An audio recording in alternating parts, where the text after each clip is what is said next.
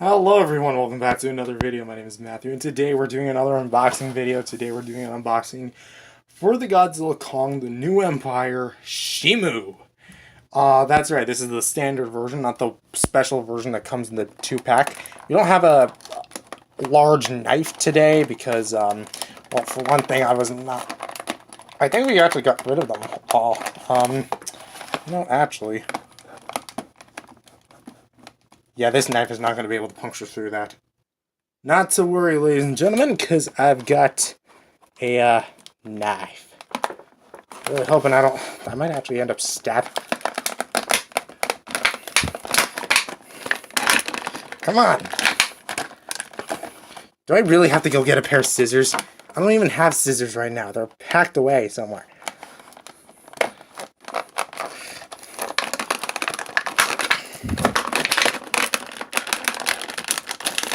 Oh, screw this. Never mind. It looks like I had to go get the pair of scissors. They were kind of sticky because there was hot glue on them, I think. So, yeah, that's definitely hot glue. So, finally, we can... I hate these little... These are new. These weren't on the previous Godzilla Monsterverse figures.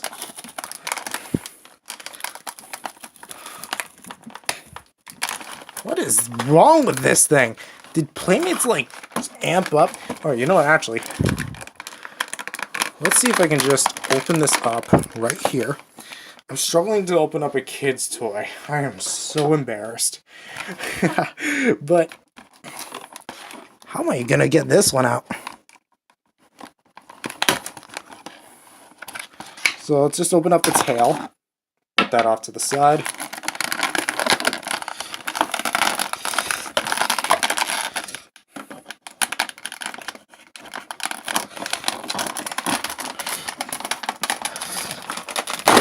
Whoa! Man, finally, that's one leg. And that's two. So let's put Shimu off to the side. Come down here, grab the tail, and let's take out the frostbite blast. And, oh great, it's sealed off. I hate these clear plastic cases. It feels like Playmates almost wants this to be like closed box, but knows that kids want to play with it, so they gotta keep it open, I suppose. And great, it made me tear up the frickin' box. Whatever. Let's get this stupid thing in. Sometimes you gotta get rough in order to get the things you want. Not literally, don't actually follow my advice. I have horrible advice sometimes. So, opening up the mouth.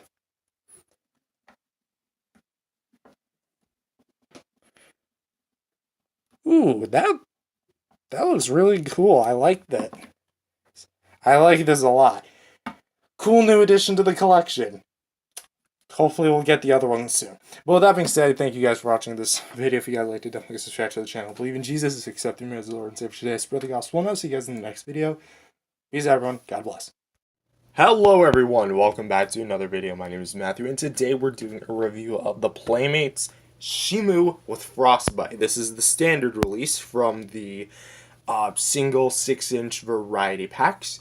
And I do want to just say that I'm not going to be that guy that tags spoilers in this video, because unlike Mechagodzilla, I don't really think Shimu was like fully intended to be a spoiler monster. I mean, this is a discussion like entirely up for debate, but honestly, it seemed like Warner Brothers and Legendary had different views for Shimu. Warner Brothers wanted to keep this secret, but Legendary did not. Because keep in mind, Legendary handles all the toys and merch. Warner Brothers does all the marketing. So I feel like what happened was maybe they released the trailer, then the Playmates figure dropped, and then they were like, oh wait, Shimu's already revealed. Why don't we just show her in the trailer? And then boom. So unlike Mechagodzilla, where they both unanimously decide to agree to keep it secret, Shimu is obviously not a secret anymore, and probably never was. So let's go ahead and take a look at the Playmates figure. So before this actual review kicks off, I need to discuss that I am not reviewing this when the movie comes out. I'm reviewing this right now a week ahead because, well, I just got the figure and I personally feel like it should be just kind of done and over with now. So let's go ahead and just kind of take a look at it. So we're not going to be discussing movie accuracy because the only things we have are a few renders of the film and a few shots in the trailers. So that's not really enough to really signify how accurate this Shimu is. If I had to say it's accurate, in terms of the sculpt, it is very much accurate to the movie and is pretty much a one-to-one thing of what we see in the film. Paint job, on the other hand, maybe not so much, but let's go ahead and get into it. The sculpt and paint, much like all previous Playmates figures, the sculpt is made of a variety of different plastics and vinyls. The head is made of a harder plastic, with the jaw being, I think it's also made of hard plastic, but from here to here, basically the crown, it's made of a much more softer plastic. And how I know this is because this plastic and this plastic, they're basically the same thing, but you can kind of see, it's very kind of hard to see, but you can kind of see one, there's a seam line that goes right there and a bit of a color difference. See how this white right here is different to the white on the forehead? I will say the paint on the face leaves a bit to be desired. I was a bit disappointed with how the eyes are painted, just being basic blue dots instead of like maybe some sort of like fancy. I'd give this Titan wolf eyes. That would look so good, especially for a creature that walks on all fours like a wolf. This had the perfect chance to become a wolf Titan, especially because like it's an ice-based Titan. Oh, what could have been? But instead, they opted to go for a much more turtle-like face, which, I mean, hey, turtles are cool. But, I mean, if you're going to add a turtle face to one of your Titans, can you at least include a turtle Titan? Gamera? Anywho, so the eyes kind of suck. But the mouth, it's not fully painted, but it's a bit better painted than most of the Godzilla figures out there. And Kong figures, I should add. The teeth are actually really well done. They're individually sculpted, at least what teeth are there, and they're probably the most well painted of any of the Monsterverse figures. Although the tongue is half painted, I mean, not really much to really write home about, and the mouth is just solid white. And closing up the mouth, we kind of get a bit more detail more towards the neck. And then from my biggest complaint personally about the figure is that this entire torso, from the tip of the tail to the base of the neck, or the base of the neck to the base of the tail, it's so shallow. Like, even the bottom has some actually pretty good detail with like the ridges on the stomach, and it kind of makes it look really reptilian. I mean, that's what Shimu is, a reptile. But the sides really don't have much detail. You can faintly see a little line going around to the hip area, but really, I feel like some extra paint could easily have brought this thing a long way. I think the 2-pack kind of tried its best with a bit of paint application, but really, I feel like it could have used more than this. But what definitely kind of amps up it a little bit is the limbs, and particularly the front and back limbs. The front limbs are really well done, and I like how long they are too, so you give a bit of a reach advantage, maybe that over Godzilla. Maybe not so much Kong, because Kong does have a lot of long limbs, although proportionally speaking, probably way bigger. But what is also pretty cool is the fact that they are also sculpted so that they're also like, you can put them on the floor, but spoilers for the articulation, but you can actually stand this gal up. But that being also said, the sculpting on the claws, really good here. I like how it has obviously four toes, as again, most reptiles do. But again, I really wish there was kind of more paint or more dry brushing to bring out some of the finer details, especially on the side. And the same thing goes with the legs. Really well sculpted, not so much painted. Also on the bottom, really not much, aside from that bar thing. But still, it looks rather nice for what is there. But again, I really wish there was some more there's more paint variety. But here's the color that I feel like a lot of people are going to be buying this for. The blue spikes. Wow, do these things look cool. They're kind of like indigo. They're not purple. I've seen a lot of people say that they're purple. They're not purple. they are most definitely blue. I know blue when I see it. It's my favorite color. Why would I not know what blue is? But as you can see, it is translucent, so it's like a full translucent piece from here to here. Here as well, if you count this, although there is a row of white spikes that are not painted. Again, I really feel like they could have painted that, but say that be. And the tail is not translucent, but it is sprayed in the same color. This is how you do color matching. Because this blue and this blue look near identical. Like, I know there's still a shade difference, but it's still there. And you can kind of like, it's got like a nice spray, and it's almost got like some sort of like illuminating effect, I want to say, for lack of a better word. And it kind of goes all the way to the tip of the tail where it's like pitchforks. I know this is literally a thagomizer, but I still like pitchforks better, so it's a pitchfork for me. But this will do some serious damage to any titan or any person that gets caught in the way. And it is sculpted at like an angle, so I guess it is a bit better when it comes to like more dynamic poses. So say if you're going square one-on-one with Godzilla or Scar King or Kong or whoever, because I definitely think that, I definitely do believe that, like, as far as like movie discussions go, I definitely do think Scar King and Shimu are not friends per se, but Scar King, it has Shimu under the control of the little crystal that you find under at the end of his whip. Although the Playmates figure I don't think has it. I've seen the Scar King figure in person. I know what it looks like, but still, the sculpted and painted details again, same thing on the body. Really nicely done. Nothing really much on the other side to write home about, but what is here, mine's got a little tiny little paint scuff, but that was like out of the box, and there's either this or nothing, so it was this from the get-go.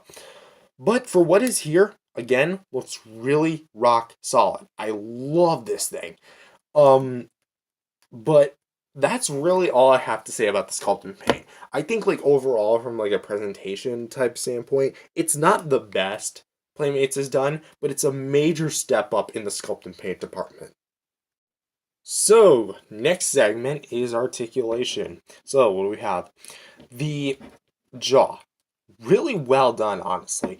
I will say it is a bit weird of how it's cut. I know it's like at the jaw, but there's some clearance room, which obviously, kind of gives the impression of, oh, that's just where the sculpt was, but it almost feels like the hinge should be here instead of just back here. But, I mean, it's still there. And can actually open up really wide. Like, look at that. You could fit, like, 15 million cheeseburgers in that mouth. The head, major improvement, honestly, compared to the other releases, because it's actually on a hinge. We have not seen a hinge on a figure, I think, since the Kong Skull Island figure. And it can go this far down, this far up, and can actually rotate side to side. That is really cool. I definitely think that, like, if we got more movement like this on the figures, especially like the Godzilla, then it would have been way better. And especially a major improvement is the shoulders. Is that they brought these back. The swivel hinges, which Mechagodzilla's legs were so good and the shoulders were so good on that figure, so I'm really happy they brought these back. So it allows for some really nice range of motion. You can kind of go out like that far up, in about that far in, and can actually do a full, complete 360. And even if you couldn't do basic rotation, the hinge has you covered. And honestly, it's really cool. And we also got some, like, little swivels at the paws, I guess, the feet. Nothing in midway to the torso. I wouldn't expect to, since the spines do lock everything into place. However, we do have some leg movement. So, unlike the shoulders, however, they're on basic swivels, which I think is a bit of a downgrade. But, I mean, hey, how are you going to stand this thing up? Did I just say stand this thing up? Well, we'll get back to that in a sec. Well, it can kick forward about that far, go backwards about that far, and this foot can also rotate, same with the other side. And the tail has one singular ball joint that can go up about that far, down about that far, can go to the left about that far, and go to the right about that far. So one singular ball joint movement nice squeaking noise. And the tail does not have any additional movement, although since it is at an angle, you can get it to kind of like raise up, go like this, maybe like getting ready to pounce or something, tuck the tail between Shimu's legs, go to the side like that, or maybe have it whip it off to the other side. It's really all up to you. So how you stand it up has never been easier. Move the legs up like this, and make sure that the tail is tucked in flat in proportion to the feet. Next, you want to just put Shimu's arms at her side, and then putting the camera a bit up. All you just gotta do is look Shimu forward, and boom, you got your Shimu standing completely upright. It looks stupid. It looks stupid, yes. Especially because like Shimu's got that posture of bending backward, so it really looks like Shimu hasn't moved her back in like who knows how many years, or who knows how many centuries, should I say. But this is honestly still really cool on its own merit. So honestly, in terms of posability, you're not going to get anything like NECA, Monster or Haya, but you are going to get a major improvement over what Playmates has been recently putting out as far as the Godzilla line is concerned. Because the Godzillas have always been known to be rather limiting when it comes to movement, but the Kongs have always been rather movable. So to see a lizard-like figure really give it all, like, you might as well just add some hinges at the elbows and the knees, and boom, you basically got what the other gods or the Kong figures have. And it's honestly really cool. So articulation, honestly, gets a really good pass from me. Now, as far as accessories go, it is Shimu with the frostbite, and unfortunately, Shimu did not come with the frostbite. Just kidding. Shimu comes with this tiny little frostbite blast, which it is rather small, which just to like put in perspective of how small it actually is, it's a little shorter than the Mechagodzilla proton screen from the Battle Mechagodzilla. And honestly, I don't really like the size of it. I mean, it still looks great. It's got like a bit of impact, kind of like shooting out, and then it's got like the crystal-like formation. Obviously, it's not crystal, but it looks like a crystal. Which, I mean, this movie seems to be pretty much all four crystals anyway, given its theme.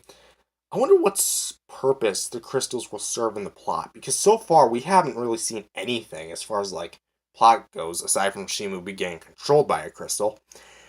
But it's made in a translucent blue plastic, which I'm just gonna grab it. It's not the same blue as the Heat Ray Godzilla from GVK. I don't own the GXK Heat Ray Godzilla, and I don't really plan on picking that one up just because I already own the other two, and I don't need a third one. Literally, the only exception I make is the Hong Kong Battle Kong Godzilla because, hey, fancy colors. But enough rambling. How you put this in has never been easier. You open up the mouth, and you look up to the top of the mouth, and you'll see a little concave there. You want to align it there, and boom. You just close up the jaw like that, and you got your Shimu firing the beam. Again, it looks small. I wish it was longer. But then again, kids probably will be messing with this thing, so it's probably best it's small. But then again, this is the only readily available Shimu figure on the market that's like 6 inches. But speaking of size, why don't we move on to size comparisons?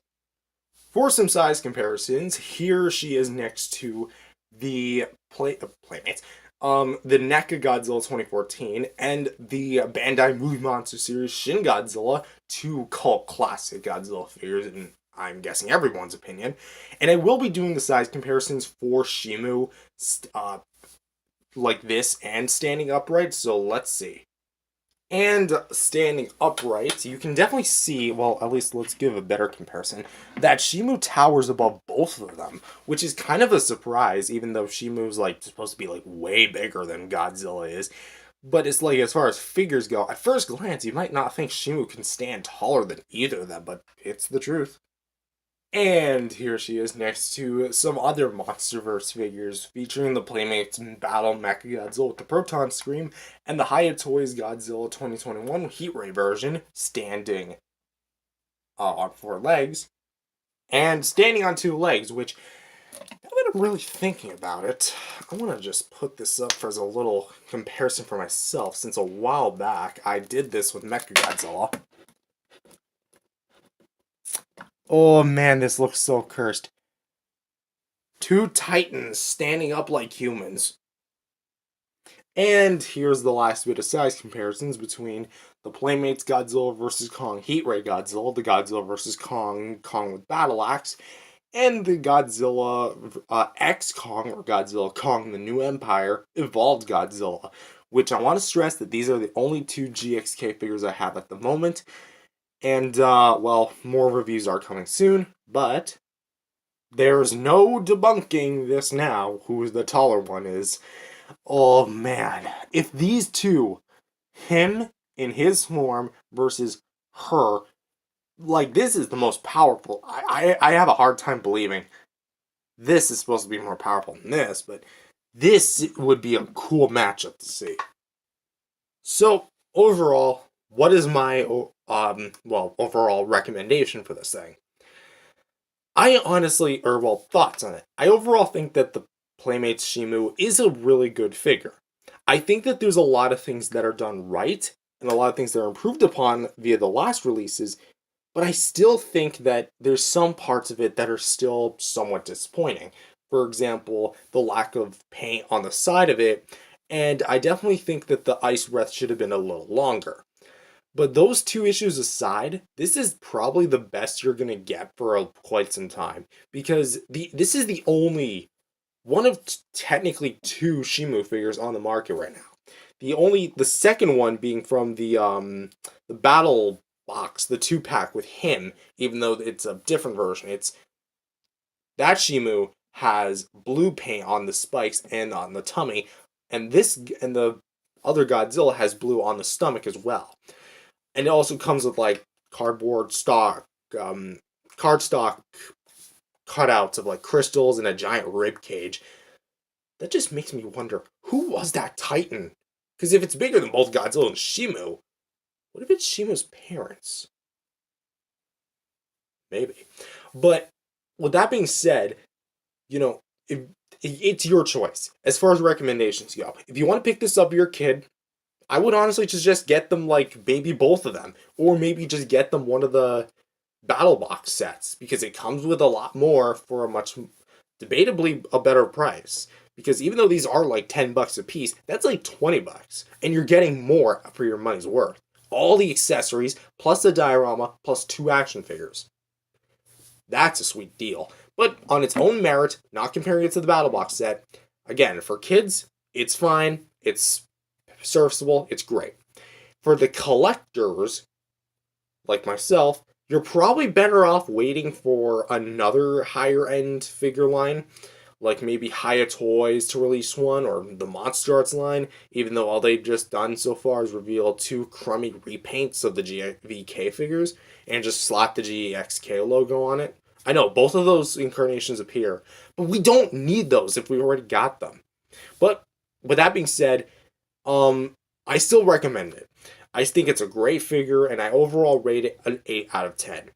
But with that being said, thank you guys for watching. If you guys liked it, definitely subscribe to the channel. Believe in Jesus, accept Him as Lord and Savior today. Spread the gospel, and I'll see you guys in the next video. Peace out, everyone. God bless. Hello, everyone. Welcome back to another video. My name is Matthew, and today I do apologize if you hear noise in the background. But, today we're going to do an unboxing in this very funky looking box. I've never had a box like this before. I don't even know how properly, well, I guess I kind of know how to now I'm seeing it. It's like, it has like a weird indent to it, like it kind of concaves inside of it itself, and I can kind of understand why. Oh, there it is. It's the Playmates Godzilla Evolved, the non-giant version. So, thankfully. Up. Trying my best not to show you, like, personal information inside the box, like chock full of that junk. Let's try that. Alright. Okay, so thankfully we got it out. Nice, safe, and sound. So next, let's unclip everything. So now we can just get straight to it. We can go. Come on. Okay, come on. We're not having the same problem we did with Shimo. These are the biggest scissors I have. Ooh, I don't want to like be poking this box. This one I like because like it's the Godzilla one. All the Godzilla boxes are special in their own right, but great. I hate these stupid little knots. I hate them. It was a problem with the NECAs, and they're going to be a problem with the Playmates.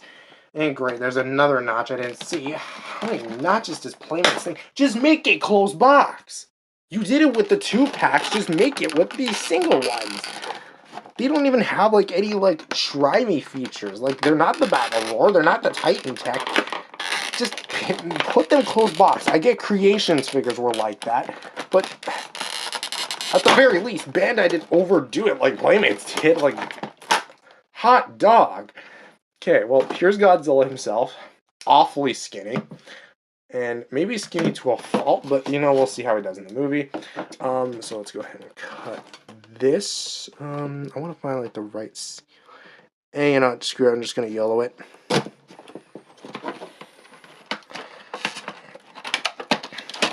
So now...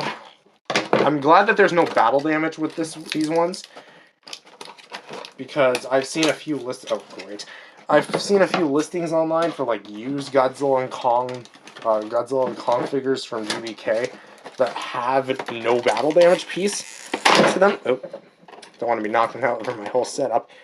And let's just put the box to the side, and I guess let's like analyze what we're dealing with. So that's the box. Not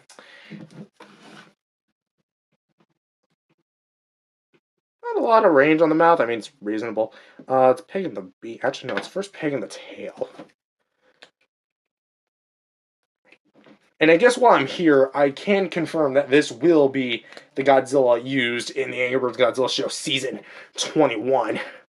Because this is why I wanted Godzilla so badly. Maybe I might wait till Haya rolls around with one, because I know they are coming out with one.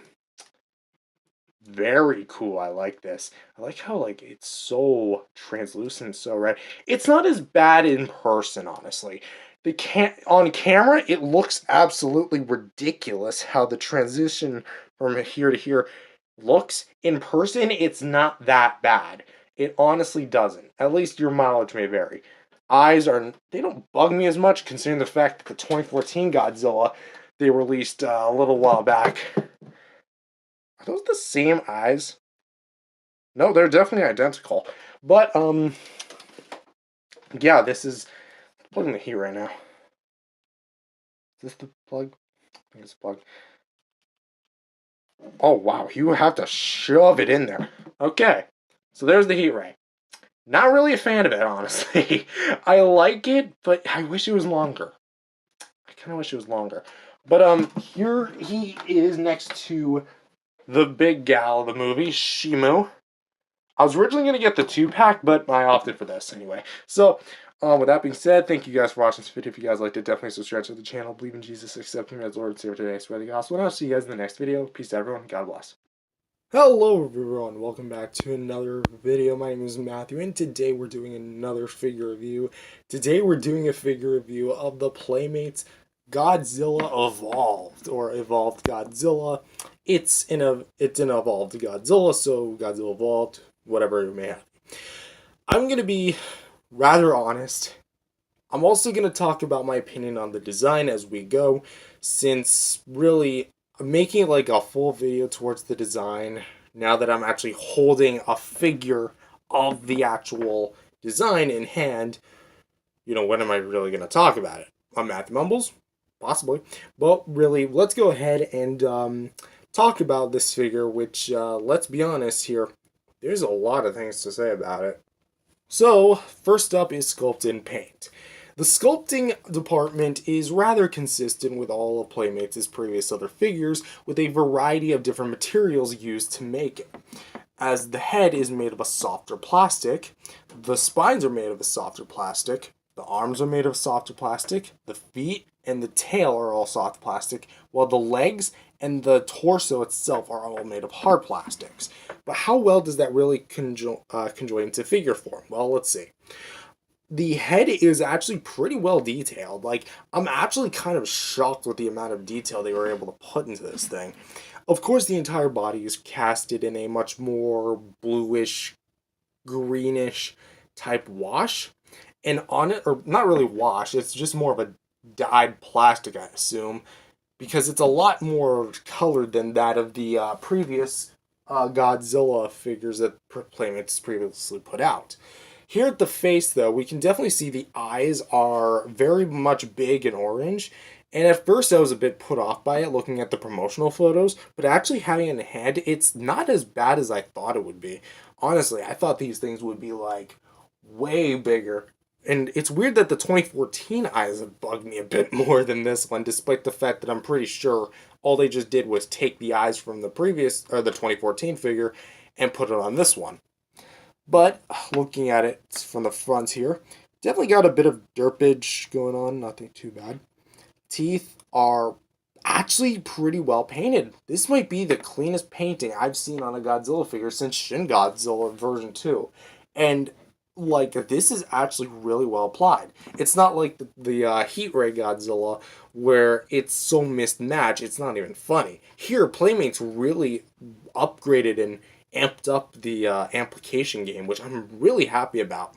Also, the tongue is painted really well too, so hopefully there's no scrapage happening this time around. Nothing, no more color within the mouth, but there is like a bit of a spray at the neck that kind of goes down towards the body. But at the top, we have some orange, red painted fins, which we'll get to the fins in just a sec. But moving on down to the body does take a bit of a dive when it comes to the quality consistency, and we definitely see a bit more of like the cheaper plastic used in this specific version. Because here, a lot of the more finer details are much more smoothed out, and I definitely think that's a bit of a downgrade compared to the Heat Ray Godzillas and the previous Godzillas that Playmates has released, because the torso was actually pretty detailed on some of them, i.e. the radio tower and Heat Ray. But for what detail is here, it's still there, it's just a lot more mellowed over.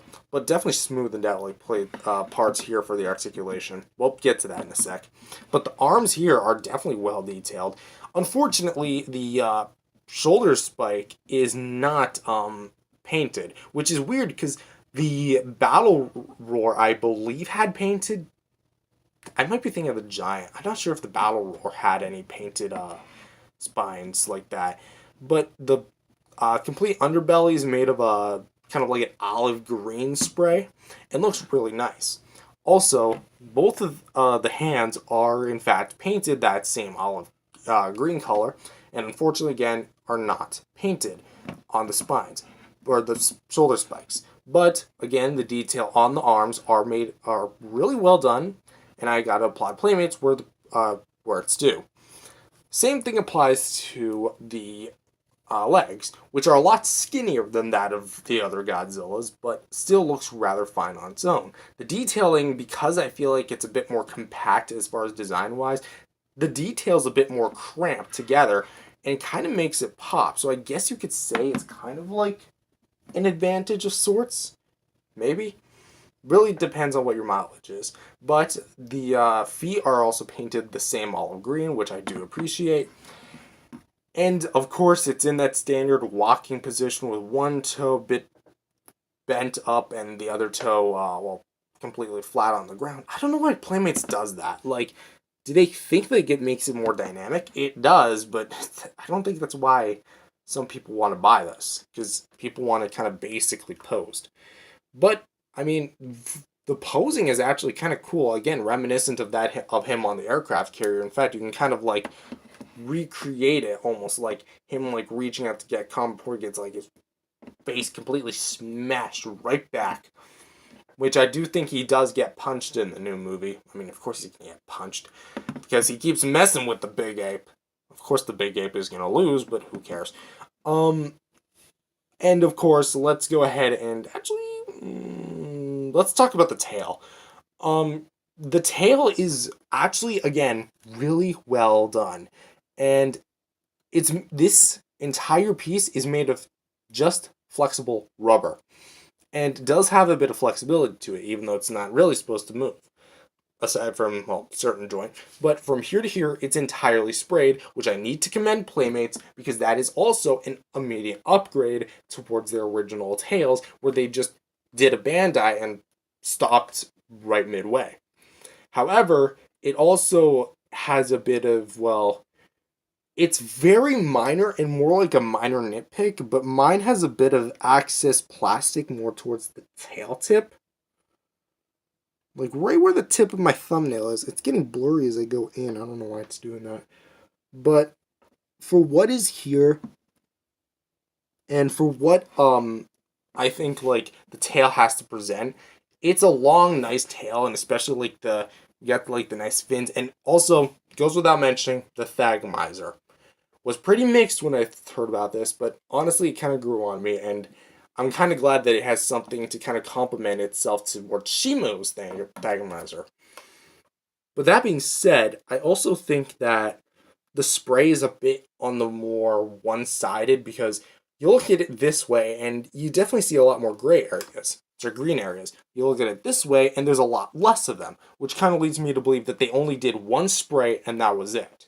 Granted, of course, these things got to be mass-produced, but I feel like there should be a bit more consistency with that. Feel me? And of course, looking at the underside of the tail, it does not have that kind of like olive green, but more like the same kind of blue and the same kind of blue-green kind of color the main body is made of. And it overall looks pretty good. Also, that underside, though, looks really freaking sweet. That really looks like a dinosaur tail. You thought Godzilla didn't look like a dinosaur? Now he does. Then again, what kind of dinosaur looks anorexic like this? So, now let's talk about the spines. Overall, it's definitely an improvement over that of the King of the Monsters figures, in that they beefed up the size of, or King of the GVK figures, I mean it's the same design almost. Where they beefed up the overall girth of the spines. Excuse me. And so there's like no jagged edges, but it still feels, it's a little thicker than that of the spines from previous figures, which I do like. And I do like the design, how they kind of like extended it and definitely gave it a bit of a more angular look. And that being said, the translucent plastic used, I think, is the same type they used on Mechagodzilla, the battle version. Not the battle roar, just the battle version. And it honestly looks really sweet. Now, as far as the transition goes between the spines on the back of the head, the tail, and the back itself, it doesn't look bad in person. I assure you that once you actually see it in person, there is still a major difference, yes, but it's not as bad as I would say it is on camera, because on camera, it really just shows like two different shades. Well, it is two different shades in real life. Trust me, you're going to get used to this thing really quickly. At least if you're me. So, with that being said, overall, the sculpt and paint, it's an improvement, I would say. The only downgrade necessarily is really just the sides of the sides, and not having like any dry brushing, unlike that of the Heat Ray Godzilla. But with that being said, it's still rather rock solid, so I gotta give Playmates where credit is due. Alright, next segment is articulation. Now, it basically has nothing changed aside from maybe some more flexible joints. But let's go ahead and see. The jaw is on a hinge, so you can close up about that far. Open up about that far. There is a bit of an overbite. Yeah, overbite. But it's not as bad as, say, that as the Playmates 2014. So it can open about that far. The head, it looks like it's on a joint, but much like the previous incarnations, nope, it's not. I don't know why they keep doing this. Like, they know people want to move the head, but obviously it's the same deal. It's the big square peg, And if you notice right here, that's a seam line, and if you push hard enough, that's going to start splitting it, and it's going to eventually unplug the entire figure. So I would not recommend that. However, the arms are able to rotate a full 360, mind you. It is worth noting that on this version of the figure, that there is no out and in motion. However, on the Titan Evolution figure, there is a swivel hinge, which why they didn't include it on this one is beyond me. But they did it with Shimu, so I don't see why they wouldn't do it with Godzilla. Maybe because he's a quadruped, but Kong and Scar King, I mean, they can crawl on all fours, so who cares? So there's nothing at the elbow and wrists. Nothing at the waist either. But there is a nice rotation here at the leg, which can go up about that far, back about that far, and no in and out motion, but can rotate at the foot, both sides. A little bit creaky, a little bit stiff. And this one can go up about that far. Oh, and backwards about that far. I gotta stop bumping into my camera. And the tail can rotate at the base of it and has one singular ball joint. There's no wire in the tail, although I kind of wish there was, just to allow for a bit of movement. So when it comes to articulation, he is decently posable. He's about the same as the previous Heat Ray and Radio Tower Godzillas. And it's honestly fine, you know, take it or leave it as you will. But honestly, it's rather rock solid. Next up is accessories, and unfortunately, they pulled a Ghidorah and did not include anything. Just kidding. He comes with a beam effect, which it's a very small beam effect. Probably because, again, children don't really like the long accessories, but us collectors do. So, again, I was initially, talking about the beam itself, I was initially disappointed because it looks too flame-like. I know, it's radioactive fire, but there's a difference between this and this. This looks more plasma-like, which is something I expect to see out of Godzilla. This just looks a little too toy. I know it's a toy, but when we go from this to this, not to mention they're up close to the same length, but it just doesn't feel the same. Also, this one feels a lot more brittle, although it is mildly flexible, so I would consider the beam itself to be a downgrade. However, what's considered an upgrade is the connection of the beam itself, so I guess it's kind of like a trade-off. It has a much better looking peg, and actually has a much better groove in the mouth, so you can actually open up the jaw. Oh wait, that's as far as it opens. So you can actually plug in there and ram that thing right into Godzilla's mouth, and there you go. He's spitting out the beam. Now, I must stress that this thing has a great connection. Like, I'm literally holding it by its beam, and it's like not even letting go. If I try doing that with the regular Heat Ray Godzilla, that's like gonna plop right out of the mouth. However, I also need to stress that it can also come at a bit of a cost, considering the fact that if you wiggle the beam, it also wiggles the top half of the mouth from the hinge of the jaw, which could eventually lead to some sort of pull and tear as throughout time goes. So, for some size comparisons, here he is next to what are basically, well, the only other GXK figure I own at the moment, the Playmates Shimu, and Godzilla and Kong from the first movie. And I did want to just bring this up that I know a lot of people will want me to compare these two. I will do a more in-depth video, but to basically summarize, I think that, like, overall, he's an upgrade from him in a lot of different ways, but he has some things that I like about him more than the Godzilla Evolved. But, as you can see, I don't own the new Kong with Beast Glove and Scar King or Psuko and Doug yet, but I do know how to get those. So, that being said, there you go. And for the second round of size comparisons, here he is next to some other MonsterVerse Godzilla and Mechagodzilla figures with the 2014 Godzilla, as I mentioned earlier, and the two Playmates Mechagodzillas with the battle version and the standard version. And I did want to bring this up as well, that I honestly feel like, as far as like design goes, he may have been a result of him. Because think about it, they both have elongated arms, extended reach, bigger heads, red fins, and on a much more slender like build, allowing for better agility.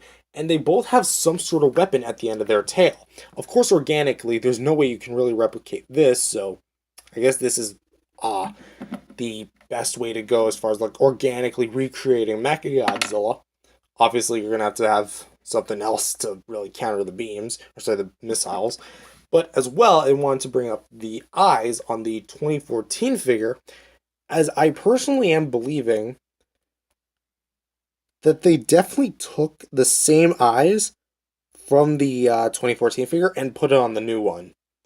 Like, that is strikingly similar. Same color, same shape, same basically everything. Also, just to throw this in, there's the old Mechagodzilla. And for the last batch of size comparisons, here he is next to the Mechagodzilla 2014, still my all-time favorite figure in the entire collection, and the Playmates Godzilla 2004 standard version. Or both standard, the 6-inch version. There really was no standard version, because this is standard. They never made a Spitfire or anything. And ultimately, while I do like this, I honestly kind of miss this. Also, it is kind of worth noting that his design kind of feels more inspired by 2004 with the much more slender build. Although, again, that could just be a result of Mechagodzilla, as he screams more MG than this one does. So overall, what do I think of this figure? From its sculpt and paint, articulation, and accessories, it's an overall fine piece. I like it. I really do.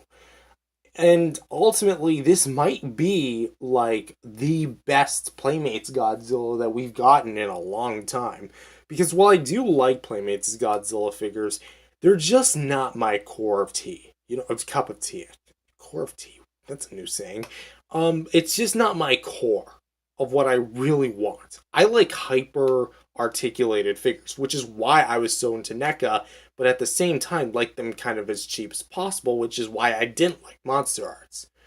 That being said, Playmates is not a bad way to go if you're looking for a much more casual figure experience or just want to buy something for your kids. Because let's be real here, this is a kid's toy and it will always be a kid's toy regardless of how you put it.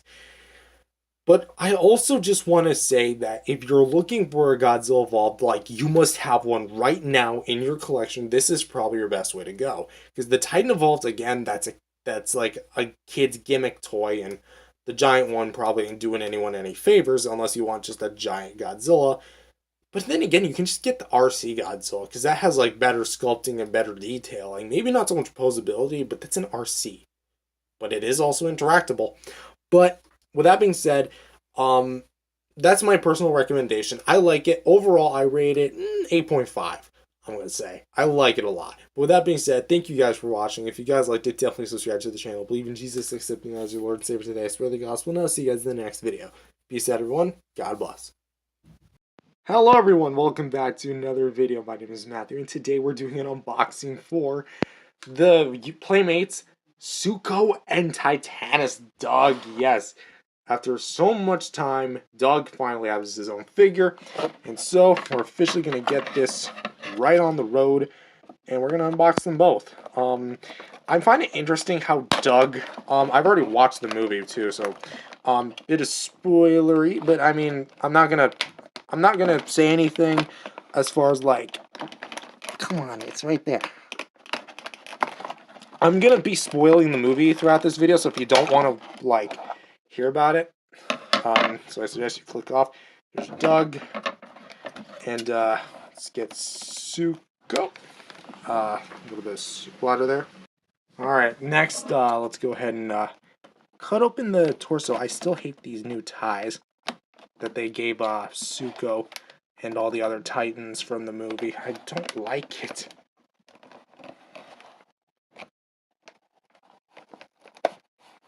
Come on, how do you get this one? There's like no clearance room whatsoever to get that twist tie.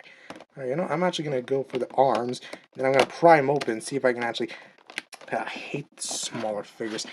Let's see if I can actually go from the back here. Try and pry this open.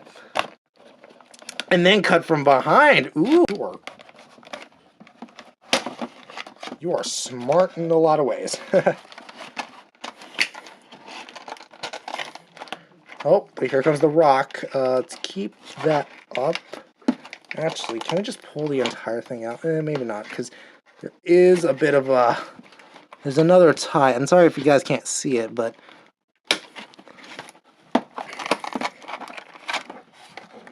Oh, great. Alright, you know what? Screw this.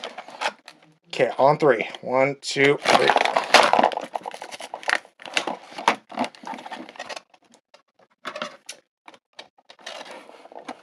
How do people open this thing without, like, ruining the... Ow! Whoa! Okay, so after nearly stabbing myself, I decided to cut the footage and just open Zuko like this. Because either I was going to ruin the figure, stab myself, or just continue ruining this plastic shell of a box. So, here's, definitely recommend keeping this piece, though. Here's Zuko himself. Did I call him Doug? No, that's Doug. So, there's the rock, and here's Doug. Finally, Doug joins the fray. And if you're wondering what his role in the movie is, it's he bites Kong's meal after he gets it and tries to steal from him. So I'm glad he's back. So, with that being said, I think this is a nice little 2-pack. They don't interact in the movie, but I hope that they do one day. Maybe Godzilla Kong 3. Doomsday or something. But that being said, thank you guys for watching this video. If you guys liked it, definitely subscribe to the channel. Believe in Jesus. Accepting as Lord and Savior for today. Spread the gospel. And I'll see you guys in the next video. Peace out, everyone. God bless. Hello, everyone. Welcome back to another video. My name is Matthew, and today we're doing another figure review. Today we're doing a figure review of what might be the smallest, but arguably the biggest, as far as the impact goes, figure set of the entirety of the Godzilla Kong The New Empire line goes from Playmates. Today we have the legends Zuko and Doug. Now, it is worth noting that, you know, Zuko is a definitely small monster, so we're just going to take a look at pretty much everything that these guys got going for them.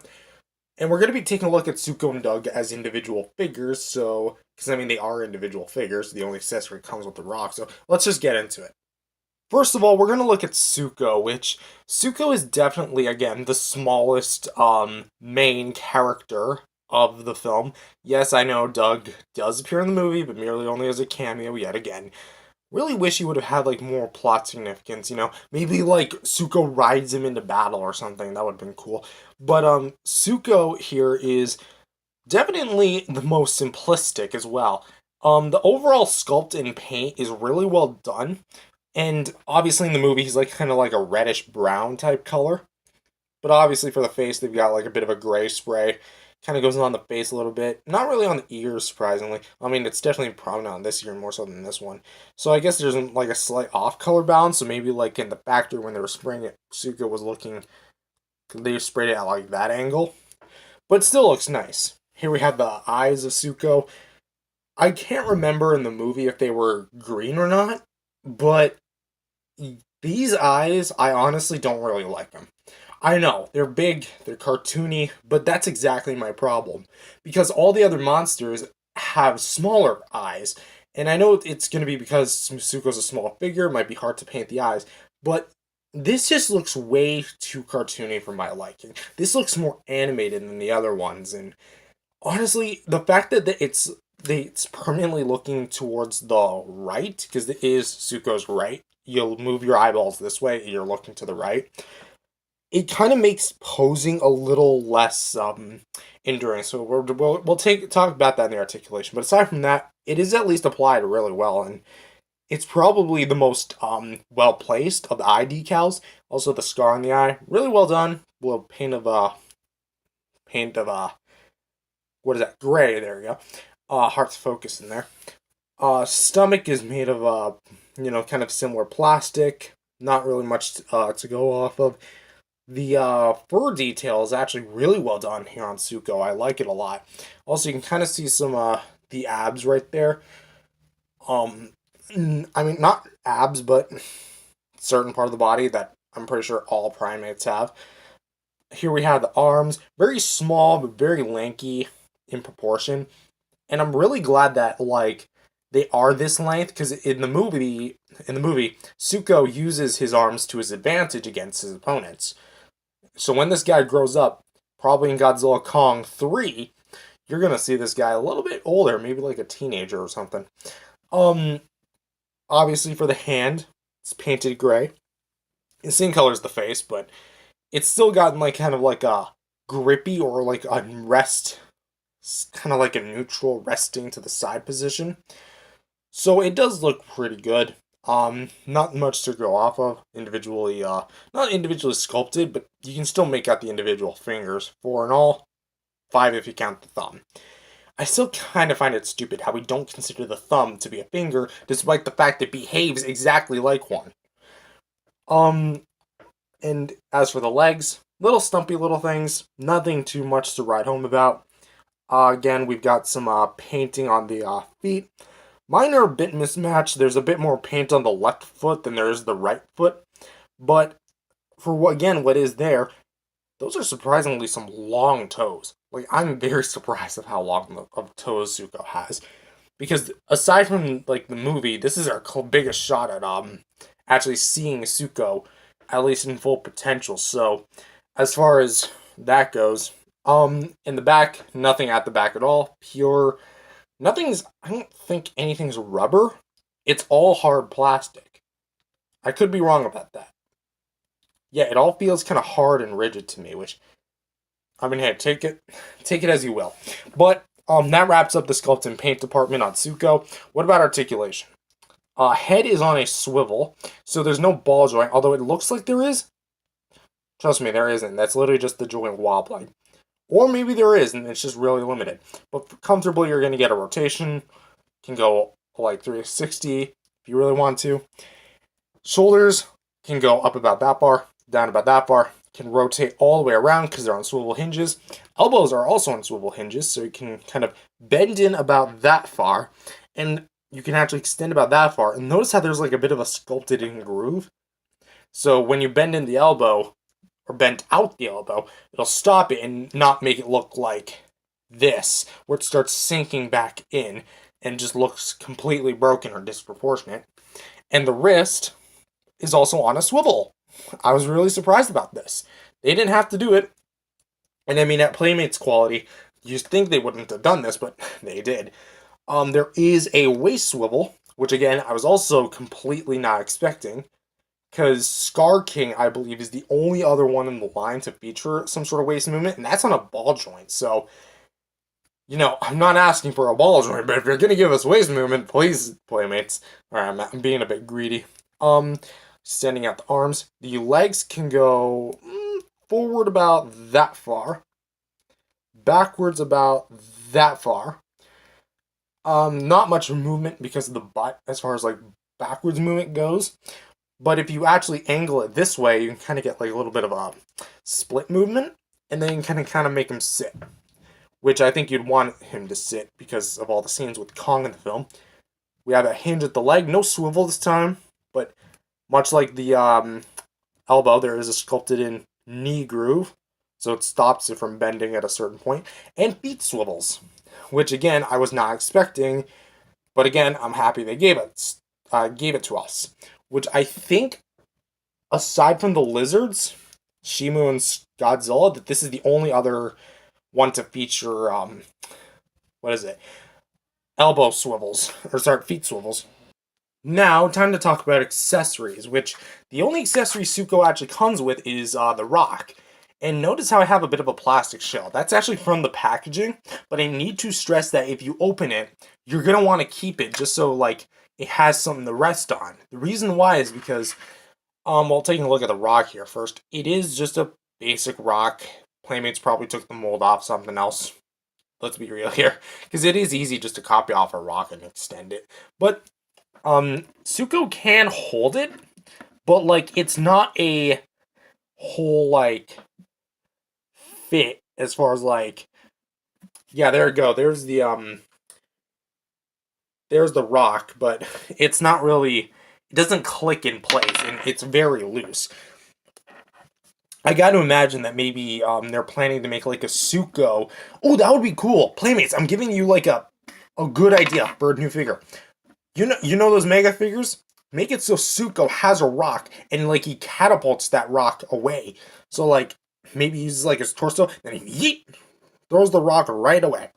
Maybe it'll hit some kids, but then again, you've made a Godzilla that shoots missiles, so so as far as the rock goes, it's fine. But yeah, definitely keep this if you're opening it up. It's right where the rock itself is packaged, so you literally don't even need to find it. You just be careful when you're opening it, so you can actually still have it. I say that, and I completely annihilated my packaging last time. So, as far as like it goes, I'm a bit disappointed with the connection as far as like the hand grip goes because I feel like if Suko's gonna be holding this thing and chucking it, he's gonna at least have to have like some form of like actual grip on this thing because that is weak. Suko ain't letting go of that rock. But that being said, that's essentially all there is to Suko and the rock. So next, let's go on to Doug. Next up, we're going to take a look at Titanus Doug. Although, if his name is Titanus Doug, then obviously that means Monarch has officially concluded that his name was Doug. Because that's how all the other Titans that are named Titanus something are named. Because that's the general term. Titanus means identified, Muto means unidentified. Hence the name, unidentified terrestrial. You get it. Anyway, on to Doug. This Doug doesn't look all that accurate to the movie as far as coloring goes, but still looks really good. Because in the movie, he was more of like, I guess, an identical color to what Suko is, kind of like a more... He's more beige than anything, but he's still a rather rock-solid figure. The eyes are painted in a solid yellow, with the black still serving as the eyeball, but the eyes, or the yellow parts, are the pupils. The teeth are individually painted, which are actually kind of really well done. Which, if they're able to paint this, but not Godzilla's teeth, which are wide open, mind you, why can't they do... I don't know, Playmate's quality is weird. But the quality inside the... or the sculpt inside the mouth, because there is actually some detail in there, looks actually somewhat really good. And I like it, honestly. The scale, the neck and, like, especially the back... It looks really well done. You can actually definitely see where, I guess, the dorsal plates of where Doug would be if he was a full-blown Godzilla would be, and, like, all these little spikes and stuff, especially going down, like, the, here we have going down the arms. Really nicely done. We have, like, some of the scales going up on the upper arm, not so much on the forearms, but the feet do definitely have the nice four-toed kind of pattern going on. Especially we got, like, a big pack. Like, wow. I know that's literally just the underbelly, but he's been working out. Look at that pack. That's like 10 pack right there. No, that's all the way down. But moving on down to the body here, nothing really too much. Not much dry brushing or anything like that. It's just solid black. We got some copyright detailing here. A little stamp. And the tail is actually sculpted at an angle. So it's not just straightforward, but it's actually like angled this way and then it kind of swoops away. Which about the tail, very cool. I like the little ridges that the tail has. And it's actually good to see Doug's full body. Because in Godzilla vs. Kong, when he made his appearance, he was only shown from like this part of his body. And he was just eating that little crap. But now in the movie and here, we actually get to see him in full body. Which we can definitely see how much he is definitely a gojira. At least subspecies of the gojira genus. But as far as like the tail and the pretty much everything is concerned, the detail's great. I think that this guy could have definitely used a bit more paint in that department, but it's nothing too bad. Now, as far as posability goes, he's actually got a decent amount. No jaw articulation, which is to be expected, but does have a head swivel, which, you know, it looks really cool just seeing him kind of like twist his head a little bit. Arms can go pretty much, I don't know if they can go all the way around. they can. Let's roll that back up. Although it is really tight, so I fear that over time it might like grade the plastic up. Nothing at the waist, but definitely some back and forth at the legs. I have a feeling it can go 360. Oh, it definitely can. But there's really no reason to. And the tail's actually on a ball joint, which you can kind of go to the left, or well, to the left about that far, to the right about that far, go down about that far, up about that far, and even rotate in the ball joint. So, as far as posability goes, Doug is definitely not the most articulated one of the bunch, but is definitely a really good figure as far as like posability goes. Let's just adjust that head because it kind of looks weird. But yeah, there you go. There's Doug. So for some size comparisons, here they are next to their co-stars, Kong with the Beast Globe and the Heat, and Evolved Godzilla with the Heat Ray. And I must say that again, I still think that he should have been with him somewhere in the movie.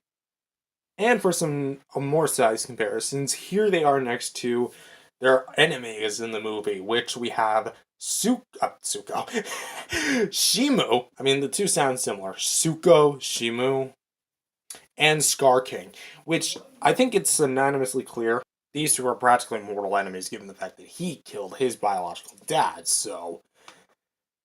Oh boy, am I glad that the Monsterverse ain't seeing you again.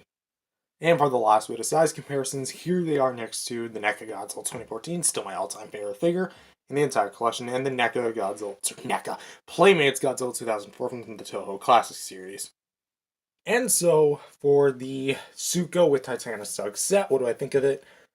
I think it's a really fine set. It's definitely not the most extravagant, it's definitely not the most appealing, but it's definitely the most unique. Why? Because this is the only action figure we've gotten of Suko, and the only figure, period, we've got of Doug.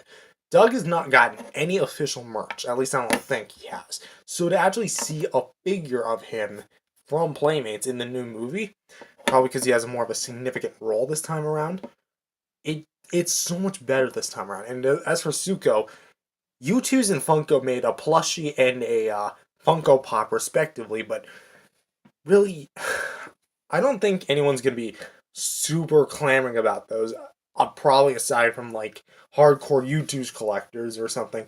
But on its own, for $10, this is not a bad way to go. You're getting two minifigures of two titans that don't really have much of a significant role, plus a rock. Then again, you can just go outside and get yourself a rock. That, or you can just go to the pet store, get a little like iguana or something, and I don't know, go to the zoo, see the monkey there, and I don't know. I'm just being creative at that point. But with that being said, thank you guys for watching this video. If you guys liked it, definitely subscribe to the channel. Believe in Jesus, accept the Lord and Savior today. Spread the gospel, and I'll see you guys in the next video. Peace out, everyone. God bless. Hello everyone, welcome back to another video. My name is Matthew, and today we are doing another unboxing video. Today we're doing an unboxing for the Playmates Kong Beast Glove from Godzilla Kong, the New Empire. I've heard many different things about this guy. Hopefully he'll open up better than Suko did. Because if you watch that unboxing video, I was going to town on that thing. I was worried I would have broken it. At least I'm hoping that it does better this time. Come on. Oh man, this is gonna be tight. Come on, okay. Oh, there we go. So let's how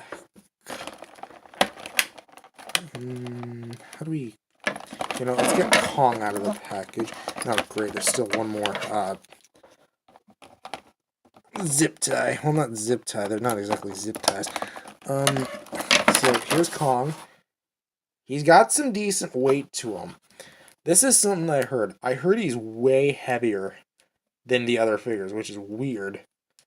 Here's the Beast Glove. Oh yeah. Mine's got derp eyes.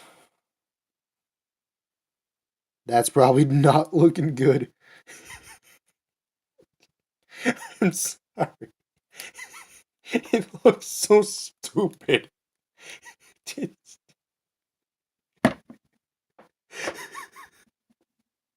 I've seen some messed up eyes on figures, but why is it Kong that gets me the most? I guess it's because, like, for Godzilla, you can kind of get away with it because you'll shift him off to the side, he'll look fine. But up front, like this, oh man, Kong is seeing a lot of things. He's probably fighting Shimu and Scar King at the same time while doing this. And let's get the heave out of the way.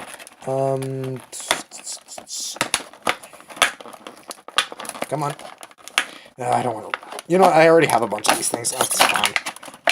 Here's the heave.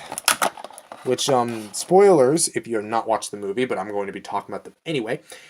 The heaves can camouflage. Yeah, I forget the name of the creatures because they only said it like once. I guess because they didn't have much of a significant role until the final battle, where they distract Scar King and his army. But like this can really camouflage, and it looks really cool. Much needed upgrade from the previous heave. Let's actually get a heave from the previous set. Here's the one that came with Mechagodzilla, and here is the one that came with the Skullcrawler. Still missing a Warbat figure. Playmates, reissue that, please. I need it. We need it more than the world needs Kong. So, yeah, that's my unboxing. First impressions type thing. If you guys liked it, definitely subscribe to the channel. Believe in Jesus, accept some resolutions every day. Spread the gospel, and I'll see you guys in the next video. Peace out, everyone. God bless. Hello, everyone. Welcome back to another video. My name is Matthew, and today we're doing another figure review. Today we're doing a review of the Playmates Godzilla Kong, the New Empire, Kong with Beast Glove. And, of course, Eve. But, obviously, the main attraction here. I'm gonna be honest. I was really excited to get this one just because, you know, it's a new Kong figure and, you know, especially like back then you didn't get too much, but now we're like living in almost like a renaissance of Kong figures because not only do we have the NECA Kongs, but we also have the Mezco Kongs, we also have the Haya Kongs, the Monster Arts Kongs, the Bandai Kongs, and now the Playmates Kongs. Obviously, Playmates is like serving up some Kong and Godzilla buffet. But let's see how this one compares. Well, mainly on its own. Now, let's go ahead and just say this right out of the gate. The sculpt and paint. The sculpt, it is technically a new sculpt. There are some similarities mold-wise to the other figure. However, it's just because both of them are based off the same model, used in both GVK and GXK. So if you see any similarities, it's not because of the sculpt, it's because of the design they used in the movie. So that being said, let's talk about the eyes. I got a little bit unfortunate with mine. As you can probably tell, mine are staring off into two different directions. And this would be okay if I wasn't going to be planning to use this in Tabias. And to be honest, I might try either buy another one or fix this one myself. But that being said, I mean the eye placement, I mean, yeah, they're off to the side. But the eye paint itself, it's very simplistic, orange iris and actually orange eyeball with black pupil. And it's like that on both sides, although they should be a bit more smushed in, you would think. Of course, here we have like the kind of gray colored face in comparison to the much more dark brown body, and I like this one a lot more than the Battle X Kong, which we'll compare in a bit. Nostrils are not painted, but very well sculpted, and the mouth is probably the best improvement, I would say, because a problem with the previous ones is that the teeth were just big pieces of plastic that are plastered into the jaw. This time around, they're actually smaller and painted, a little bit more like the movie. I will say that this one's kind of lacking some silver. You know what I'm talking about, wink wink. And the mouth is fully painted as well, which I do like. I will say maybe like the lower gum line is a bit exposed. That almost looks like a lip, even though this is the lip. So maybe that's a bit of a quality control issue, but I mean, it doesn't take away from the figure. And it's honestly still really good. Moving on down to the chest, here we've got a bit more of the scarring that you see Obviously, we got like some new scarring from Godzilla when he cut him in Hong Kong and started playing tic-tac-toe on his chest. But also has some more defined abs. And I still gotta say, again, major improvement with the paint here because again, it's not just a spray; it's an actual like applied paint job, and actually gets a very good amount of paint, especially down to the six pack, down to the. I just realized this Kong mold doesn't have a belly button. Should be around there. But the seam line here, where the belly button would be, I guess, because it kind of probably cut off, um, it actually goes down to where the belly button would be. And it looks a lot better, honestly. But of course, the plastic, still that fine brown.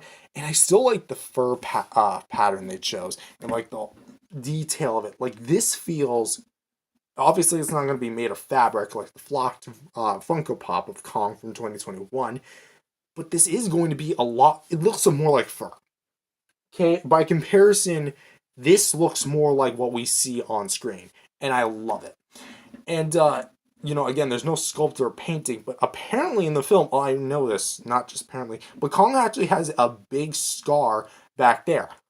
It's not from Godzilla at all, because a beam or a big burn like that doesn't cause a scar that looks like a scratch. That was probably either from Scar King's whip or another Titan in between the films. So that being said, maybe it was the Titan Hunter. Um, the arms. Here we have this arm. We'll get to the Beast Club in just a sec.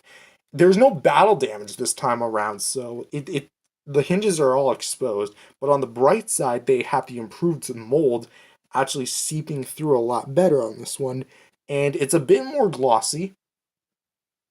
That's actually up for debate. And the hands are actually still colored really well this time. I like how they're very much well applied and actually go kind of all the way in, which is really surprising because you think they're just only like, all right, we're done. But no, they actually took their time and painted all the way in. And you can kind of see like a little gradient as to the hands and to the wrist. It just looks so much better. And talking about the Beast Club, I will say it's a little too mechanical. I know that sounds weird, but this honestly screamed a lot of industrial instead of just high tech. But I understand why, because it is the first of its kind. It's a prototype. Um, so we have like this, obviously the bicep strap, and we have moving out the arm a little bit. Here we have like some of the gears that would like move via the obviously move like with a hinge with the elbow, and of course here we have the gauntlet itself that would like straighten out into position, then it can punch somebody. It knocks Godzilla over, which is a cool feat. But just remember, that Godzilla is probably lighter than he was than compared to KOTM and GVK, because he did get skinnier, very slim. And I refuse to believe that he got any heavier, in fact, lighter than the first film. But obviously we've got hold on, hold on. No, VT61. And then on this, yeah, it's just VT61. So here we have HT42, HT42, and yeah, this is like the knuckle part, and of course we got like the little straps back here. It looks really good. I will say I wish the straps were a bit differently colored because it honestly just looks like the same color of the plastic they use for Kong's body, like maybe a bit of a lighter brown. I mean, movie accuracy doesn't have to be everything, but this figure is so far rocking it. And of course, we have the punching fist, which actually still has like a hole in it, so you can actually kind of grasp something, maybe like the axe, because he does grab the axe with this hand anyway.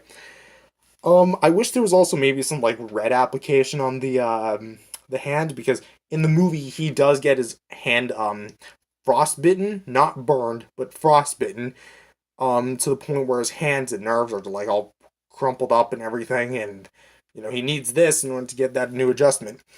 And let's talk about the legs, since that's the last thing we need to talk about. They look really good too. I like the detailing. I like that. I like the fact that the hinges are tiny bit more detailed than the last ones, so they look a little bit more flush, but not by much.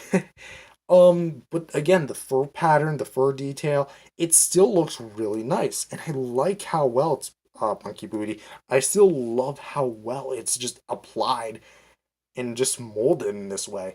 You know, you don't really see a lot of figures actually like taking their time to detail them this much, especially like a $10, $15 figure. And of course, here we have the feet, which are colored in gray as per usual. And bottom of the feet, copyright info there and there.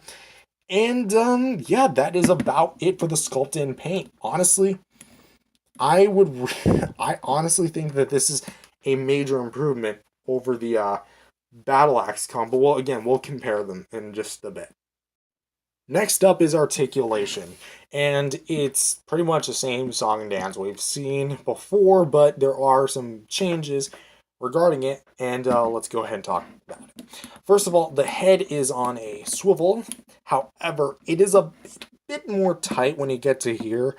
I think it's honestly just because they use a different mold for the sculpt, it's basically because it's a bit spikier up here and there's a bit of a more it's a much more bigger bulge up here on the shoulder. But once you actually do get around, pink, yeah, there's pink.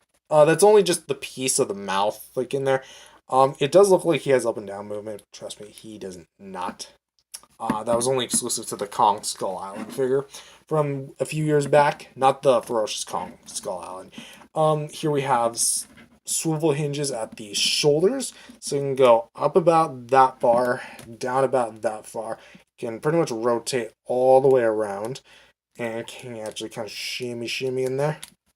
Same thing here. It's a bit more free of a joint. You can rotate in the elbow about that far in, a little bit more out, and can rotate all the way around. And you can actually rotate all the way around on this wrist. However, on the Beast glove, it's a little less range. So you can kind of close in about that far, not as much, straighten out about that much, and can still rotate side to side. Because of these gears, you're not going to be able to swivel all the way because of the elbow piece that's right here, so it's a bit more natural. And there is no swivel cut here at the wrist, so don't even try unless you want to break your figure right off. Go right ahead. The seam line. Honestly, I'm kind of shocked that they didn't give Kong a waist swivel, considering the fact that both Scar King and why am I forgetting his name? Zuko. Come on, you watched the movie, you should know this. But he has nothing. Maybe there is a joint in there, they just glued it for whatever reason, but nope. There is no swivel in there. So I'm a bit confused as to why, but hey, it moves, it's fine. The figure moves, not the waist. But for the legs, you can kick forward about that far, backwards about that far. So not much range because of the big booty. But you can kind of rotate. Huh. I just noticed this. Mine has a bit of a rocker. I think maybe the socket holding the joint in is a bit too big. So I feel like if I'm gonna pull, I might pull this out. I'll pull out the leg, but I won't try. But the rotation here. So I guess mine has a bit of a extra hip rocker. So mine's on a ball joint. Sucks to be you guys. And features a hinge at the knee, so you can kind of straighten up about pushing it that far and pull in about that far. So there's no feet swivel again, but for posability, again, it's really cool. I dig it. There's not really much else I would have added to it because you can't really move a gauntlet in the same way that how you would with an action figure like this. So kudos to Playmates. So after much consideration, I decided to say screw it and do a comparison with all 4 of the Monsterverse Kongs. I might be doing a much more in-depth video of this, but let's just kind of get this summary out of the way. He's obviously not the tallest. That goes to him. However, what I find very interesting is that, also just to recap the figures, the original release Kong Skull Island, I have the second release all the way at the bottom shelf, might sell that one. Obviously the Battle X Kong, as I previously mentioned, and the Fighter Jet Kong. I don't have the Antarctic Kong, I don't have the Hong Kong Battle Kong, and I don't have any of the exclusive sets of Godzilla vs. Kong. None of those. Because there's really no need to own like 1,000 of these figures. That being said, let's just talk about these two in specific. You can obviously tell what I mean when I say that the mold is a bit more sharper this time around. I mean, compare this. Is it focusing? Alright, good. Compare this to this. Look at how much more detail is on the newer one than the old one. And there's actually a visible six-pack. Granted, it's still visible in this one, but it's so mellow. And also, it doesn't need dry brushing to get away with its finer details because, again, they're much more apparent on this one despite the hard plastic.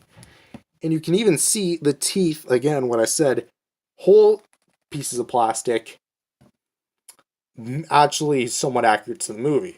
I will say again, as far as eye application goes, this one has better ones than this one does, but that's really only a nitpick. Also, I need to address this, the weight difference between the two. This is a hefty figure. Like, this is actually, probably gives Mezco a run for their money as far as the heaviest Kong figure goes. And, as far as, like, everything else, he's literally just him, just with a slightly different paint job and closed mouth and a fighter jet. He is whatever he is. Like, basically, this is just the comparison. Now, next, let's talk about his accessory, the newly designed heave, which, as you can tell, they got a massive upgrade with the heaves. It's overall sculpt and not really well paint, because there is no paint, unless this whole silver is paint. It's actually really accurate to the movie, and I don't know if size proportionally it is. Maybe it is, given the fact of how big Mothra is next to it. But this is actually really sick. I love the way that this thing looks. All the like different points here and how it flies in the movie. I kind of wish there was like... I just thought of $1 million idea, Playmates. Make bigger heaves like this, but you know those Hot Wheels that change color when you dip them in water? Or those Disney Pixar Cars ones from Mattel?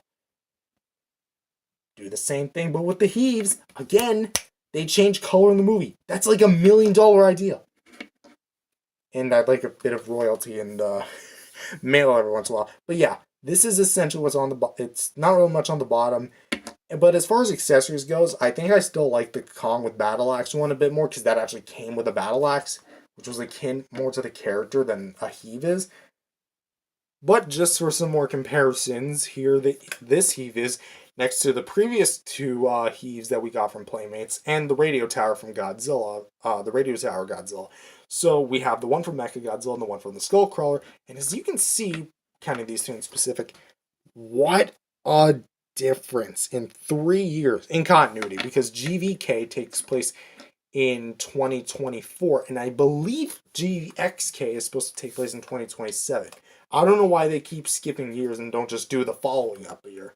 Probably because of how long these movies take to make.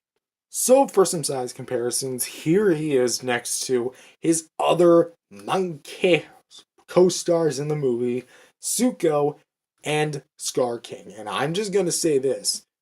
Scar King was getting owned by him in the final fight. Like, there's no doubt that Beast Glove really energized him and just beat him to a pulp. He's fodder. Without Shimu, he's absolutely fodder. No, even with Shimu, he's fodder, because he needed her help the whole time. And for some more size comparisons, here he is next to his lizard co-stars in the film with Godzilla Evolved, Shimu with Frostbite, and the main character of the movie, Doug, which I'm pretty sure he's still mad about him stealing his meal. And for the last bit of size comparisons, here he is next to the NECA Godzilla 2014, still my all-time favorite figure in the entire collection, moving the heave over slightly a bit. The Playmates Godzilla 2004 Toho Classic Series 6-inch version.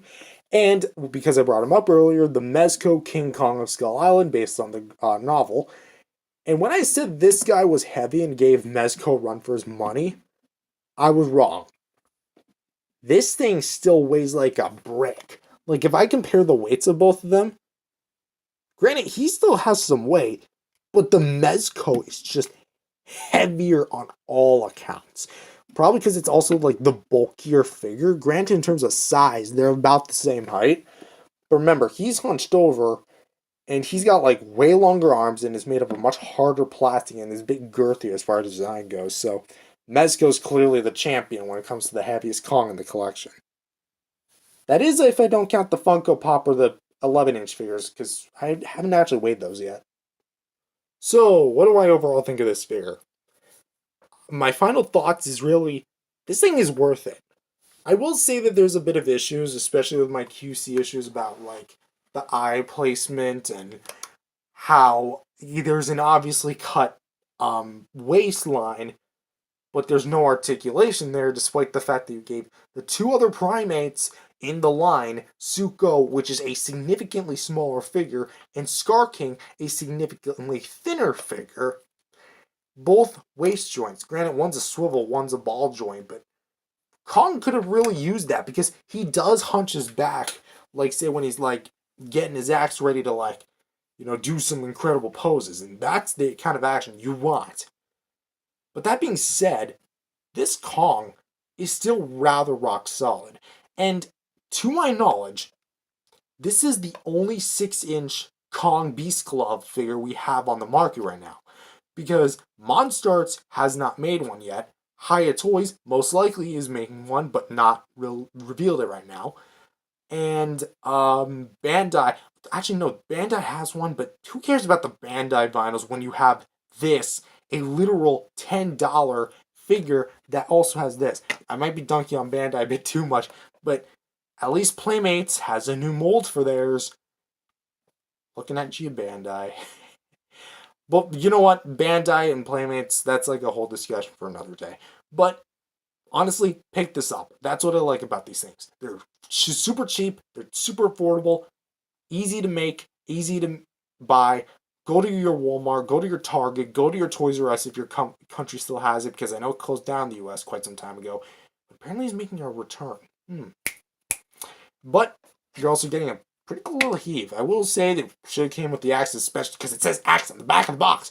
But enough with what I have to say. Now it's your choice. You can buy it, you can skip it, or whatever. That being said, thank you guys for watching this video. If you guys liked it, definitely subscribe to the channel. Believe in Jesus, accept Him as Lord and Savior today. Spread the gospel, and I'll see you guys in the next video. Peace out, everyone. God bless. Hello, everyone. Welcome back to another video. My name is Matthew, and today we're doing another unboxing. Today we're doing an unboxing for the Playmates Scar King with Whiplash, aka the biggest fodder of the Monsterverse. Yeah, I said it. Ion Dragon, you knew was going to be weak from the start, so you can't really say he was a fodder. He just had a lot of bravery to him. Scar King, I remember, like, the movie was hyping him up, and, well, he gets his butt whooped by both Godzilla and Kong. Like, not even, like, together, just individually. Like, bro had a whole team of apes at his disposal, plus Shimu, and he still lost to Godzilla millions of years ago. At least according to the movie lore. And no, I'm not putting a spoiler warning anymore because the movie's out now and you're literally clicking on a video where it's about Godzilla and Kong. So that's basically on you, pal.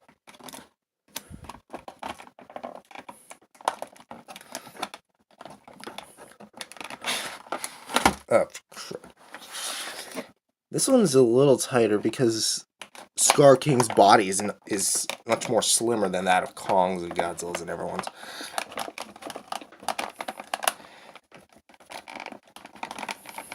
Come on, what?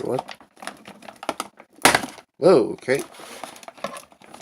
And I think we can just get him out now. Oh, great, nope. There's one more tie at the back. I see it here, it's just for the whip. There we go. So,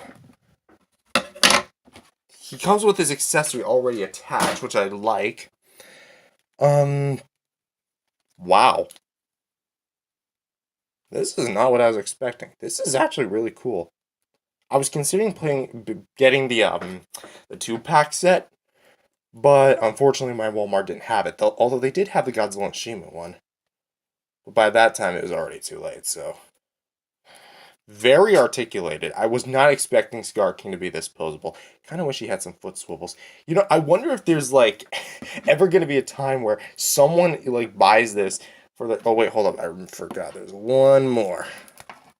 Yeah, lots of people will miss this. It's on the whip itself.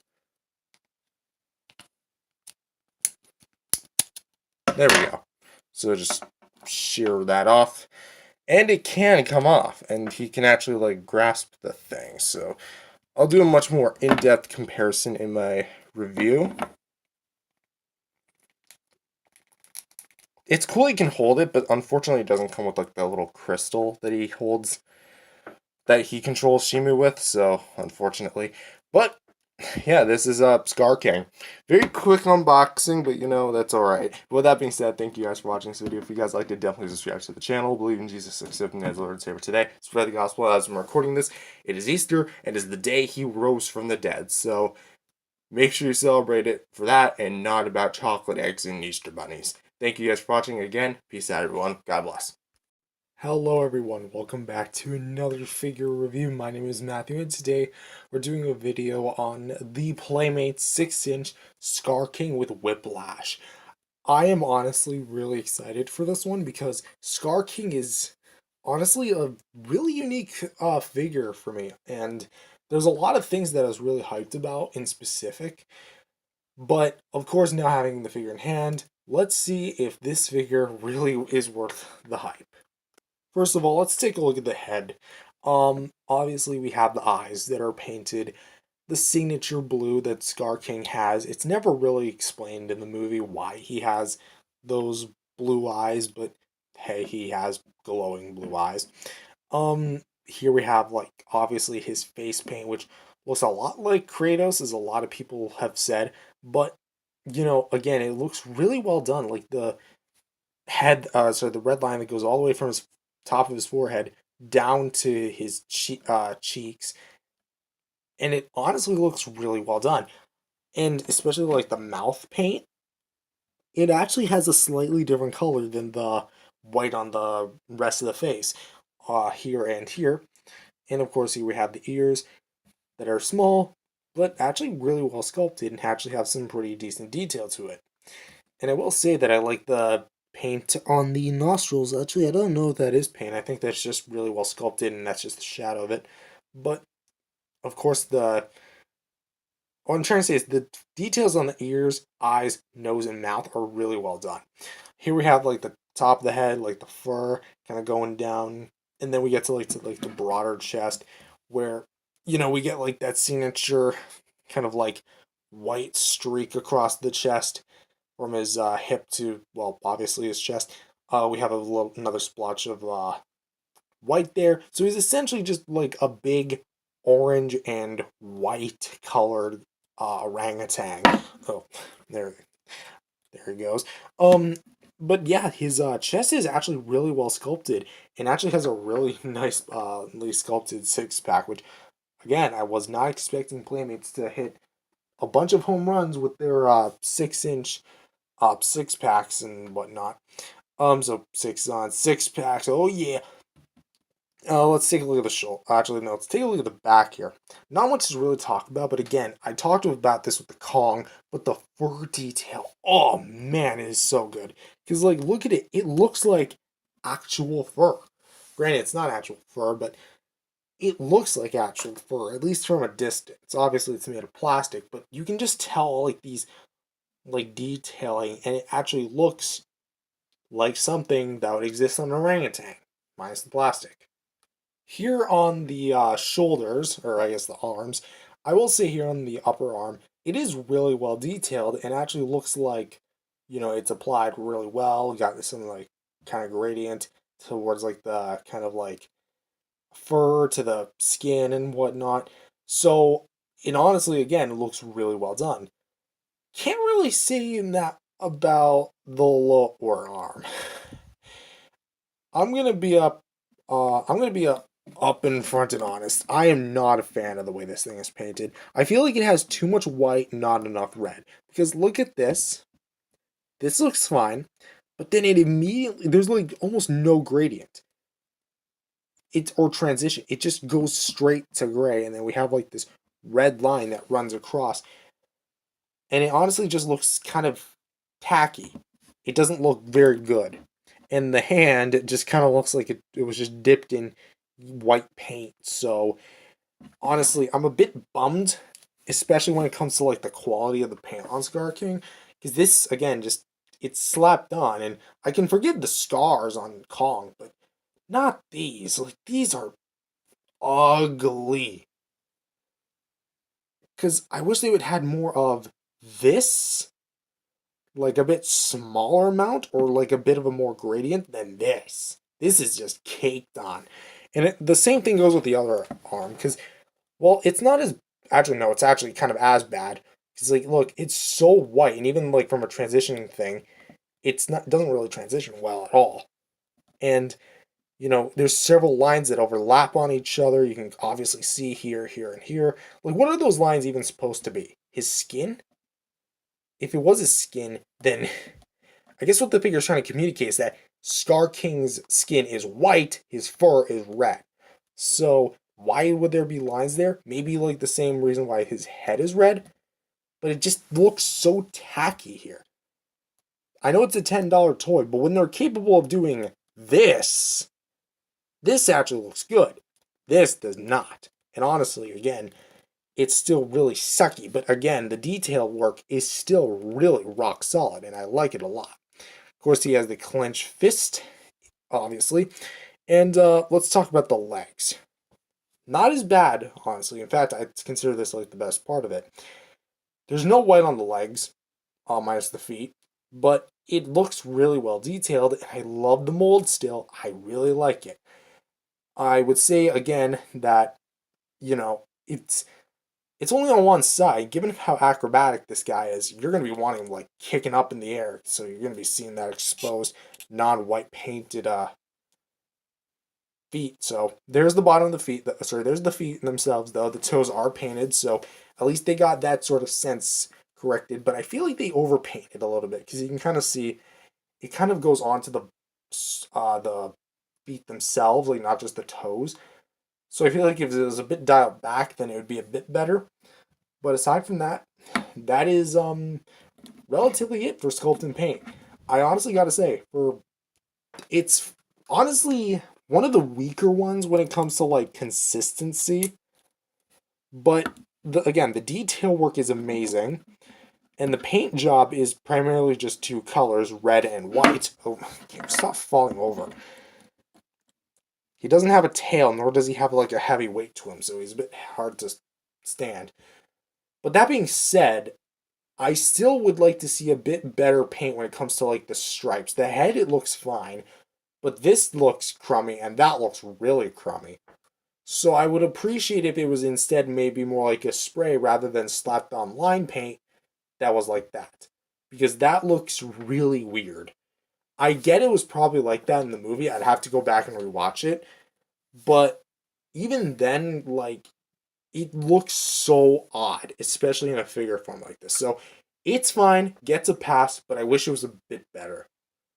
And next for articulation, Scar King actually has quite a bit.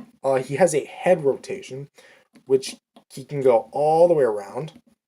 So if you want to snap Scar King's neck and have that be the finisher move instead of him being frozen to death and crushed by Kong and Rio, then they go right ahead.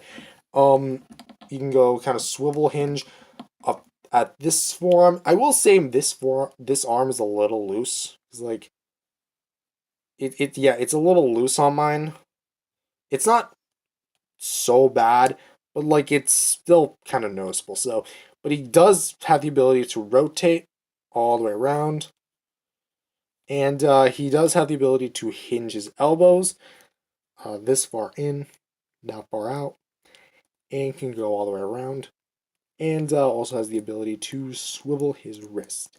Now, I will say that there's a bit more range when it comes to the arms because he's not as bulky as, say, Kong is. So you can kind of get a little bit more better posing. I just realized, no, that's just the plastic where it's molded and they have to like rip it out. Now, here's the best part. A movable waist. Now, it is a little squeaky, and notice how it's moving like a ball joint. That's because... Whoa! Whoa, okay, knocking over my light. Sorry, Luxo. It is on a ball joint. Now, what's fun to note about it is that it's not just a ball joint. See, if you've been a long time viewer of the channel, which I hope you are, I'm just gonna let the 2020 people do their work. This looks like a certain video game character. Anyway, if you've been a long time viewer of the channel, you know that I love the neck affairs. And something that the Mechagodzilla 94 does is actually have like a little groove to the side where it can actually like act as more articulation.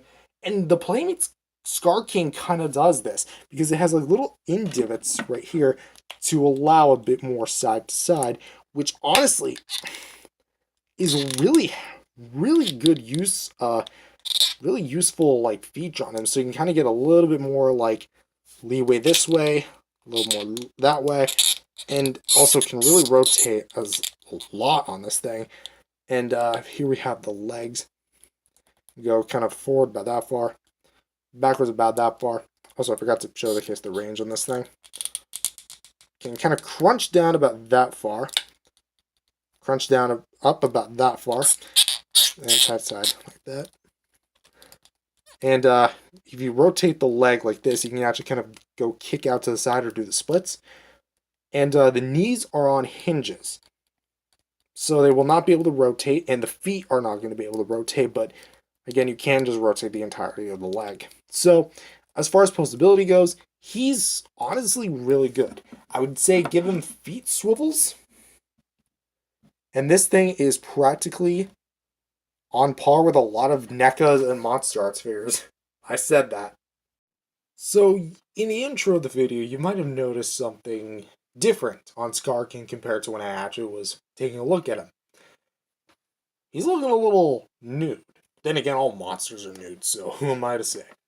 But he actually comes with the Whiplash, which is essentially a gigantic spine, which would I think could be the Warbat? I don't know, these fangs really leave a lot to be desired if it is actually the Warbat. But I definitely think it is, because this is a really long spine. It's longer than Scar King himself. Kind of looks like a bobbit worm, doesn't it? If you don't know what that is, search it up and prepare for the nightmare field to run in.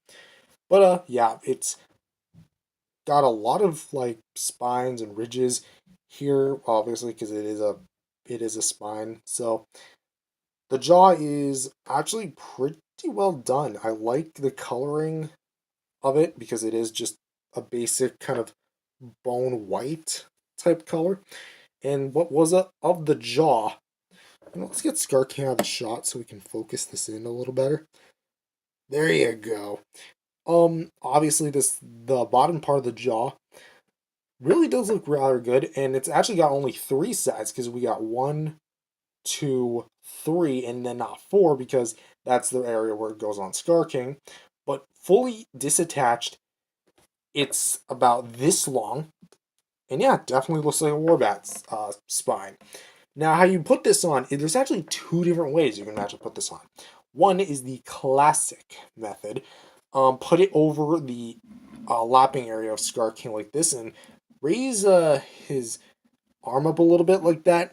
And so kind of get it to the point where you can kind of peg it in like this. Shove it on. And there you go.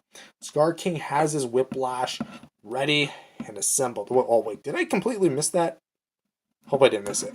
But to re-summarize, put it on like this and then peg it on. There you go. But yeah, that's how you put on Scar King. However, if you want him actually holding it, not just resting on him, you come here and take this arm, and you're going to want to find this area of it, and push that thing right in. And it can swivel, but now Scar King has his Whiplash. Maybe the loose arm does help. So yeah, but that's the whip. My only complaint is that it doesn't really, it's flexible, but it doesn't keep a pose. And honestly, I would have liked maybe like a bendy wire with this thing or some form of flexible rubber that keeps its positioning.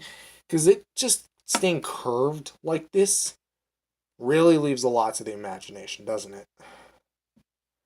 And also, this isn't really a complaint, but just more something to point out. There's no crystal at the end of the Scar King's whip.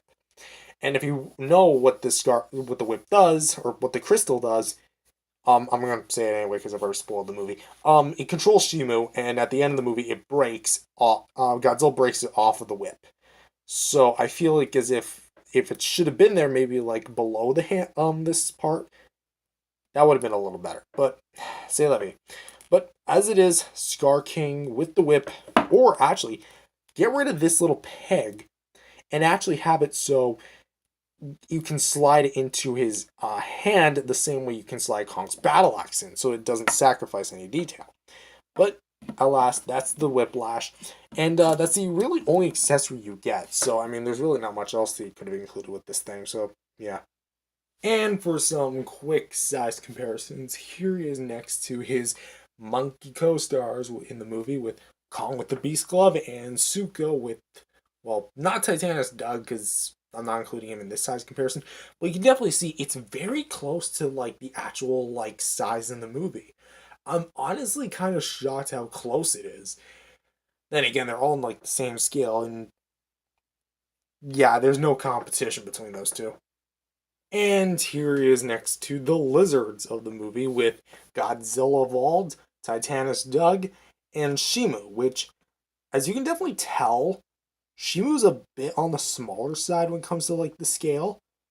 Maybe this is accurate. I don't really think it is because she should be maybe up to a bit more here. But that being said, it still works perfectly fine. And he is the biggest fodder of them all. Doug would even beat him in a fight. And here he is next to some other Godzilla and Kong figures with the NECA King Kong original version, which I've always wondered if he would look like him, and obviously now we got our answer, no.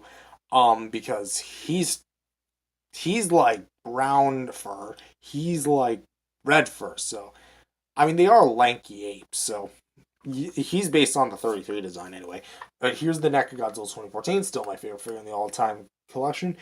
And here's the Playmates Godzilla 2004 6-inch version from the Toho Classic series. And as you can see, he is dwarfed by everyone else, especially him. But I wasn't expecting him to be dwarfed by him. I thought they were going to be like the same height. And so overall, what do I think of this figure? I'm going to come out and say that I think Scar King, as like the villain, very fodder, but the figure is actually quite excellent. It's not the best thing in the world, and it's certainly not the best in Playmates' Godzilla and Kong line in general, but for what it is, it's actually rather rock solid. The sculpt and detail's nice. The paint is a little bit iffy, especially with the sloppy line work that they did on the arms, and a bit heavy-handed on the white on some areas and the lower arm. But the articulation is really well done, especially the waist movement, and the whiplash is really well done as well. And I like how you can display in two different ways, with the hand or on the chest, as it's normally in the movie. Honestly, I would really recommend picking up this figure because if you want a Scar King 6-inch figure, this is your only choice. Okay, it's one of two choices. Currently, as I'm recording this video, which I'm not posting it the same day, well, I'm not recording it the same day it's going live, because, well, you know, I can't just make like 1,000 Godzilla Kong videos in the same day, but this is basically it, because as of this recording, April 9th or 10th, actually no, it's the 10th, there has not been a Bandai one announced, SH Monsters hasn't announced one, and Hiya Toys is most likely going to make one because they just announced the Shimu recently. But this is probably your best bet. That, or you can go with the 2-pack, the one that comes with the Kong and Scar King, in exclusive like paint applications, features like darker paint, orange paint, red paint, all the warm colors. So And plus, it comes with like these little like neat backdrops that add for like extra play. So you can go like or something. I don't know, destroying all the crystals and such, fighting Kong while you're at it. But yeah, this is it for the figure. Thank you guys for watching this video. If you guys liked it, definitely subscribe to the channel. Believe in Jesus, accept Him as Lord and Savior today. Spread the gospel. And I'll see you guys in the next video. Peace out, everyone. God bless. Hello, everyone. Welcome back to another video. My name is Matthew, and today we're doing another unboxing. Today we're doing an unboxing of the Playmates Godzilla with Heat Ray from Godzilla X Kong: The New Empire. This is actually the last figure I need to complete the Godzilla X Kong Playmates set that I'm trying to get. I don't plan on getting the Battle Roars. I don't plan on getting the 12-inch tall versions. For one, because I don't have space anymore, and two, just basically, I don't like the quality of those figures. They just seem a lot more cheap than they did last time for me. But we're here with this one, and I was debating whether or not to get this because I already own 2 of the Heat Ray Godzillas that they released from GVK, and I also own the Radio Tower Godzilla, but you know what, I decided it was right there, so you know, why not? So let's go ahead and unbox this guy. So we actually have a legitimate pair of scissors, not just a tacky little knife this time. So I'm just gonna cut this open, and a little, actually kind of hard. There we go. That's 1, 2, 3. So here's the tail piece. New mold for the tail, surprisingly. Where's the others? Oh, great. It's those parts again. Yeah, those little tiny ropes that they use for smaller parts of the body. I hate that, hate that, hate that. So you know what? Let's just go ahead and okay, come on. I'm trying to get in there as best as I can without scuffing up the figure at all. There we go. There's Godzilla. And then, funny enough, because he shares the same mold as the previous Godzilla did, he actually is the only GXK figure to come with battle damage. And I like how it's not just, they actually carried it over, because I know this is going to sound weird, but I actually kind of like the battle damage. I think it's kind of a pain when they go up for resale and they don't come with the battle damage. But then again, that's kind of how some action figures are. Let's see if I can actually, like, cut open the tape here, because it is very tiny. So, yeah, I'm not going to be able to cut that. So let's just pry that sucker wide open.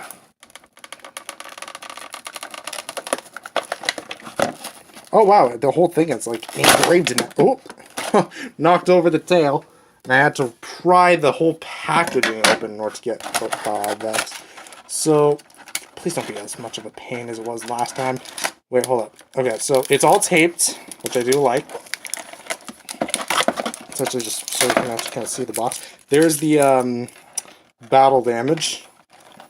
And here is the new beam effect, which I was honestly surprised that they would actually like give this thing a new beam effect. Let's put the packaging away. Let's assemble Gojira. Alright, let's first of all, pegging on the tail. Now, I just want to stress, if you are having trouble actually putting the tail on, use a blow dryer or use hot water. Not too hot or not too long with the blow dryer, because I'm already getting fur, because I have dogs and cats. Because it'll start warping the plastic. And, alright, so let's twist, open the ankle, put the battle damage in, because it's the same kind of song and dance and all that jazz that we've seen like who knows how many times. So there's that part. It's a lot tighter than the last ones were, even at, like when I first opened them up. Okay, there we go. So there's Godzilla, and let's see the new beam effect. Wow, this thing looks cool. I kind of wonder, now that I'm here, because this looks very similar to another Godzilla beam effect from the Mechagodzilla. I'm really wondering if these are the same mold. Nope, they're different molds. But you can kind of see what I mean when they look so similar. Like, look at these. This is from the round 1 set. Like, these beams look incredibly similar. But I'm not trying to, like, accuse Playmates of stealing. I think we're past that. Because if you guys don't know, they originally, like, a lot of their older Godzilla and Kong figures reused molds from, like, NECA and Bandai figures, and even their Heat Ray reused the SHMA Heat Ray from the MonsterVerse line. So, let's here. Let's take a look at this. Okay, come on. Can we plug that sucker in? Yes, we can. All right, so we've got Gojira fully assembled. So, with that being said, thank you guys for watching. If you guys liked it, definitely subscribe to the channel. Believe in Jesus, accept Him as Lord and Savior today. Spread the gospel. And I'll see you guys in the next video. Peace out, everyone. God bless. Hello, everyone. Welcome back to another video. My name is Matthew, and today we're doing another figure review. Today we're doing a figure review of the Playmates MonsterVerse Godzilla with Heat Ray. What? What do you mean we already did this review? Oh, as it would turn out, years ago, Playmates released a figure also titled Godzilla with Heat Ray from the MonsterVerse, and it was for Godzilla vs. Kong, not Godzilla Kong the New Empire. But I think, like, of all the GXK figures, this one was the one I was looking forward to the least. Because, I mean, it's just to, like, give some spoilers to the review. I mean, you're already watching it, so it's not really a spoiler, but we haven't covered the sections yet. It's essentially the same figure we got back in 2020. Yes, not 2021, but 2020. Back when Godzilla vs. Kong was about to make its way. But just with a bit of changes here and there. But what we're going to be covering is this figure on its own merit, not comparing it to the original, and not the radio tower one in specific. So, with that being said, let's go ahead and take a look at the figure. For sculpt and paint, taking a look at the head, I will say in comparison to the past releases, not just the older Heat Ray Godzilla, but the past releases, the head looks a lot better this go around. It's very hard to tell at first glance, but they actually gave it a tad bit more detail as far as where the detail actually is, and applied the paint really, really well. For example, here on the eye, it's still a bit mismatched, but it's in a lot better of a position where it's looking forward rather than kind of back here or on the eyelid as one of the older releases had. Yikes. But overall, the detailing got a lot better, and even though this is just kind of a big rubbery piece, it still looks really well done. And even taking a look at the other side, which again looks really well done. I mean, you can kind of see the teeth, the gums in there, and even the eye cavity application, it's not bad at all. Like, I will say, maybe some dry brushing would have brought out the details more, because it is very glossy. But it still looks really good. And even when you just rub your finger down it, you can still feel all the intricate little details. Looking inside the mouth, you can actually see that there is somewhat of a sculpt for a tongue. It's very hard to see, but you can kind of see a little bulge in the pink paint where the gums are, and that's supposed to be the tongue. And the teeth are painted a lot better as far as, like, application itself goes. However, I will say it's still a bit of a problem when they're painted more on the inside of the mouth rather than the outside. So it is a bit off as far as, like, the application. Maybe not the application itself. Maybe this is how it's supposed to look. Because if you did it too far off to one side, then this part of the teeth would show, that part wouldn't. However, the eyes, again, this is proof that Playmates can do eyes. At least they still look goofy. Yes, a little mismatched, but it's a lot better.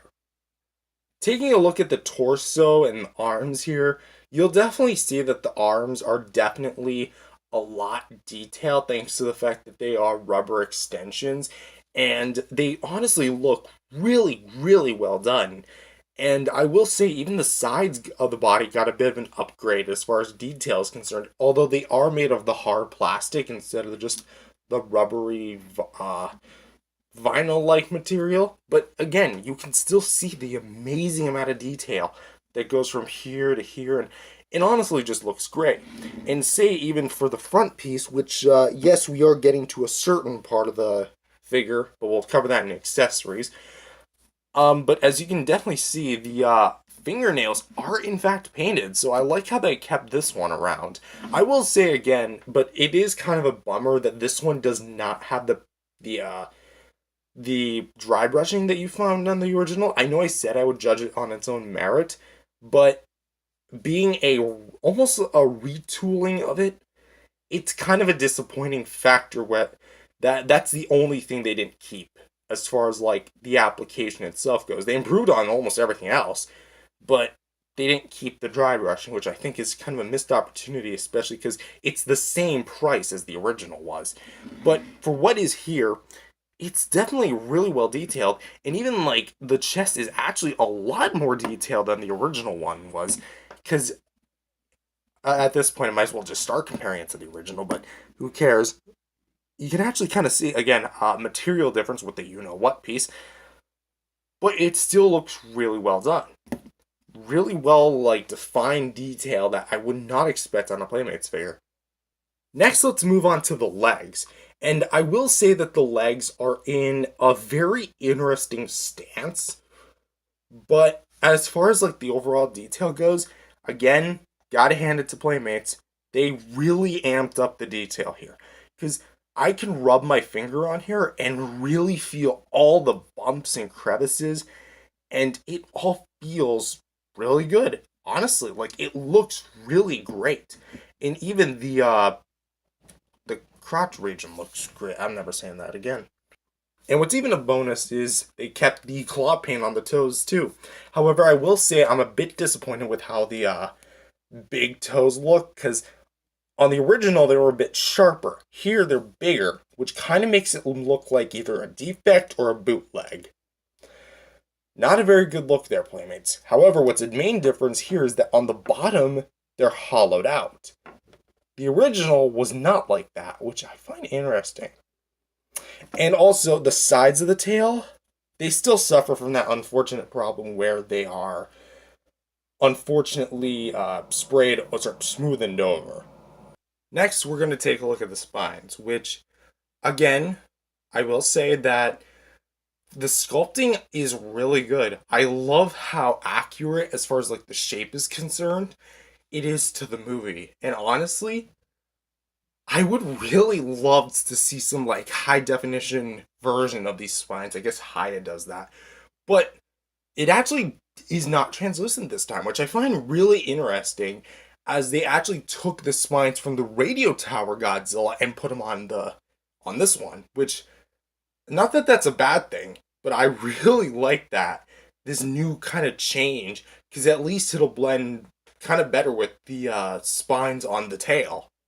Speaking of which, the spines on the tail. And can I just say, of all the things that are on this figure, the tail got the biggest upgrade. Because look at that detail work. Like, I'm actually serious. This looks like a completely different brand. Like, I cannot stress how well we go from this to smoothened out plastic like that. Like, this looks phenomenal. And I will say again, the spray looks really nice up until they stop right here. But at the very least, it's closer towards the tip. I kind of wish they'd just go full tip, all the way from the tip to the base of the head, where they didn't even bother painting the back of the head, but it still looks fine. But this tail, it's in a different position than it was last time, being like kind of on the ground and then swooping up and then kind of curling in almost like an S. This looks great, honestly. And I kind of wish almost that the entire figure was casted in kind of rubber vinyl and it had the detail work of the tail, because of how like immaculate it looks. It seriously looks that good. And also the spray itself just looks great. So overall, the sculpting paint may not be the most strongest attribute of this figure, but for what it is, it's honestly really good. Judging it on its own merit, it is fantastic and even improves some things on the original. That being said, some drawbacks are not that much dry brushing and smoothened out tail, which I would have liked to see. But other than that, I would say that it is a really good one. posability time. And if you already know how the game is played, then nothing new is actually no. That's not true. There's one thing that's new.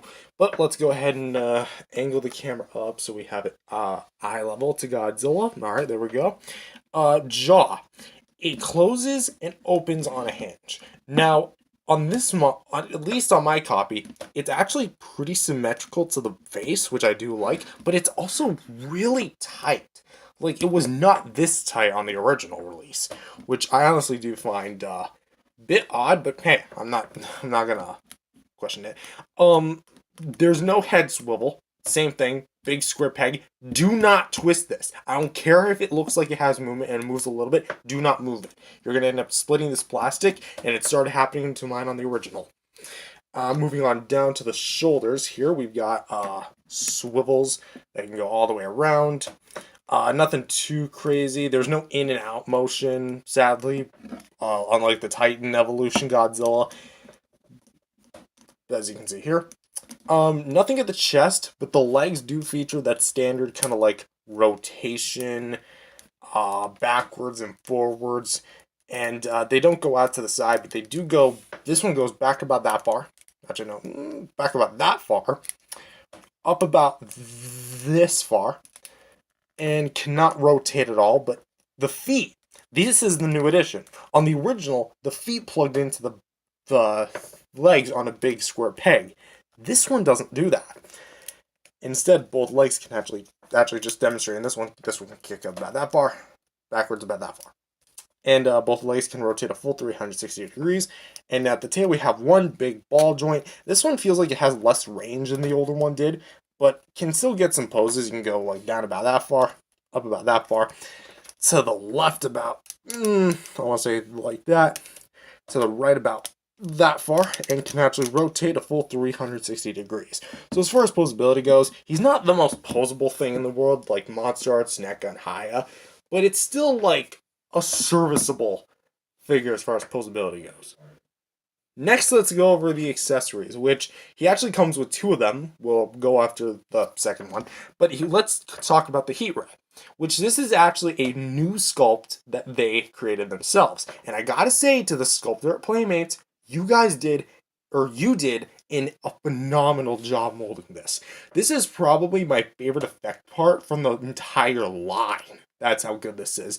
It's very reminiscent of the Mezco beam, as I pointed out in my unboxing, but it's not the same mold. The two of them end differently, and even though they are similar looking, they're made of completely different plastics. Like this one's rubbery, but it feels a lot more stiff because of how girthy it is.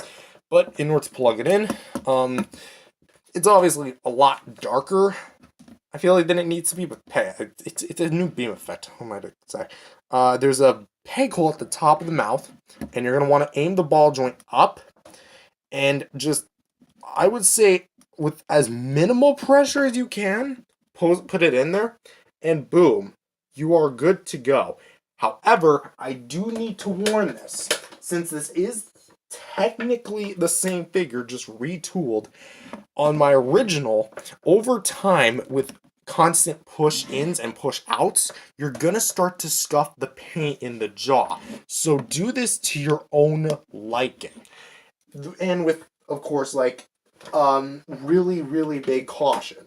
So just note that over time, if you keep putting the beam in and out, and rotating inside, you're gonna end up scraping up against the paint inside the gums, which I know will happen over time because let's just say that this, as far as paint goes, it's not the best.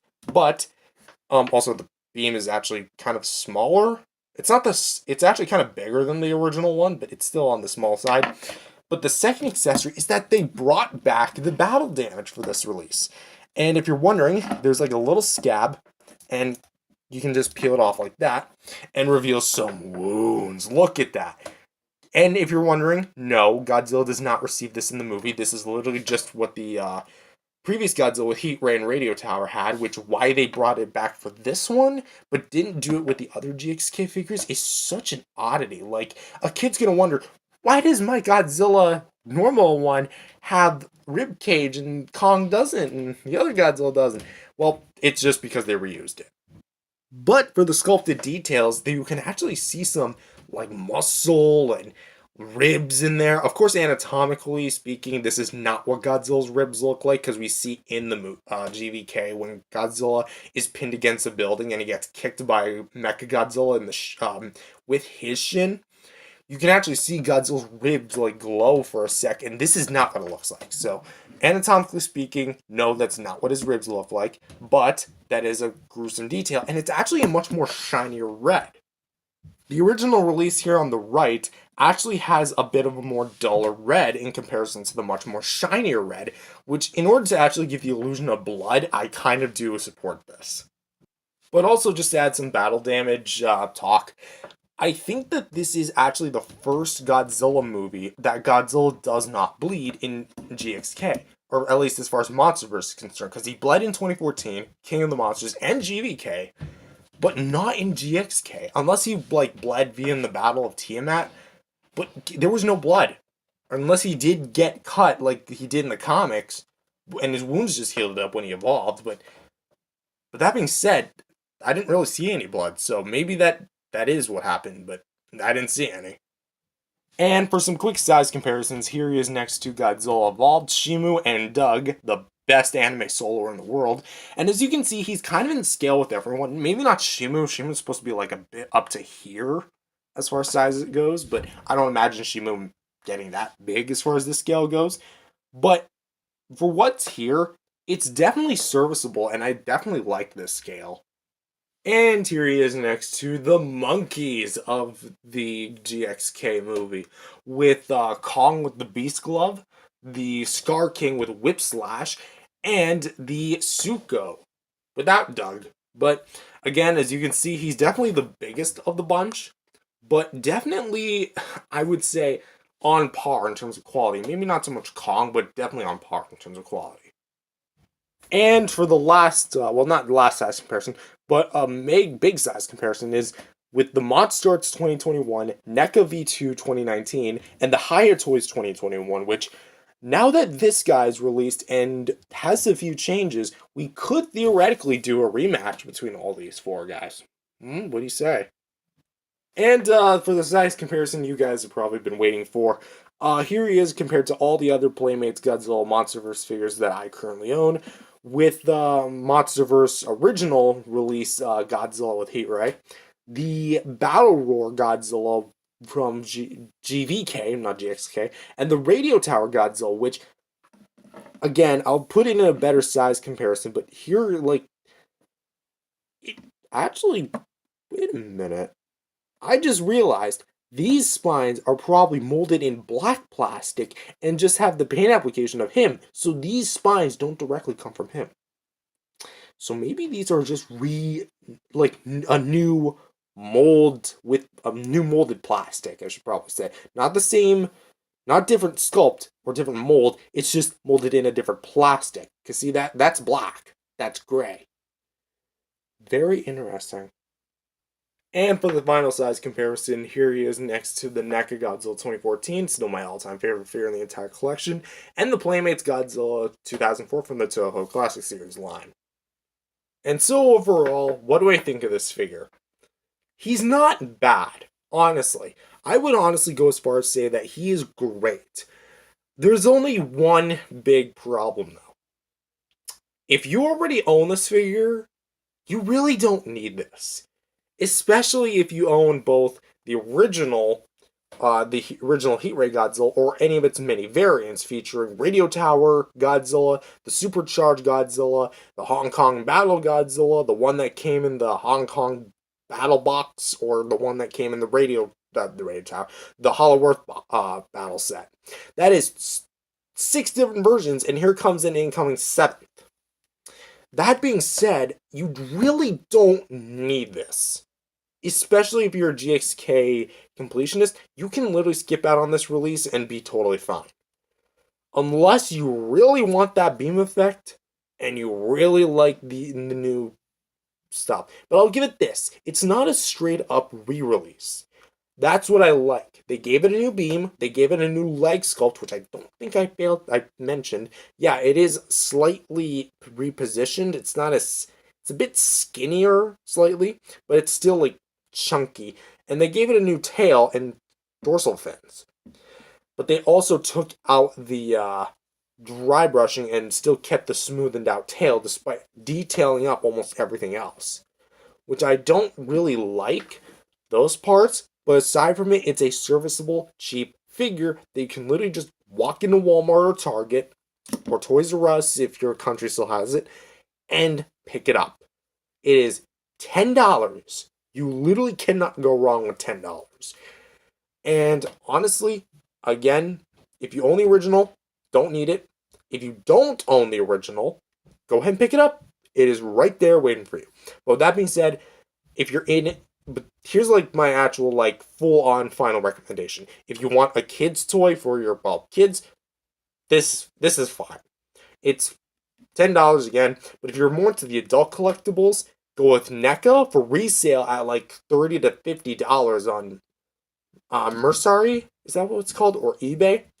The Monster Arts one, because Monster Arts just came out with a new Empire GXK figure in the pre-evolved form, or Haya with its original Hero, the one I just showed, the one in the translucent scheme, or an upcoming UV light version from this movie. So you got options for the adult collectors. This is definitely a kid's toy and should be treated as a kid's toy, not a higher end figure.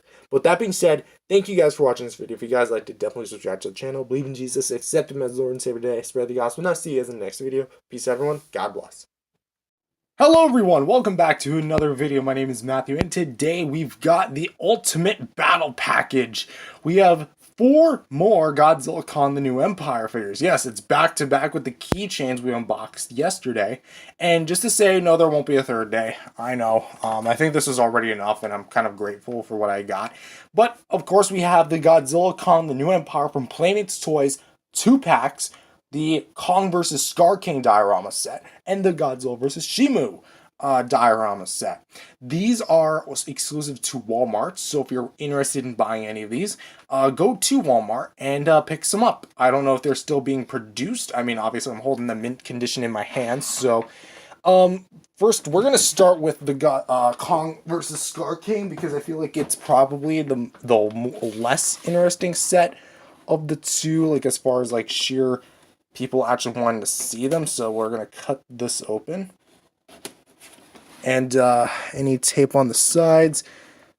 Nope, looks fine to me. So we kind of just plop this little tab open there. And then we can kind of like open this flap here. Yes, already folded it up. So, all right, there we go. Putting the box back there. So here's the tray. We're not gonna do this yet. We're gonna put this off to the side, just because I want the figures to be unboxed here, and then I'll do all the folding crap off screen, just so it's not like a total pain. So we have Kong and his heave versus Scar King and his whip slash. So we'll go to the back here. I don't think my scissors are going to be able to pierce through this. We'll see.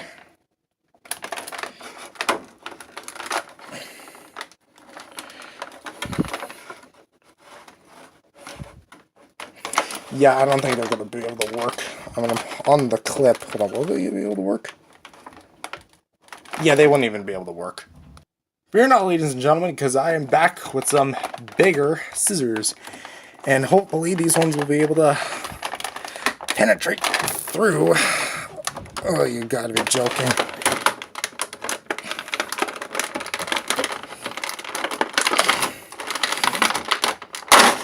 There's one.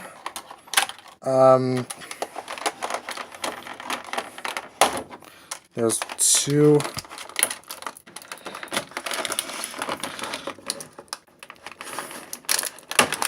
3, 4, and then all the way down here, I think we just kind of turn the figure around.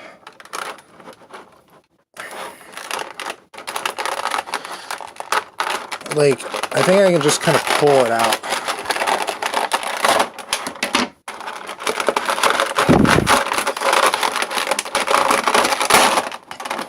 There. So, Kong is out. Let's put him off to the side. Scar King is next. Oh man, this is gonna be fun to clean up, isn't it?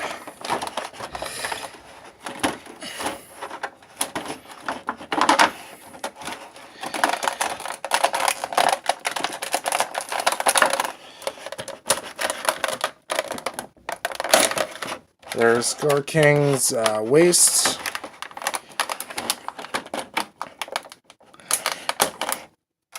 First arm. First leg.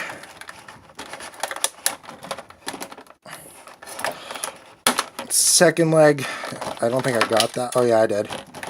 And then I gotta be extremely delicate. Oh, you gotta be kidding me. There had to have been a better way to package these things. I'm not asking it for it to be open box, because otherwise people would just be able to just steal these things right up. Come on.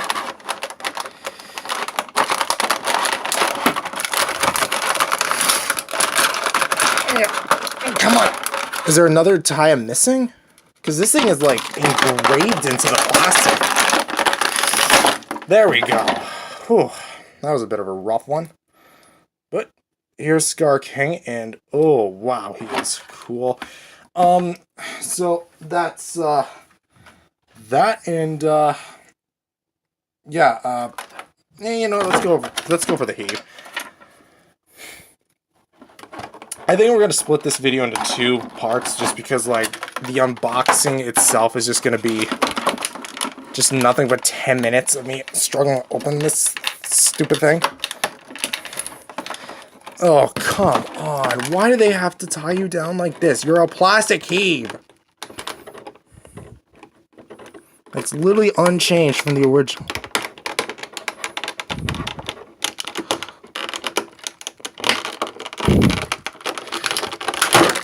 There. Alright. That's all the base stuff. So, let's angle our camera down. Get rid of the knife and the scissors. So first thoughts. Just gonna, I'll clean that up later. He looks pretty good. Scar King, I was initially not really. Ow! Did I just get a splinter from plastic? That's a new one. Well, yeah, I initially was not a fan of the way this guy was painted. Just because, oh wait, there's a tiny little tie. Whatever, I'll get that later. But yeah, I initially was not a fan of this guy when he was first unveiled, but having him in hand, he's not so bad. Kong still has that eye problem, although it's not as bad as my original one was. And let's try to get him like at least in okay poses. I am aware that he did not have the Beast Glove in the Versus scene when he was facing off against Scar King, and oh boy, the feet. One's off center. Look, I literally can't turn that. Oh boy, that's a bit of a problem. I mean, you can kind of stand, but it's obviously going to be like with a much more of a slouch. So, yeah, that's the Scar King versus Kong set. Stay tuned for the next video where we're going to be doing the Godzilla versus Shimo set. No, I'm not doing those little paper things, like the paper cutouts. Those will be its own thing. So, thank you guys for watching, and I'll see you guys next time. Subscribe and peace out, everyone. If you enjoyed this video, remember to leave a like and subscribe. With that being said, welcome back to another action figure review. My name is Matthew, and today we're taking a look at the Godzilla Kong, the New Empire, Godzilla, well, not Godzilla, Kong vs. Scar King set. This is a 2-pack diorama piece that is exclusive to Walmart's, and pretty much has a lot of stuff. So we're going to be going over the entire set. So make sure you sit back, get comfy, as we review the Kong vs. Scar King 2-pack set. So first things first, we're going to start with the 8th wonder of the world himself, Kong. Which I must say, before anyone asks, this is in fact a reused Kong with Beast Glove mold. So it's sculpt and, for the most part, paint-wise, it's pretty much the exact same thing as the previously released Beast Glove Kong figure, which I think was actually simultaneously released with this guy. I think so, because this was part of the first wave anyway.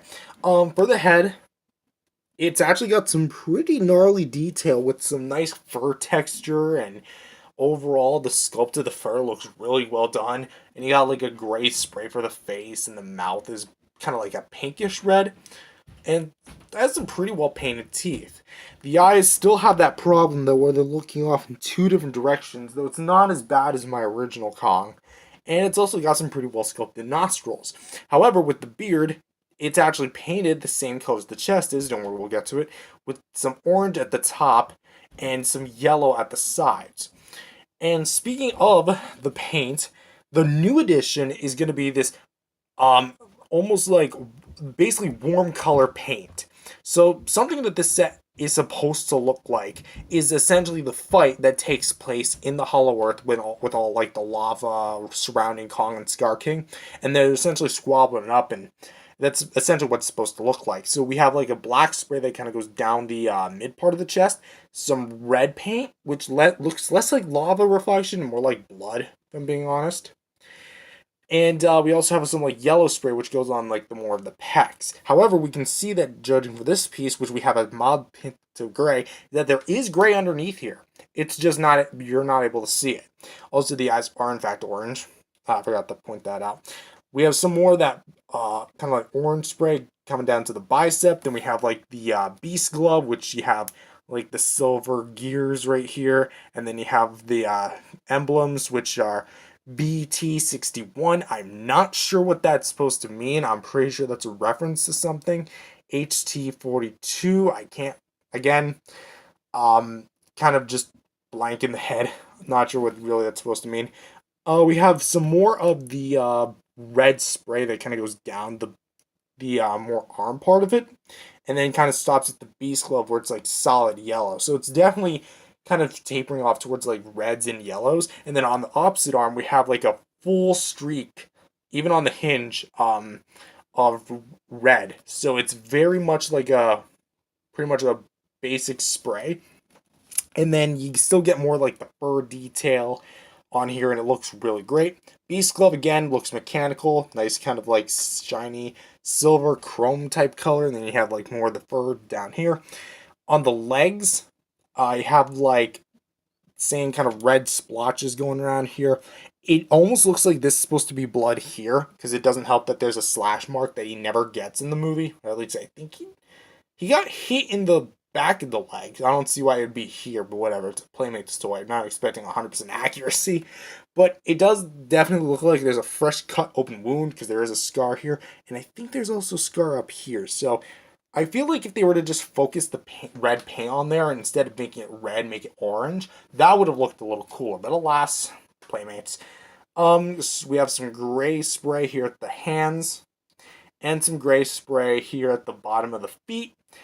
And pretty much speaking, that's going to be it. The back of the figure still features a lot of that great detail that you find on the original, including that mildly thick monkey booty. But, and of course, that same seam line you get on the chest, there's no posability there, and very rigid old man type Kong, which... Am I going insane, or wasn't there supposed to be a scar here? I feel like there is. Whatever. But yeah, that's essentially it for the sculpt and paint.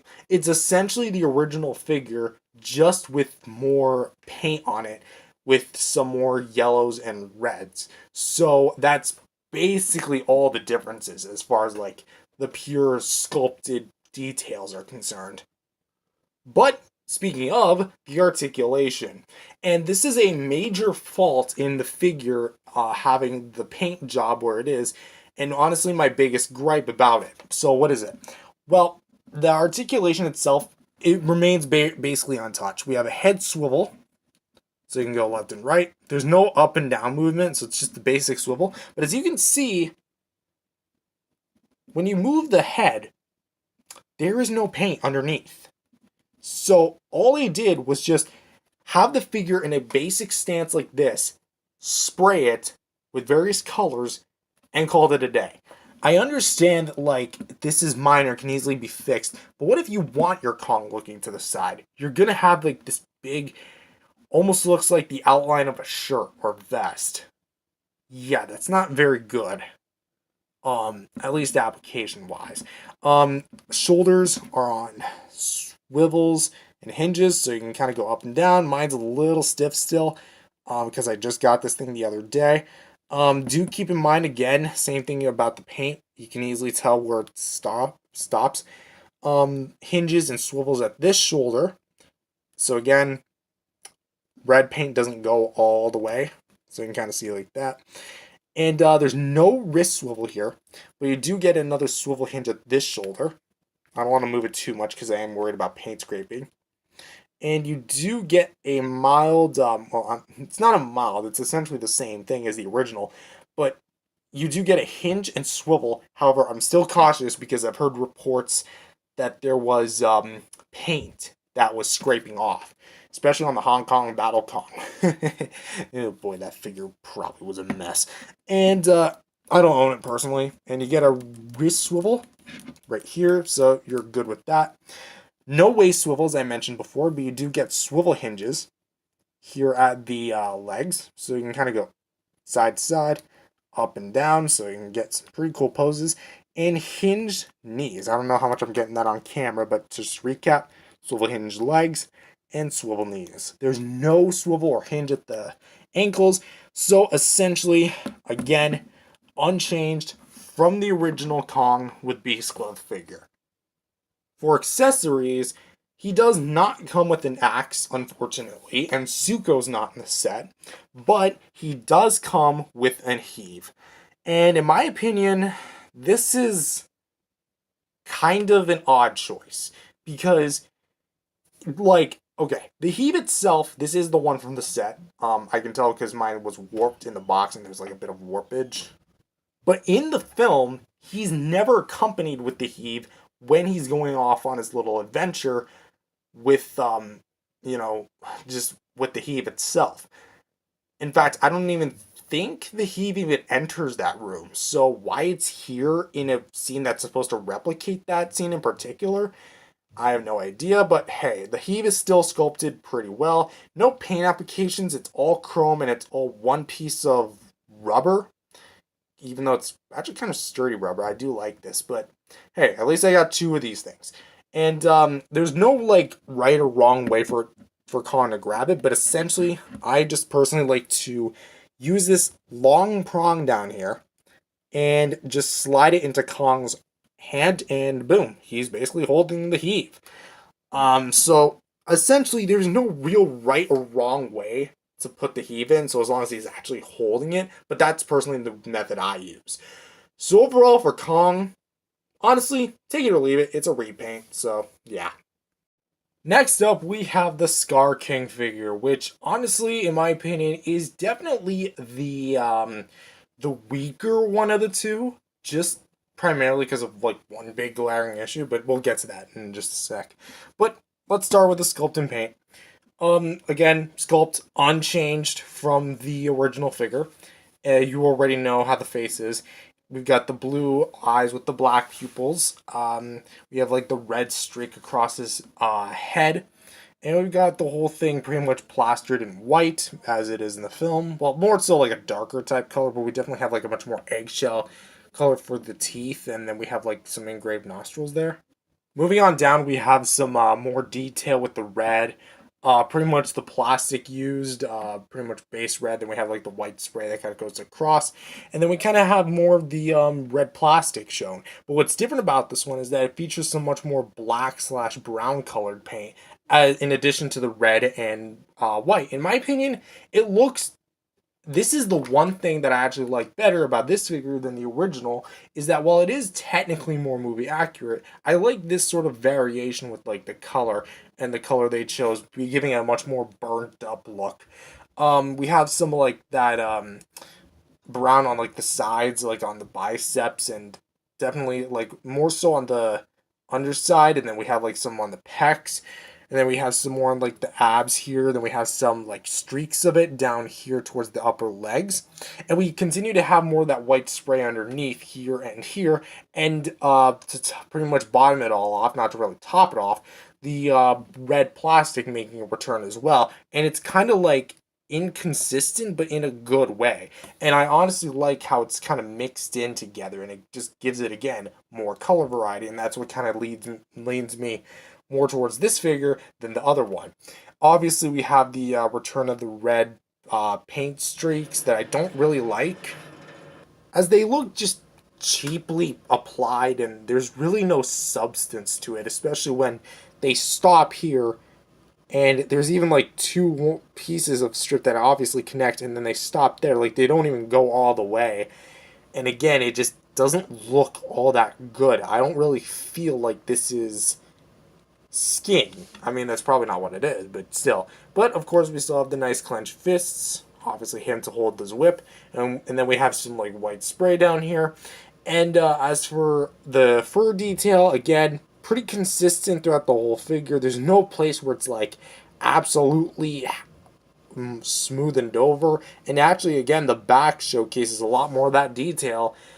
But I think that's also my biggest problem with these figures, is that they don't carry the paint that's on these ones and on the front to the back. I really feel like they would have benefited from it, and especially because it's a back display, like logically it wouldn't be shining from the front. It would also be in the back too. So while the sculpt and paint is good, I honestly think that while the paint itself is an upgrade from the original, and I like that they kept the same sculpt. But that being said, I would have also liked to see some more paint on the back side of it, as opposed to it just being exclusive to the front. And that goes for both Scar King and Kong. But for articulation, we have a swivel here at the head, so we can pretty much go all the way around. Same problem with Kong, except Scar King does not suffer from it as much. Swivel hinges for the shoulders, so you can kind of go up and down with those. Mine's not too stiff, thankfully. We have swivel hinges for the elbows, so you can kind of twist and turn those around. There we go. I think mine was stuck or something. Swivels for the hands. A ball joint here at the ab crunch, so you can pretty much get a lot of good range out of it, especially like side to side, and then forward and back with that too. Swivel hinges for the hips, although same problem with the Kong, is that at a certain point they just stop because they just put the paint on and then called it a day. So, but you do get some nice side to side action, cut in the paint. And you also get a hinge at the knee, nothing at the foot though. So it's definitely the most acrobatic and like flexible of the figures that are like the basic 6-inch figures. If you don't count Zuko, because if I think you count Zuko, that either ties him or he exceeds him, but still pretty darn good in my opinion. For Scar King's accessory, he actually comes with his bone whip again. However, there is a bit of a difference. For the most part, there's really nothing much different. It's the same thing. Bone white, it's flexible, no bendy wire, so just automatically like this. But as you can see, there's a bit of a brown/black spray on the whip itself, right here and here on this side of the jaw. There's nothing on this side. And essentially, how you put it on has never been more simple. Take this hand, take this nub, and shove that thing in there. And you're pretty much got your Scar King ready to whip. Yay, hours of fun. Whatever. But the second way you can hold it is essentially the way it comes out in the box. You just wrap it around like that. And click it into place. It's a little hard to do. There you go. So now you got your Scar King with the whip slash. And honestly, it looks great, especially like with the color palette and everything. So overall, for Scar King, again, basic repaint, literally the same exact figure as what came before. However, I just think that, like, also, I guess I should point out, like, another problem, is that my feet are warped. I don't know, like, specifically what it is. Like, maybe it's the lower leg, but I cannot get my Scar King to stand perfectly on the ground. Because if I try it this way, then he'll, like, go backwards. Like, my original one did not have this problem where it's, like, almost impossible to have the legs aligned properly. Because even if I try doing this, it doesn't work. Like, even here, I even made it worse. And so that's a bit of a problem when it comes to these box exclusive figures, is that, especially because I had this problem with Kong as well, but Scar King is definitely the worst offender because he fell down like 3 times after I tried to put him on my shelf. And I don't even have him up with the rest of my GXK figures, so yeah, it's definitely a bit of a problem, but overall, it's not like, if you have some figure stands, which I don't, sadly, I'm just gonna rest him up against this wall. It's honestly fine. Again, overall, Scar King, you can really go worse. It's not a... This Scar King is honestly not bad. It's a repaint of a pre-existing figure, but I like its paint job. I like its sculpt. I like its accessory. But that aside, let's move on to the next thing. And finally, we have the cardstock accessories, which are essentially the background elements to this whole set. And we have 2 crystals and 2 lava bases. So let's go ahead and take a look. First up, we have the crystals, which basically, I just want to also address, I am not going to show you guys how to actually put them together because the box literally comes with instructions on how to attach things together. So have fun with that. With that being said, here's the crystals, and they are essentially just cardstock pieces that you put together. They're made of 2 pieces. One that kind of like you rip out here, and that's like the stand, and then the bigger part of the crystal itself. And it's supposed to give the illusion that's like multiple crystals. It's got a nice overall purple pink aesthetic. I think it works well. Definitely something that's not in the movie, like specifically scene wise, because I don't recall there being crystals in that one shot. I mean, there was crystals when he was entering it, so I'll give it that. So maybe there's crystals nearby. But as you can see, the crystals are just kind of basic. I mean, we have some nice detailing on the print itself. Definitely gives like the illusion that, again, there's multiple layers of crystals, and that I do like. But honestly, the fact that it's made of cardstock is my biggest complaint, and you're going to hear me ranting about that a little bit, because I personally feel like they should have been actual crystals, because there's one thing that Playmates has produced that has crystals related to GXK, and that's those like Hollow Earth crystals. So if you're planning to buy this set, honestly, just pick up some Hollow Earth crystals on the way, rip all the wrapping off, take out that little minifigure, whatever it is, and just replace these with those. I honestly think that because they're actual crystals, it'd add a little bit more dimension. But I mean, the cardstock is all right in terms of quality. It's actually kind of high quality cardstock, but again, it's still paper, still cardboard, and it's very flimsy, like as far as like by comparison, as far as sheer durability goes. So yeah. And next up, we have the firewalls, essentially the entrance to the place, which both of them are almost the exact same thing flipped. The only thing that are really different, unless if I got that wrong, nope, I did not, is these are the exact same thing, just flipped, except these 2 like lava falls, just so it adds a bit of variety. Which is kind of weird because they added the stairs despite the fact that this is obviously meant to be the entrance to the place. And in all honesty, these are honestly alright. But really taking a closer look at the print itself, you can see like this is where you'd come in, then you come down this flight of stairs, and then obviously lead to where the battle would take place, and then there's like a lot of lava. Personally, if I were to do this, I would have had it a bit of a different way. I would have had it so one of them was not the stairwell, and instead was Shimu's eye, because that would make a lot of sense, because there's that one shot in the film where the lava's like falling, then it stops, and then reveals Shimu's eyes. That would have been a lot better. But of course, this is what we got. The printing on the lava actually looks kind of cool. Like, I like this. And then it kind of, like, swoops down and then just kind of showing the top. And there's, like, that's kind of where it flows down. And then you have a bit of, like, more of an extension down here. Can't really see it. There you go. Mine doesn't touch the ground fully. I mean, maybe it's just the way I got mine folded, but, and the other one, essentially, kind of like the same story.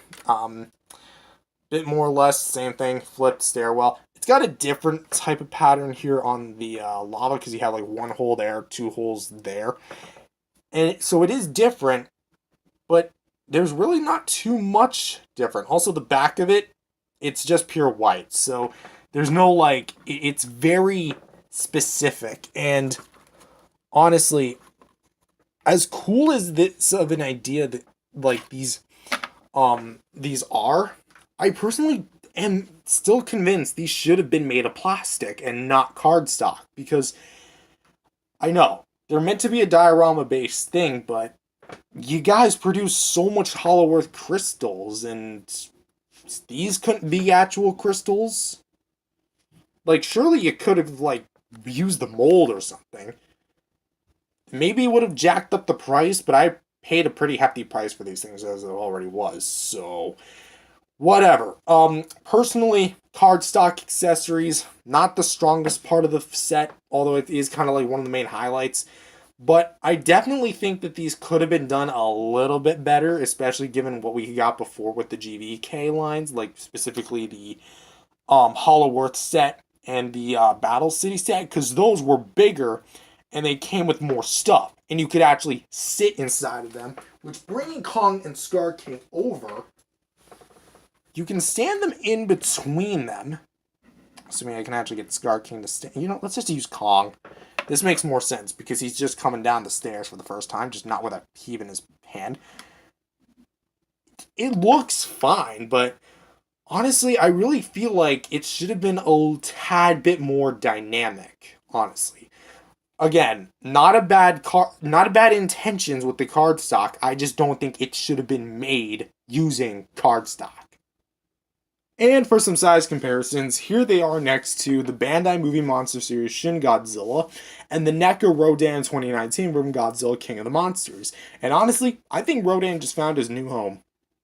And here they are next to the SH Monster Arts Godzilla 2021 from Godzilla vs. Kong and the Hiya Toys 2021 Godzilla Heat Ray version from Godzilla vs. Kong. And for the comparison you guys have probably been waiting for, here they are next to their original counterparts with the original Battle Gax, Beast Glove Kong and the Scar King with Whip Slash, which I will be doing a much more in-depth comparison video in the following days. And for the final size comparison, here they are next to the next reviews and the pretty much companion set to this whole thing. The Godzilla Evolved from the 2-pack set versus Shimo, and Shimo herself from also the 2-pack. And so overall, what do I think of this set? Honestly, it's not bad in the slightest. Well, there are some duds, but for the most part, it's actually pretty fun. I like the fact that you can get a Kong and a Scar King figure from the new Godzilla Kong movie and come with all their accessories plus more. However, again, I feel like there's some things that kind of hold this set back from being the best it could truly be. For one thing, again, the cardstock accessories. These things are not going to last.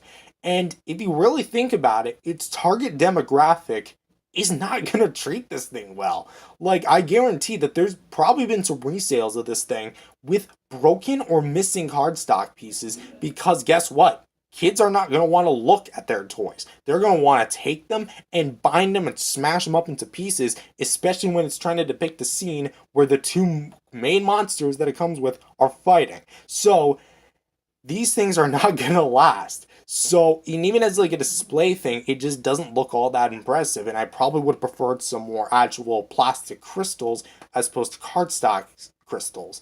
But, again, it comes with more paint than their original counterparts do. That, and again, it's basically a pretty nice package. 2 figures, 2 accessories, 2 cardstock pieces for crystals, and 2 cardstock pieces for firewalls. Honestly, I definitely think that this set could have been done a little bit better when it comes to the cardstock. Just ditching the cardstock entirely, making it plastic, please and thanks. It had some good intentions, and I understand why it's like this. And honestly, I could have gotten way worse. So overall, I'm going to rate this set a 7.5 out of 10. The reason why it's stopping is just, again, cardstock accessories. And if you already own the original figures, do you really need this? Maybe, maybe not. Just print some stuff out and you're basically good. But with that being said, thank you guys for watching. If you guys liked it, definitely subscribe to the channel, leave a like, and subscribe. And I'll see you guys next time. Peace out, everyone. Hello everyone, welcome back to another video. My name is Matthew, and today we're doing an unboxing video. Today we're doing an unboxing for the Godzilla Kong, the New Empire, Godzilla vs. Shimu, Walmart exclusive 2-pack diorama set. If you have not checked it out already, I've already unboxed the Godzilla Kong, New Empire, Kong vs. Scar King set. And we're going to go right on to this. I already assembled the Scar King vs. Kong set, so it's almost like Kong's trying to... Hold on. There we go. It's almost like Kong's trying to fight Scar King to get his King title back, because he's now just Kong instead of just King Kong. Thanks to some legality stuff with the Universal and all that stuff. Okay, hold on. What if I just... There we go. Just kind of pop that out. That's better, yeah.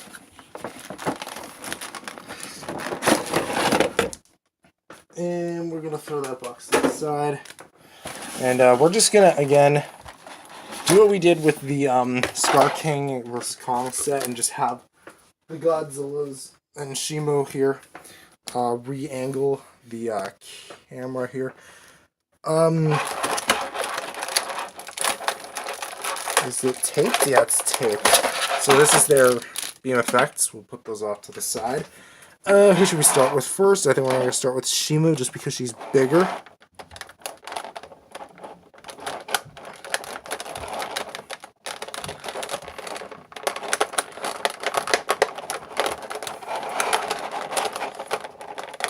Come on. Yeah. Actually, I have an idea. There we go.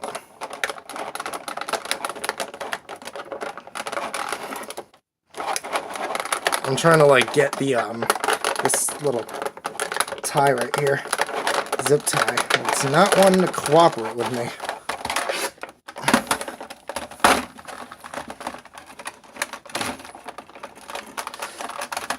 Okay, what the heck? There we go, finally.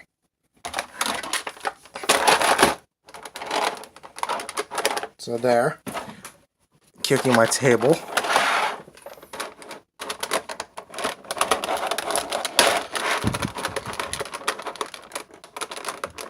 Where is it? Is there a twist tie back here? No, there's not for this foot, surprisingly. So I think we can just kind of take Shimu right on out.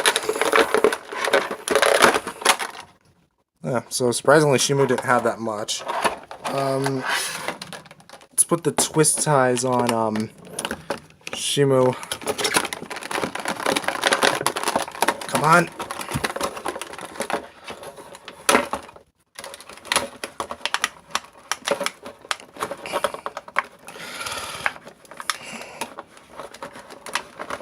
It's hard. Like, it actually is a lot harder than it looks.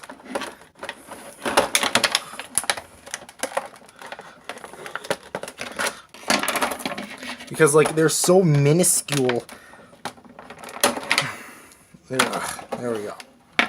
So, I think attaching this should be not too much of a problem. Actually, yeah, it's a pretty big problem. I'm gonna... let's put Shimu right here. And we're going to put Godzilla next.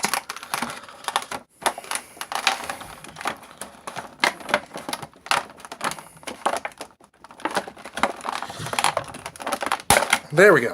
Godzilla's foot. And we're gonna go Godzilla's tail here, which okay, there's one.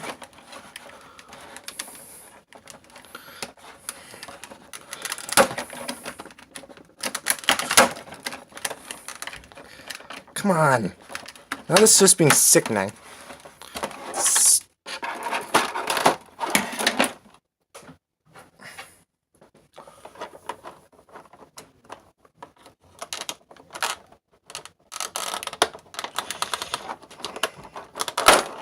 There.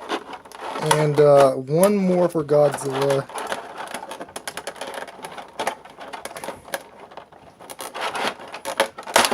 There's Godzilla's tail, and I think we can just pull Godzilla himself out. Alright, so... Oh boy, he feels a lot looser than the other one does. Oh, well, this is going to be such a fun time to clean up, isn't it? So let's see if we can fit Godzilla's tail into his butt. Okay, so we can fit Godzilla into there. I don't think we can fit Shimo in. At least without the blow dryer, so... Honestly, this thing, these, yeah, a little higher. There we go, that's about it.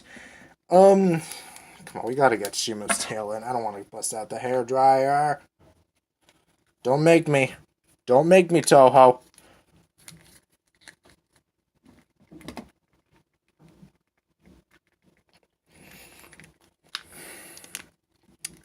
I know we have to use a blow dryer, but I didn't do it with the other one. There! Yay, we did it! Now I have like several dents in my hand. Great. Review coming soon. I'd have to just assemble the other ones first, and let's get the bag open.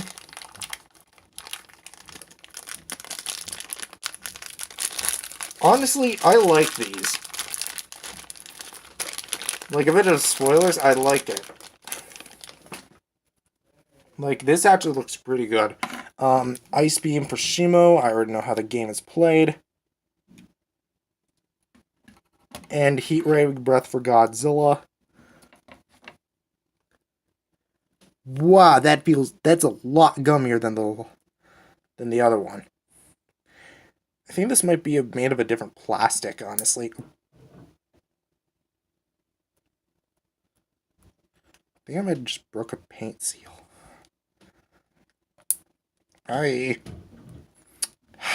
Well, that might not be coming out, but you know, it might. Anyways, that's it for this video. If you guys liked it, definitely subscribe to the channel, and I'll see you guys next time. Peace out, everyone. Leave a like and subscribe. Peace out, everyone. If you enjoyed this video, remember to leave a like and subscribe. With that being said, welcome back to another review. My name is Matthew, and today we're doing a figure review of the Godzilla vs. Shimo Walmart exclusive 2-pack diorama set from Godzilla X Kong, the New Empire from Playmates Toys.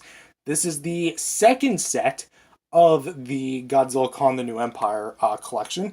And basically, we're just going to be reviewing the whole thing here. So, we previously reviewed the Kong vs. Scar King set. If you want to watch it, it's the newest video before this one. So, definitely watch it on my Playmates list. So, with that being said, let's dive into it. First up, we're going to take a look at Godzilla himself.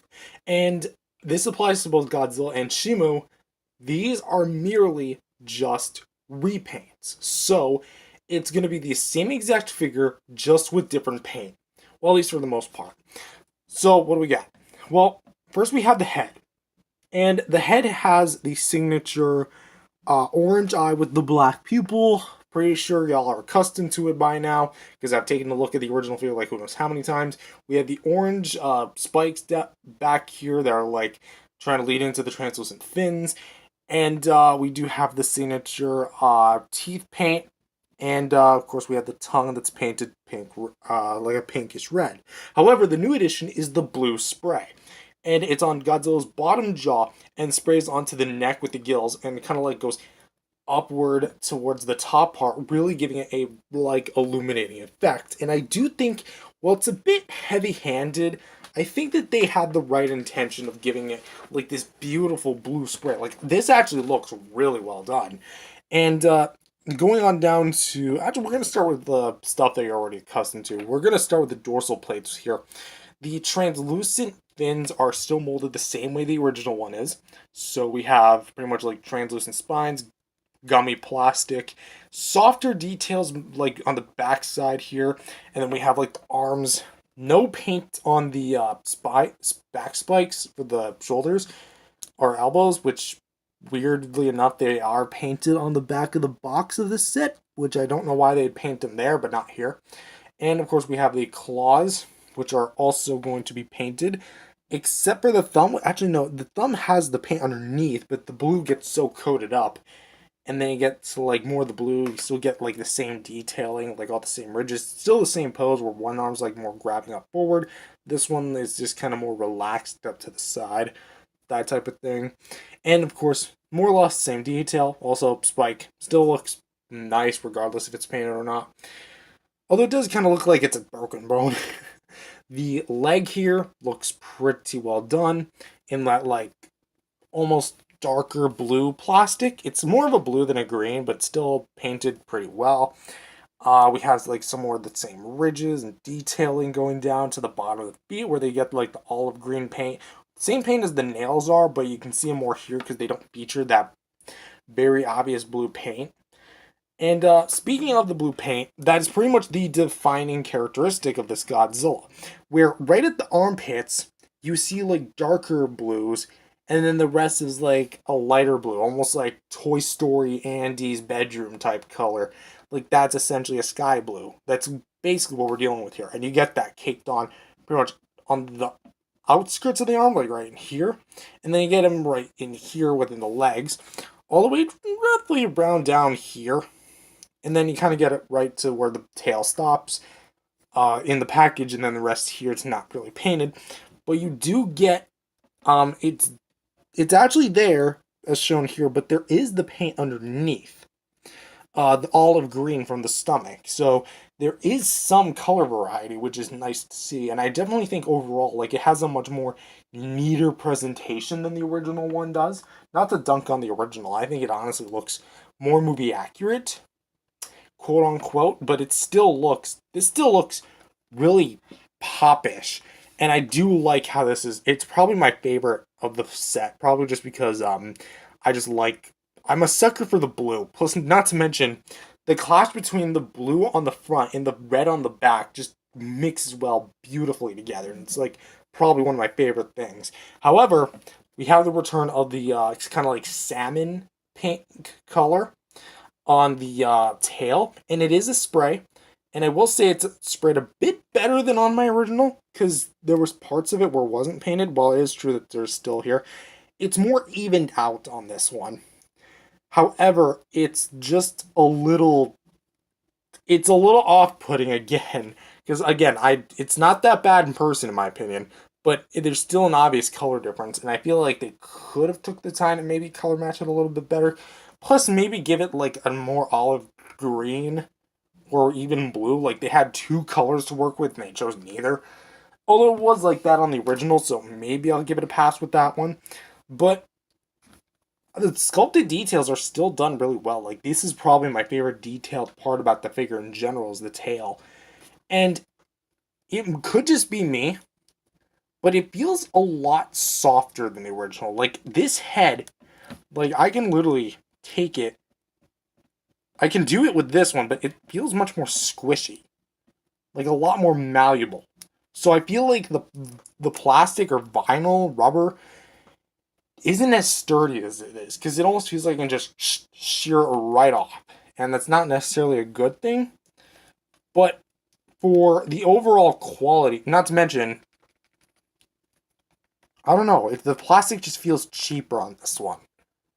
But the paint job is pretty much, and the mold is pretty much the exact same.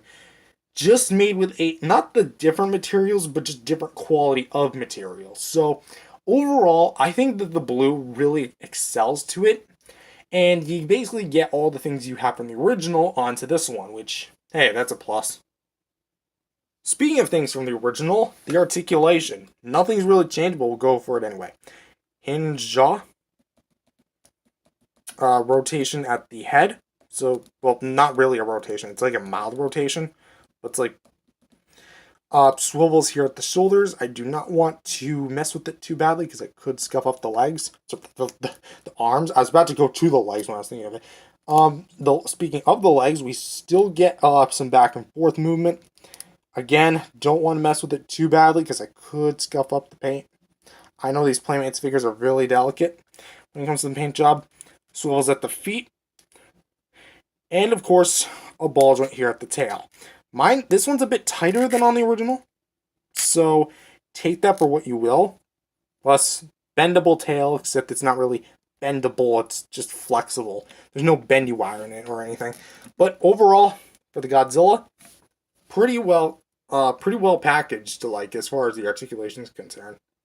Now for the accessories, and I'm sad to report that even though you obviously saw the beam effect in the intro, there is no beam effect that came with this guy. Yeah, all it just did was come with Shimu's, and I'm just joking. It did come with its own. So basically, it looks like this. Not really much changed. It's the exact same thing. Red beam. You essentially just plug it in like this. Come on, get that in there. That was a bit of a more lighter grip. Kind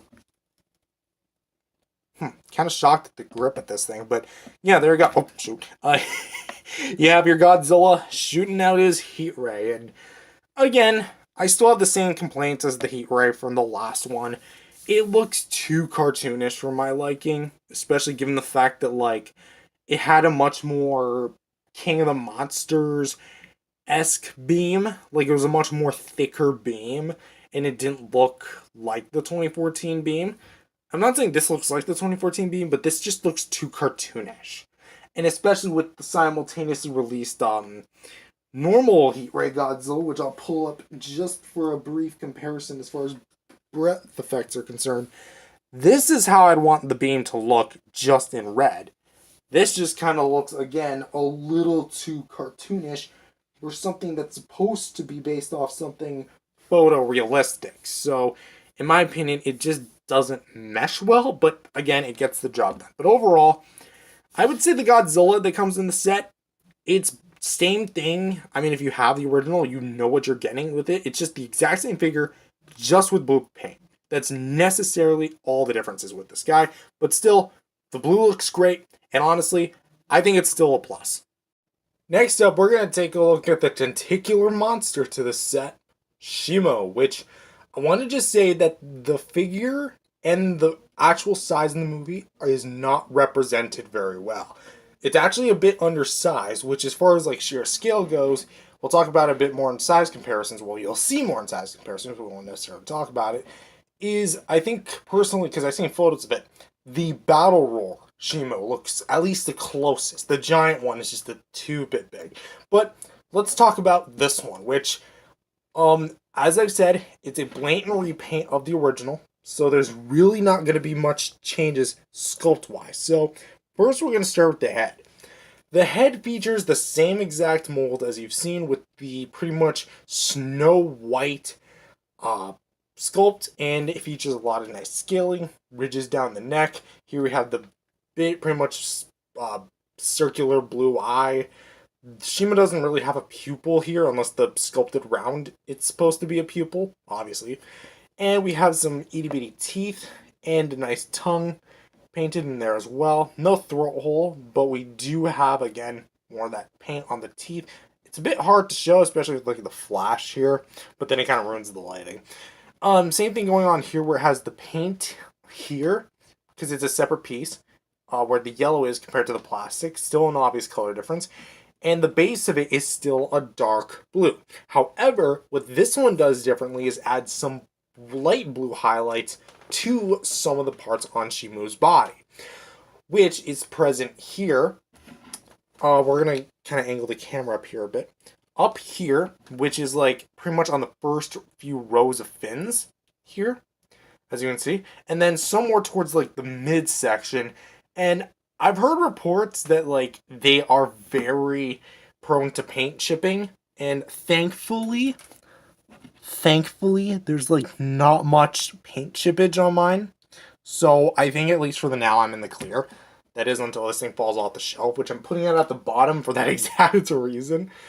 And but the overall detail's still kept. It has that nice translucent blue base, which obviously is like dark indigo, almost looks purple sometimes. And it again looks great. And I like the kind of color transition where it's like, again, I know it's a spray, but it really lends itself, like giving like a illuminating effect, almost like a gradient. That's what I'm looking for, a gradient. But at last, this entire piece from this piece here and here, right to where it meets the tail, all translucent plastic. And the row back here, still not painted, but that's okay because you're barely going to see this thing if you have it front facing like I am going to have it. Now, my biggest gripe about the figure, well, the original one, was that it lacked detail on the sides. That is still true here. And even though it has some mild, very mild blue spray, because there is a mild blue spray here, it's just not that good and impressive to actually showcase the overall detail as much as I'd like it to. And there's even like a small blob which actually does more than what the spray does. In fact, the spray is so mild, it almost just shouldn't even be here because you can kind of see there is something blue in there. Like it's a very apparent blue wash to this figure. And it's so faint. Like at first glance, I almost didn't even notice it, but then I took a real close look, and it's throughout the entire lower section. You can kind of see it's on the bottom jaw, and leads to the neck, down to the stomach, from the chest, and is even on the bottom section of the tail, which you can clearly see right here. Plus, it's on the legs here a little bit. More towards like the top sections of the legs. You can definitely see that there's something blue. And as speaking of the tail itself, it features the same blue spray that you see on the original figure, plus the thagomizer, which is actually a bit better painted this go around compared to my original Shimo, which, hey, take it or leave it. And honestly, I think like as far as the blue is concerned, I actually got mine defective. Yeah.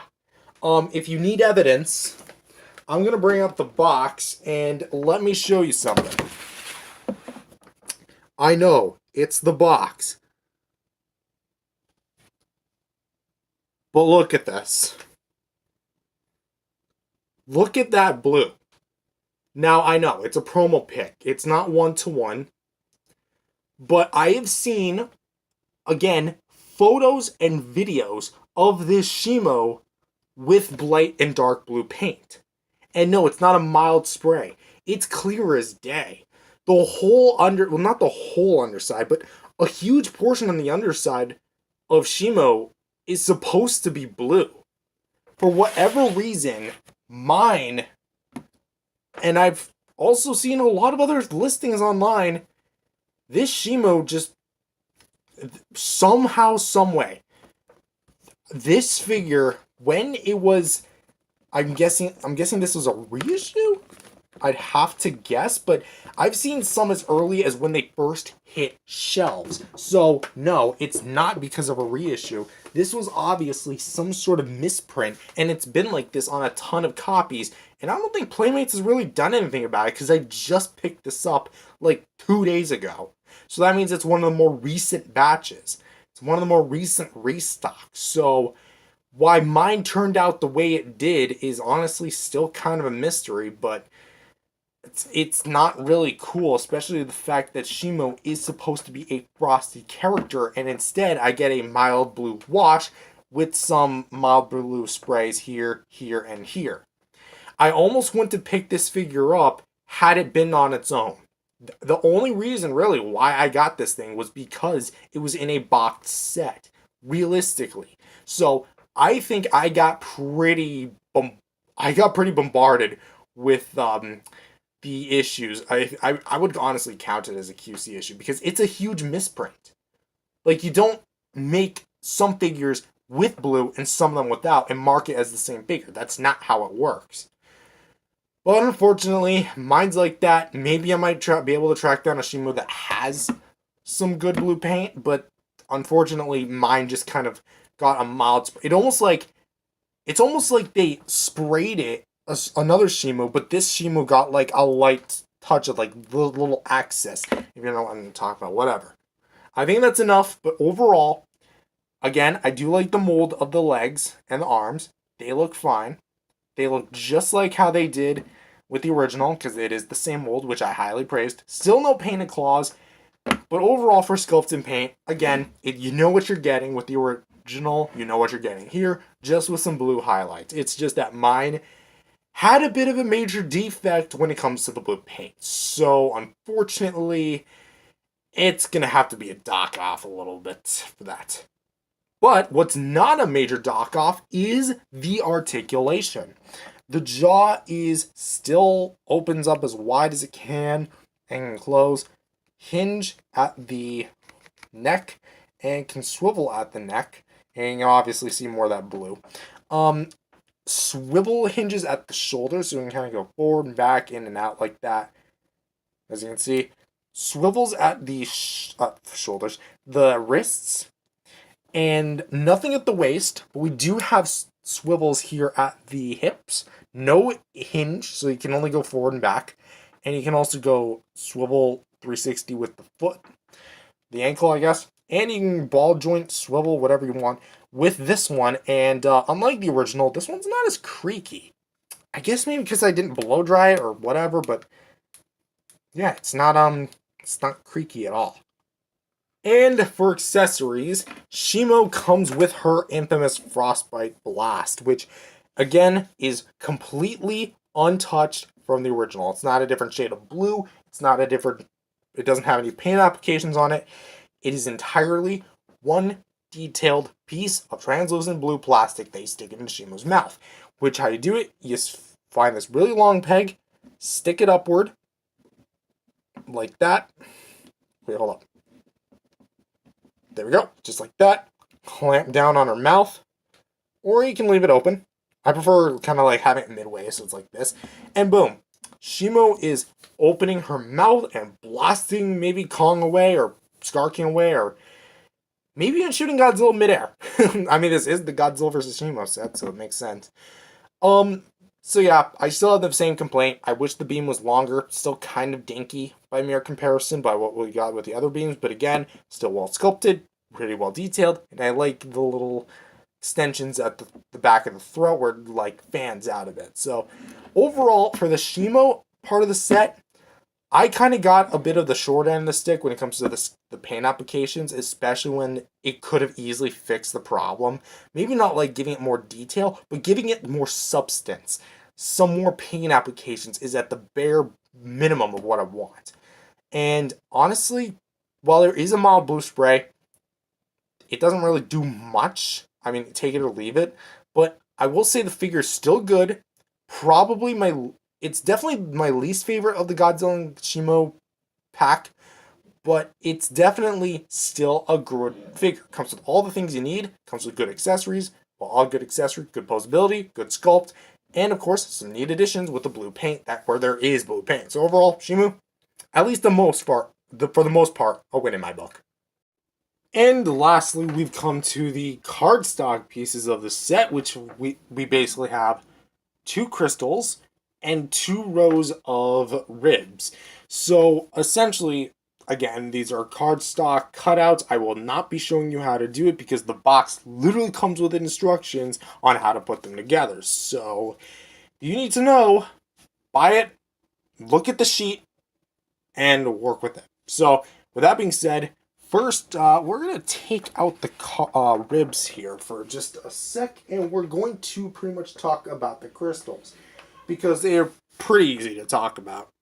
First up, we're going to take a look at the crystals, which are basically 2-piece crystals, which you have 1 piece to act as the sand, and the big part of the crystal, which is essentially just the big part of the crystal itself. There's really not much to say. And I'll say it once, I said in my last review, with the crystals, and I'll say in this one, these deserved to be made of plastic. it's kind of weird that they're able to produce so many actual crystals that are made of plastic for the Hollow Earth blind things, but they're not able to produce it for this set, and instead rely on the same type of crystals that come with the other set, just color coded. If you don't believe me, they're essentially the same exact crystals, again, just different colors. You assemble them the same way, they come the same way. In fact, the only real difference is that they're made, well, they're just blue. Bluish green, I should add, like a teal, turquoise type color.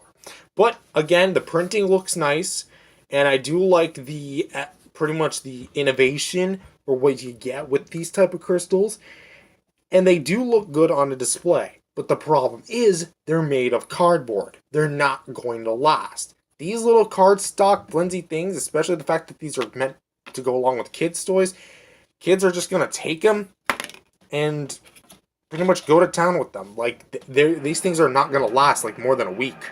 But for a diorama, it's not bad, especially if it's more towards the back of a display. That I kind of understand. But if it's more front facing, just put it to the back, man. Just buy yourself some hollow crystals and put them there. So I don't really have a lot to say about the crystals themselves, because they're essentially the same thing that came with the previous set, just blue. However, what's not really weak at all, or actually pretty unique in that sense, is going to be these rib cages. And even though, again, I think I would have honestly preferred them being made of plastic, not cardstock, I feel like these kind of warrant it being better as cardstock rather than how the crystals are made of cardstock.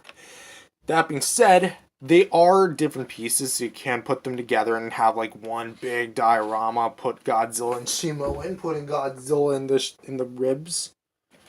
Oh, it's putting it a little bit more like this. There you go, close enough. Whatever. So just for a closer look, we're gonna pretty much start with this one. They're made of basically the same thing, just kind of flipped. You have one rib cage that's attached to the thing, and then two more you have to insert, plus another one that's kind of like at the back, and it's like that on both sides, so you know it's like a duplicate print. That being said, it honestly gives the good illusion that, like, yeah, these are made of, well, at first glance, they look like they were made of plastic until you look at it and they're not. But I will say that the printed detail's really good, and it definitely kind of merits itself well with, like, the red and the blue. And even though this isn't really scene accurate to when Godzilla and Shimo are fighting, because they fight in the middle of the Hollow Earth, which is like I think the Iwi tribes, like, temple place, like the 3 crystal temples. I think it's like 3 on each side, like 2 on the roof, 3 on the roof, 3 on the ground. Well, I mean, technically it's the Hollow Earth, so it's like middle, you get what I'm talking about. So now, personally, I am still, again, on the fence about it being cardstock, but I think, like, overall, this has the best execution of any of the cardstock sets, because crystals, nice little novelty, whatever. The firewalls, kind of faulty, at least on my particular copy, because they don't tend to stay together all that great, and I might end up having to tape it, because I'm looking at it right now, and I could very well have to tape mine down. But these look great. Like, they add some dimension. I know, like, the lava falls also add some dimension, but these really add some dimension. And again, I know it's not very scene specific, because they were fighting in the Hollow Earth temple thing, and these rib cages were not there. They are in the Scar King throne room, which kind of makes you wonder why these weren't included in there, but they're here, even though Shimo or Godzilla never really appear. Whatever.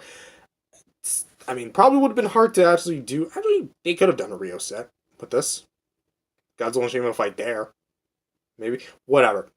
Point is, these are what they come with, and the printing on the rib cages look great. I like it. So overall, I will say that as far as the cardstock accessories go, they're good. I think visually they match the figures here better, because, like, it's easier having red and blue together than purple mixed in with what's supposed to be warm colors. So, kind of clashes, doesn't it? But whatever. Overall, I think that these are probably better than the Kong vs. Scar King set, the ones that they come with. So yeah, there's that. And for some quick size comparisons, here they are next to their original counterparts, with the original Godzilla Evolved with Heat Ray, and the original Shimo with Frostbite Blast, which, if I have to honestly pick like a who's better, I'll go in more depth in a separate videos for these guys. I will honestly say that the Shimo here is a bit better than the Shimo here. As for the Godzilla, sheer quality is concerned, I have to honestly say him over him. His paint job is definitely better of the two, but there's definitely a plastic difference that I'm not crazy. I totally think that this one has a bit more of a durable feel than this one does. And for some more size comparisons, here they are next to some other Godzilla figures, specifically NECA, with the NECA Godzilla 2014, still my all-time favorite figure in the entire collection, and the NECA Godzilla 2024, Godzilla Kong, the New Empire, Godzilla Evolved, bootleg. And for the last size comparison, here they are next to their other brethren with the Kong vs. Scar King set, Kong and Scar King himself. And so overall, what do I think of this set? I think that this is honestly the better set of the two. If I had to choose one, it'd be this one. Why?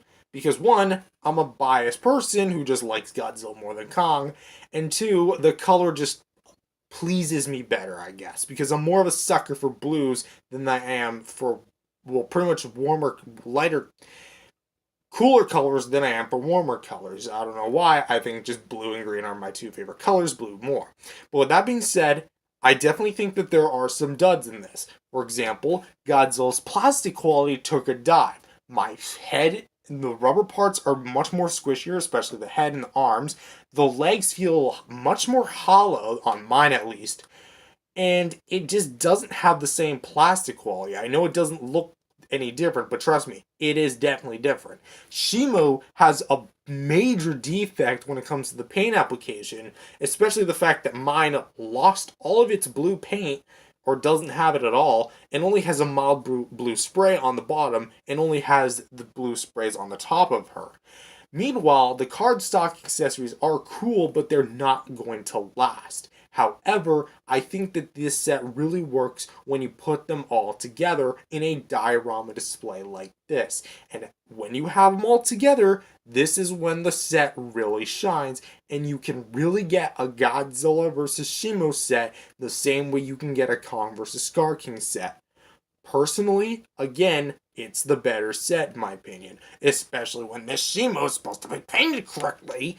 But that being said, again, I like this set. I really do. I'm happy to have it in my collection, and I think just the color clashing together just makes this set all the more worthwhile. And again, maybe my personal bias compared to for the color blue, and here we have a almost completely blue Godzilla set. But here we are. So, again, I overall rate this set, I'm going to say an 8.5 out of 10.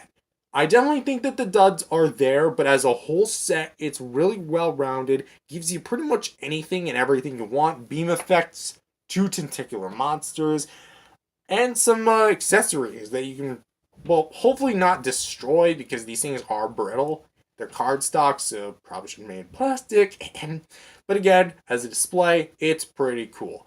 But with that being said, it's definitely my personal favorite of, not the whole Playmates line, but definitely my personal favorite of the GXK collection so far. But with that being said, where's my Godzilla Kong and the Pyramids, huh, Playmates? Thank you guys for watching. If you guys liked it, definitely subscribe to the channel. And I'll see you guys in the next video. Peace out, everyone. If you enjoy this video, remember to leave a like and subscribe to the channel. With that being said, hello everyone, welcome back to another video. My name is Matthew, and today we're doing another unboxing. Today we're doing an unboxing for the Playmates Godzilla Kong, the New Empire Wave 2, Energized Godzilla, and Kong with Battle Axe. I've been looking forward to these two for a little while, and I finally got around to doing it because I'm a stupid, slow butthole. Now, I actually have to film this really quick because I got to be out that door in like pretty quickly. So, and of course I lost those scissors. I'll be right back. And just to make my life like a million times easier, we're going to start with Kong first. So they had a pretty big, not a big selection, but still a decent selection of Godzilla and Kong stuff. I was actually sent a photo by one of my relatives of the selection they had there, and they had Ghidorah. I was really excited, but then I guess since it was a few days ago since Ghidorah got sold, and it's holiday season, and everyone's like buying all that stuff. Unfortunately, it got sold, and I still don't have a 2019 Ghidorah. Rip. But hey, some happy kid or grown man, or heck, maybe even woman out there has himself a King Ghidorah figure. Which, hey, more power to you. Oh boy, I hate this. I really, really hate this. Okay, there we go. We're gonna go. Actually, I think I'm gonna go try that method again. Where I open that box. Okay, almost just slit my finger. There we go. So, can I actually No, I cannot. Although I saw online that I can actually do this. Oh, shoot. I never tried this before, so... Does it work? Oh, I can. I've never done that before. Okay. So we're gonna, untape that. We're gonna undo Kong here. Oh, great. These zip ties are always the worst.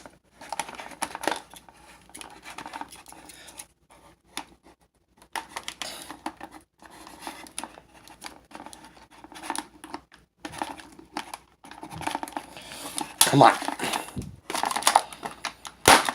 There we go, finally. Oh wow, you are really heavy. It's essentially just a modified mold of the Beast Glove Kong, just with the TVK Kong's battle axe, which I think just looks a lot cleaner overall. Trying to unpop this one. Freaking tape, dude. Stop with the tape, Playmates.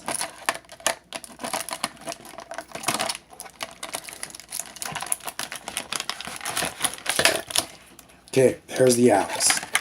We're gonna put this box back together. And you know what? Screw it. Just put it to the side.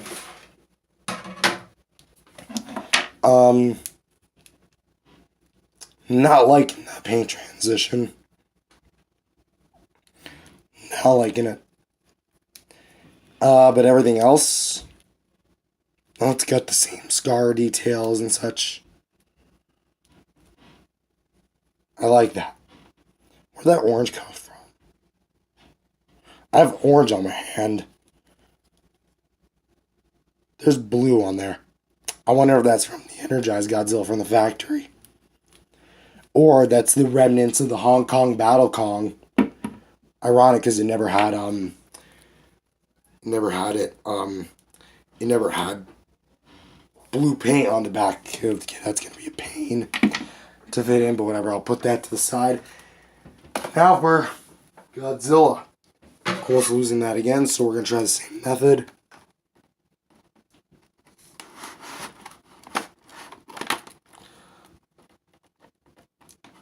Strip there. Strip there.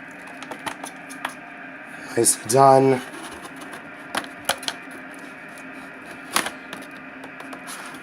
Alright. I know I'm a little sucky. Alright. And get this guy out. Godzilla should hopefully be easier to do. Just because there's more exposed areas for me to go ahead and actually cut. Is the arm... No. Good.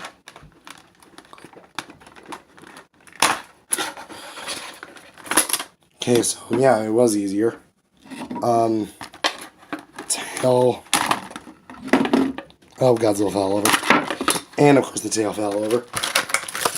And taking the fighter drone jet thing out. Kind of wish it came with a beam effect or some kind of like pulsating effect. So there's the drone. And some assembly required.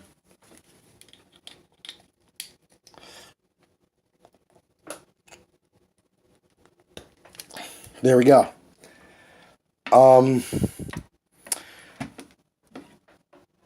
Mine's got a bit of a super glue spec. I mean, cheap plastic kids toys, whatever.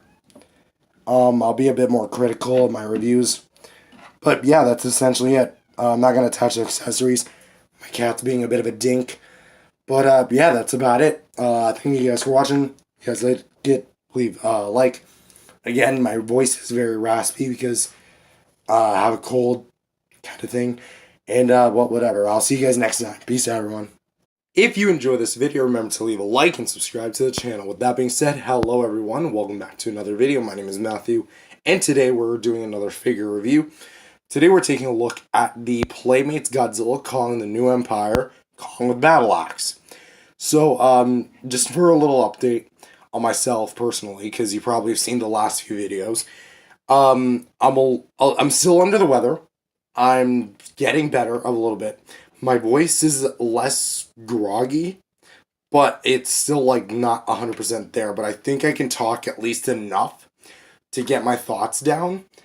But I'm not going to be like hammering down my voice as far as like voice acting or anything goes. Just because like this is, again, as much as I can talk. So if I start sounding a little groggy, I'm probably just going to drink some water in between. So, yeah, back to the figure. If anyone doesn't know, this is part of Wave 2 of the Godzilla Kong, the New Empire line from Playmates Toys. And I already took a look at all the figures from Wave 1. And this is part of Wave 2. Right now I have this and the Godzilla Energized. I'm trying to track down Mothra and I'm trying to track down Tiamat. Or Tiamat. I'm going to call her Tiamat just because that's what they call her in the movie. But yeah, this is going to be the standard variant of the Kong, which is ironic because the Beast Club Kong came first. And, you know, I was looking forward to it a lot because, you know, it's kind of like a redo of what is essentially, quality-wise, my favorite figure of the original Godzilla Kong, the New Empire, sorry, Godzilla vs. Kong line. But here we have the sequel, and here we have like a newer version of that figure, which we will be comparing it to, both in this video and a different video. A more detailed video, I should probably clarify. But with that being said, let's go ahead and step on into the figure. So first things first, we're going to take a look at the sculpt and paint. For the head, it actually has a new head sculpt. This is not something Playmates has used before, prior to this figure. But as we can see, it is a more gnarly, closed-mouth version of the Beast Club Kong's head sculpt. And it, honestly, in my personal opinion, looks a lot better. I feel like my main problem with the Beast Club Kong's teeth sculpt is that it looks too small. Like, the teeth themselves, something about, like, the teeth just doesn't look right, I guess. But here, it's just all teeth. And I guess this honestly kind of just looks a little better to me. The eyes are a lot, I wouldn't say they're a lot smaller. I would honestly say that they're actually a bit of an improvement. Of course, they look a little wonky, but at least here, they look a little better. They still are orange, and the teeth are painted like a bit of a bone yellowish white kind of color. And they still don't have the silver tooth, which I would presume would be easy to paint. Especially by now that this is a later figure coming way later than the movie did. But again, it still looks nice. You have like the gray spray, kind of goes around the kind of like the skin patches. And on the head, again, it looks great. I do like all the fur details. carried over the nostril details, the ear details. Again, it looks a lot better than what came before with the 2020/2021. I say 2020 because the GPK figures were released in 2020, but the movie released in 2021. But yeah, that's that.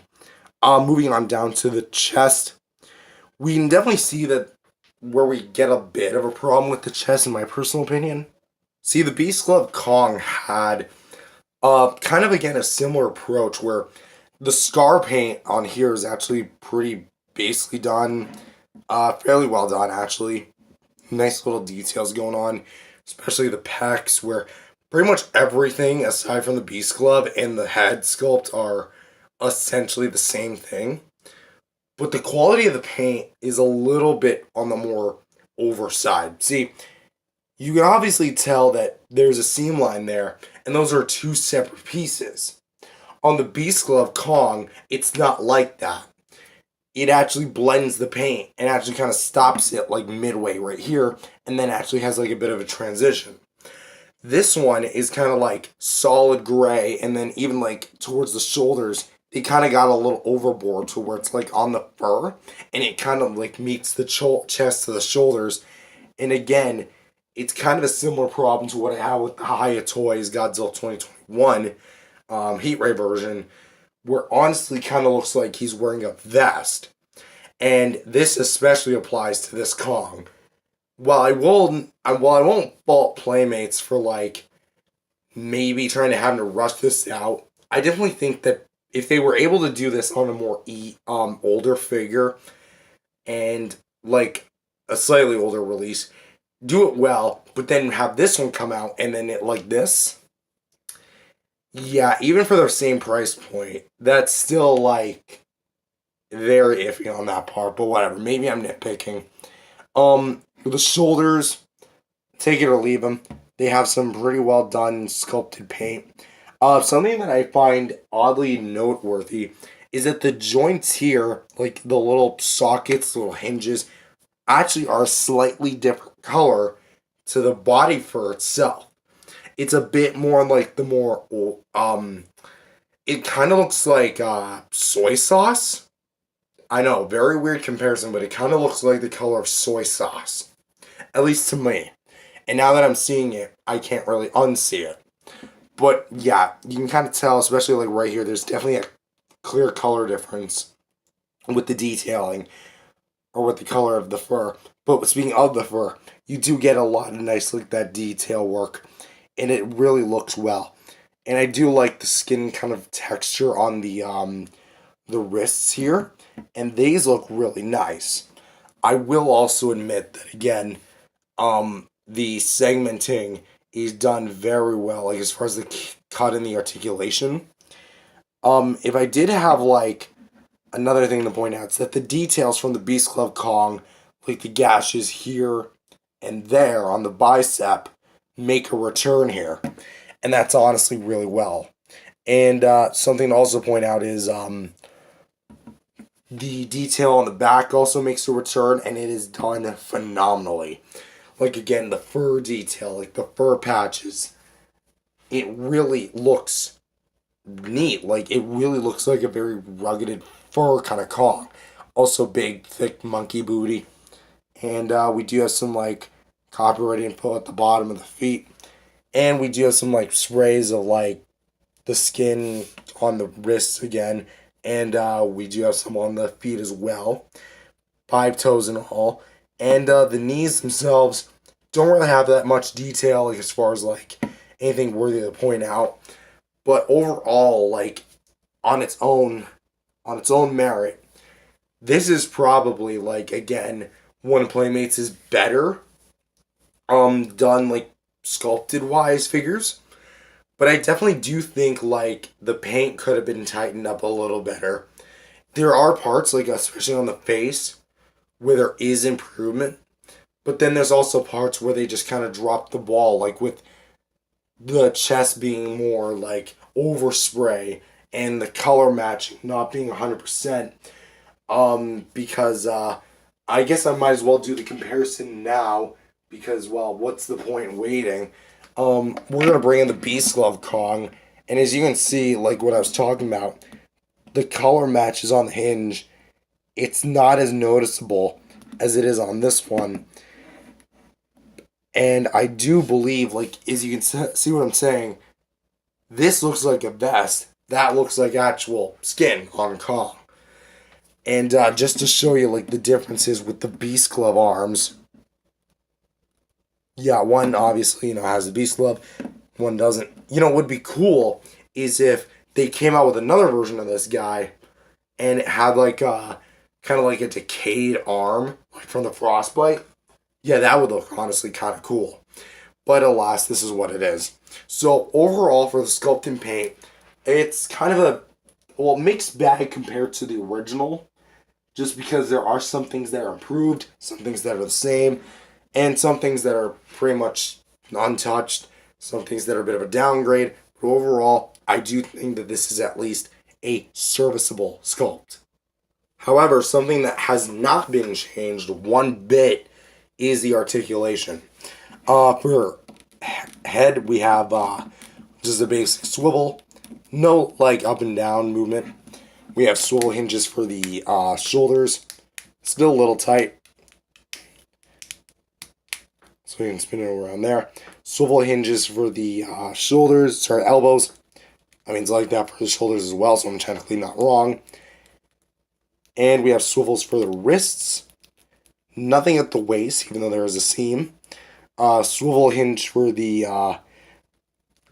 head here. So the head. The leg. So we can go up, down, and side.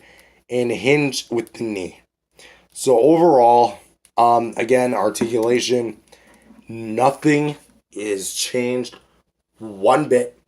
But what has kind of changed is the battle axe, which, moving Kong here, this is the battle axe that comes with the figure. And at first glance, it looks the exact same. I keep spitting everywhere. And you'd be right. This is kind of the same. However, pulling up the original Kong with battle axe and prying that one open, putting that guy behind him, you can already see a big difference. The blade itself just looks a lot better. See, I originally was kind of confused what the brown was supposed to be. And it wasn't until I found out it's just a wash underneath.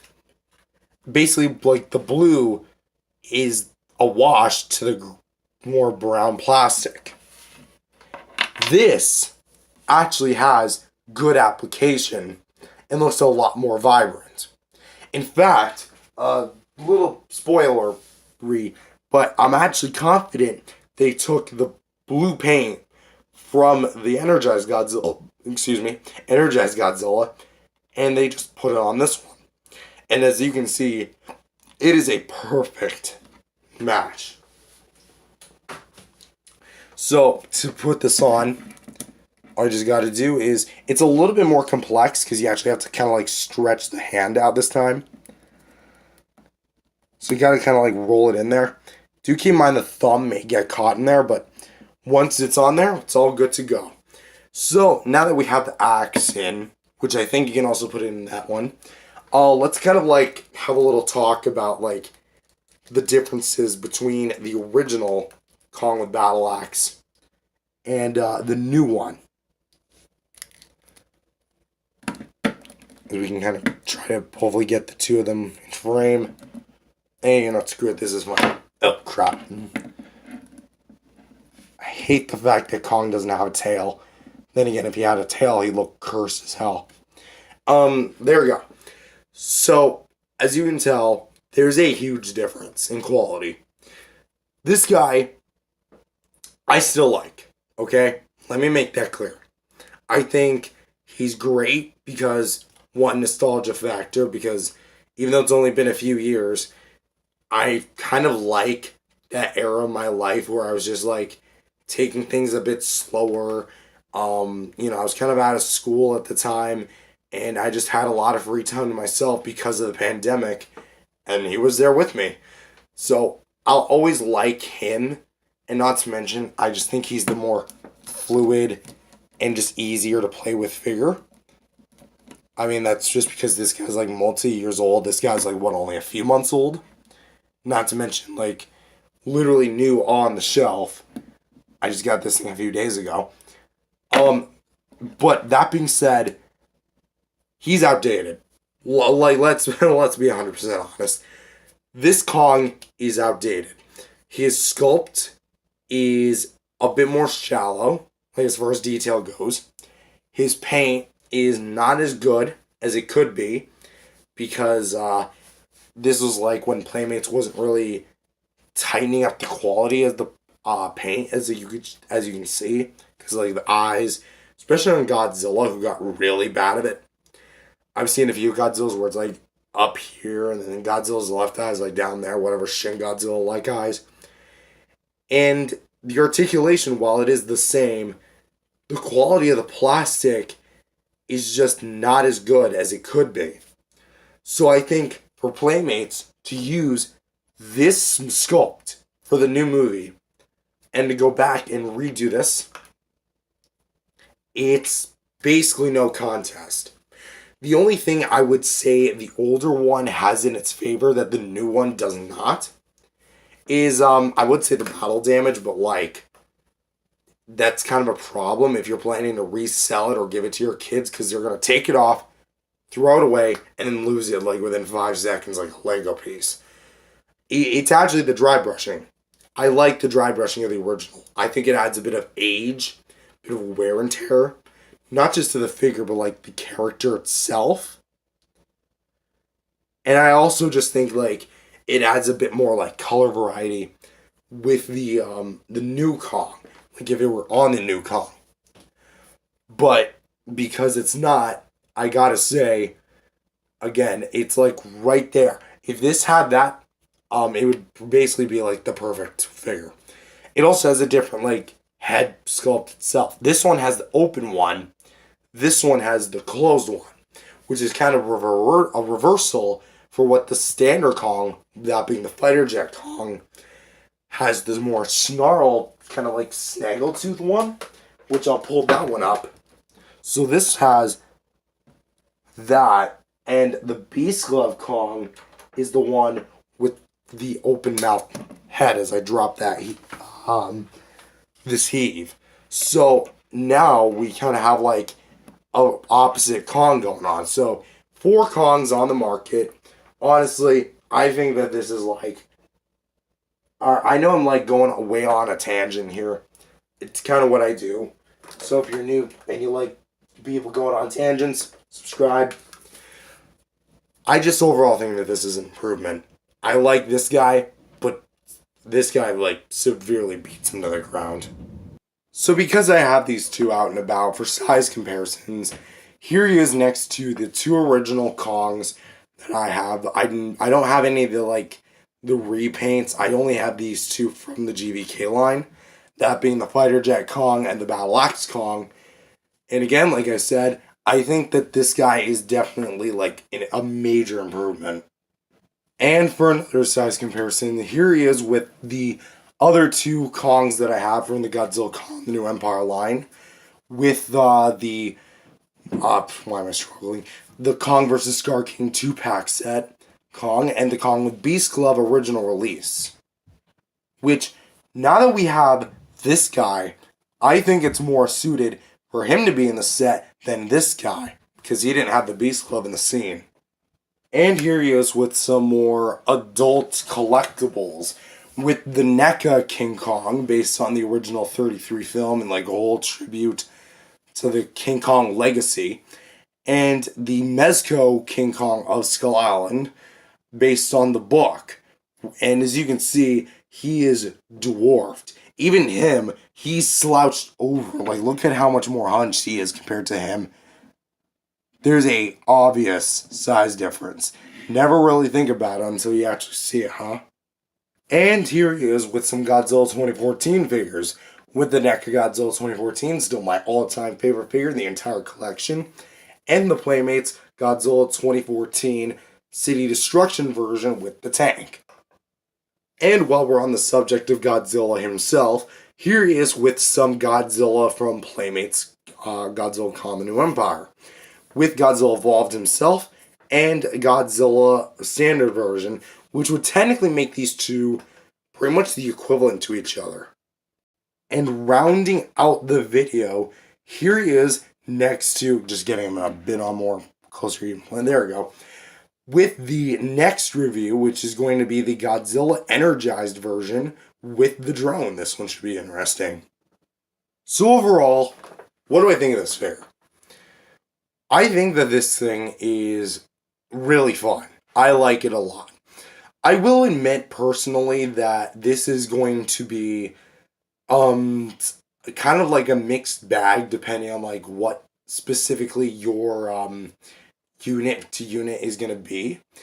What I mean by this is some might have like the paint pretty well done. Some might not. Some might have pretty bad QC issues because of how mass-produced Playmates Toys are. It's kind of hard to keep track of quality. So just keep in mind when you're going to retail, pick the best looking one. And I think you're going to walk away a happy camper. If you already own the GVK Kong with Battle Axe, just get this one. It's a great upgrade. Even if you already have the Beast Glove Kong, it's still got a presence on the shelf all on its own. And I think that this thing was a pretty worth it purchase overall. But with that being said, thank you guys for watching. If you guys liked it, definitely subscribe to the channel and leave a like. And I'll see you guys next time. Peace out, everyone. If you enjoyed this video, remember to leave a like and subscribe to the channel. With that being said, hello everyone. Welcome back to another video. My name is Matthew. And today we're taking a look at the newly found Playmates Godzilla Energized with drone from Godzilla Kong the New Empire. This is going to be the second figure we're going to take a look at in the Wave 2 line. Which, again, as of this recording, I'm still trying to find Tiamat and Mothra. And we're also just going to be kind of going through the motions with this. So, basically speaking, this was honestly the one I was looking forward to probably the least. But then I finally have it in person. And let's just say I have some interesting thoughts about this guy. But you know what? Let's go through the motions and take a look at the figure. Now, first things first, we're going to start with the sculpt and paint. So, for the mold, it uses a variety of different plastics. The head is made of a more softer plastic. We're going to take a look at this here. And as you can tell, the detail here is severely washed over, where there is detail at least. So the base of the body is going to be made of like a grayish blue plastic.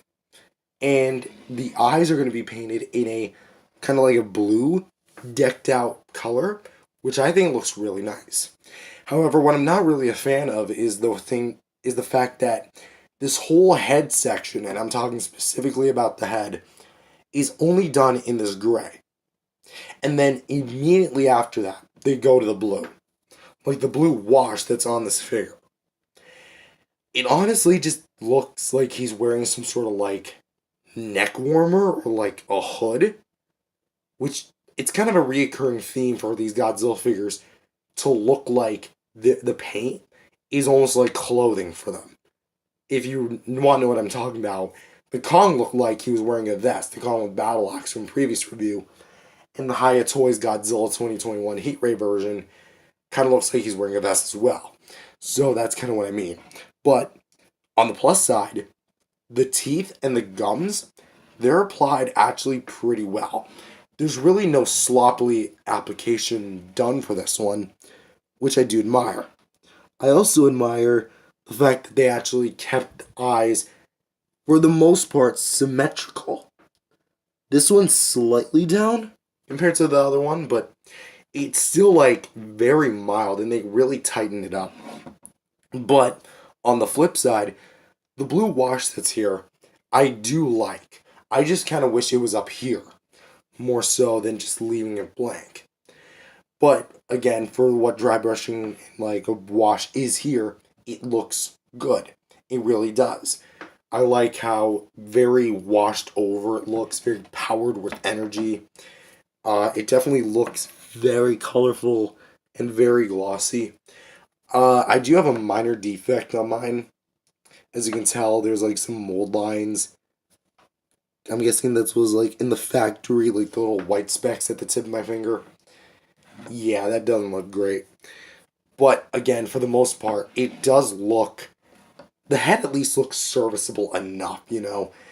But going down to the chest here, the wash kind of gets a little heavy-handed, and honestly looks less like a wash and more like pasted on paint.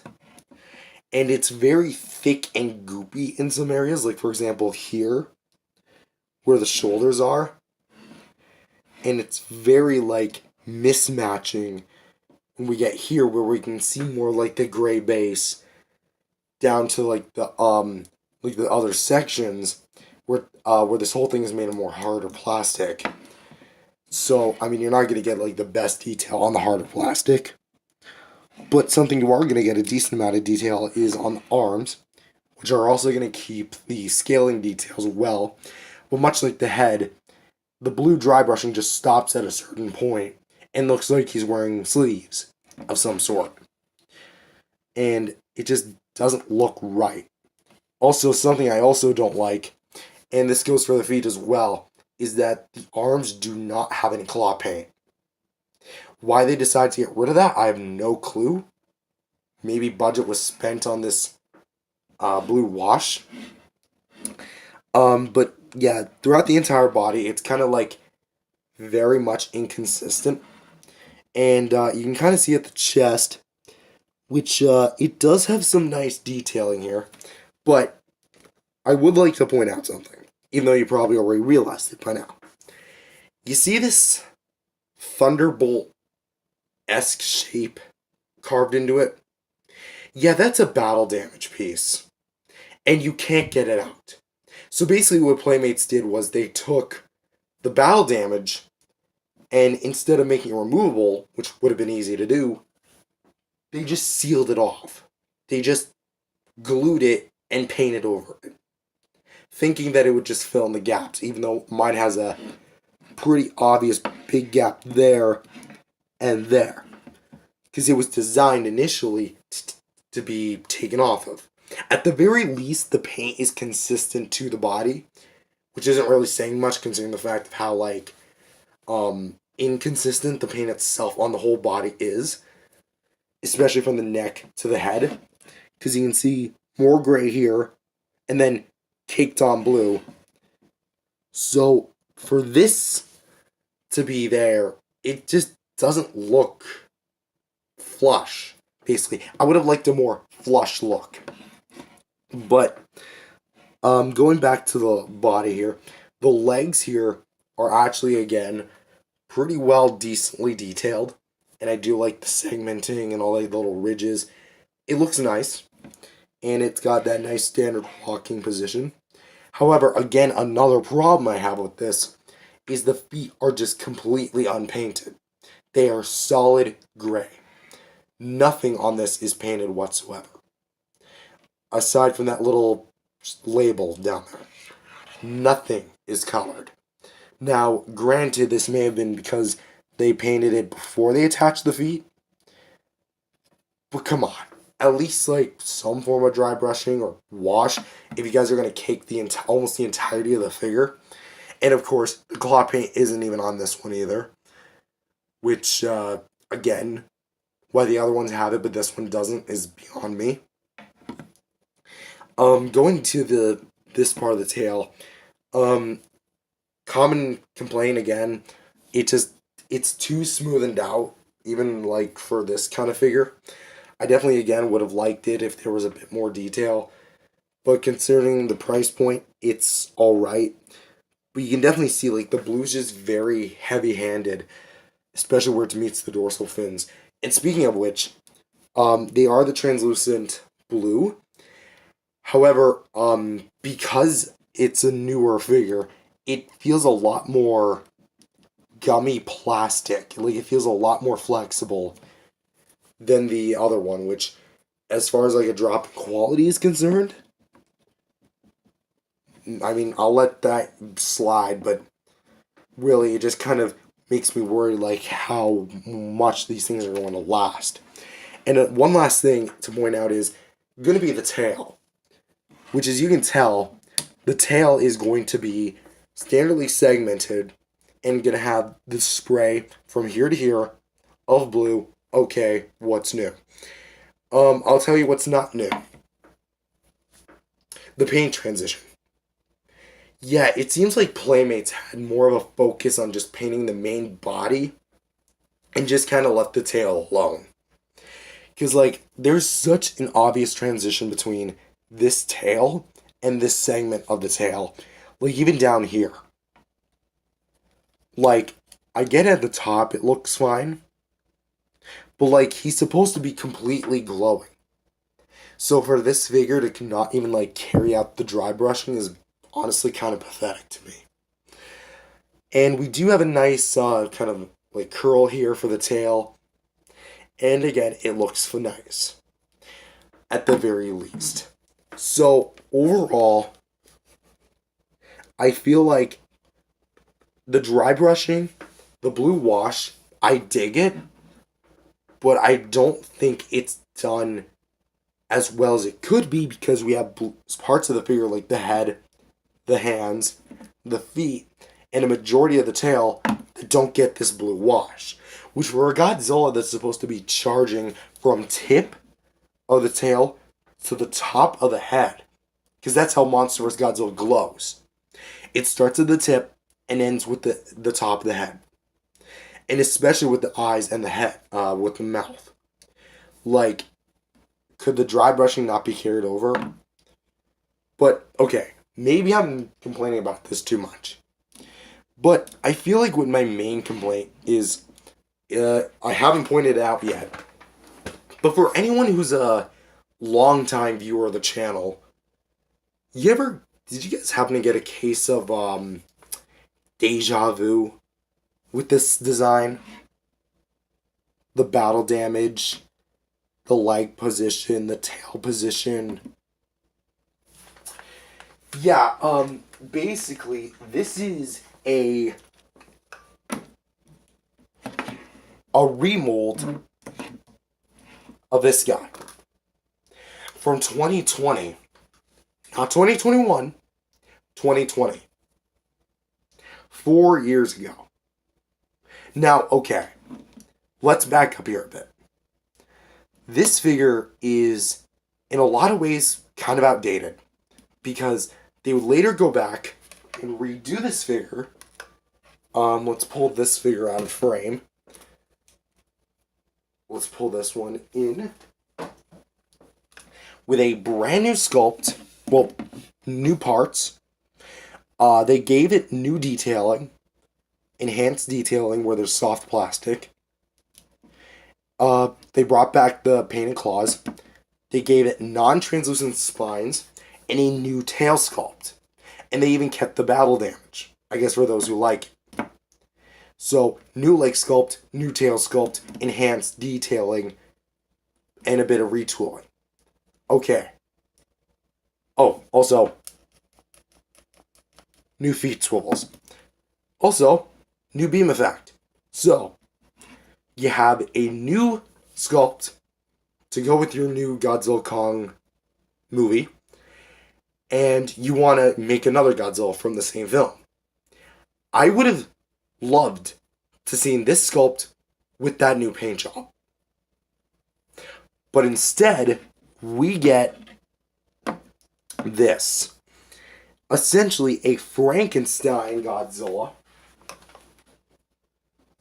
that takes the mold of the radio tower and hybrids it with the battle roar, the atomic blast Godzilla, and they mix the two together. They take the gray sculpt of this one, and the blue translucent spines of this one, and the blue eyes, and boom, you get this.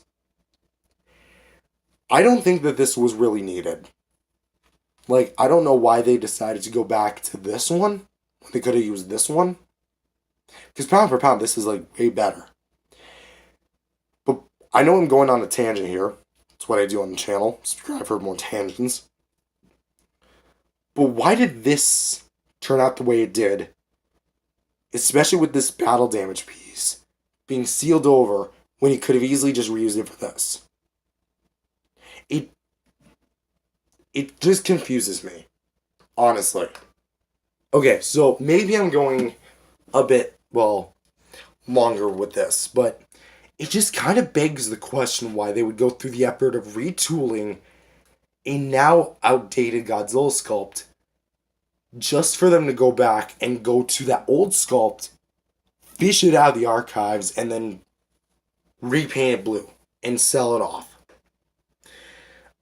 Honestly, I kind of expected a bit better because, again, like the old sculpts are fun to go back to, but like not like this, especially like with how mismatched the blue is, and especially with something that doesn't even look like the one on the back of the box, which is actually kind of evenly painted, even though it doesn't have it in the correct spot. Still, I think the paint just would have been a lot better if it was more controlled and it had it all over the body in a more, again, controlled fashion. But whatever. That's the sculpt and paint. And because this thing is a remold, or not a remold, pretty much the same thing you've seen already, it also has the articulation, which hinge at the jaw, swivels at the shoulders, swivels at the hips, no swivels at the head or feet because they are square pegs, but we do have a ball joint here at the tail which can spin around. Okay, cool enough. Now, here comes the accessory, which we have this drone. Is this safe to be showing or mentioning, given all the drones that have been recently flying over the U.S. in the Northeast? Genuine question. Anyway, this is going to be not something. I mean, Godzilla can hold it in whichever way it makes you please. Hold on, let's try to find a way to make this work. All right, there we go. So Godzilla is holding it here, or you can jam this thing into Godzilla's mouth. Just prove to you he's actually biting on it. There you go. For the drone itself, not too much detail. It's kind of a basic little vehicle. Not really much in the way of detailing. It's got some wings, propellers and such, wheels, cockpit, even though there's really shouldn't be any cockpit. But yeah, that's really about it. It's a tiny little gray piece of plastic that comes with Godzilla. Yeah, that's really about it. And for some size comparisons, here he is with all of my 2021 to 2024 legendary Godzillas, not counting Evolved, with the Battle Roar, the 2021 Heat Ray Godzilla, the 2021 Radio Tower Godzilla, the original Godzilla with Heat Ray from the New Empire, and the Skin Godzilla from the Titan Evolution set. And as you can see, he's definitely packing the blue. And here he is next to some other Godzilla 2021 Spitfire superpowered versions, whatever, with the SH Monster, it's Godzilla 2021, the NECA 2019 Godzilla V2, which this is how you do a more jacked up superpowered Godzilla, and the Godzilla 2021 Heat Ray version from Toys. And here he is with some more classic Toho figures with King Caesar and King Ghidorah 2001, both from the Bandai America line. And for the last size comparison, here he is with the, the same day acquired Kong with Battle Axe, which was the previous review prior to this one. And ironically enough, even though the Battle Axe and the Godzilla Energized both feature the same blue paint job, I think it kind of works for the Kong more so than the Godzilla Energized. And so overall, what do I think of this figure? I'm going to be 100% honest. I'm going to be, totally, brutally honest. this might be one of my least favorite Godzilla figures I think I currently own. Yeah, I'm gonna be honest. Look, I know I'm saying that a lot, but it's true. Like, Playmates was on a roll with these newer figures because after, like, we are getting Kong with Beast Club, which had a totally new sculpt and did some things new. The Godzilla evolved, which, even though, like, it's not as good as the Kong with Beast Club, but it's still a fun figure and has a lot of nice things about it. The Shimo was good, even though it needed more color. Scar King had some great posability and a fun accessory too. Suko and Doug had a great package. And even the original one, which I hailed for being too similar to the original, this is too similar to the original. Honestly, like, this figure, in the current state that it is, doesn't need to exist. I honestly think that this figure, if there needed to be an energized Godzilla from Playmates, they should have just said, screw it, make it completely translucent. Much like the Hong Kong Battle Godzilla of past years. And I still think that because look at this translucent plastic. Do you not think that this would have, like, warranted at least being a completely translucent blue Godzilla? I think that would have. And the best part is, I don't really think that I would have really cared about, like, the reuse of the mold. Especially the battle damage. Like, you don't really need it, but it's there anyway. But I feel like, again, this is what we got. It's a mishmash of pre-existing Godzilla, Heat Ray, and Radio Tower slammed into one, mixed in with a little drone accessory, which, take it or leave it. Now, yes, I should mention that this is for kids. It absolutely is for kids. But, you want to see good blue paint applications? You want to see a good, super-powered Godzilla? If it needed to be paint, why couldn't it just look like this? Now, granted, maybe not on all one side, but I definitely think that, like, more sporadic and, even though it's definitely caked on, but more highlights like this. But instead, this is what happens. Honestly, again, I'm not trying to say that Playmates is doing a bad job with their figures, no. I think the Mothra looks great, and I think the Tiamat looks great. But this figure definitely wasn't it. There's always going to be that one figure in the line that's going to be kind of like the major dud. I think as far as the GXK figures go, I think we found it. Do I recommend this? If you own the original Heat Ray Godzillas and the Radio Tower Godzillas, no. You don't need this. Especially if you already own the Hong Kong battle set, Supercharged, Battle Roar, any of the box variants. You don't need this. This is just another 2021 mold repackaged for the new movie. Not even retooled. And honestly, I don't think I'd be this heated at a figure if it would just have used the other one. The new mold they came out with for Heat Ray Godzilla. But, with that being said, that's all I have to say. I strangely enjoy the blue paint, but I think that's kind of about it. But, with that being said, thank you guys for watching. If you guys liked it, definitely leave a like, subscribe to the channel, and I'll see you guys next time. Peace out, everyone. If you enjoyed this video, remember to leave a like and subscribe to the channel. With that being said, hello everyone, welcome back to another video. My name is Matthew, and Merry Christmas to you all. I hope you guys are having a wonderful day. I hope you guys are having a wonderful, maybe time with your family. You know, maybe whether you're on the vacation in, like, I don't know, the Bahamas, Mexico, Brazil maybe. Or maybe you're just staying home for the holidays. Maybe you're still working. Maybe, I just at least hope you're spending some quality time with the people you love most. Your family, your friends, anybody. Maybe you got some cool gifts. Maybe you gifted some cool gifts. really doesn't matter how you spend it. I hope you at least had a good time. Because that's what Christmas is, at least fundamentally, what people can enjoy. A nice time with their loved ones. And I know I have. So I wanted to say, I'm going to talk about something in just a sec. Um, just a little thing. This is my Christmas gift.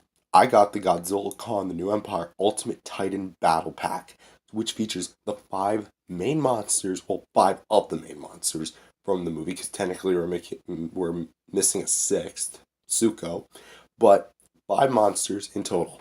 Godzilla evolved, a new heat ray, like, supercharged variant, a new kind of, like, dark lit, better painted Shimo, a more snowy, covered in frost almost, or maybe dust and debris Kong, a more yellowish Scar King, so definitely like a battle, not battle damage, but almost like he was just in the battle, and the newest edition, Mothra. Yeah, I saw Mothra a few times pop up on online stores, but I never got the chance to really get her because every time I would get her, she gets sold out. But now I finally own this. I'm gonna again be talking for a little bit, but I wanted to say like this might be the last one of the last things I get from the Playmates GXK stuff.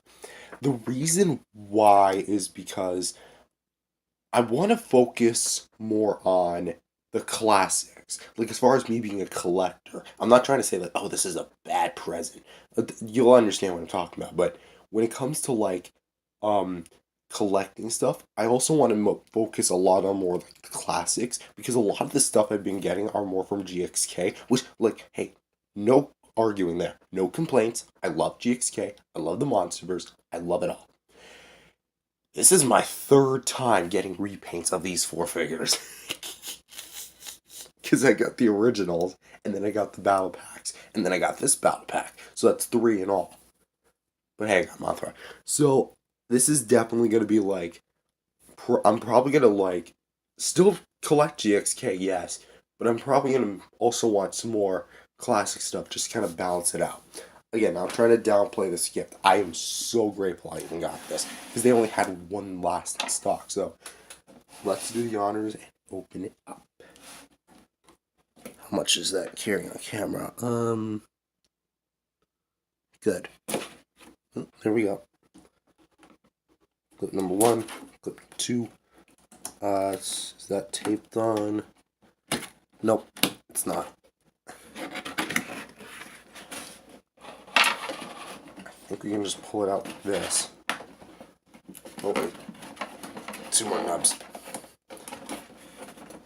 For some reason one was caught. Here comes the $45 shot.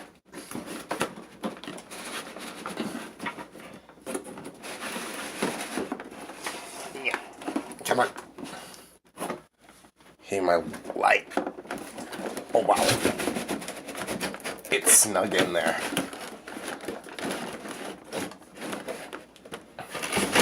Okay, let's pull this up. Wow, we are busy today, aren't we?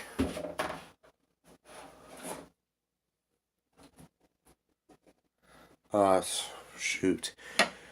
So, alright, let's, how are we gonna do this? Yes, I can't be too loud because I'm recording this more towards the night, and I had to wait because, let's just say, noise is a very big thing.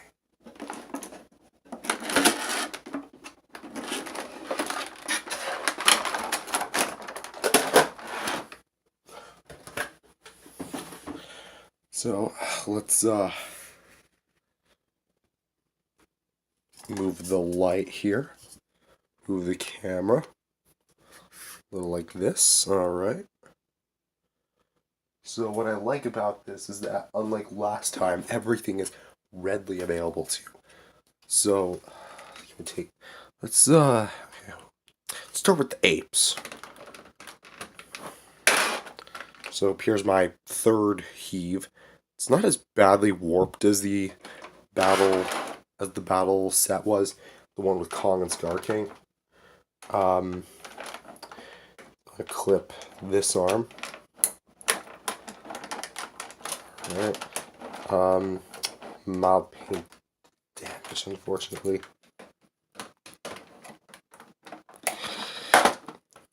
There you go, one clip. This is gonna be a long one. I can already tell because I'm unboxing 5, count them, 5 figures. Oh, dagnabbit.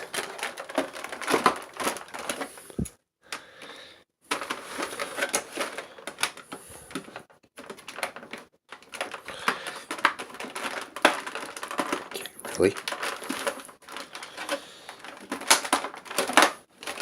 Okay, like, I'm literally got, like, the biggest scissors in my house. How is this not?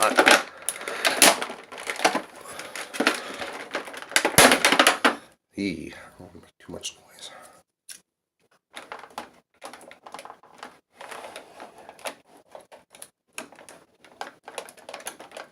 How am I supposed to get this one? There's, like, no gappage. I mean, I'm happy they didn't use the ropes.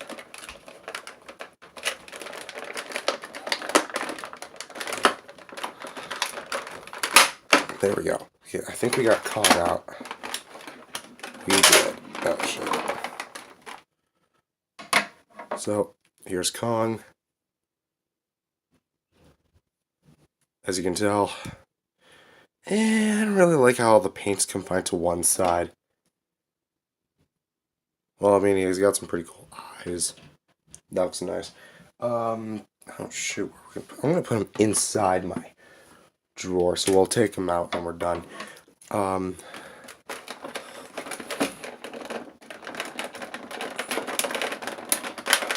Scar King.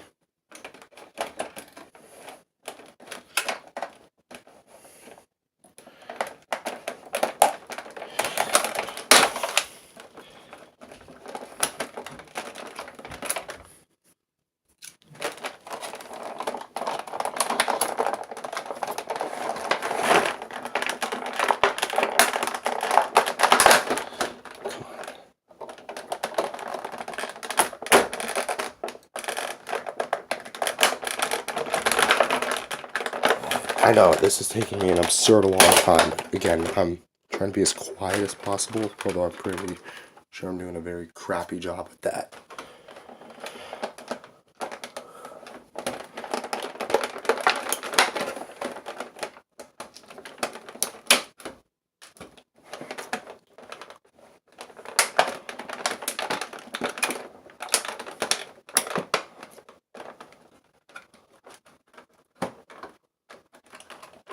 Any other, like, this size? Just one more.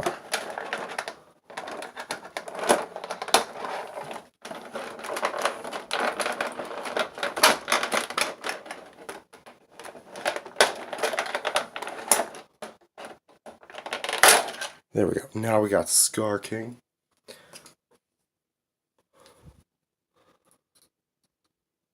Honestly, nice body paint, not so much head paint.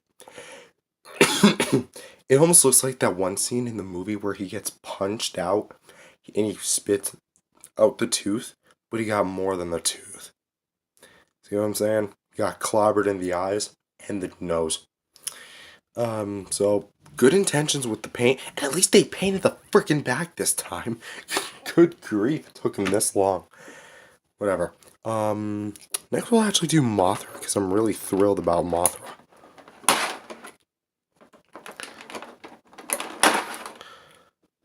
So...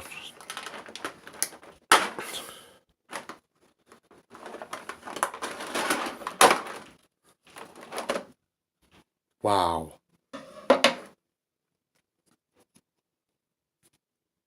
Okay, they're a bit more bendy than I thought they'd be, but this is actually pretty cool. For years, I've only ever owned the NECA Mothra. Always wondered what a Playmates Mothra would look like. Now I don't have to imagine that anymore. I'm kind of concerned about the decals over time, stickers, because that's what they are. There's 8 stickers, 1, 2, 3, 4, 5, 6, and then second wing right here, 7, 8. Can we get G out right now? Yeah, she's taped up. Thankfully, I didn't see the tape. Oh, crap. At first, so I thought that was gonna be like, Wait, hold it. Does she come with the stand? I just realized this thing doesn't come with Mothra's stand. Because I'm pretty sure the 6-inch one did on this fridge. Yeah, whatever. It's not a like big deal breaker for me. So I'm just gonna. Oh wait. Yeah. Well, that's some pretty light packaging. So I guess that means we're doing Shimo next.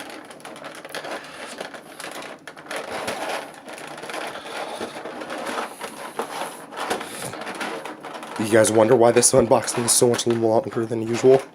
I'm unboxing 5 figures at once. 6 if you want to count G as a minifigure.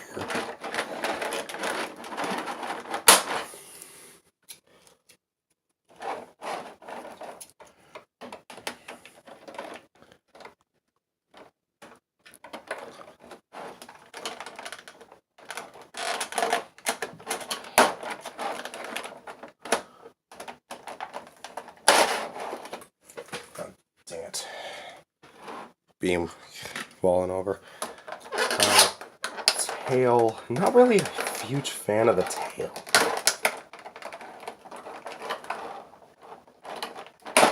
Because they kind of pull a GVK Neon City Kong axe on you. Because they paint this side. Nothing even on the Thagamizers. But whatever, I'll be more critical in my review. My reviews aren't meant to be like, oh, I'm ungrateful for the figure. It's that I'm just judging them based off the product themselves. Realistically, I'm grateful for every figure I get, regardless of how horrible it is. Oh, wow, those eyes. Doesn't that look like Herobrine? You new gens watching probably don't even know who Herobrine is. Ugh. Okay, that paint on the hinge. It's better on this one. So, ooh, that leg is tight. So let's try and plug this thing in. And at least in a way, this kind of remedies my problem I had with my misprint on the last Shimo I got. Which basically, if you don't know, they came out with like a 2-pack set, Godzilla vs. Shimo, when the movie came out. And there was like this big misprint on mine where it's like half of it wasn't even painted. Do I have to get a blow dryer for this? It's like midnight where I am right now. I'm not doing that. I don't want to ruin the paint.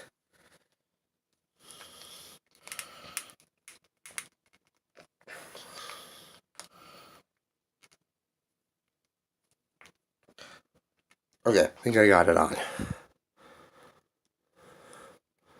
Oh man, my hand has a big imprint now. So yeah, Shimo's freaking awesome.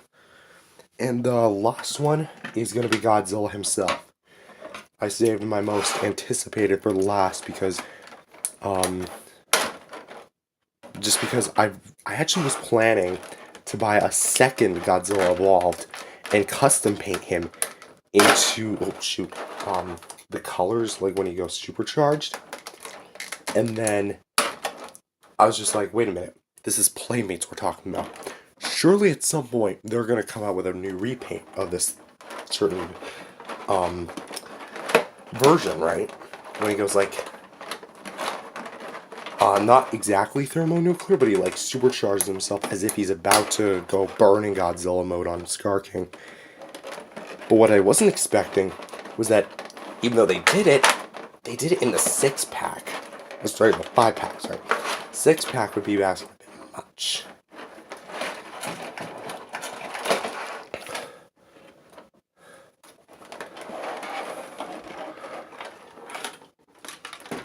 Alright, you know, I'm going to flip this over just to make my life a little bit easier. And I think I just made it harder. Oh, I'm being an idiot. Oh, it's on that foot. Alright, never mind. I didn't see that.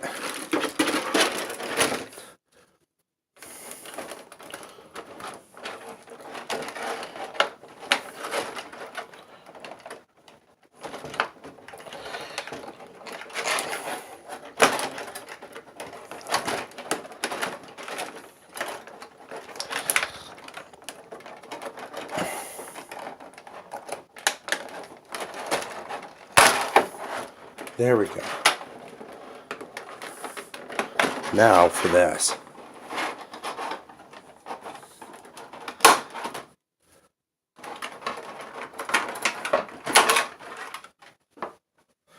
Oh boy, it's might as well just get Gia out right now.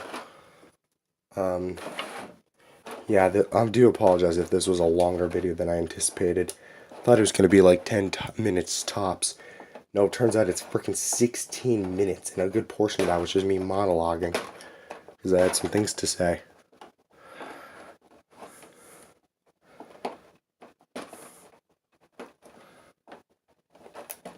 Okay, now you're just being ridiculous. Where's my small knife? There it is.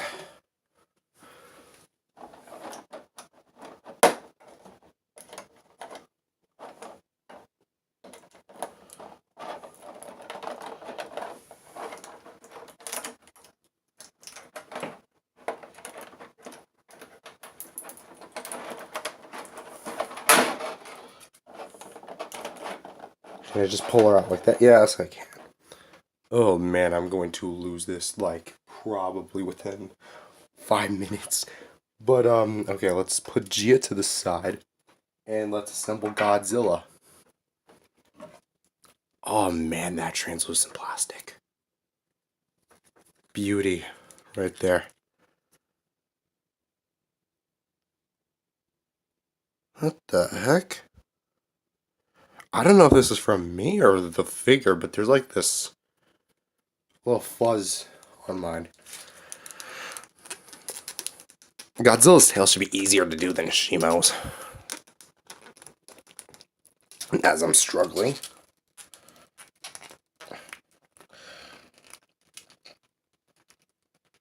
I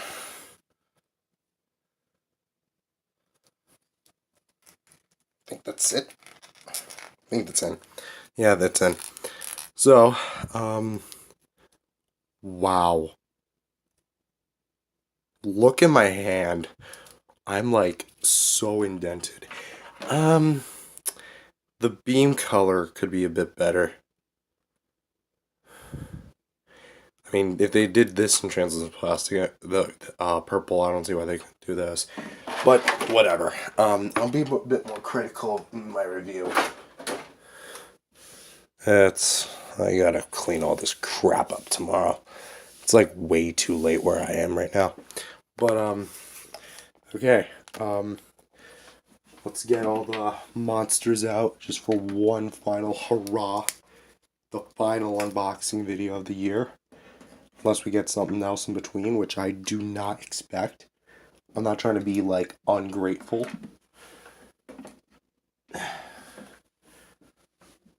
It's an all-star monster team-up. Oh, please don't tell me you'll have balancing issues. Please don't tell me that. Freaking hate the Kong and Scar King figures. The Scar Kings especially. Like, they just do not balance well. I mean, I don't blame them, but at the same time, you know, honestly, when I first saw Kong, I didn't really like him because I thought he looked like a Mexican bootleg compared to, like, the more legit-looking figures. But now that I have him in hand, I can say with certainty that this is, like, an overall very much an awesome set. Okay, let's rearrange the wings here.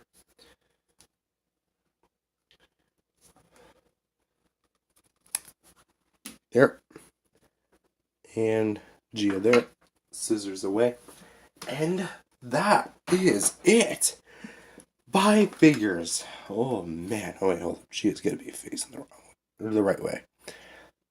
Shout out to Kaylee Hoddle, I think her name is, the actress for G in the movie. I wonder if she's returning for the next one.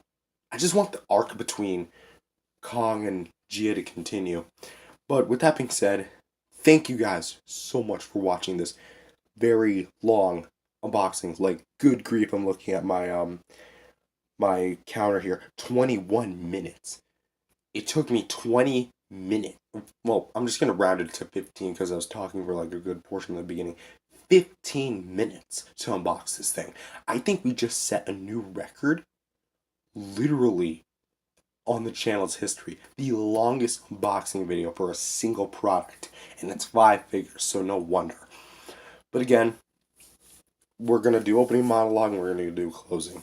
Again, I want to give you a huge thank you to all my family and friends who've bought me Godzilla stuff over the years, Godzilla Kong stuff, whatever, or just buy me stuff in general. Like, you guys are awesome. And especially to my mom, you did not have to get this from me. But I am so grateful. I might critique the figures. I might make fun of the figures.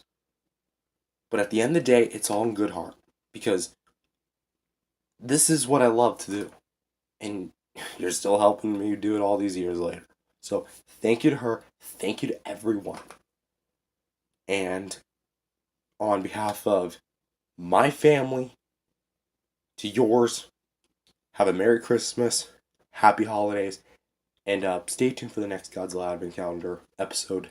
The finale, not really the finale, because we're still doing the bonus days, but just saying this will not be a part of it. It's not, this figure is not eligible for, these guys are not eligible for the Advent Calendars. None of the figures I get during the Advent Calendar are eligible.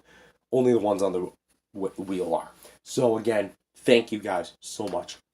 And I'll review these when I can, probably within the next few days.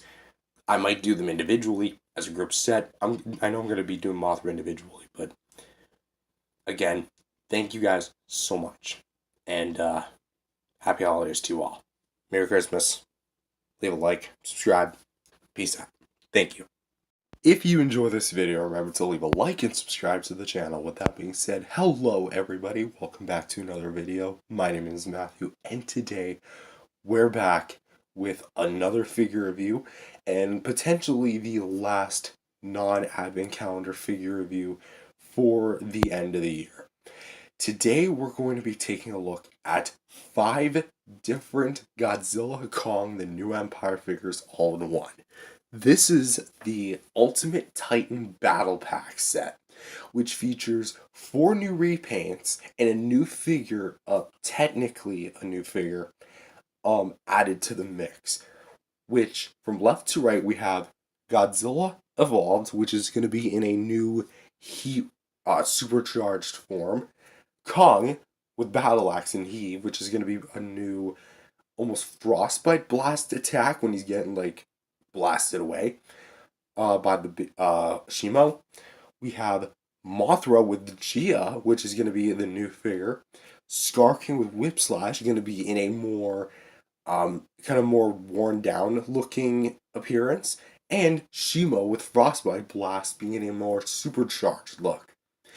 All 5 of these figures, I'm going to admit, are pretty cool in their own right. Some are better than others, but we're going to be taking a look at that. And we're just going to be kind of going through the motions. I don't know how long this review is going to be because, again, we got 5 figures to take a look at today. Count of 5. Not to mention, I also want more figure packs like this. Because if you know, I love the Mezco figure packs. I love the past Playmates figure packs when they actually are good. So, this was honestly pretty much right up my alley. So, without further ado, let's go ahead and take a look at the crew.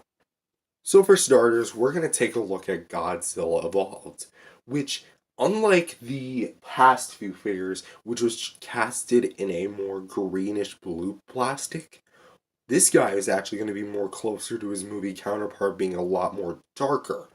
It is true Evolved did have a bit of a blue hue to him, or green hue, but it wasn't to the extent that the Playmates figure implied.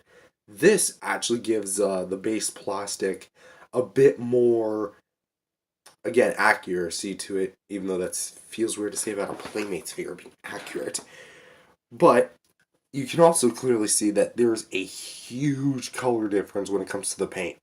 Purple for days. But first, let's just start with the head. So, for the head, we can actually get some pretty nice detail out of it.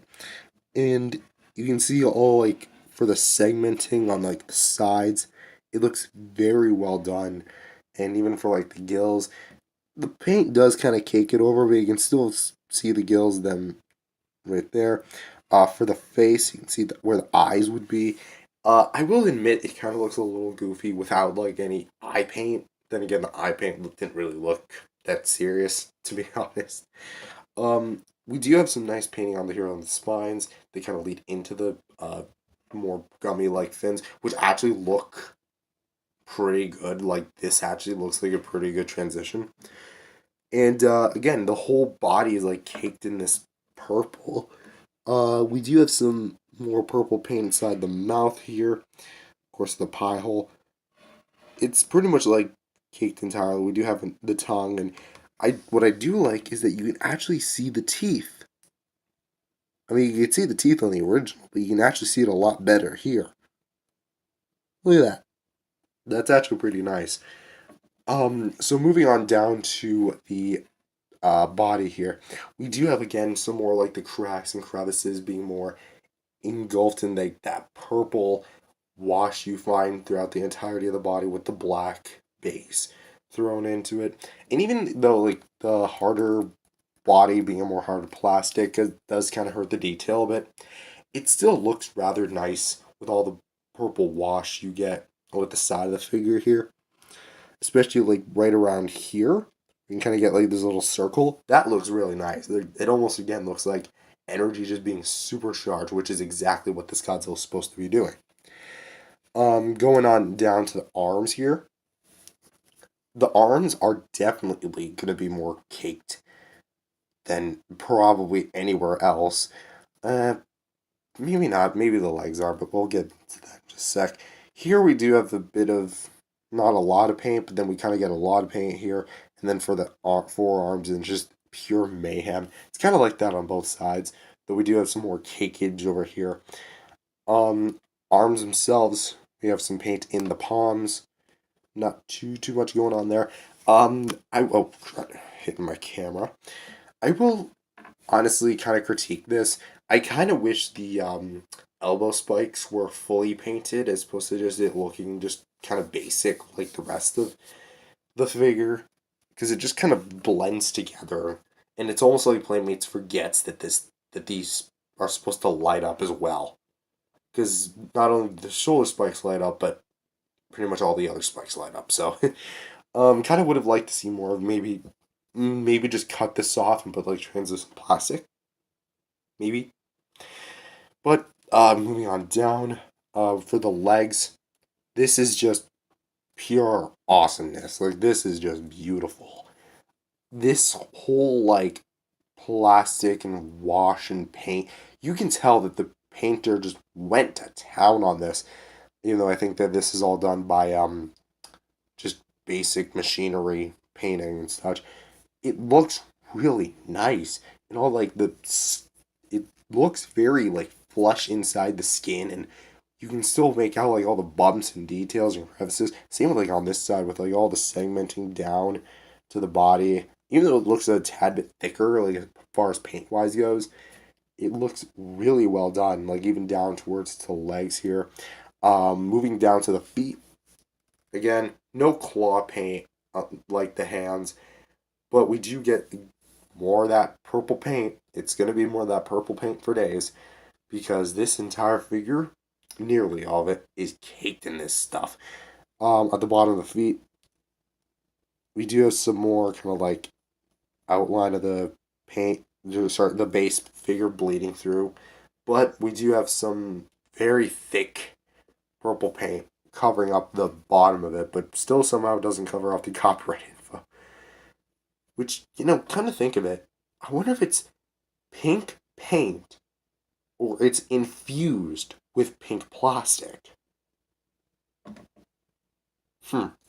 Interesting. Actually, I do think it's purple. It could be purple paint. Yeah, whatever. But whatever. Purple coloring. There we go.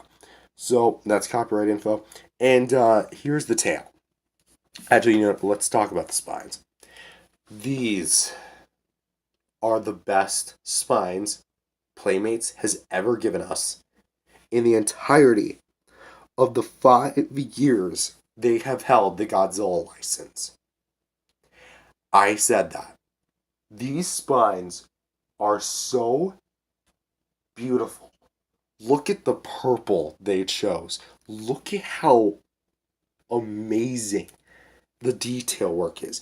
Like, just to bring in for a brief comparison, because I think it's not exactly what it's supposed to be a complimentary to, but it's the previous Godzilla figure prior to this one I got, the Energized Godzilla, which you can definitely see these two go hand in hand. Like supercharged blue, supercharged purple, it's not to love. Difference is one actually does it well, the other one does it pretty crappily. Look at the detail work on the spines. Granted, yeah, it's an old mold from 2020, but couple this with this. You see the detail difference? This is why we should get something retooled. So I'm gonna put that guy back and save him off for later, I suppose. Like, you want to talk about supercharged Godzillas here. This is what a supercharged Godzilla looks like. And moving down to the tail, we do lose the purple paint, sadly, but we do get some nice paint here at the spines of the tail. Although keep in mind that the overall purple pinkish wash does again get lost, so the transition does look a bit ugly. But I feel like as long as you look at it from like the top or like the front, not so much like maybe the side, then you wouldn't even notice it. It at least looks fine in that aspect, but I kind of wish they would have kept it. But again, I will admit the Thagamizers are painted really well. Like, they actually are almost fully painted this time around, unlike an inconsistent spray. And again, the spray is just so well done. It looks illuminated. It looks fantastic. And especially the detail work. Okay, come on, this is awesome. This is really awesome. So, for sculpt and paint, granted, yeah, this is the 3rd time that this figure mold has been used. Like, as far as basic 6-inch, not counting giant, mega, Titan size minifigures or Battle Roars. But this, I'm going to say, this is the best execution of sculpt and paint for any of the Godzilla evolves from Playmates. Maybe even the entire line of Godzillas. It's that good. It's just that good. Is it perfect? No. Nothing is perfect. No one is perfect. Something I wish people would understand more. But what is also pretty good is just, again, the overall wash. So, overall, for the sculpt and paint, awesome. I think it's one of the best. I love the translucent fins. I love the purple paint. I love the overall colorness and just how chaotic yet so clean it looks. The only thing I wish would be better is the tail and maybe some painted claws and elbow spikes. That's really it. But moving on next to articulation. Jaw is on a hinge. There's no head swivel. I know it looks like it because I'm moving the head, but trust me, this is it. You might as well just super glue the thing shut and nothing would change. We have some arm swivels. So you can go pretty much all the way around. I'm not wanting to rub up the paint. It's just trying to show you for simplicity's sake. The legs kick up about. Is that really it? I feel like it can go higher than this. Hold on, I gotta bring out my original. I feel like it can go higher than this. Hold on. No, it can't. Okay. No. I was mistaken. So yeah, it goes up that high. just like that. And then goes up high, back, about that far, and this one doesn't go any farther back than that. Both feet are on swivels, so you can go pretty much all the way around with both of them. And the tail is on a ball joint. Nice, clean ball joint. And it's not so much clean, it's still a bit tight. And we do get a nice bit of up and down. So, pretty much basic articulation. Nothing too special. But again, for what is essentially a $10 toy, in like retrospect, it could have gotten a lot worse. But the return of accessories is here. But I do have a bit of a problem. This isn't the heat ray it comes with. No, I did not use the other heat rays. This is the heat ray it comes with. You see any problems with this? It's not purple. It's not this. I don't understand why they wouldn't have just recasted this in purple plastic. You did this. And you painted it this. So why has he still got to shoot out a red beam? This isn't Shin Godzilla, where he turns purple and fires a orange beam, which was fire basically, but whatever. I would have liked to see a purple beam, but whatever, that's my personal opinion. So how you work it is never been easier. Just shove it into his mouth. I'm going to be careful not to scratch any of the paint in there. And yeah, there you go. You pretty much got Godzilla shooting the beam. Does it color clash? Significantly, yes, but it still looks great. It still looks really nice. But the beam itself, it's going to be pretty much the exact same as the other Godzilla Evolved. So if you own those figures, you already know what you're getting. It's just these waves of energy, this side, this side, this side, just entirely casted in a orange, reddish plastic, almost salmon type plastic. So yeah, that's essentially the figure beam. I probably won't be displaying it with this just because I don't like the color contrast between orange and the purple. But with that being said, I'm going to see if this works. Looks a bit too white. Okay, I really don't think this works. If you're wondering what beam this is, it's the NECA bootleg Evolved Godzilla. But, so, wrapping this up, I definitely think that Godzilla Evolved is my personal favorite of the set. Again, color me biased because, oh, Godzilla, yay. It's just because you can do a lot more colorful repaints of a Godzilla than you can do with a Kong, as you'll see in a bit. But overall, this figure is killer. I love this thing. So, anyways, on to Kong.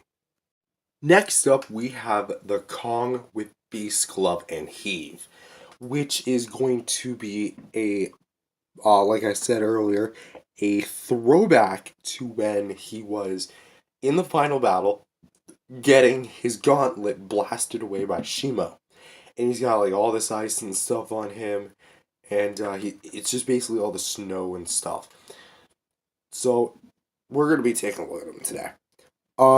What I appreciate about the face is that not only does it give us new paint right off the bat with a new like white spray across the forehead and a bit towards like the sides of the head here and primarily here, but gives us new eyes.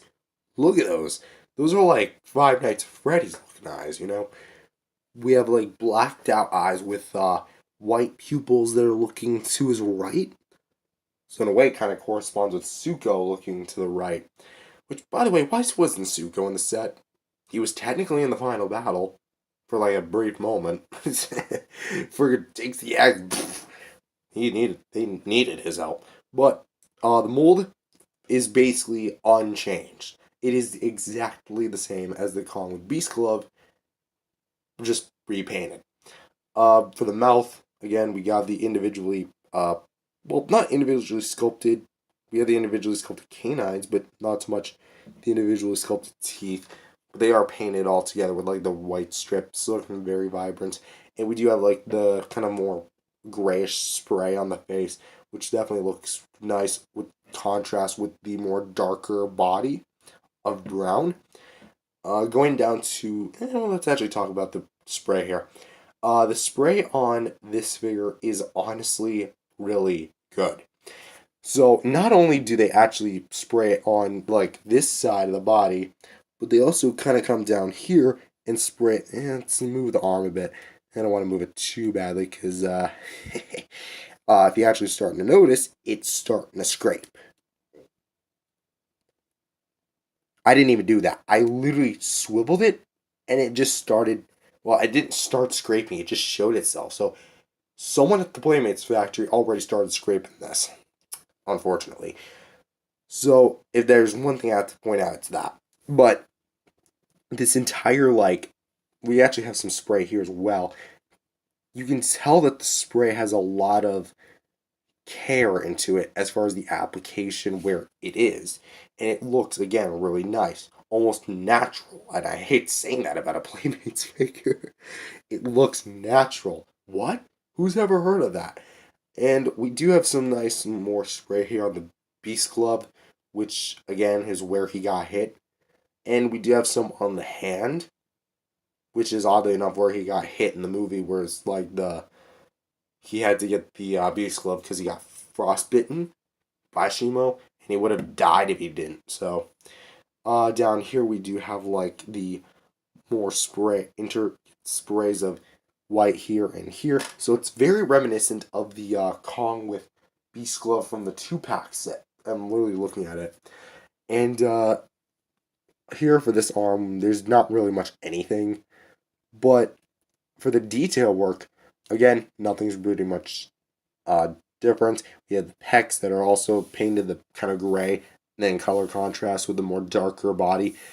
I will admit there is a clear color difference, probably because, again, the white spray kind of maybe bled over to this piece, and then this piece was attached later, didn't really get it. But we do have some nice claw paint here, claw scar paint, I should say. Looking really nice there. I'm trying to look for, oh! I'm actually surprised, I didn't realize that. It actually carries the paint over, unlike a certain repaint 2-pack. Anyway, yeah, the detail work again is back, and if I praised it again, I praised it then, I'll praise it again. The detail work on the fur is awesome sauce.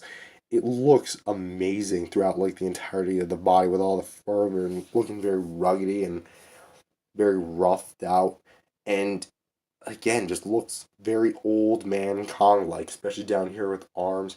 Where we do get some more of that detail. We have, like, again, that big scab that for some reason Playmates never wants to paint blood on, which is weird. I guess it's just their own scar because it's not on their giant version.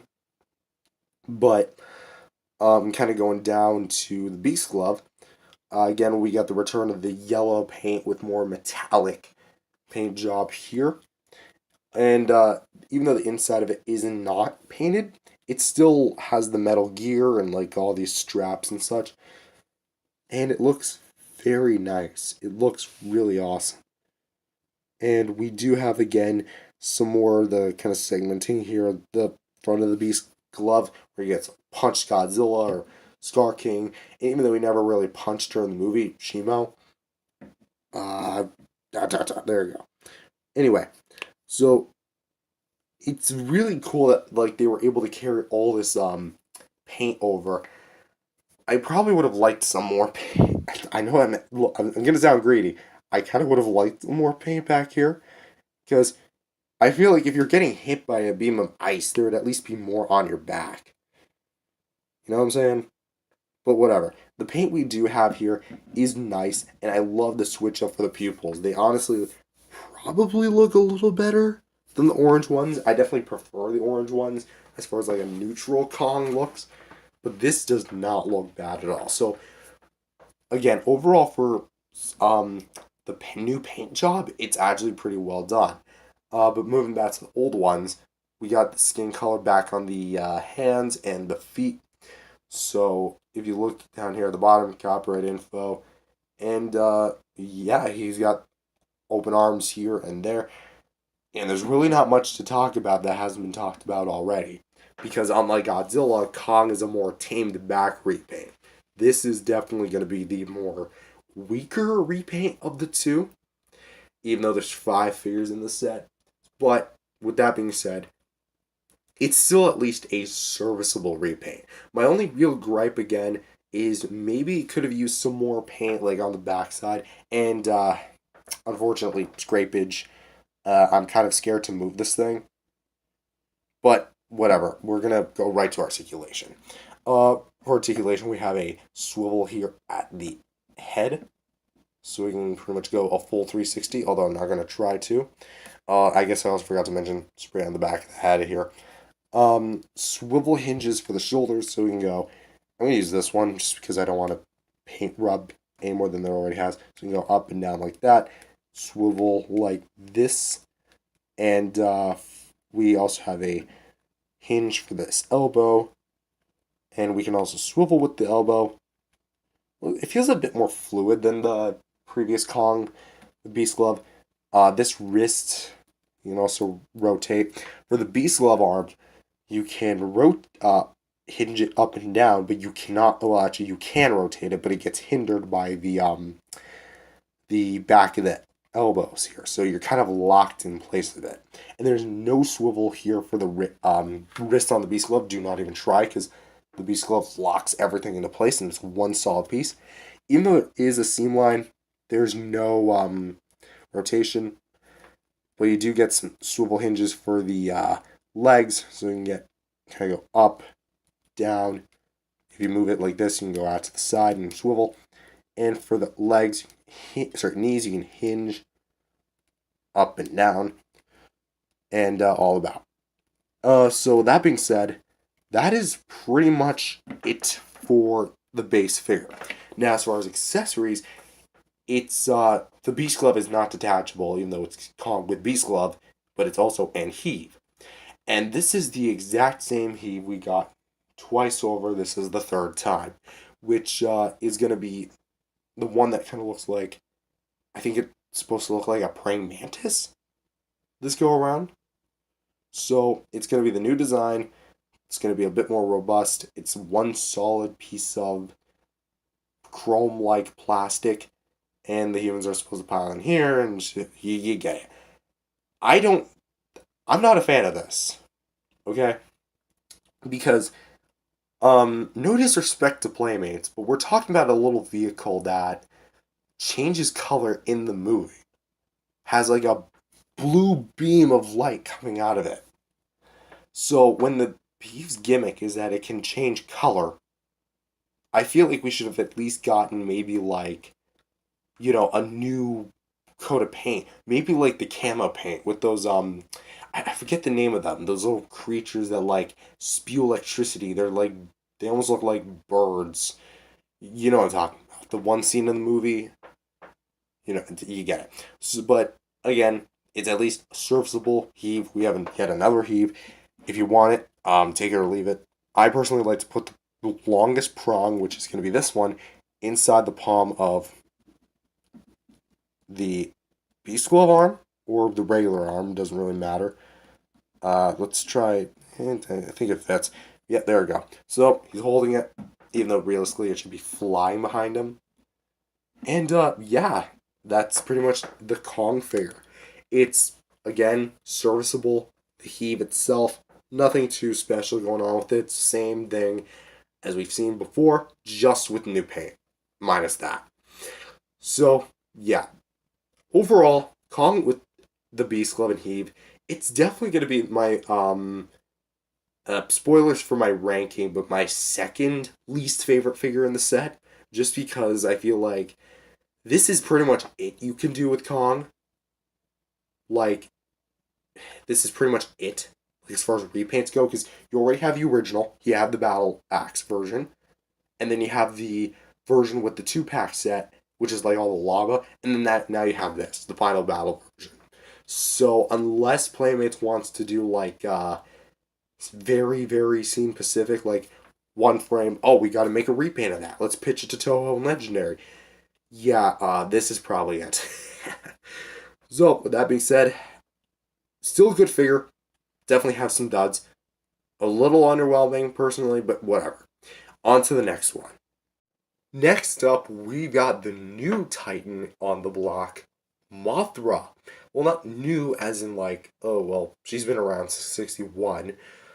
The newest one in the Playmates lineup, which, wow. I've got some things to say about Mothra, but we're actually start right off with accessories because, oh crud, Mothra comes with a small minifigure of Gia, which is going to be Kaylee Hoddle's character. It's actually pretty well sculpted, having a little bit of a headband right there and a green outfit here. So primarily just going to be a few colors. Obviously we got the skin color there, the black for the hair and the band itself, and a few greens for the jacket and the pants, but relatively speaking, that is it. And this is a freaking tiny little figure. Like, this is... To put this in perspective, let me pull out a figure that I'm pretty sure you guys are all familiar with if you've watched the channel. The NECA 2014. This is the 6-inch version, by the way. Look at the size difference between it.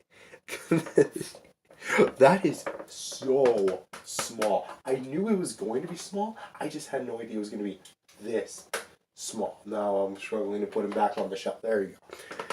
But yeah, this Gia figure is tiny. I also think, according to memory, I could be wrong about this. You know, I'm a faulty human being.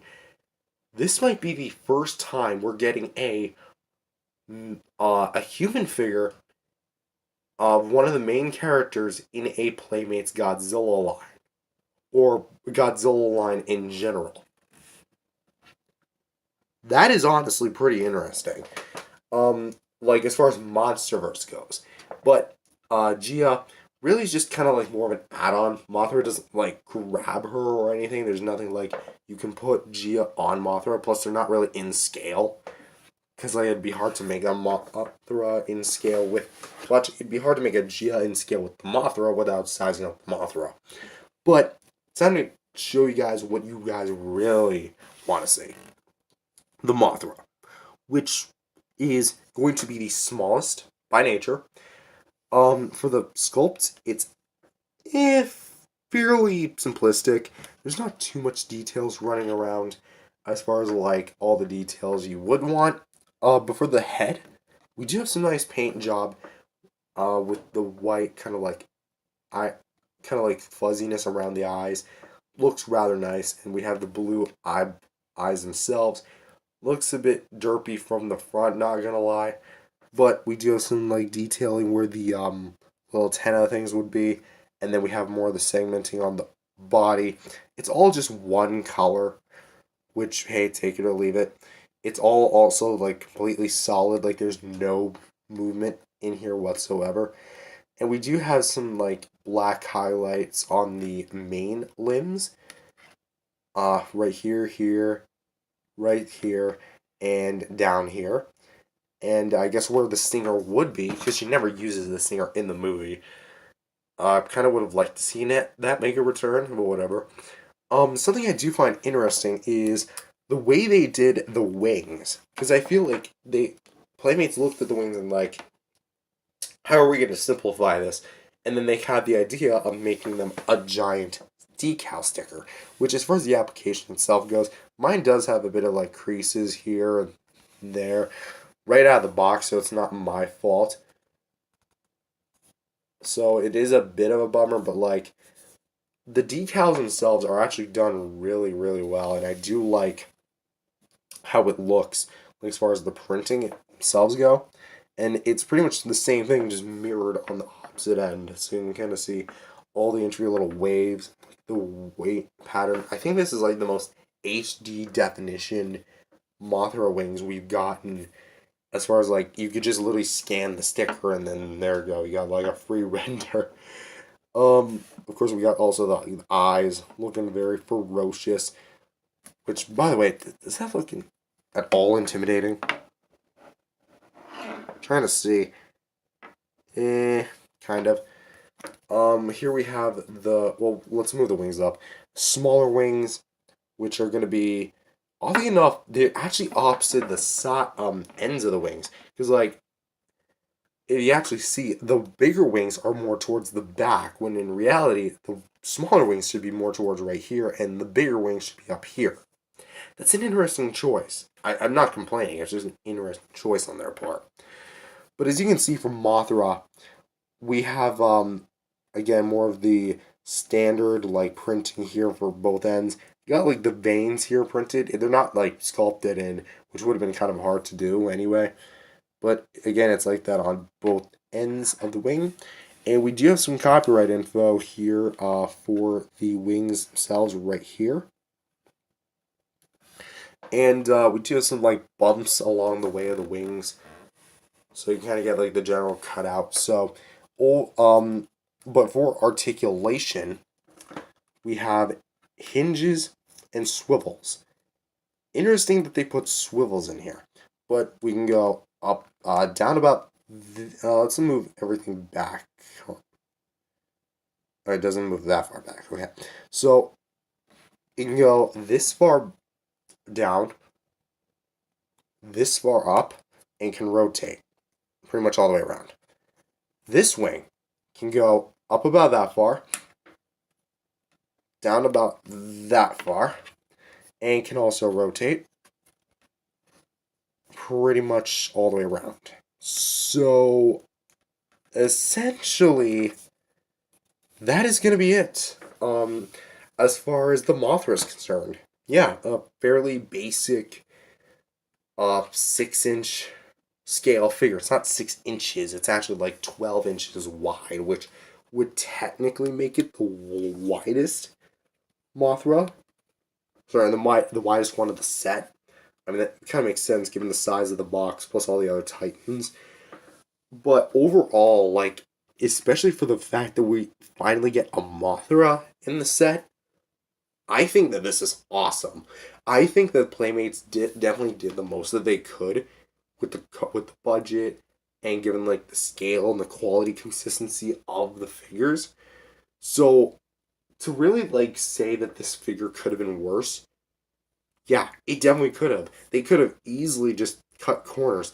Although I do have one mild gripe, and that's going to be the accessories between Kong and Mothra.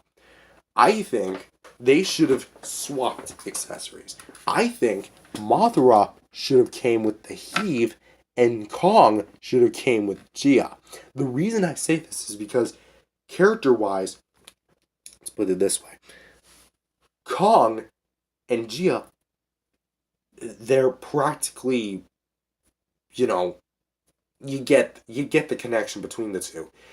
There's a symbiotic relationship between the both of them. Well, there is a symbiotic relationship between these two.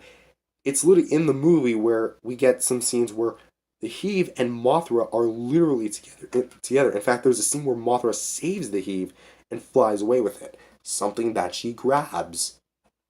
So I feel like, even though Gia's here, I feel like we should have gotten this Heave with Mothra and Kong with the Gia. So, you know, that's my own personal opinion. Take it as you will. But personally, removing Kong and the Heave from the situation, again, the Mothra is definitely going to be the most welcoming addition to the line, in my personal opinion. Definitely small, definitely did as much as they could. But with that being said, I think it's time to move on to the next figure. Next up, we have the Scar King with Whip Slash of the set. And, spoilers, this is going to be my personal least favorite figure of the set.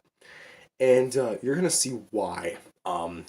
It's not that it's bad, it's just, by comparison to the other figures, it's kind of underwhelming. Very much. But let's just talk about it. In fact, let's, just kind of mention the Whip Slash, which we can detach it. And, it's literally the exact same thing that came with the original. It's not the exact same thing as the 2-pack because that had like black accents on it, but functionality wise, it is the exact same. It is the same sash whip he wears on his person, and you can detach it like this. You can clip it back on like that, and it is also very flexible and not overly long. It's about the length of the whole figure standing up like that. And yeah, it's just fairly basic, but to attach it, you can peg it in the hand like this. Want to do it nice and slow, like that. Although, again, it's in the wrong part of the hand. And, can he? I'm not going to risk it. I don't want to break this thing. But that kind of brings us to the Scar King, which, for the head, I did comment on the head, and I did make fun of it a little bit. But the eye paint, they got rid of the blue, and they turned it yellow, which I find interesting, but, like, it looks a little odd. And not gonna lie, the whole figure with the way it's painted kind of looks like a bootleg. Honestly. Because I've collected my fair share of bootlegs. This definitely looks like a paint job for one of them. But it's a legit product, so we're going to review it as such.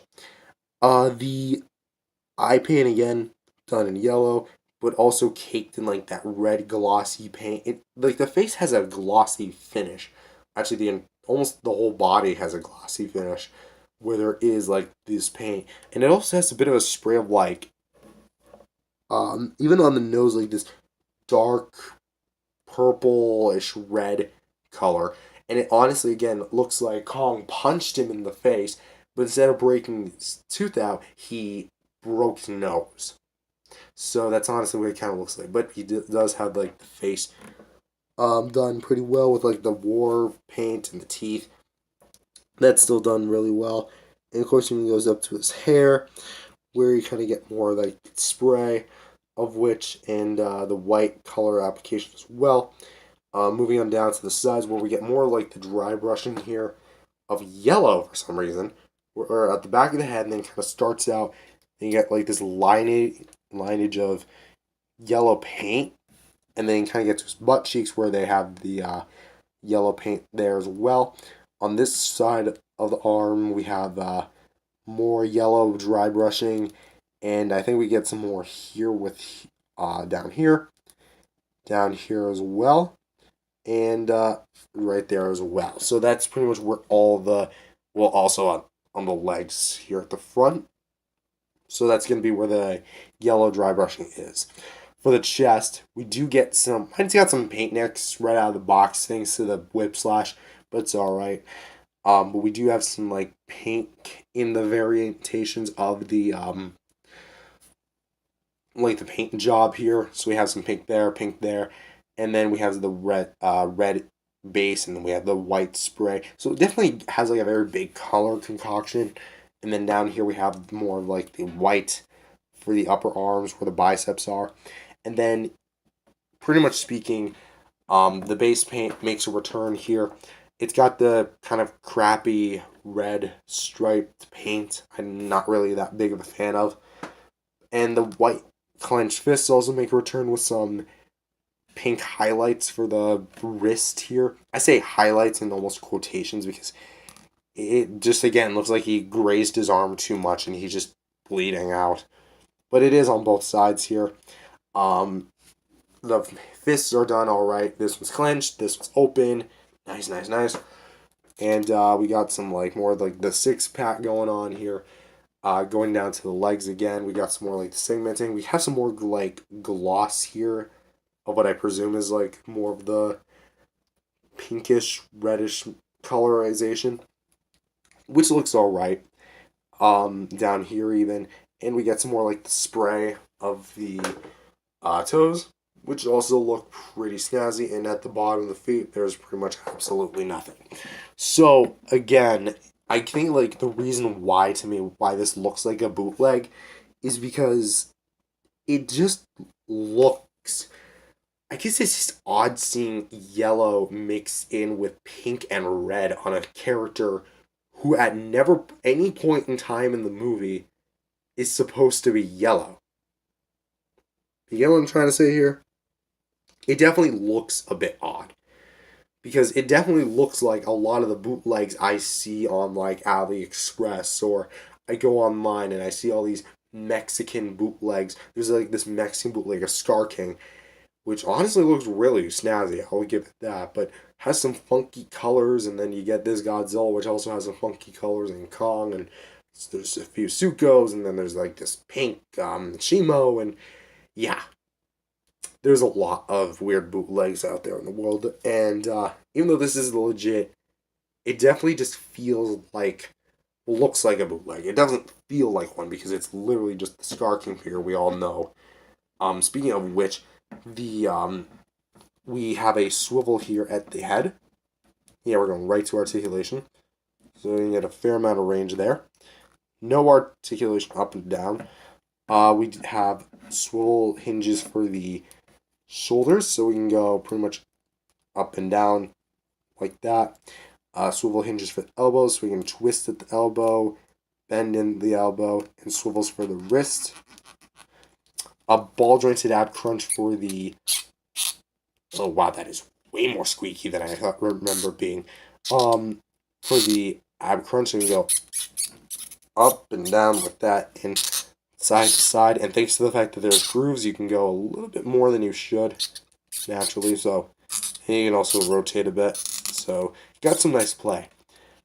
Swivel hinges for the legs, so you can go up, down, rotate, and then you can hinge the knees, which are a bit stiff on mine, but that's okay. They go back and about forward, just like that. Nothing at the feet, though. So overall, not bad. It's definitely not like the worst thing in the world. Far from it, I'll say. But it's definitely going to be, like, as far as the repaints go, going to be kind of like a bit of the most boring, to be honest. Because I guess it's just hard to color someone who doesn't really have, like, that much color anyway.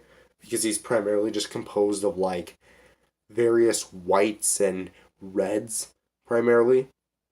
And I also would have probably liked to see different colorization on the whip slash, because it is different colors in the movie. But attaching it back on, yeah, again, it's not a bad figure. It's nowhere near a bad figure. I think it's honestly pretty cool. But it's just, in the set, it's going to be my least favorite, personally. So, putting it back up. Yeah, there you go. So, again, overall, not bad. Definitely could have been done a bit better. But, again, nothing really to say anything that hasn't been said already. And now, on to the last figure. And last, and certainly not least, we have the big quadruped of the movie, Shimo. And might I just say, this figure, if anyone doesn't know, if you haven't watched my 2-pack set of the Godzilla vs. Shimo set from Walmart, you would know that I don't really like the Shimo that came with that set because it was a defect. Essentially, mine didn't have all like the fancy blue on it. And unfortunately, it just didn't have any of it. It was literally just a few splotches of blue, and they called it a day. And, well, yeah, I pretty much gave that thing a like and handling.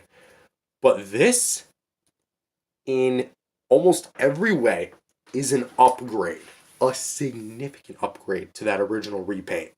Which, let's just take a look at it. So, for the head, it's the exact same mold, of course, but you can tell that something's different, right? Yeah. Well, first we're going to start with the blue. The blue plastic, translucent plastic used, I think is the same. Hold on, wait, I gotta actually clarify this for certain. Bring in the original. Yeah, I think it's either a little bit purpler or it's just... Yeah, I think it's actually a bit darker. So it's definitely not the same, but It's definitely molded in a more purple plastic this go around, which I think looks really well done. And not to mention, you also have a bit of a spray of like a bluish indigo looking color throughout the entirety of like the upper half of the body. So you get like here on the top half of the neck and here on the forehead. And it looks really nice. But first, we're going to just primarily look at the head. Of course, we got like the crystal crown making a return. These spines, which are actually painted this time around. And we got some more like the paint here as well. And for the eyes, at first I wasn't a big fan. But at this point, I've come to love these crazy repaints. And this just honestly looks really cool. I know what they were trying to go for like a glowing out, white out look, but it honestly kind of looks like Spider-Man. Look at that. That's straight up Spider-Man eyes. Opening up the mouth, the tongue and the teeth make a return in the basic kind of like bone yellow teeth color and the tongue as well. But it is also color that like blue spray that you get throughout the entirety of the body. And then this side is a bit more thicker when it comes to it than this side. So maybe it's a bit mismatched, but it's alright. So again, we got like the thicker blue accents. Here, the side of the body, the detail's a bit flat still, but it still has like a lot of nice spray to it. And I love the gradient. We have like the upper arm here, looking a bit more like spray as well. And then on the lower leg as well.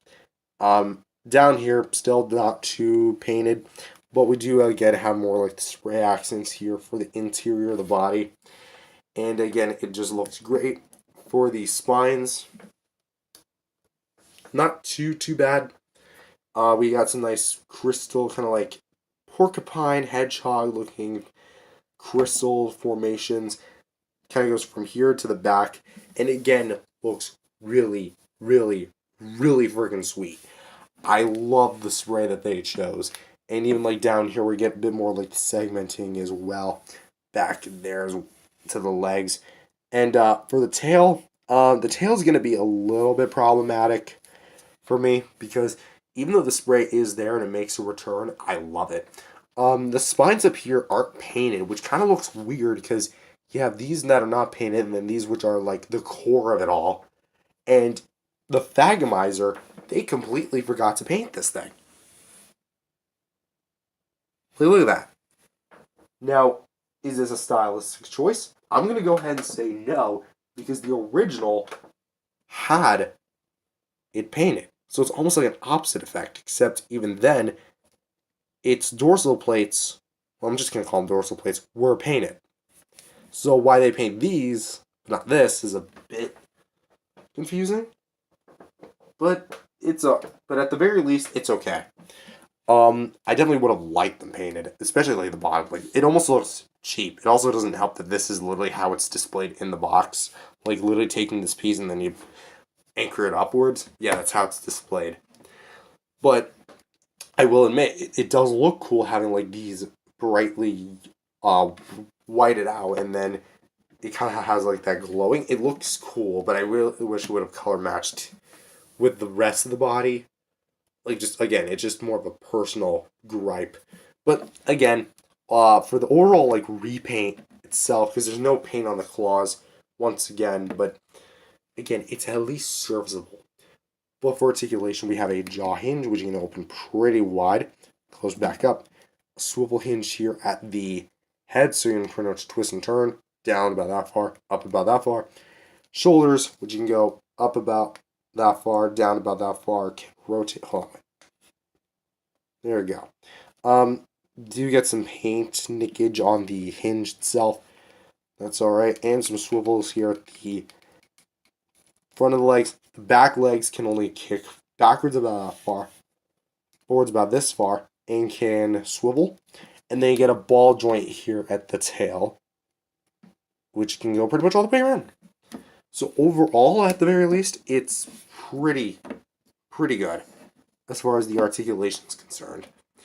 But let's talk about the accessory, which is going to be the return of the Frostbite Blast.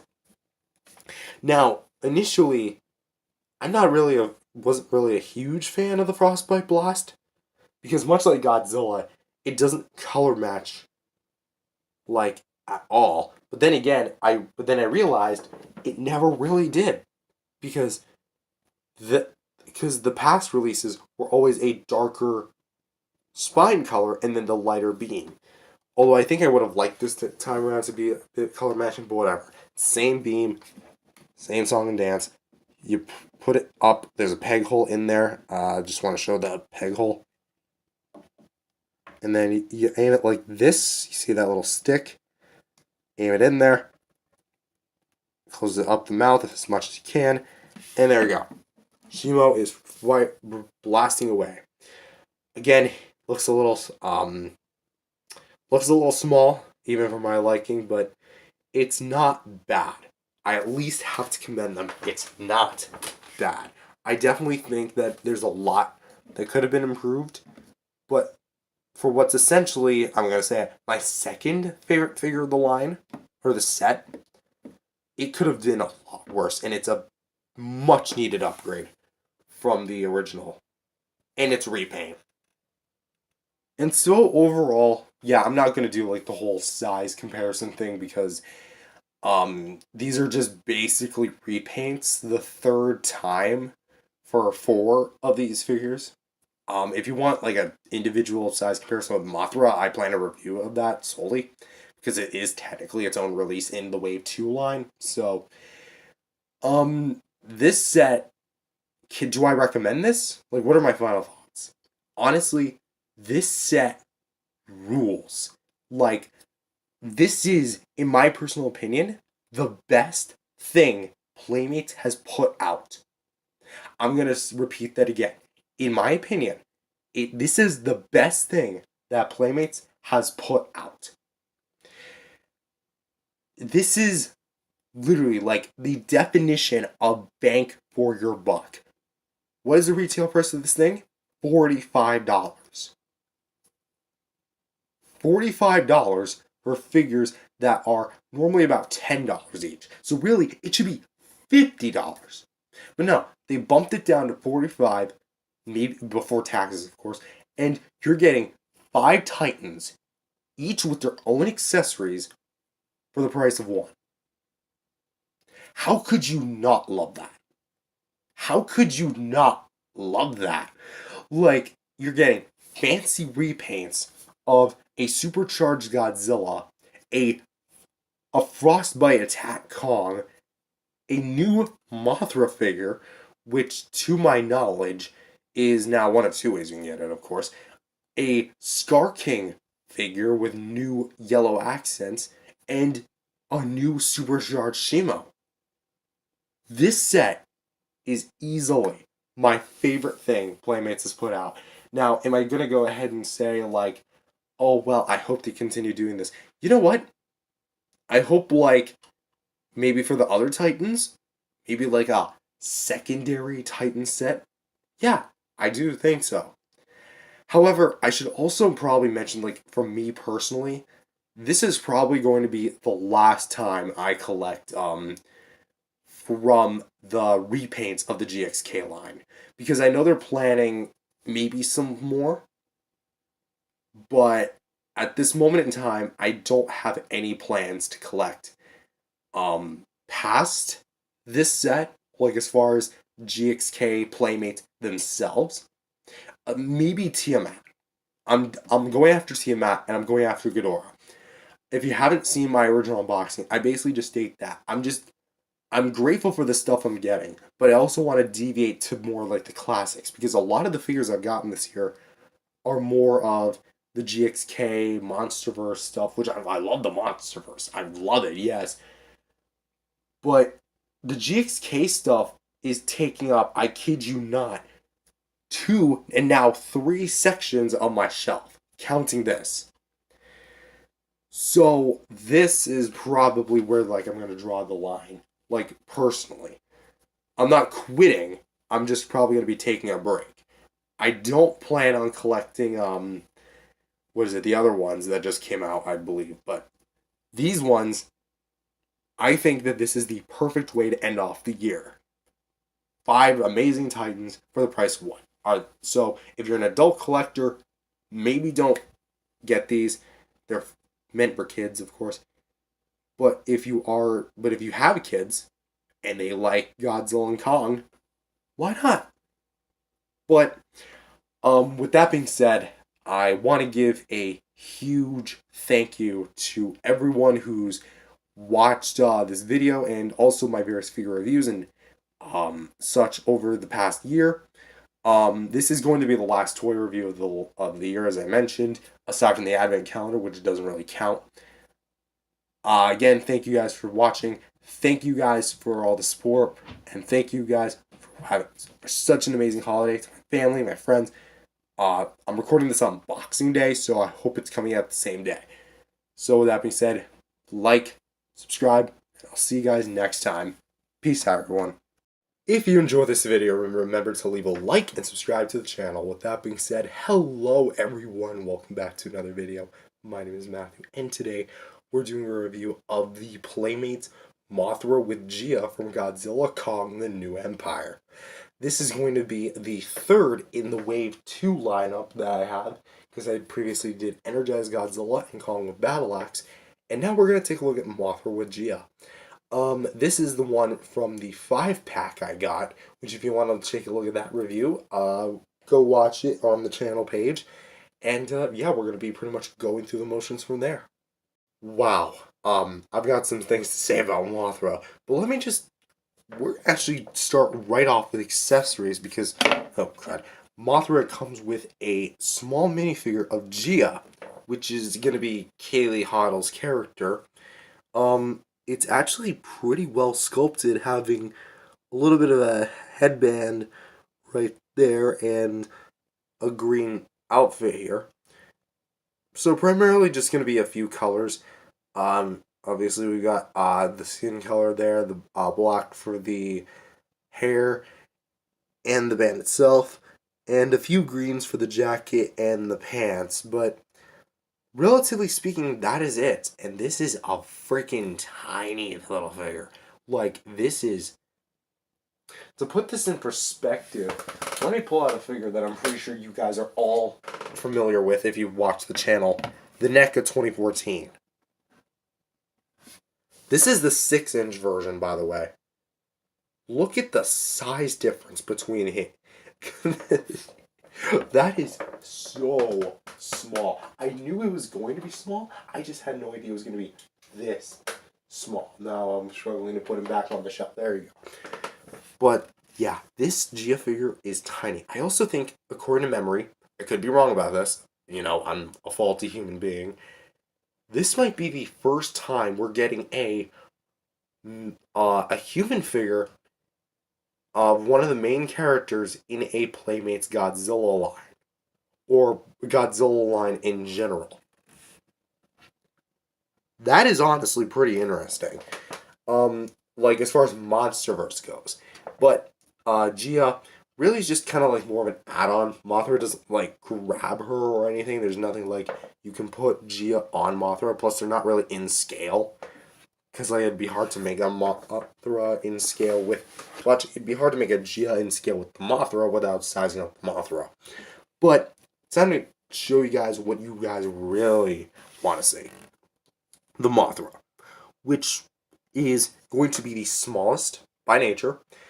For the sculpt, it's fairly simplistic. There's not too much details running around as far as like all the details you would want. But for the head, we do have some nice paint job with the white kind of like fuzziness around the eyes. Looks rather nice, and we have the blue eyes themselves. Looks a bit derpy from the front, not gonna lie. But we do have some like detailing where the little antenna things would be, and then we have more of the segmenting on the body. It's all just one color, which, hey, take it or leave it. It's all also like completely solid, like there's no movement in here whatsoever. And we do have some like black highlights on the main limbs. Right here, right here, and down here. and I guess where the stinger would be, because she never uses the stinger in the movie. I kind of would have liked to see that make a return, but whatever.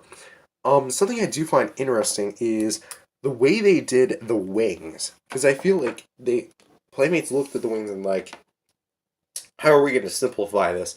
And then they had the idea of making them a giant decal sticker, which as far as the application itself goes, mine does have a bit of like creases here and there right out of the box, so it's not my fault. So it is a bit of a bummer, but like the decals themselves are actually done really, really well, and I do like how it looks as far as the printing themselves go. And it's pretty much the same thing, just mirrored on the opposite end. So you can kind of see all the intricate little waves, the weight pattern. I think this is like the most HD definition Mothra wings we've gotten. As far as like, you could just literally scan the sticker and then there you go. You got like a free render. Of course, we got also the eyes looking very ferocious. Which, by the way, is that looking at all intimidating? Trying to see. Kind of. Here we have well, let's move the wings up. Smaller wings, which are going to be, oddly enough, they're actually opposite the ends of the wings. Because, like, if you actually see, the bigger wings are more towards the back, when in reality, the smaller wings should be more towards right here, and the bigger wings should be up here. That's an interesting choice. I'm not complaining, it's just an interesting choice on their part. But as you can see from Mothra, we have, again, more of the standard, like, printing here for both ends. You got, like, the veins here printed. They're not, like, sculpted in, which would have been kind of hard to do anyway. But, again, it's like that on both ends of the wing. And we do have some copyright info here for the wings themselves right here. And we do have some, like, bumps along the way of the wings. So you kind of get, like, the general cutout. So, but for articulation, we have hinges and swivels. Interesting that they put swivels in here. But we can go up, down about, let's move everything back. It doesn't move that far back. Okay. So, you can go this far down, this far up, and can rotate pretty much all the way around. This wing can go up about that far, down about that far, and can also rotate pretty much all the way around. So, essentially, that is going to be it. As far as the Mothra is concerned, yeah, a fairly basic 6-inch scale figure. It's not 6 inches, it's actually like 12 inches wide, which would technically make it the widest Mothra. Sorry, the widest one of the set. I mean, that kind of makes sense given the size of the box, plus all the other Titans. But overall, like, especially for the fact that we finally get a Mothra in the set, I think that this is awesome. So, for size comparisons, adjusting my camera here, we have the NECA Mothras version 1 and version 2 from KOTM.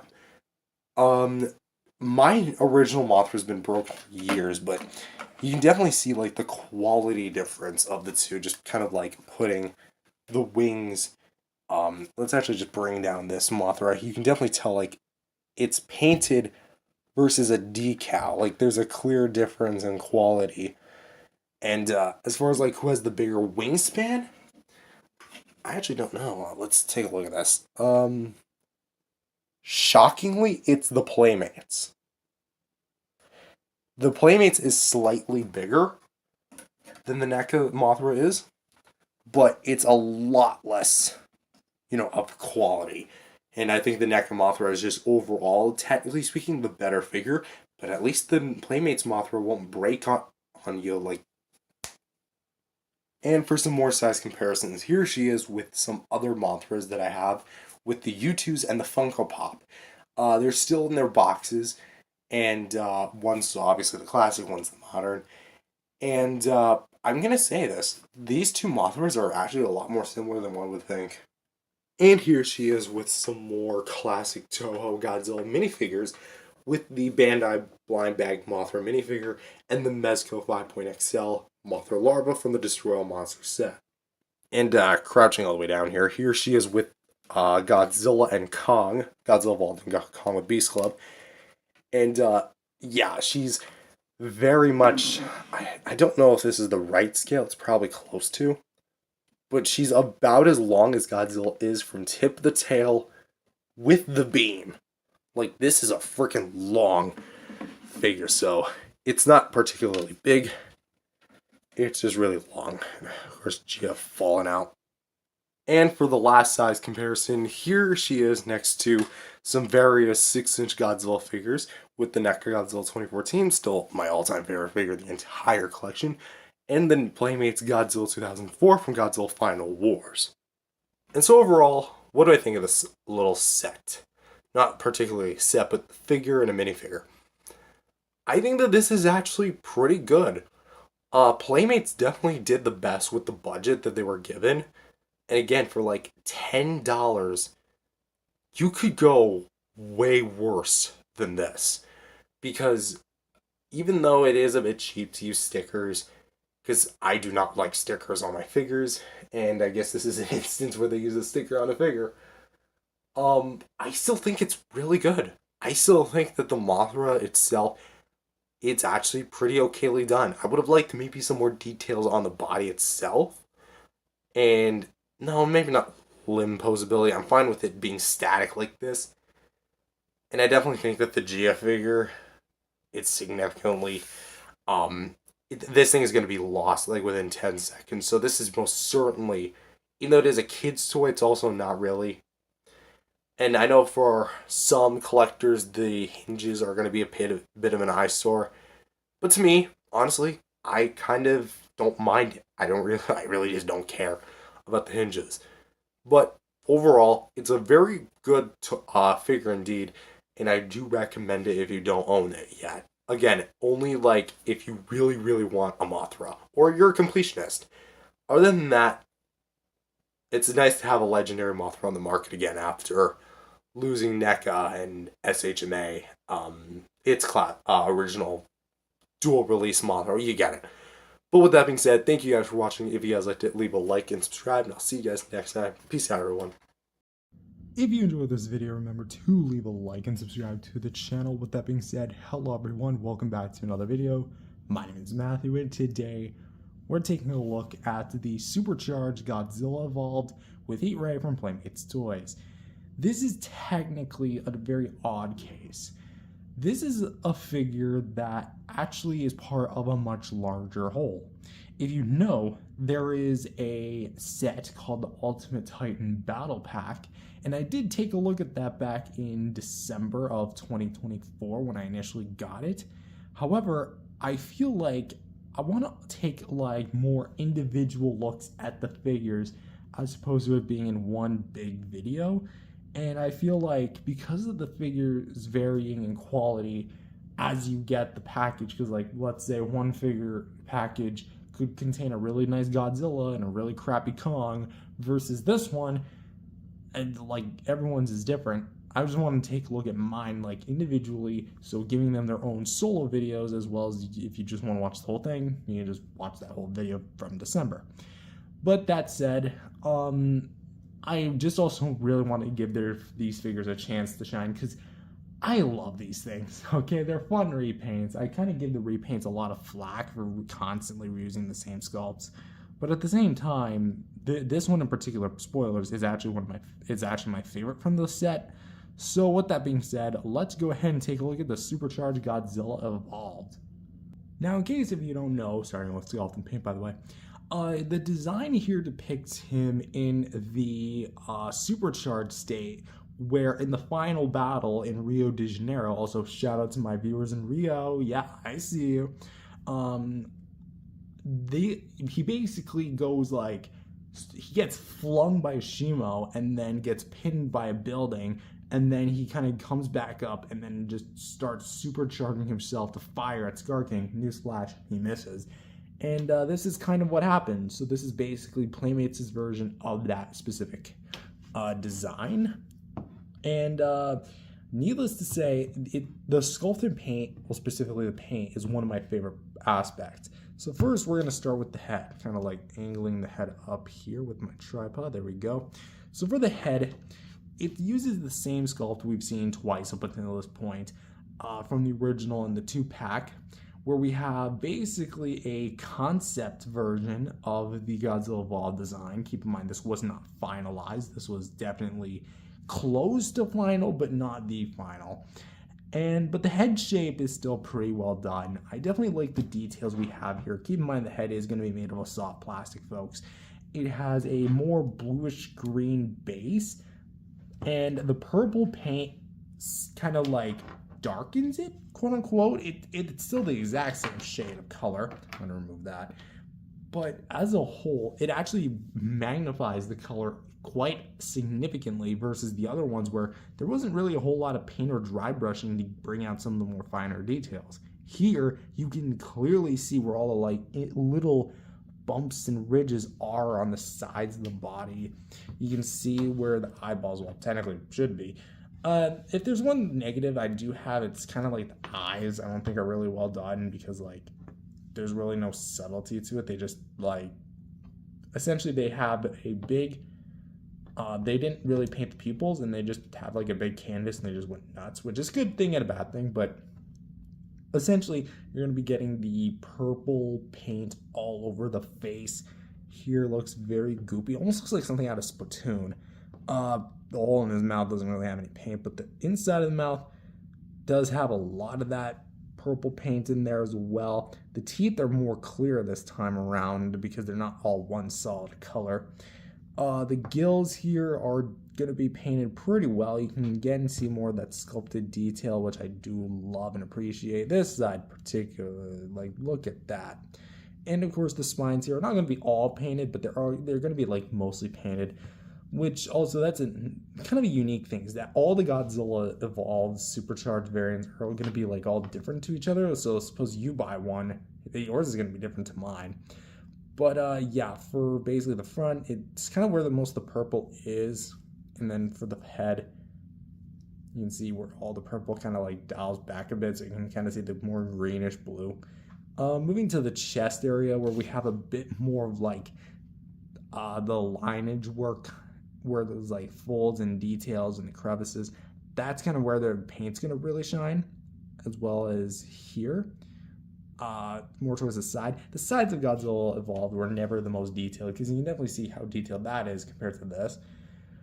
But for what it's worth, they did do their best with painting it, as far as like giving it some extra detail, and it looks good and consistent enough with the purple and the detail at work here. I will say that there are some parts where it's like not too much paint, and then there's like a whole hodgepodge of paint, so that could be a bit of a negative for some.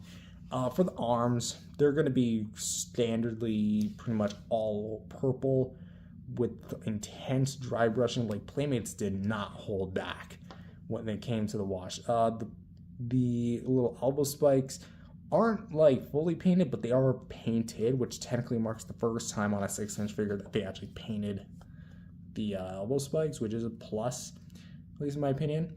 And of course the arm positioning, one arm kind of more out like this, and the other one on the left kind of more folding in.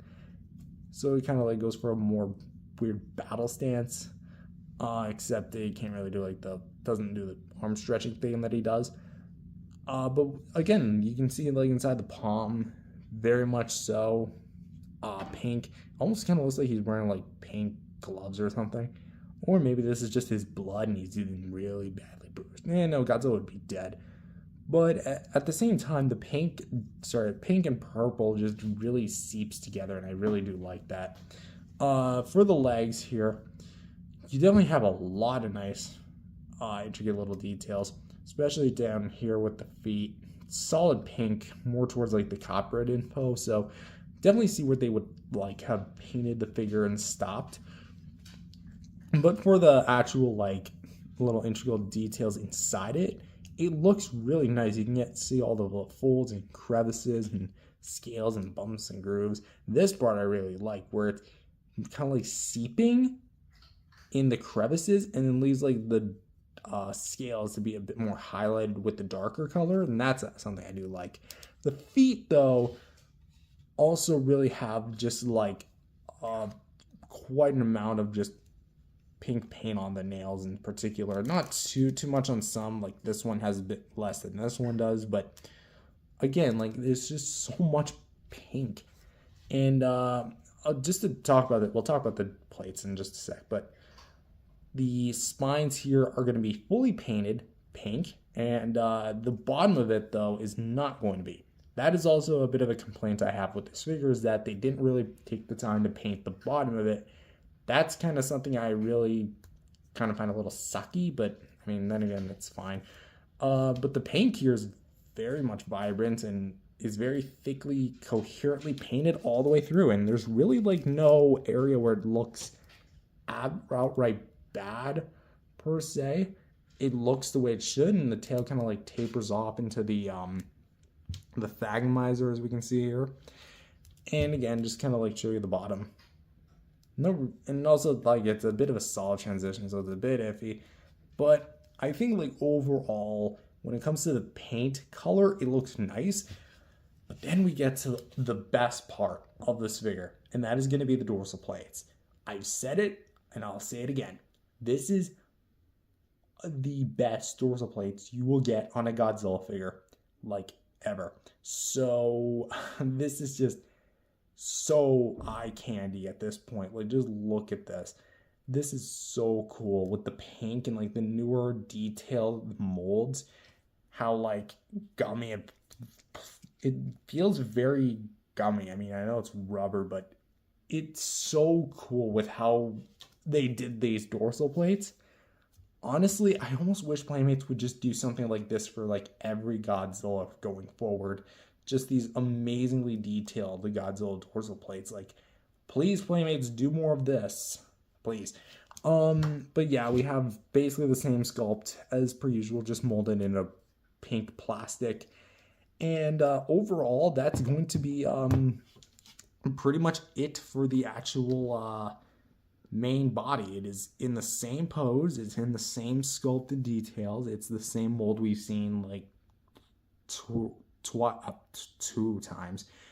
This being the third, and then there was the fourth, which is the Godzilla Real Feel, which I do plan on picking up soon. Just need the time and money. But that said, for this guy, this is definitely like honestly my favorite one. And just part of the reason why it's my favorite is because of the paint, and I do love it a lot. So, do I have any negatives? Well, again, I definitely think like there's no real subtlety to the paint. It's kind of like whatever, let's just do whatever makes it best and just have it flared.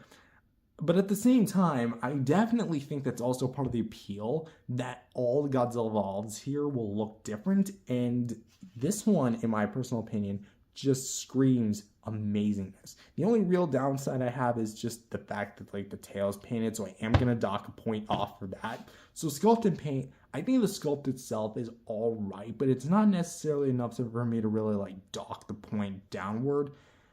And you know what? Let's actually put like a half mark at it, just because the sculpt itself wasn't necessarily the best on the main body. So overall, I'm going to have to give it an 8.5 out of 10 for the sculpt and paint. Not like a horrifically bad sculpt. It's a good sculpt overall, but the paint is what really elevates it. Next up, the figure is going to be articulation. Here at the jaw, you can close and open it up. Head looks like it moves. Trust me, it does not. It's just this way because it's on a big square peg, and if you try shearing that, you're just going to turn that, you're going to shear it right off. Shoulders can go about a full 360, but do be careful of the paint because you could scuff it up, and for some reason there's like quite a bit of resistance on mine, so I'm going to go like my own pace. Like, you can see that there's like a clear edge where the paint was, so you can rotate that a full 360. Same with this arm, which I think I'm just gonna go straight for it. Yep, all right, I think that's all good. Cat fur. I do have cats, by the way. This leg can go up about that far. Okay, moving the tail. Up about that far, down about that far. And the foot here can rotate all the way around. This leg can go up about that far, down about that far, and can rotate all the way around. And this tail can go pretty much in a standard ball joint where you can rotate it left, right, up, down. So pretty much all the works. With that said, Godzilla evolved. For articulation, it's basic. It's the 6-inch basic line. Compared to the Kong and other primates, and even Shimo, I definitely think Godzilla definitely got like the worst end of the stick. Because like, where's the head articulation? Where's the shoulder hinges? Where's the wrist swivels? Like, you could have given this thing way more than what it does. And I don't really think it's fair because Shimo has it, but Godzilla doesn't. So I'm going to have to dock some points off there and say that the articulation gets a 6.5 out of 10. It's not the most, it's serviceable, but not like the most extravagant thing in the world.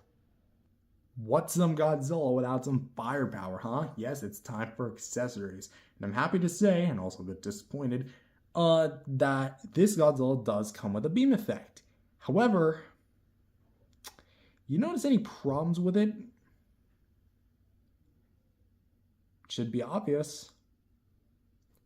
It's the wrong color. Yeah, apparently Playmates decided to bring back the red-orange beam for an all-purple Godzilla. Now, let's go over the beam. It is the exact same mold we've seen twice in the standard red, as we can see, splash effect, more cartoony-looking flames. I don't think that the beam was done well, like, really much from the get-go, so it's not the best thing in the world. Small peg. But to apply it, all you just really do is open up the mouth, aim the peg upward into that hole that we saw earlier, and there you go, Godzilla is shooting his beam effect. Yay! So really what's, like, again, the wrong color thing really stands out here. I'm going to take off the beam here, just to really show. It's that there was really no reason to have the beam red anymore, because keep in mind, the fins and the beam are made of the same material.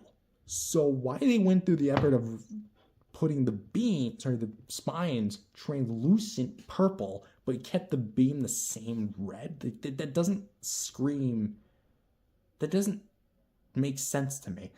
However, I will say that even in the movie, the beam did change. It had a bit more spiral to it.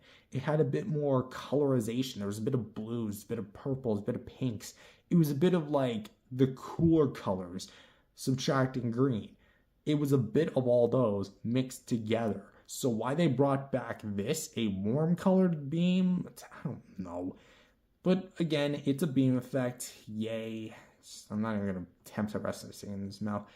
So honestly, that's the one major drawback to this figure, is that the beam effect really isn't that great. So yes, it's serviceable, but the beam effect was never really that great to begin with, and this isn't like the right beam. This isn't Shin Godzilla where he's all purple and he shoots the orange fire. That's not what this is. So I'm gonna have to say 4.5 out of 10. Sorry, Playmates, but you had one job and you didn't deliver on that. So can't really say that about Real Field Godzilla, where you didn't even come with a beam. So, and just for a quick comparison, here he is with the original release Godzilla Evolved. And as you can see, they are like essentially the same sculpt. They're the same height, same posability. The difference is really just about the color and the paint, which is essentially the same thing. Where this guy is depicted as the more like charge up, this one's more base form, whatever may have you. I know that there's another version. I'm literally looking at him right up on my shelf, but I'm not wanting to get him down because it's going to be a pain in the butt to actually get him back up there because I have such a unique display up. Go watch my collection video from, I think, March 2025. Yeah, so as you can see, there's really not too much differences, but they are very much different as far as the color scheme, which is kind of the whole point. And here he is with his counterpart, the supercharged, energized Godzilla base form. And what I will say is that while I did give this guy flack and this guy praise, let me just spell out the difference between the two so I can really kind of like drive home why I prefer one over the other. This is an outdated sculpt that is like 5 years old to the date, has a very lazily done paint where it's the foot's not even painted, the hand's not even painted, the face isn't even painted, and the translucent spines don't even like color match properly. And there's such outdated molds that they could have done way more versus this one where it's actually full body painted, minus the bottom part of the tail, and actually comes with a flame effect, even though it's not really the best part. But I feel like it's all part of the mold in the spines. See that? Versus this? There's clearly a huge difference. Also, here's the very crummy battle drone. And because I don't want to have to go through the hassle of literally taking down every single figure, here he is with every GXK figure I have in my collection as of this recording. So basically all the 6-inch Playmates figures, almost all of them. The repaints of the 2-packs are up there. And the NECA bootleg 2024 Godzilla Evolved. And yeah, he fits pretty much well with everyone. And so overall, what do I think of this figure? It's really good. I'm going to be honest. It is eye candy. This is basically just a figure that you just look at and you just admire and awe. Because that's essentially what this figure is. It's a gimmick figure. It's a figure that you have a very certain appeal for. Or it's a figure that you just buy for the sake of completionism. That said, do I think that there's some flaws? Yes. The articulation's a bit underwhelming, the accessory's not that good, and the paint, where there's not that much paint, is really disappointing. However, the main draw feature is going to be that paint in particular, and I think it's done really, really, really well. So I think all things considered, I'm going to give this figure an 8 out of 10. It is definitely going to be the strongest figure of the 5-pack, technically 6 if you count Geo, but that's like a minifigure accessory, whatever, of the 5-pack of Kaiju from the Ultimate Titan Battle Pack. And I definitely think that when I take a look at the others, I'm just gonna like review them on their own and not just part of a larger whole. So again, 8 out of 10, I feel like that's a fair rating for this guy because his paint just elevates him that much. I love his paint, I love his sculpt, like his sculpt. Articulation serviceable and accessories kind of stupid, but hey, that said, that's my personal consensus. Thank you guys for watching this video. I know I'm recording this in May, you know, summertime now, not officially, but I consider May summertime. It's heating up, no more snow. Assuming you don't live near the polar regions, it's time we like go vacation. Much like Rio de Janeiro. I don't actually know if I would go to Rio for a vacation. Maybe I would. But hey, you know what? That's fine. But yeah, hope you guys are enjoying the first start to your summer. I want to start out big with brand new figure reviews of some old ones, plus some new ones I've got coming in. And who knows, maybe the Kong that goes with that one pretty soon. I'm teasing it. I'm getting it soon. But yeah, I think it's time we end the video. Thank you guys for watching. If you enjoyed it, leave a like and subscribe to the channel. And I'll see you guys in the next video. Peace out, everyone. If you guys enjoyed this video, remember to leave a like and subscribe to the channel. With that being said, hello everyone. Welcome back to another video. My name is Matthew, and today we're taking a look at the Playmates Final Battle Kong with Base Glove and Heave. I say Final Battle because this is part of the Ultimate Titan Battle Pack, which was released back in late 2024 and basically featured 5 different figures. This, along with a supercharged Godzilla, repainted Scar King, supercharged Shimo, and a mothra with Gia. I'm taking a look at the figures individually because if you haven't seen my supercharged Godzilla review, basically I just want to give these figures like an extra chance to shine amongst themselves, aside from just being grouped together. So basically, this is just going to be the depiction of him, spoiler alert, when he's picking up Scar King, and Scar King's like all frozen up by Shimo, and then he gets all, and he tackles him to the ground, and then he's just like on bits and pieces. So that's basically what this version of Kong is based on. And yeah, we're just going to be primarily going through the motions here. So it's also going to be a repaint of the Kong with Beast Club. So let's go ahead and get along with this.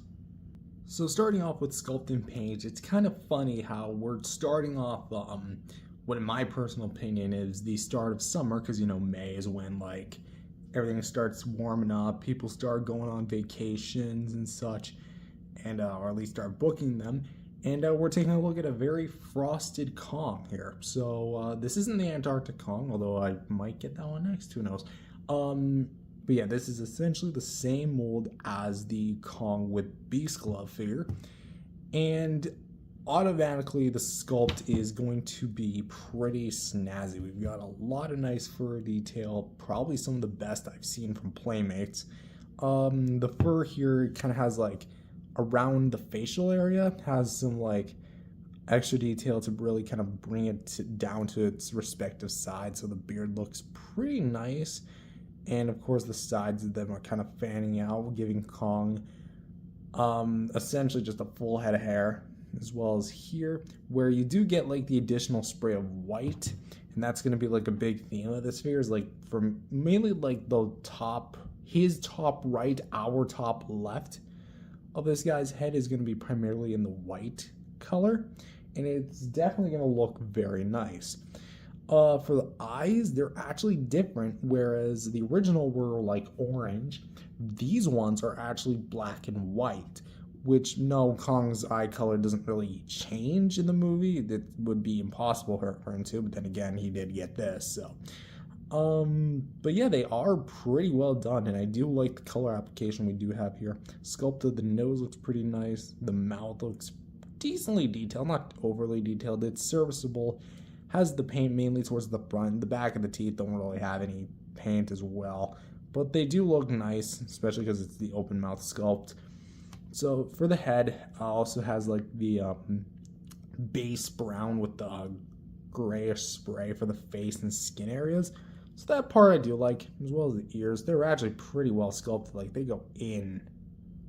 I'm genuinely surprised at how far they go in. I've never actually seen it go that far in, but whatever. For the body itself, for the torso, we have the scarring, which is going to be the same just about, with the pecs being sprayed with that gray spray. And then of course we have the more darkened brown body. Here for the back, unlike other Kong repaints, we actually have some white here, and then a large sum of it more towards the left side, well, his right, our left side, and then kind of tapers back to the front here, where we do get more of like that really nice white spray here, so that looks good. Just to kind of talk about this one, because this one's like less interesting to talk about. It's pretty much entirely brown. Like I could swap this for the original and you wouldn't be able to tell the difference.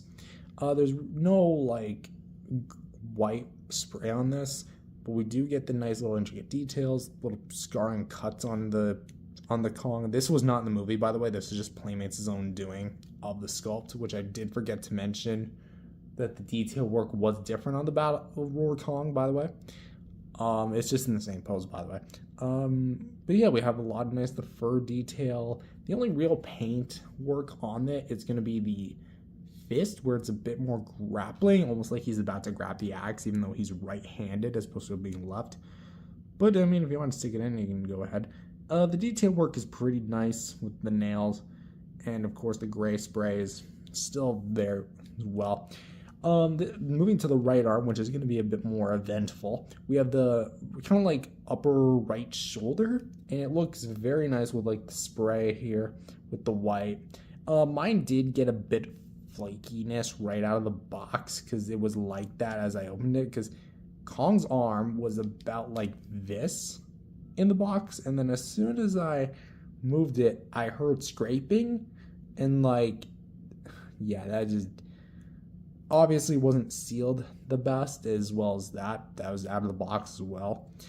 But the overall spray also kind of like tapers down here, and then does have a bit here, as well as like to the this part of the Beast Glove, which, by the way, as far as the Beast Glove goes, I will say, as far as paint applications go, it's a bit iffy because it doesn't paint itself all the way. There's a bit of like parts of it where it doesn't fit. Like it isn't 100% painted. The gear here looks nice. Gear there looks nice. And then the strap kind of tapers around. It kind of stops where there's more mechanical components to the Beast Glove. And then here for the Beast Glove itself, it's going to be that standard yellow with the BT61. I still wonder if that's a reference. HT42. And then we have like more white spray, which it does fit with where Kong got hit in the movie, where he like shielded himself from the Beast Glove. So it makes sense why it would be there. And then we have like the straps and then the inner gear, which are not painted on this one, sadly, but that's to be expected given the Playmates. And of course we have the strap that goes onto his arm, so there's that. And then you have like the gauntlet like fingers, which look pretty nice. Got a little bit of white spray there, so that looks nice. Going down to the lower legs here, or the upper legs I should say, they have still the same scarring and also some like little dots. I wonder if those are like paint bubbles or something, but essentially you have 2 sprays of the white spray there. And realistically speaking, that's kind of it for the feet as far as like the differences go, because you do get the same amount of details you would with the original Kong with Beast Glove, and then you also have like the standard toes that are painted the gray, and so like at least it looks nice. Nothing at the bottom aside from this, as you can see, so that looks nice. That looks fine. And just to also show you, if you move, doesn't really have a whole lot of paint there, but overall, just to showcase the backside one more time, monkey booty. There you go. All right, so I think that kind of about covers sculpt and paint. So personally, here's like my personal 2 cents on the sculpt and paint. I think that personally, this figure is probably going to be the most movie-centric or movie-accurate repaint of the bunch. Just because Godzilla and Shimo's are a bit more stylistic and Scar King's like not even in the movie. So this one's definitely very scene-specific. But that said, I definitely do dig what we have here. I think that the figure, like as far as the paintwork goes, could it use a little bit of work? Yeah, it could. Especially because like sealing the paint, that's kind of a priority because that scuff is really noticeable once you actually like look at it. But the new additions with the white paint plus the new eyes, they're really good and I do dig it. As for like my personal like rating, detail is good, actually great. I commend the Kongs for being really well detailed, and the paint got a decent upgrade aside from the Beast Glove being a bit iffy painted, mainly like the upper straps. So I'm gonna give sculpt and paint, what would be a fair ranking for this? It's nothing like overly spectacular, by the way. It's just kind of meant for flair. So I'm gonna say 7.5 out of 10 for the sculpt and paint. I feel like that's a little low, but I feel like it's appropriate, you know. It's nothing like overly spectacular, but I think it definitely gets the job done. You know, actually, let's bump that up to an 8. So 8 out of 10 for the sculpt and paint. Next up, we have articulation. So for the head, we can go side to side. I think if we push it, we can get a full 360, but I really just, it kind of paranoids me to actually like move it all that much because that beard could very well grind up against the sculpt more towards over here, and it's just, ugh. For this arm, we can go up about that far, down about that far, and you don't have to worry about paint damage. And you can swivel all the way around. Nice. Nice. We can bend in with the elbow, straighten out about this far, and you can rotate. And then we can swivel with the wrist. For the other arm, which is going to be the Beast Glove arm, comfortably you could go like all the way up about here, but I'm not going to try that because the paint scuffs like way too easily. Also scuffs down there too. And you can rotate it. However, I'm going to rotate it just a bit just because I don't want to scuff this thing any more than it already is. For the Beast Glove arm, you can straighten out about that far. Bend in about that far. You can kind of rotate, not too much, side to side. And this arm doesn't have any posability, and even if it did, the Beast Glove kind of locks everything in. No articulation in the waist, even though there is a seam line. And the legs can go up, down, side to side, and go to the splits if you want to. And then the knee can bend in like that and out, basically as much as you want. So overall, the Kong with Beast Club, I feel, is a neat addition as far as the articulation is concerned, because really that's basically it. The articulation is definitely going to be a bit better on Kong than it is Godzilla, so I definitely think that it's a bit more expressive. However, because of the paint issues, it does kind of like, it in a weird way hurt itself, and I don't know. I feel like the waist could have been its own joint, and I feel like the beak could have been its own joint. So yeah, I'm going to dock some points out of that and say 7.5 out of 10 for the articulation. Not bad, actually pretty good, but come on, could have used a little more. For accessories, I know it's Kong with Beast Glove, but the Beast Glove isn't necessarily an accessory. It's actually just permanently part of the figure. But for what we do get is a heave, which is going to be based on the newer design in the film, which is kind of looking more like a mantis or some sort of grasshopper, which it's basically just one big solid piece of chrome plastic rubber molded into the shape of it. I'll give it this, it's very detailed, because like you have all these prongs sticking out of the back, and then you have like this part where just more just kind of solid, but the top of it looks really nice. And yeah, there's the cockpit, and it looks nice, you know, it looks really good. Only problem, this is the third time we've gotten this thing. Now, much like the Godzilla with heat ray beam effect, I feel like they could have done something different here, because in the film, the heaves change color. In fact, that's its whole gimmick. It's able to camouflage in with the other Titans. I'm trying to remember the names of those like yellow creatures in the movie that like have like a minor role, and they're like electric, and they like stun Scar King and Shimo and the other apes. You know what I'm talking about if you've seen the movie. Why not do like a paint job based on those? Because there was like one scene in the film where this actually turns into that color. That would have been awesome, but sadly no, it's just the same thing we've gotten like 3 times, so yay.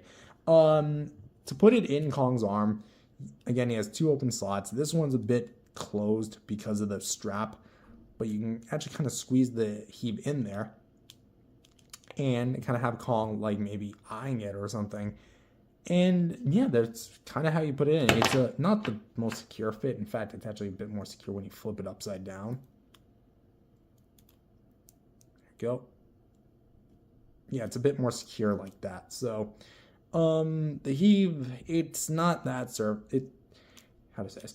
It's mainly meant for just like an accessory made for Kong, because in the final battle, he didn't get his Beast Glove until he actually killed Scar King. And I guess maybe like I would have traded out this for a Beast Glove, sorry, a battle axe, to be honest. Like maybe just a dulled, worn down battle axe, because it kind of was anyway. But yeah, this thing, it doesn't really do much, so it's the 3rd time we've gotten it. Cool, like, little vehicle, but it doesn't really do anything outside of just looking like a basic heave. So I'm gonna say 5 out of 10, because that's like the 3rd time we've gotten it, and it's not necessarily the best thing in the world. And for some quick size comparisons, here he is with the original Kong with Beast Club. And as you can see what I meant, like the paint just looks a little bit more refined than it does on that one. But also what I meant is like by the eyes, they did change the eyes. No more googly eyes, it's just looking off to the right now. And also what I meant by the heat is, yeah, they are basically the same type of heave. Like there's really no difference when it comes to these heaves. I mean, if I might actually have them reversed, to be honest, but whatever, that's how I signed them, that's how they're going. And here it is with all my other 6 to 7 inch scale GXK figures I currently own, because I'm not taking each and every one of them off just for the sake of a comparison. But as you can see, it fits right in for where it is. It's right down there. And so overall, what do I think of this figure? I definitely think that this is going to be one of the, I don't want to use the word weaker, but it is pretty strong in its own right of the 5-pack. I think that the Kong here is definitely going to be a really good figure as far as concept and pretty good in execution. However, I do have a bit of problems with it. For example, the accessory is kind of dumb because like it should have honestly just come with like a different colored heave if you really wanted to do another heave. Could have come with an axe or could have come with Gia because, you know, character-wise, Kong has a literal connection with Gia. So the accessory in retrospect is honestly kind of useless, especially because like it doesn't have a flight stand. Kong also has like meh paint control because the paint here, especially on his shoulder, is like scraping like crazy. Even just moving it just risks the whole thing shearing right off. But the articulation's great or good. I shouldn't use the word great, but the articulation's good and the sculpt is wonderful. So with that said, I'm gonna have to give the figure an overall rating of 7.5 out of 10. I feel like that's a fair rating. So with that said, if you want this, it's going to be part of a larger whole. The set is going to be like about $45-50 before taxes. So go to your local Target if they're still selling these and yeah, pick it up or find it on the after sale because I'm pretty sure that these things are being sold individually regardless. So with that said, thank you guys for watching. If you guys enjoyed it, leave a like and subscribe to the channel and I'll see you guys in the next video. Peace out, everyone. If you guys enjoyed this video, remember to leave a like and subscribe to the channel. With that being said, hello everyone, welcome back to another figure review. My name is Matthew, and today we're taking a look at the Playmates Ultimate Titan Battle Pack Scar King with Whiplash figure, or as I'm calling it, the Final Battle variant. Basically, this is going to be one of 3 figures, well actually one of 5, sorry. This is the 3rd one I'm reviewing of, like in a row. The Scar King figure that comes in that set, and essentially what this is a kind of like their own unique depiction of Scar King, because in the set most of them are basically based on the final battle, except for Scar King, because Scar King doesn't really change color in the movie. He doesn't really have like any sort of variant you can do, so Playmates had to get a bit creative. And we wound it up with this, which, spoilers, is ultimately my least favorite figure of the set. But with that being said, is this figure on its own good, or is it still just like how they treated him in the movie? Let's find out. So first things first is sculpt and paint, and we're going to talk about the head here. When I said Playmates had to get creative, I mean they had to get creative. And while they did do a great job with the paint application, I don't think the actual design is like that great. So let me just look at this and say, this looks less like Scar King and more like Pennywise. And what I mean by that is, he kind of looks like a clown here. He really does. Because his face is more on the white side. I mean, you can definitely tell with like the skin color you see with the especially like showing with the bottom jaw being more of like an eggshell white, and then we have the sides of the head which are going to revive that signature white, and then the face paint which is like the face war paint, tribal-esque look. And then here we have like the differences from the original figure to the actual, like this one. The eyes on the original were blue, much like the film itself, which by the way, they like never explain why Scar King's eyes are blue. Like, come on, that would seem like an actually good plot point. Why Scar King's eyes are blue, glowing blue, but they don't explain it, whatever. Scar King's eyes are now white. Yellow. Sorry, I was looking at the white coloring when I said that. yeah, for some reason they decide to just make them 2 yellow dots.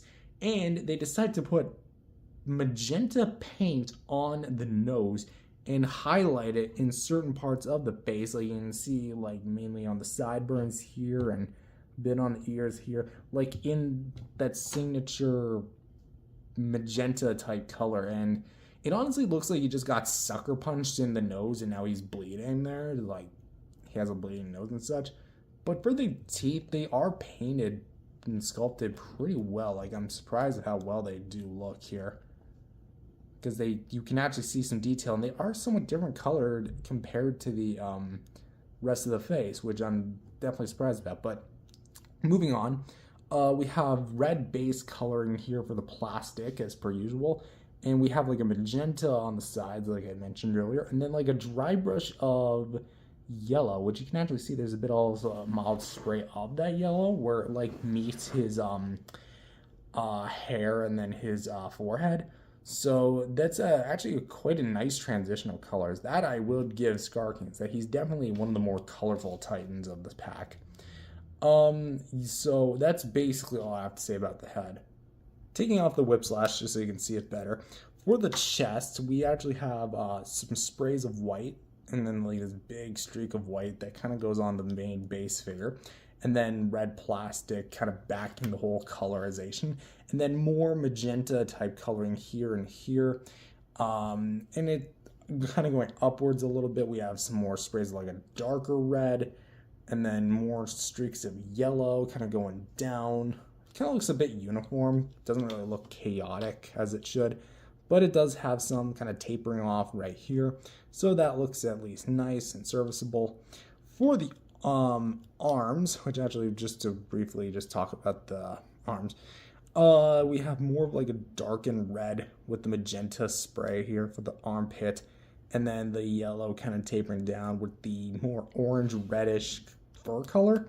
And then down here, actually we have more white there. And then white kind of goes down here where we have a very thick white spray, and then like this big paints skinned up looking red war paint.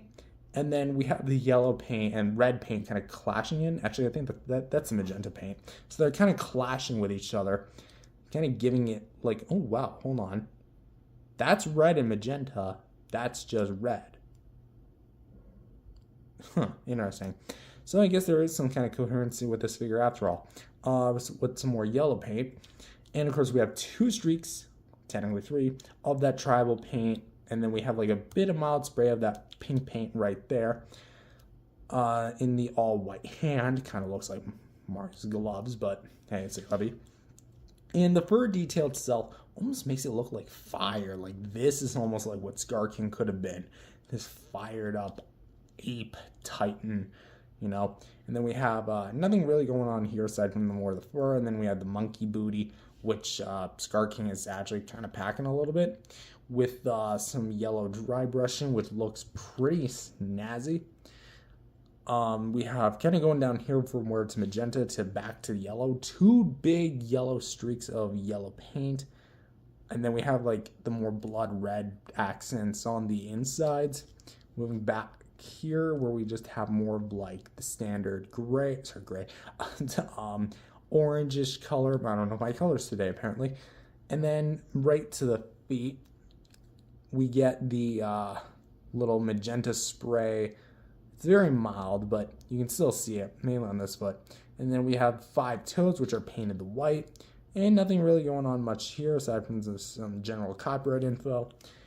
And to pretty much give a final overview of the figure, as you can see.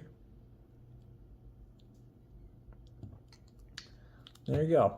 So basically, that is about it to cover with the sculpt and paint. It is essentially the exact same mold we've seen already with the Skarking, like twice, 3 times now with this guy. And I'll be honest, it definitely shows that Playmates is kind of running out of ideas with what to do with Skarking, unless we get like a translucent variant. I mean, knowing Playmates, that doesn't seem that far-fetched, but you know, it could happen. But aside from like repaints, yeah, this seems like about it for Scar King. Unless they do like an all frozen variant, which why they didn't just do that instead of this, I have no idea. But ultimately, yes, I do like what we have here. It's just, as far as like the appeal goes, it just doesn't make sense because each of the other Titans in this set have at least some sort of scene specific or reference purpose to them. Godzilla, supercharged when he was aiming at this guy. Kong, he was holding Scar King up and then Shimo blasted him and he was all covered in snow. That's why the Kong final battle Kong showed up the way it did. And the Shimo, it's supercharged. It's firing out that signature frostbite blast. This Scar King doesn't really have like a super specific variant. Maybe this is just him all dusty, but then what's all that yellow stuff? Essentially, this is McDonald's Scar King. I'm not going to put that in the title, although that'd be kind of funny if I did. But really, I do dig the amount of paint here, but in all honesty, he just looks like a bootleg. Like, it just doesn't look that right to me. It just doesn't. But again, what we do have here is good, but again, was never really that great to begin with, so I'm kind of torn. I'm going to give Sculpted Paints, in all honesty, a 7 out of 10. I feel like that's fair because it's not great. It's not the worst. It's at least good. You know, this is good at the very bare minimum. Next up, we're going to go over articulation, which nothing has changed, by the way. Head can go on a tight swivel, so nothing too much to write home about. Swivel hinges for the shoulders comfortably can go about up to here. Can go down that far. Can rotate pretty much a full 360. Hinge at the elbows and go down, in and out like that. And swivel.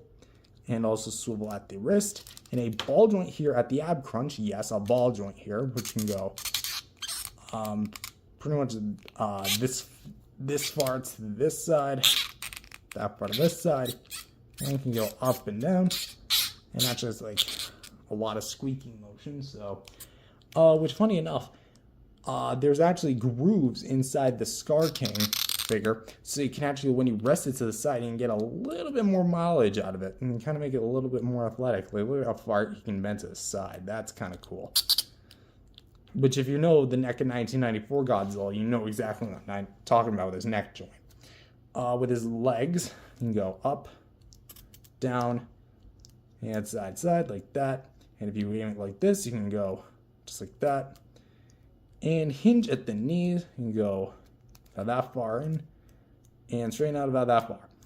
What I will say about the articulation, and this is not really a fault of Playmates, although they could have included a base, I would say, is that the Scar King figures do have a problem when it comes to balancing. So if your Scar King is like a very loose, floppy figure overall, you might as well just say your goodbyes to any sort of balancing skills that your Scar King figure may have. Because like, I am resting this thing as straight, as neutral as it can. So without stands, the articulation in a way is kind of useless unless you're really just wanting like some signature playtimes. So, but to be fair, the articulation for what we have is near perfect, I would say. The only thing that's missing are some feet swivels, but that's kind of about it. I'm going to say articulation gets an 8.5 out of 10, personally. I do like it, and it's probably the strongest aspect of this figure. Accessories time, and what does he come with? Well, like the name implies, let's kind of move him to the side, a whip slash, which is going to be his bone whip in the film. And I've covered this thing like who knows how many times, but we'll go over it again. It is essentially a warbat skeleton or spine with the lower part of the jaw. And for the bottom jaw, it's fine. It does its job. It's very simplistic. Has a little peg hole, and then it has this big rubber extension of the spine, and then the small bit, which is naturally supposed to be the crystal, but actually doesn't. It kind of carves it with the peg hole, which I feel like that could have done the crystal, like, please. But to attach it, you actually have two different ways. Option number one is you can take Scar King's hand like this. I'm trying to actually make it so he doesn't fall off on me. And you're going to notice that he's kind of grasping his hand. You're just going to want to put it in like this. And yeah, he's basically, I mean, you can kind of squeeze it in there a little deeper. There you go. That's what she said. And you can kind of whip it around and do whatever you want with this thing. And it fully extended is about this long. So yeah, there you go. Decently sized whip.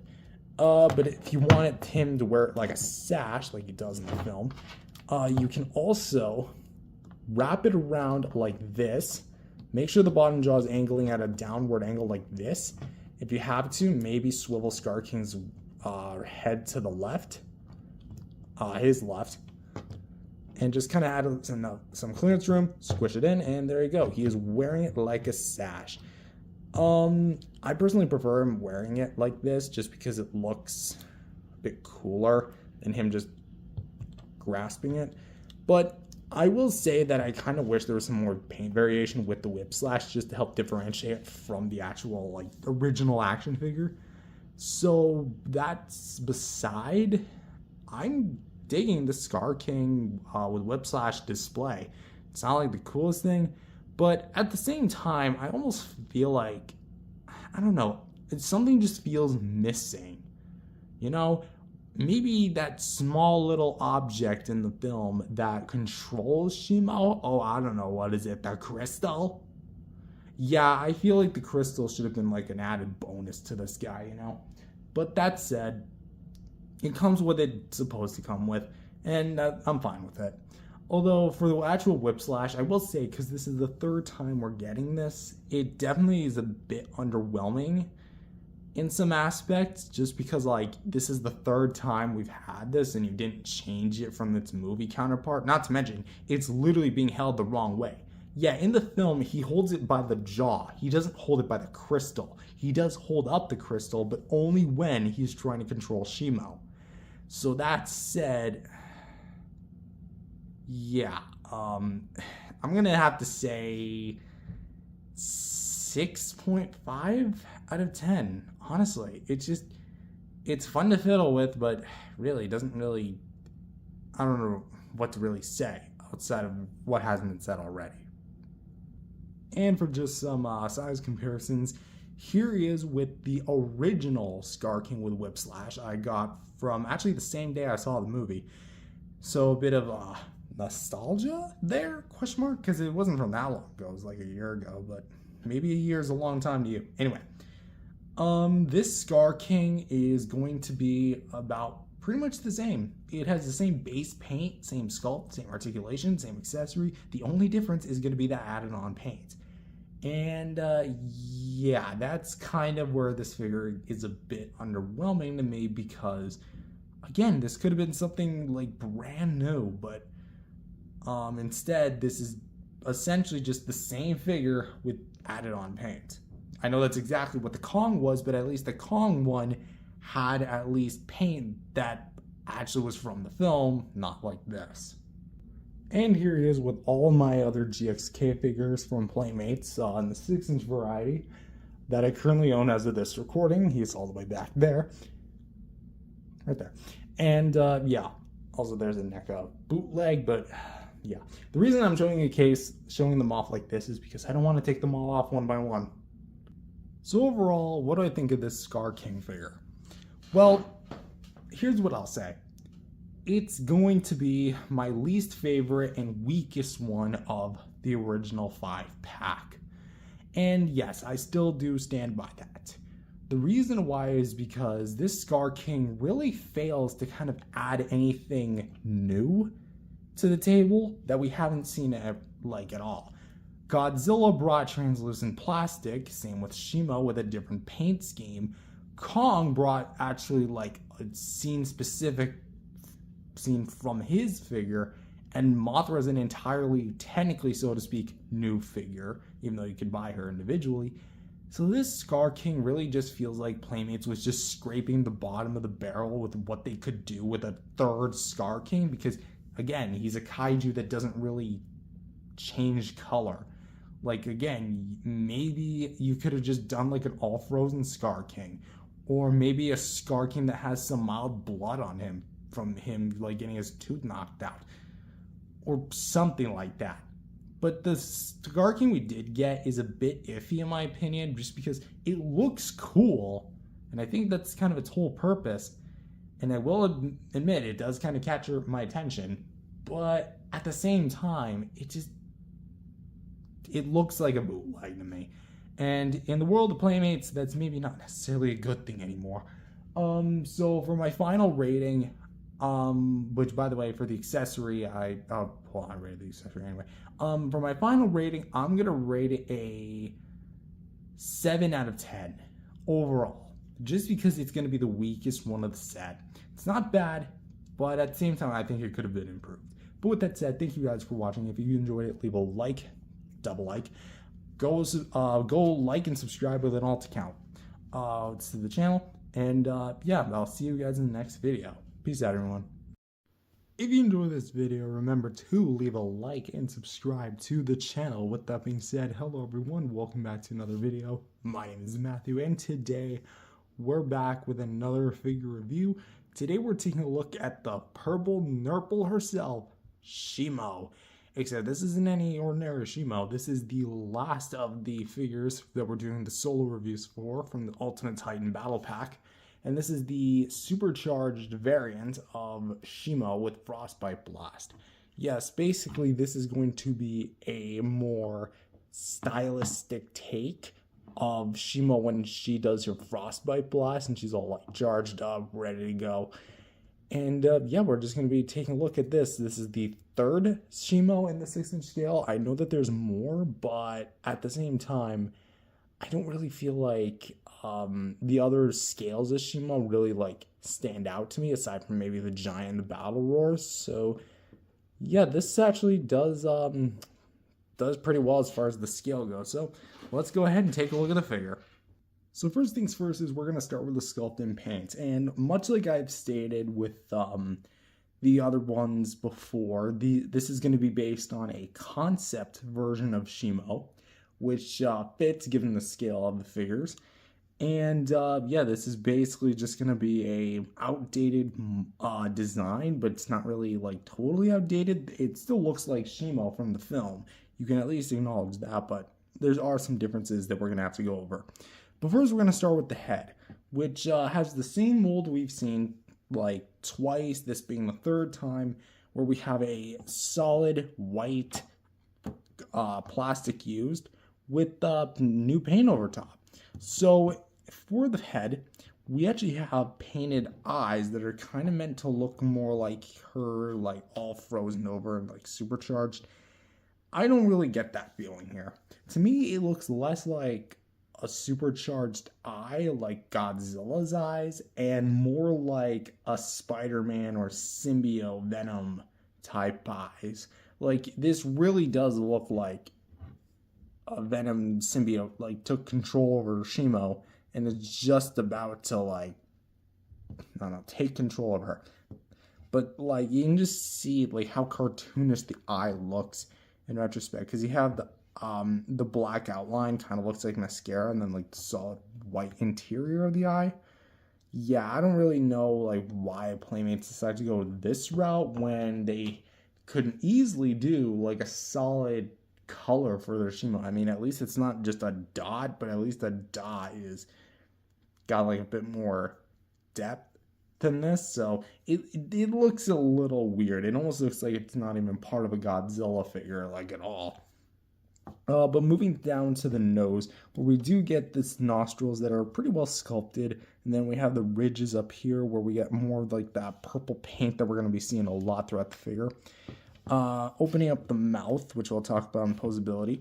Don't get a whole lot of paint in here, but you do get a pink tongue and some bone white teeth on the upper part and lower part of the jaws, as well as some more purple paint as well. Going to the crown area, where instead of blue, it's actually purple. Yeah, purple, not just bluish purple, it's purple. And that's something I really commend Playmates for, that they changed the color of both Godzilla's fins and Shimo's crystal spikes, which for here, it looks amazing. I have to commend Playmates here. If there is one downside, I'll say, it's that there's a bit of a rough transition, because on the original, this whole front part was painted white, and here they just kind of leave that with the signature purple plastic that you see on the rest of the figure. And while the detail looks absolutely bonkers, like look at that, even for a kid's toy that looks nice. Coming down here where we do get the other kind of like rows of fins on the back, it looks very odd to have it like, again, the same color as the body versus the more crystal-like spikes, because they are that white versus the purple. Why am I getting my colors wrong all of a sudden? And then we have like the side ridges here with the spray of purple here.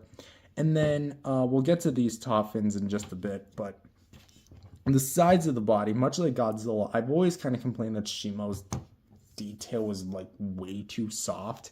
And here they didn't really rectify it, but they did put like a pretty interesting spray of purple here. I say interesting because it feels weird.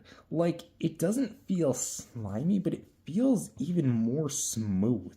Like, I would expect paint like this to be like a bit more roughed up, but I guess because like it's already on a pretty smoothened out surface, it just feels this way. I don't know how to describe it. It feels off-putting to me somehow, some way.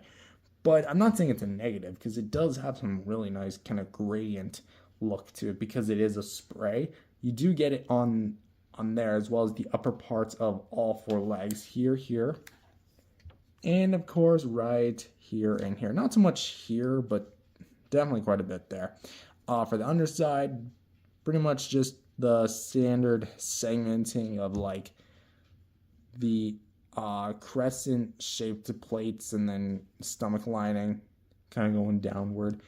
And then for the arms themselves, they're pretty giant, I think, in the movie. I could be wrong. Don't take what I'm saying as actual fact. It's I don't really watch the movie as far as like analyzing the designs. I say, oh, that looks cool, and then I think about the designs afterward. But like, I think in the movie Shimo had 4 toes as opposed to 5, and plus they were painted. Kind of shocking that it's been 3 repaints and we still haven't gotten a painted claw on Shimo yet, which is weird because you could have applied some of that purple up here. Come on, Playmates, please. We also have purple inside of here. I wonder how that actually happened.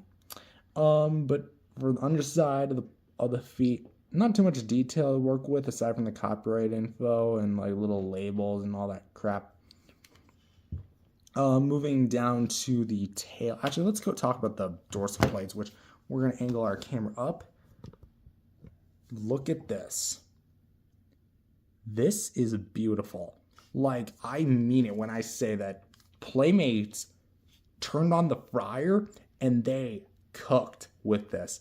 The purple here used is very pretty, and you can really see how like it goes dark and then kind of gets lighter and lighter.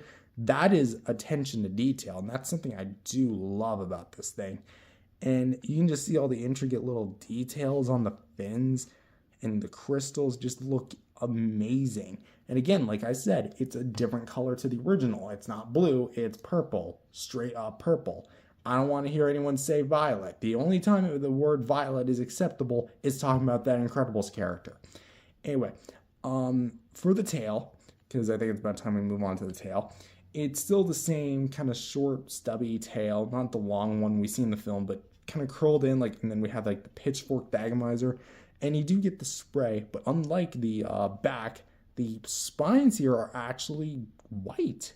And I don't know if like this was intentional, but this is a cool color choice. I like the white to the purple. It definitely doesn't scream like it's glowing, but it looks all like really cool. And then we get to the dagomizer, which, I mean, this is really kind of its worst part, because you painted all of this, but you didn't paint the dagomizer. What's literally crystals here. Yes, I know these are white, but By the way, it's like this. It's on this side in the box. So good luck in box collectors. This is kind of like my least favorite part about it is because they didn't paint the Thagomizer.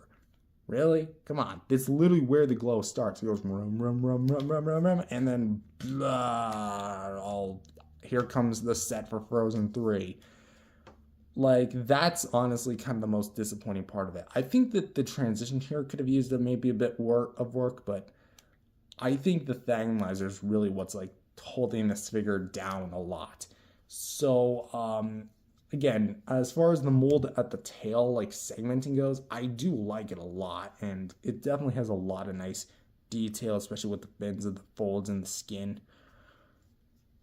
But as far like overall for the sculpt and paint, I'll be honest, it's definitely my favorite of the bunch as far as like the look and presentation of the figure, but that doesn't mean it's perfect.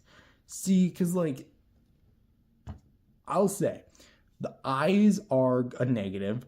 I don't like the fact that there's no paint on the claws when there is on Godzilla. And the lack of paint on the Thagomizer is like a big moment. Like, why not? Also, I kind of have to just say this. I feel like the pink, why do I keep saying pink? I'm so used to the Energized Godzilla. Anyway, the purple used is great, but aside from that, really, what other paint do you have? Paint on the face? Yay, but the other one had like painted Thagomizer, so I'm gonna dock some points off that. But for sculpting paint, I think that this figure gets a fair 7.5 out of 10. I love the addition of the brand new purple dorsal plates, but again, it's just not the best it could be, not the best it could look, but at the same time, it looks great for what you get. Articulation time. So what do we have? So if you know the figure, you know exactly what we're getting into.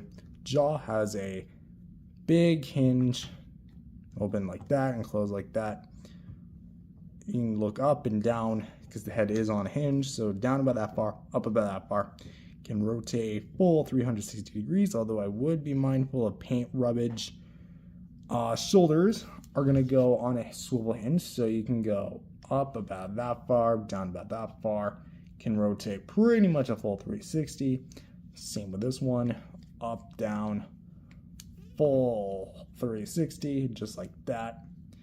For the also the paws, I'm going to call him paws because Shimo's a dog at this point. Can go up pretty much a full 360. So you can spin those around. For the hinds, they're not on hinges, but they are on swivels, so you can go back about that far, forwards about that far, and the feet can also rotate a full 360 degrees, moving this leg out of the way. And same with this leg, forward about this far, backwards about this far, and can go a full 360 degrees.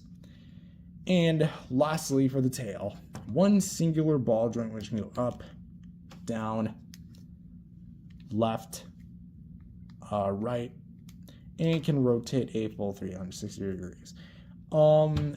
Just keep in mind, because it is angled at a already like done angle, it can actually, like, if you turn it this way, you can actually kind of get like swinging.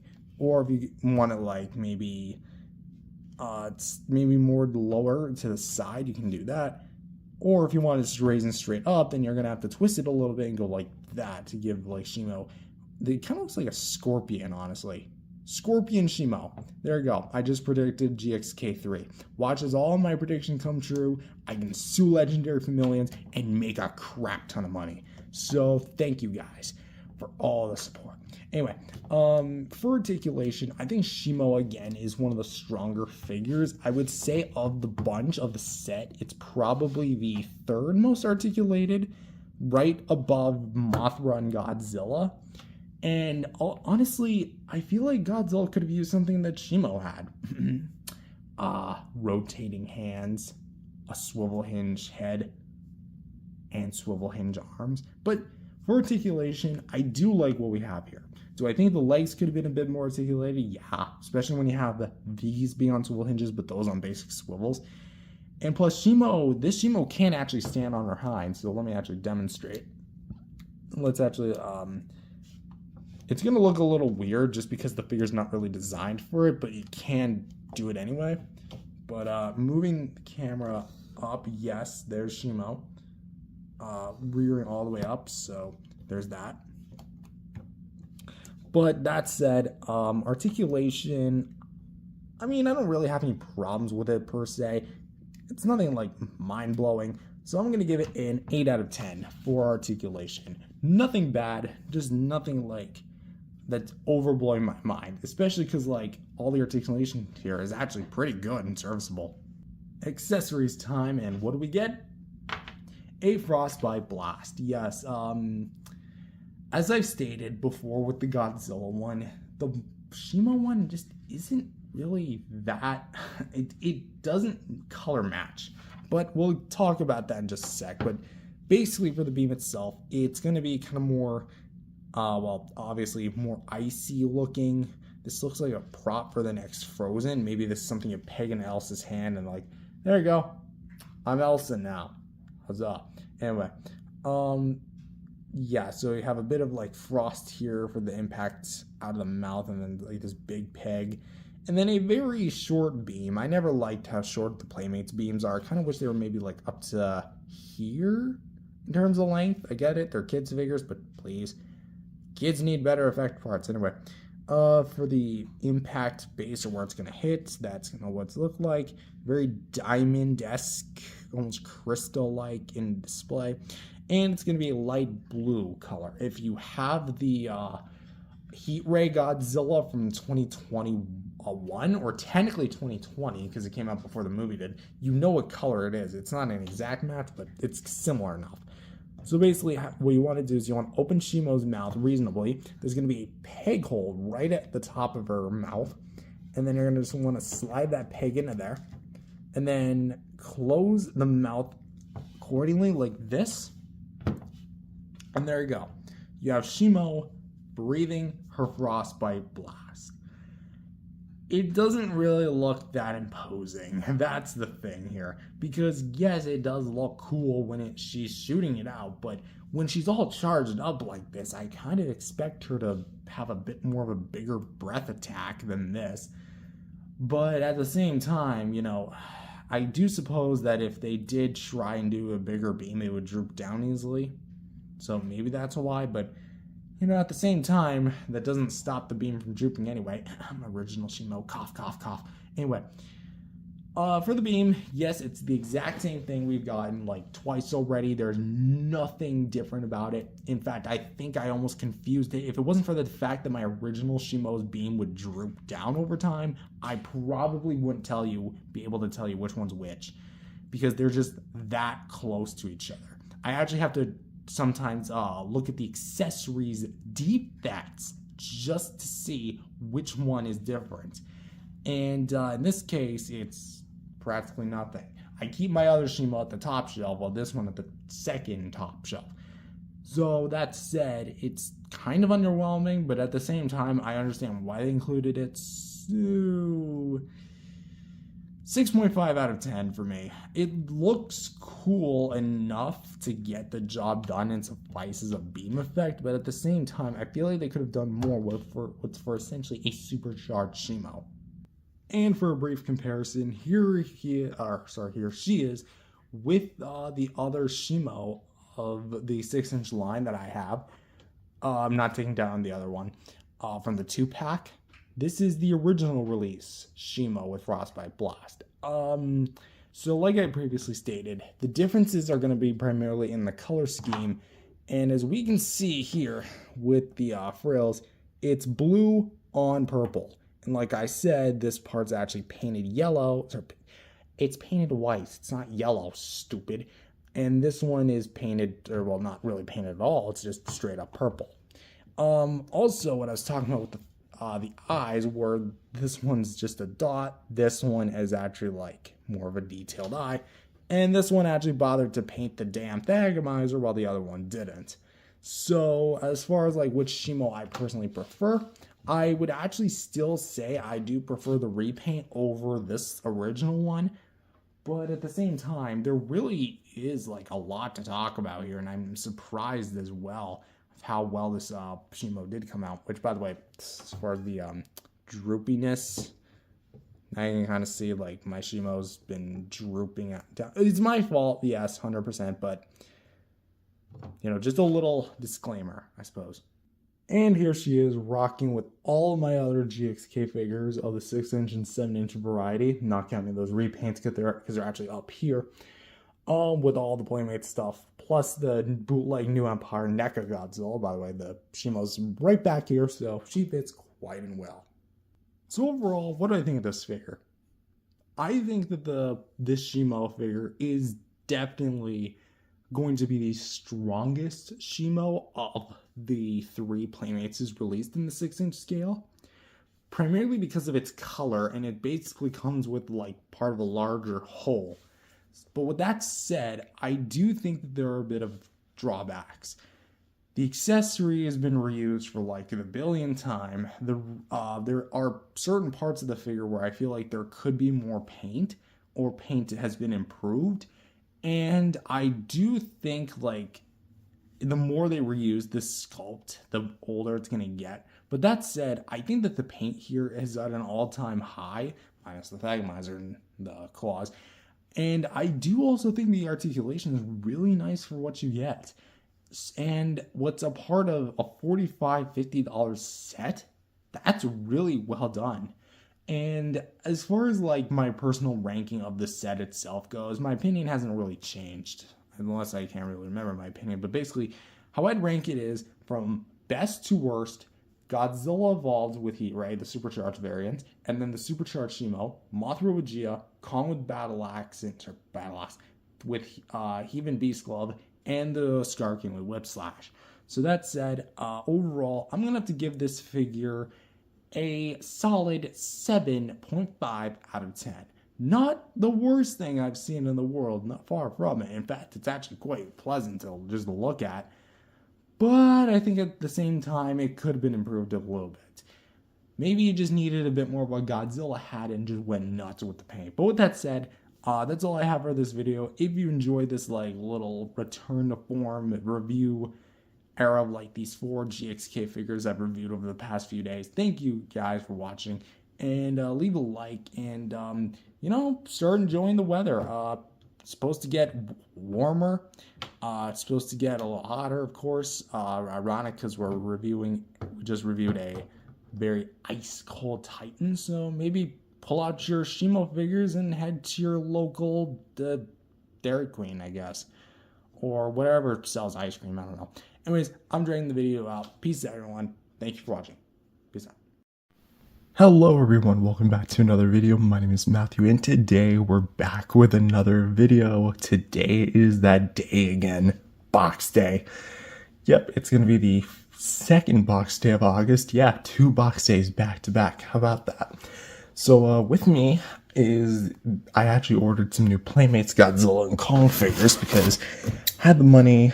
They were pretty cheap, so why not just get them? Because I had been looking forward to them for a little while now.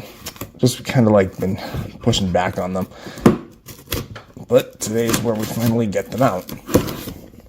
Come on, it's stubborn as hell. There we go. Now we just literally, we have to like find that nice.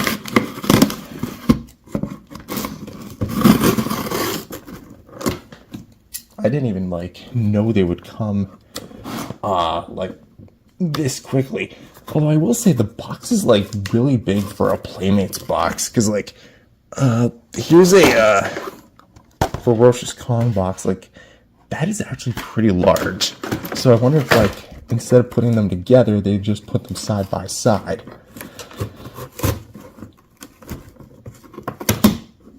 Oh, there they are. And I can see that's the older packaging. Oh, wow. They did. Okay, so let's flip it upside down.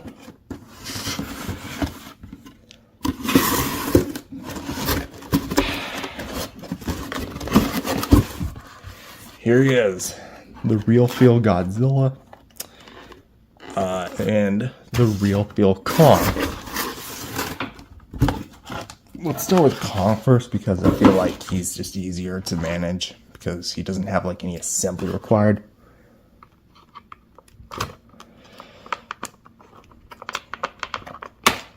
So there's the arms, the beast glove, of course. Let me try and like MacGyver around this thing. And oh boy, the ropes. How can we like do this without damaging this thing? Because oh crap, there's some on the legs too. I keep forgetting. There's 1 snip, 2 snip. Tell me that's 4.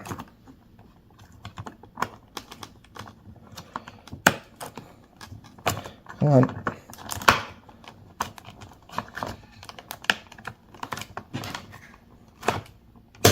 There we go. So I think we can just pull them out. Let's leave the box to the side. I thought it was going to be the new MonsterVerse style packaging. And I guess they decide to...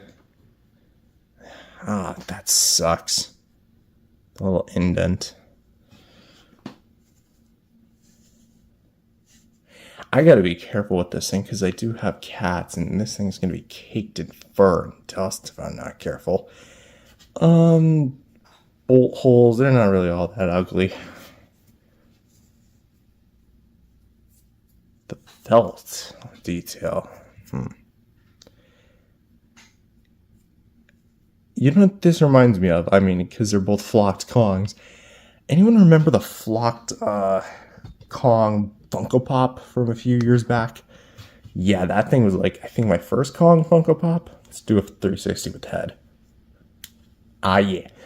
Kudos to Playmates for keeping the close mouth head sculpt. This is actually pretty cool. This almost reminds me of the Titan Kong, even though I don't own it, because of him. This actually, like, articulation-wise does remind me of it, because it's just arms, the head, and the legs. But that's the 8th one in the world. Time for the King of Monsters, which is going to be a bit more complex to do. So, there's the tail. Can we just remove the tail? Okay, literally just like that. Thought there would be another piece. Here we have this part. Come on. And, let's see. Any other places? Of course, it's got to be like... Is there anything on the arm?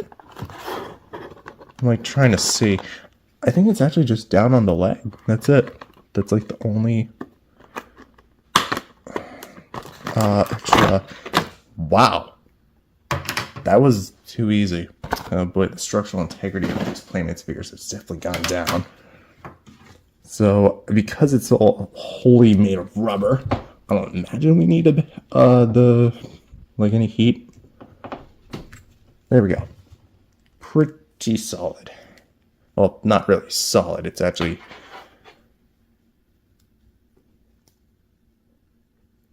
So basically the gimmick of these figures, if it wasn't already obvious, is that these figures are meant to be lifelike. So Playmates' interpretation of Godzilla is that he is entirely this gummy, like rubber, squishy material, while Kong is a lot more flocked, being fuzzy, you know. I'm gonna say personally, right off the bat, I do prefer the way Godzilla looks overall, just because, like, Kong, I feel like, is a bit on the more darker side, while Godzilla's color scheme is actually a bit of an upgrade from the evolved Godzilla, which I'll be doing some more detailed reviews. Oh boy. I just remember the mouth, like, because this is rubbery as well as the jaw, it just feels like you could easily, like, shear this off. If I remember correctly, there's no head articulation. Kind of sad. And they also got rid of the feet articulation. So this is entirely one sculpt. But aside from that, you do get some legs. We'll talk about the articulation in the review when it comes out. Let's see. Beautiful rotation. Was that for me? Sure hope not. But okay, that's gonna have to do it for this video. I'm gonna keep it a little bit short here. So yeah, that is the Playmates Godzilla Kong, the New Empire, Titan Godzilla. That's Titan Godzilla. Real Feel Godzilla Evolved and Real Feel Kong with Beast Glove. Anyways, that's all I have for this video. If you enjoyed it, leave a like and subscribe to the channel. I have one more Godzilla figure on the way, as well as a few more plushies I'd like to take a look at, and I'll see you guys next time. Peace out, everyone. Just when we thought Playmates were done with the Godzilla Kong, the New Empire, Godzilla and Kong sculpts, little did we know that something different would later arrive. Hello everyone, welcome back to another video. My name is Matthew, and today we're back with the next edition of the Playmates Monsterverse line that I'm personally collecting. Today we are reviewing the Real Feel Kong with Beast Glove, or just the Real Feel Kong. This is going to be a different take on the Playmates Kong, which basically, if you don't know, the previous Kong figures were just repaints of the same base mold. You know, they had the Beast Glove, the open mouth head sculpt. One of them had no Beast Glove and just the battle axe with the closed mouth head sculpt, and they were all pretty fun. This figure is a bit different in that it is entirely flocked. What I mean by that is, if you don't know what flocked means, basically, flocked is like a felt, sort of like softer material to go on your action figures, and this is like Playmates' own attempt at that, where they took the Kong with battle axe or Beast Glove sculpt and they changed a bit of things and made it all flocked. So this is essentially their first ever flocked figure in the line. But does that mean it's a good figure? Does the Real Feel line really like live up to the name? Like, does it actually feel lifelike? Spoilers, not really, but it does kind of like give a more realistic feel. So with that said, let's go ahead and take a look at the figure. So for starters, this might come as a shock to you guys, but there's actually no accessories. Yeah, this is the first Kong figure in the line that actually doesn't come with an accessory as far as like the basic 6-inch Monsterverse variety. I guess technically, so to speak, this would be second if you were to count the Kong Skull Island, but that's been like rebranded a Classic Kong, which I find really weird because Kong Skull Island was a long time ago, being like 7-8 years ago now, as of 2025, but would it be really considered a classic compared to something like the 33 film, the 62 film, etc., etc.? Yeah, that's a whole other can of worms, but essentially, this is going to be, again, all flocked, so most of it is actually going to be more felt / material, but there are still some hard parts to the figure. For the head sculpt, it's actually a modified version of the Kong Battle Axe head sculpt, just with different materials used. And what I mean by this is, the Battle Axe Kong from the New Empire had a closed mouth head sculpt with a snaggletooth. This one carries that tradition here. So for the eyes, they're actually painted pretty well, having black dots with orange eyes that are actually applied pretty well.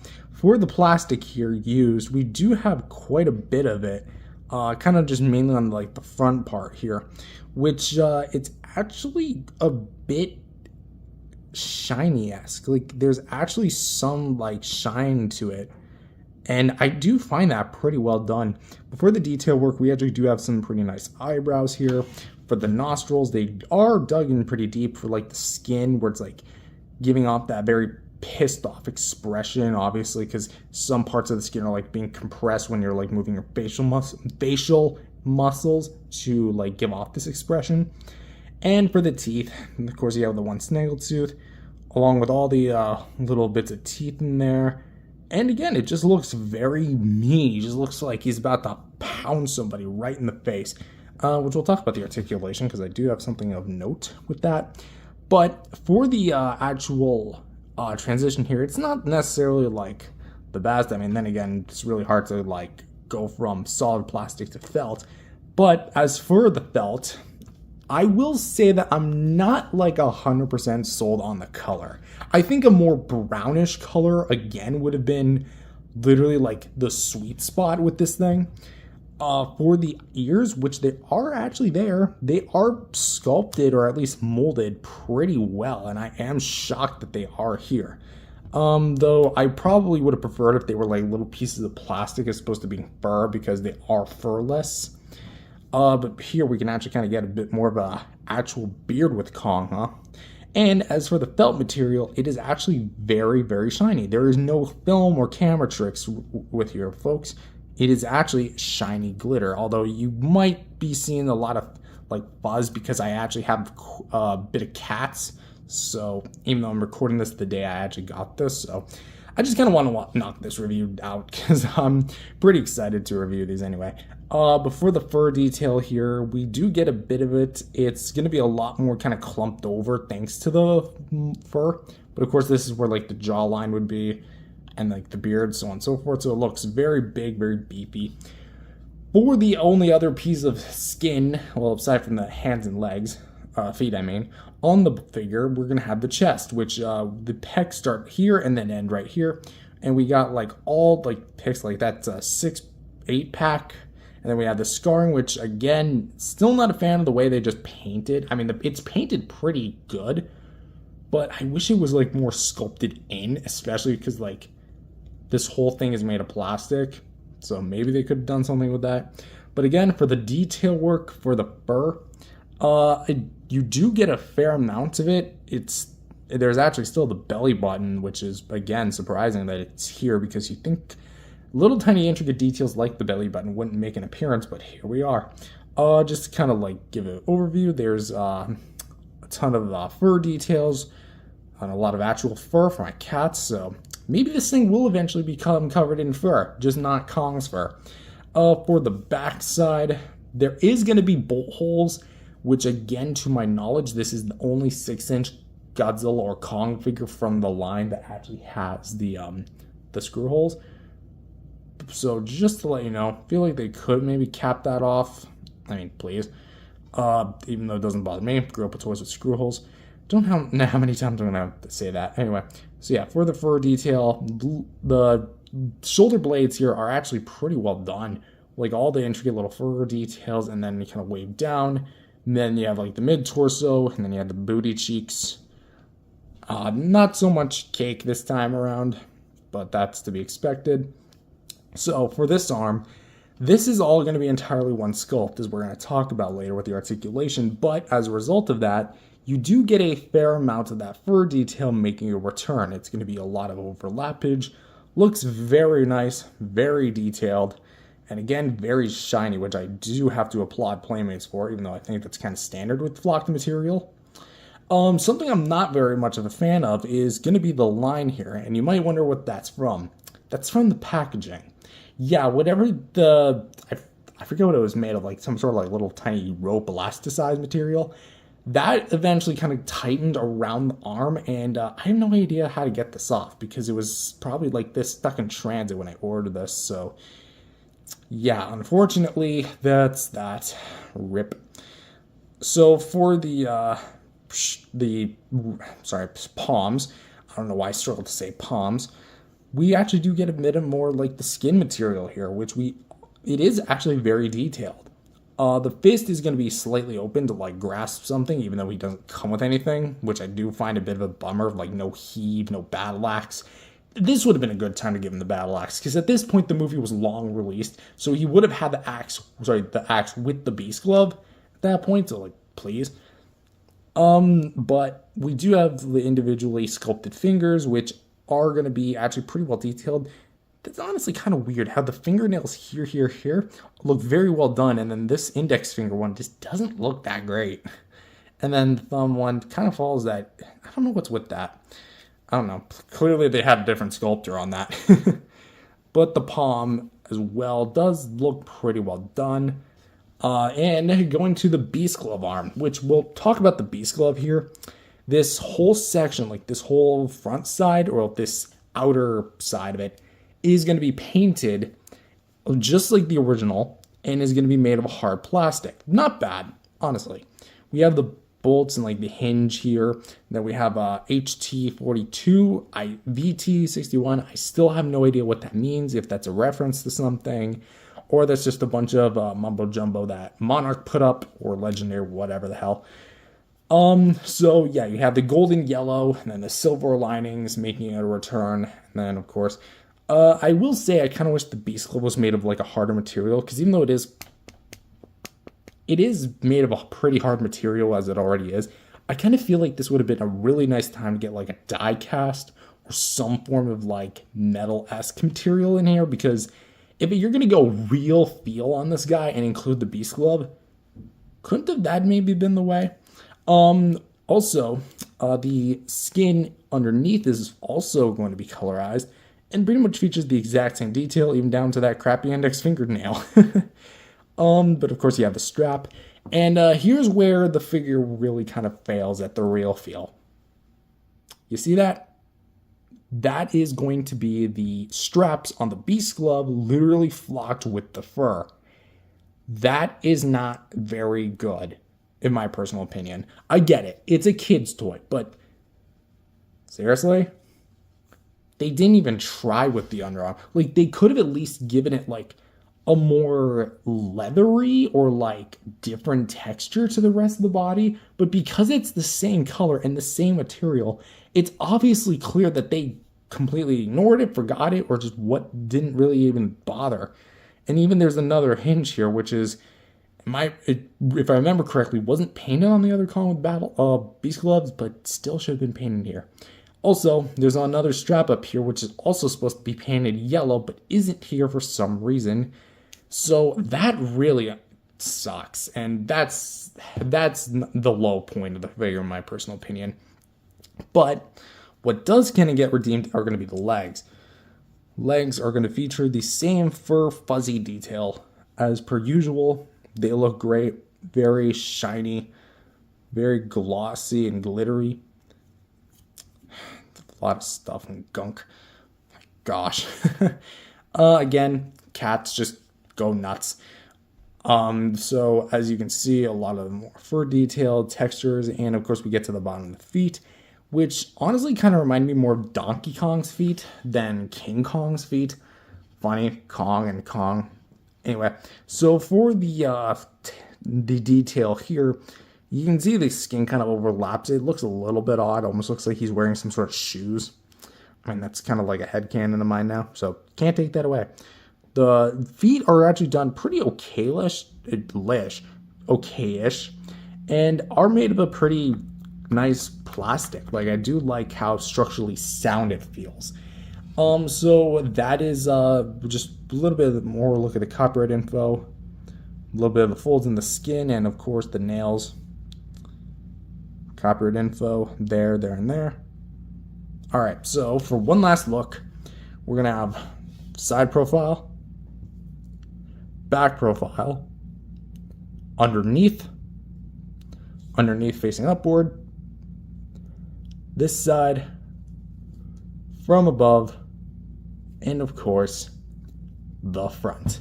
So, for the Kong with Beast Glove Real Feel Sculpt and Paint, it's a very interesting case. The sculpt itself isn't necessarily like there because it is going to be flocked over, and there are some parts that are kind of changed from the original figure, but I still dig it. This is honestly, like, presentation wise, probably going to be my second favorite. I still think I prefer the sculpt and detail work of the original, and then all the other figures just kind of like borrow off of it, which just really does lessens the experience for me. But this one actually bothers to do something different with it, aside from just giving it new paint, calling it a new day. It gives it a whole new identity by giving it a flocked material. That said, I think the flocked material does have mixed results, as we'll talk about towards the end of this video. But as you can tell with the Beast Glove arm and the straps, it's obviously clear that the Beast Glove itself was not a necessary addition, because that part just honestly doesn't feel right to me. Because if you're going to try and make the whole figure feel lifelike or some sort of real feel type gimmick, the Beast Glove should have been more of a metal or metallic feeling material, in my personal opinion. Even if you were to happen to jack up the price to maybe $15 to pay off that material, I wouldn't feel upset with that, like, honestly. But in my personal opinion, the Beast Glove is going to be the weakest part of the figure, though it does add some necessary color. And I'm not very much of a fan of the colorization of the Kong's fur here, because it should have been much more of a brown than a black. This is still works. So for sculpt and paint, I'm thinking 7.5. Maybe I can kind of wedge that up to an 8. I'm going to say 7.7 actually. There you go. That's a bit of a different score. Yeah, pretty good, huh? So yeah, 7.7 out of 10. Next up is articulation. And, well, you remember I was saying during the sculpt and paint there was something that I had to mention about the articulation? Well, this is going to be about it. For the articulation, we have a swivel here at the head, which we can go a full 360 with. For the shoulders, we have a swivel here at the, shoulder, like that on both sides. So let's just do a bit of a glide there. And for the hips, we also have a 360 here. So for like the actual articulation here, we only have those 5 points. Yeah, so basically because of the flocked material, Playmates decide to can out the swivel hinges here, the swivel hinges here, the swivel here, the swivel hinges here, and the hinges here. And just completely make this like 5 points of swivels. So really this is a 5-point XL figure at that point, huh, Mexico? But there's a glaring issue. That it's not the fact that they removed the articulation. It's the way that the flocked feature and articulation mesh together. Here's what I mean. Let's go back to the shoulder. Ready?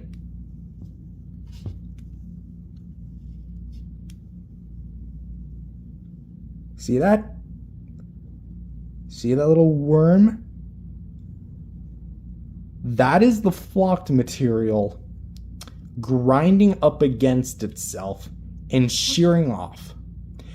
Yeah, if you're wondering what's happening here, basically, you know whenever you get your hands a bit dirty and you go like that, and these like little clumps start like falling off of like all the dust and lint? That's almost like what this is doing, except it's doing to its own flocked material. Yeah, so the more you like spin it, I mean, I can literally always get a new one. If I ever like ruin it, the more that's gonna come off. Like, look at this. This is at least like the 5th or 6th one that's like pulled off from that one arm socket alone. And keep in mind, you might say, oh, well, the quality is like this because it's a kid's toy. That's the precise problem. These kids are going to be playing with this. They're going to want to turn the articulation. They're going to say, oh, Kong has articulation. I'm going to move it. And then boom, that thing is just going to wear down quickly. Like, I don't think Playmates really thought that through. Another place that I think did that, oh yeah, absolutely did, was the head. See that? On Kong's head? Straight from the socket. So the articulation here was obviously not, well, the flocked material mixed in with the articulation was obviously not well thought out. And I will admit that personally, maybe that's a nitpick, but again, it's going to wear down over time. It's going to start grading itself down to nothing, specifically in the sockets. So Playmates really kind of screwed up the articulation here. And plus, it's not very posable to begin with. Even though this figure is not really meant for the articulation, it's more of like a novelty for the feel. So for the articulation, because it kind of grinds itself and there's not really a whole lot of it, I'm going to have to give it a 4.5 out of 10 for articulation. I know, a bit on the more lower end, but still. In retrospect, I think it could have been at least executed a little better. Just keep the 5 points, sure, whatever. But at least stop the grinding, because I just got this, and it's already destroying itself. So for some size comparisons, here he is with some other GXK Kongs. With the Kong Battle Axe, as you can see, they share the same head sculpt. And the original release Kong with Battle Axe, or Beast Glove, I mean. And, well, yeah. it was kind of what I was talking about with the colorization, how this one's a lot more darker than these ones are.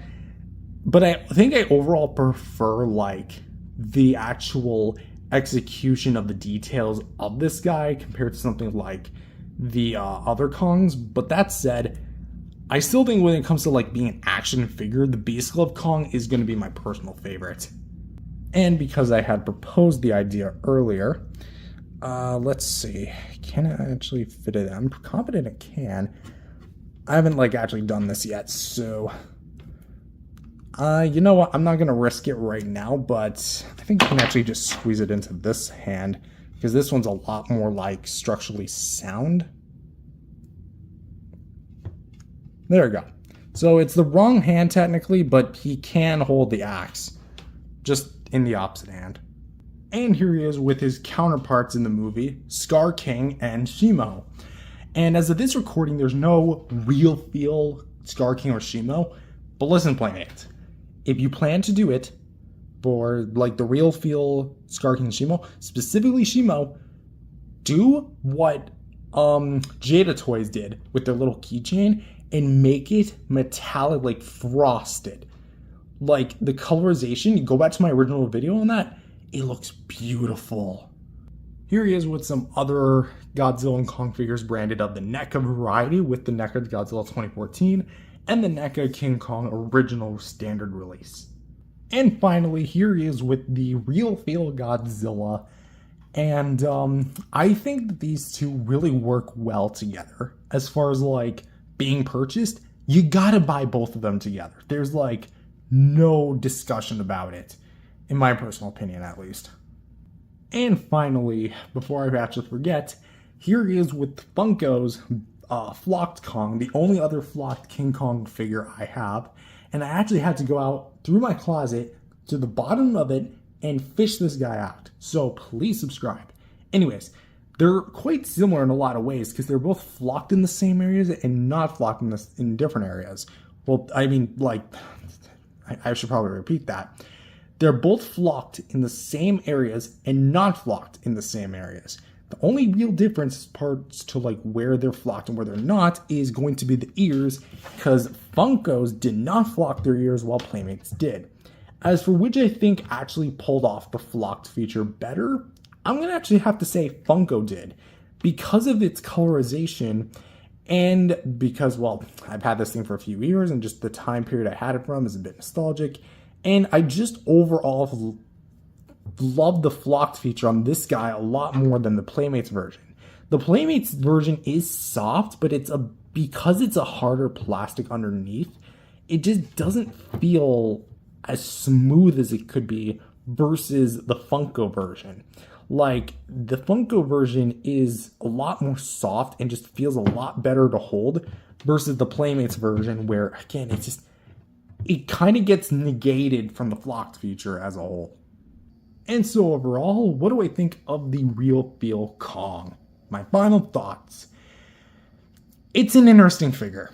Bottom line, I think like the overall aesthetic of this thing being more flocked than anything else was a good idea on paper, but I really feel like Playmates really needs to kind of like go back to the drawing board on a few aspects. Because let me be like 100% real here. The flocked feature within itself, as far as the details concerned, pretty much great. I love it. The actual like colorization of it, not very much, because I think I would have preferred something more like the Funkos, because I just overall prefer the Funko flocked versus this one. And I think that things like the Beast Glove here should have been a different color and not just literally just the same thing, because that comes across as lazy, even for the price point. And especially as we're going to see with Godzilla, which I'm just going to come out and say, I honestly prefer the flocked Godzilla over the, flocked, it's not furry, the real feel Godzilla towards the real feel Kong. I do like this figure at the very least. He has a different head sculpt than that of the original Kong with Beast Glove, but the Beast Glove itself really shouldn't be in this one. I feel like they should have just stripped him down of his Beast Glove, just gave him the axe, and made him a flocked variant. At the same time, however, the articulation does kind of get in the way of the flocked material, and as a result, you do get those bits where they start shredding away. And that's not going to be very good long term.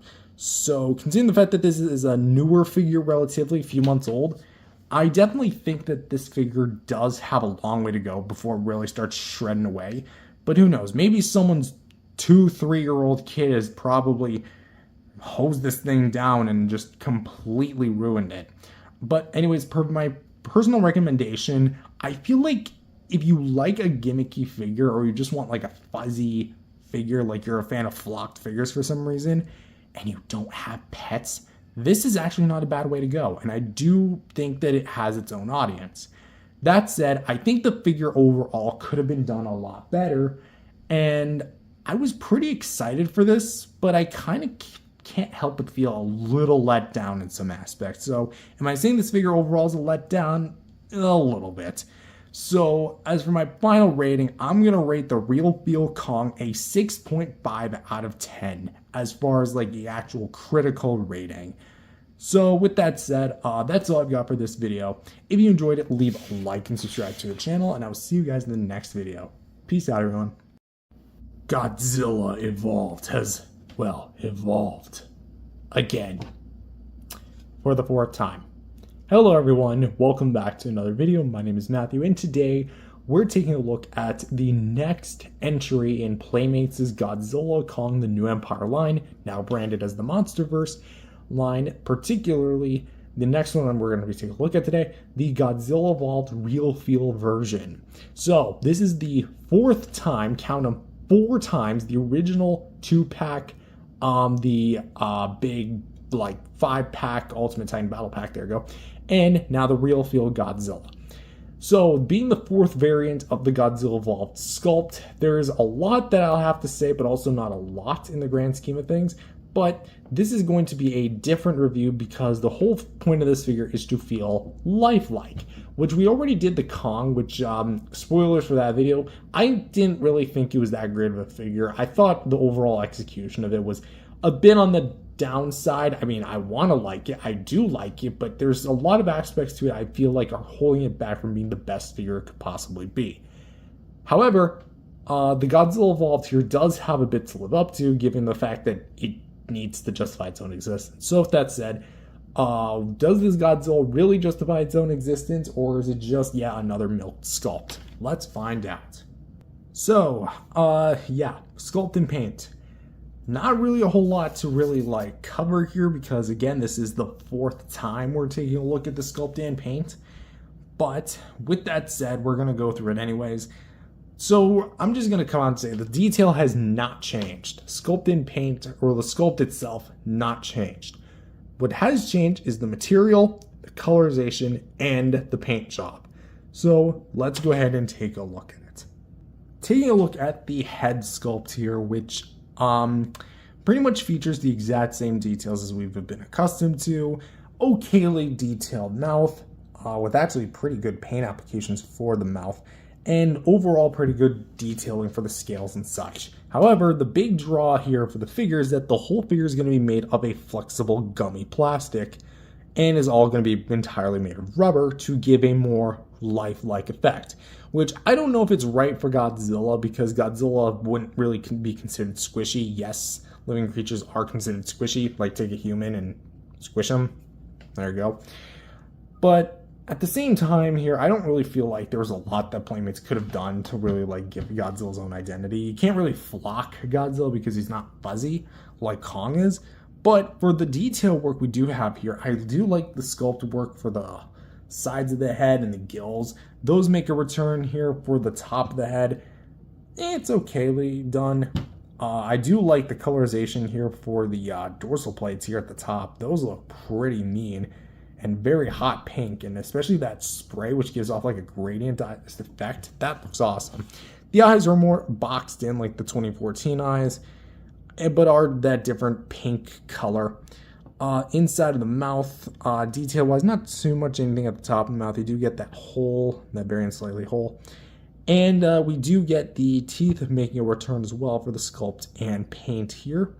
The teeth are actually a bit pointier, at least it looks like to me, than the previous Godzilla evolves. I could just be from memory because didn't pull one out off the shelf yet to compare them with, but kind of focusing in here for the teeth. Well, really just pulling in. There you go. You can see that it's very much more smoothened over. Has a bit of nice detail and like fleshed out stuff. Has a bit of yellow gunk. I don't know what that's from. My guess is that that's actually from the Beast Glove from Kong. Because like that is actually pretty stuck to the figure. I can kind of get some of it off, but I'm just gonna let that be. Anyway, for the actual detail at work here, yeah, I do like the way that the tongue is painted, being a much more vibrant pink. And the way that the teeth are painted, I don't really have a whole lot of complaints with the teeth. The spray on the bottom, though, being a white, that's an interesting choice. I would have never really thought white would have been the way to go, but it's here, and it's actually done pretty well. And I do like the way it looks here. Also, if you noticed, they actually changed the color of Godzilla Evolved here. Instead of being a more greenish color for the base, it's actually the correct color that should be, charcoal. Like, thank you, Playmates. You actually fixed it for this release, which is already why I actually like this figure, generally speaking. But going down, which we have the chest, which is going to be pretty much the same amount of detail here. We have the white spray that kind of continues on from the neck, but to the sides does kind of lose a bit of that. But we do have some decent, nice sculpt with the folds in the skin and the scales. For the arms, we do have a bit of them, like as far as the detail work is concerned. Because the arms on the original figure were made of a softer plastic, they were always the more detailed part of the figure compared to like something like the chest and pretty much the entirety of the abdomen. But again, you can see all the intricate little details, and the sculpt work just looks amazing. Sadly, the claws are not painted this time around, understandably so. But what's actually an improvement is the arms. They're actually more closer to how they were on screen. Yes, originally they were like much more serrated. Here they're a lot more simplistic and actually just have them like more towards the elbow like it should be on both sides. That's how it should be. And they're painted. So Playmates really actually did something, like actually gave this guy a bit of an improvement, which is awesome. For the sides of the figure, though, that's kind of like where my praises end a bit. Well, not really end, but you can see this nasty seam line, and that was because this is on the original figure. And my guess is that they took the sculpt of the original figure, not necessarily the model, but literally rescanned the original figure and made some changes to it, and this seam line happened. Because the seam line doesn't carry through to the legs, and it's obvious that there was something here. Like, there's no opening here, and it just doesn't look that great. And a lot of the detail throughout, like, this side, which is a lot of the problems I had with both Godzilla and Shimo, is that the sides of the body were not that detailed. Here, I do kind of stand by that, but the softer plastic does kind of help negate that a bit. So at least there's that. For the, well, just to give a better view, for the legs here, they're actually pretty long and pretty well done. Like, this actually does have a bit of the rubberiness to it. Like, just gonna show you, very gummy. The limbs especially, but we do have a lot of the nice plating and armor detail, more towards from the top of the leg to the kneecap, and then down here where it kind of gets a little smoothened out. Then the feet, sadly not painted, although I just kind of realized that is a big toenail. Like, look at that. I don't know if that was like that already, but whatever. So, but yeah, there's actually no like hollowed out stuff here at the bottom. There is actually just blatant copyright info, which is pretty cool. And I mean, does that count as paint? It's painted on, so I guess so. I think it's like a unit number type thing. I don't know. I'm not sure. Anyways, yes, it continues down with that white spray from the chest down to the crotch and where it meets the tail. And before we do talk about the tail, let's talk about the elephant in the room, the dorsal plates. These are beautiful. like absolutely beautiful. They are a lot more closer to when Godzilla's like actually doing his atomic blast, like as far as the colorization goes. It's not exactly a red, even though it shows red pretty well on camera. They're actually more of like a shiny purplish pink. And the reason why is because, again, because there's so much of it, they all kind of like get absorbed together color-wise. And I just kind of realized this. That one's kind of out of place. No, whatever. But yeah, the detail work just looks so good. And you can tell Playmates is just really ramping up the detail work. And it also kind of color matches. Maybe not 100%, but this is probably the closest that Playmates has ever gotten. If I were them, I would have just probably done the whole thing translucent. I mean, please, can we get like an all translucent Godzilla evolved? That would have been killer. But yeah, a bit more detail towards the like around where the body meets the tail. And then we get to the actual tail section, which is all flexible, even though there's no bendable wire in there, but is going to be made of like that rubbery plastic. Sadly, no white paint on the bottom of it, but we do get that purple spray here a bit more towards the bottom side of it, and the pink spray is just on full effect here. Like, this is just, visually speaking, so beautifully done. And especially because, again, the tail was made of a softer plastic, it had a lot more detail and a little bit more leeway compared to other Godzillas within the line. So you did get a fair amount of detail with this thing. But yeah, all the little intricate little segments. There is like a bit of like scuffage on mine because, well, probably just from transit or something. But aside from that, the actual like execution of it is beautiful. The paint's right where it is, and there is like a little bit of a gradient, so it almost looks like it's glowing. And of course, it wouldn't be complete without talking about the thagomizer. Ooh, just look at that. Look at those serrated tail tip blades. Like, this is actually really nice. So yeah. As for like one final look, here he is from the side. Here he is from the back. This side again. From above. From below. And from the front. So, for the real feel Godzilla Evolved sculpt and paint, even though technically, so to speak, this is going to be the 4th time this sculpt was used, I would honestly say that, like, sculpt and paint wise, this is the best executed done of the entire like line. It's really well done. The detail work carries over from where it actually does have pretty well done detail. And my only real like absolute gripe about it is going to be like the side pieces not being like overly detailed. Like, they're pretty softened out. But they did fix some parts, like for example, painting these and giving the spines the correct color, as well as changing the bodies, the body color. And the paint that's here is really well done.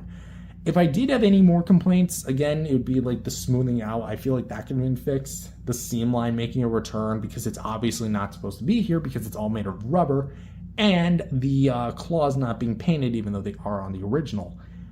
But that said, I think that realistically speaking, this Godzilla, I'm just going to say it gets an 8 out of 10 for sculpt and paint. It is absolutely visually beautiful and really just a lot of fun.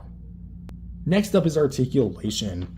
So for the jaw, we have a hinge, which we can go open about that far, close up about that far, just like that.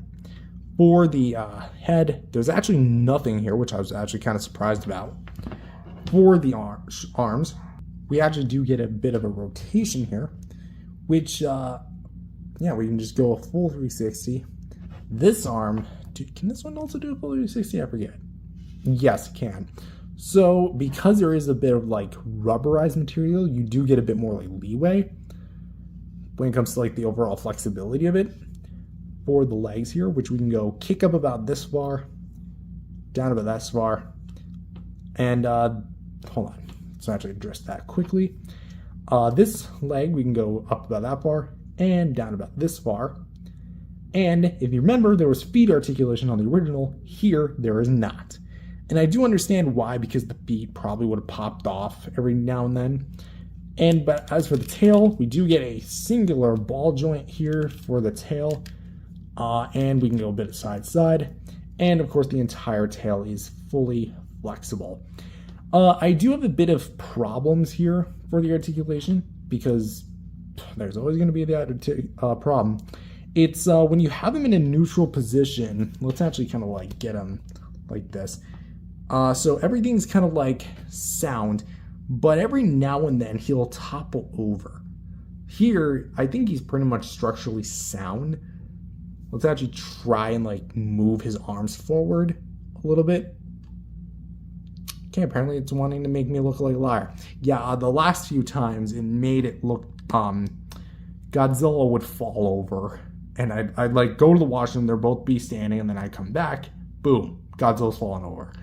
But on the flip side, I will say that as far as like the articulation actually being here, it's surprisingly serviceable, and like I'm surprised Playmates was able to pull off such like different points of articulation on a figure like this, being just pure rubber. So I do have to commend Playmates for what they did here. That said, I'm gonna say that I don't really like the fact that they got rid of the feet and they never really bothered to include the head, because this would have been a perfect opportunity to give him a head joint. I don't know why they just don't want to give Godzilla Evolved a head joint. You did it with 2014. Why stop there? Anyways, I'm gonna personally rate the articulation a 7.5 out of 10. And unlike Kong, who will absolutely destroy his own material as he spins, this Godzilla's rubber will not do that unless you really want to rub him up. So yeah. And so for the first range of comparisons, here he is with all of the other Godzilla Evolveds released in the line, with the standard version, the 2-pack versus Shima Walmart exclusive version, the Target exclusive 5-pack Ultimate Titan set, and of course, the one y'all came to see, the Real Feel Godzilla. Now, I'm going to be doing a much more detailed, in-depth analysis between all 4 of these guys, but if I had to personally choose a favorite, and I'm not saying this because he's the newest, I'm gonna say I personally think the Godzilla Evolved the Godzilla Evolved Real Feel version is my personal favorite. I mean, I might as well just say more towards like the not just the comparison but the outro, but long story short, I think he's just the most well executed of them. While these other ones have problems, and he definitely has his problems, I just think he's the overall best executed.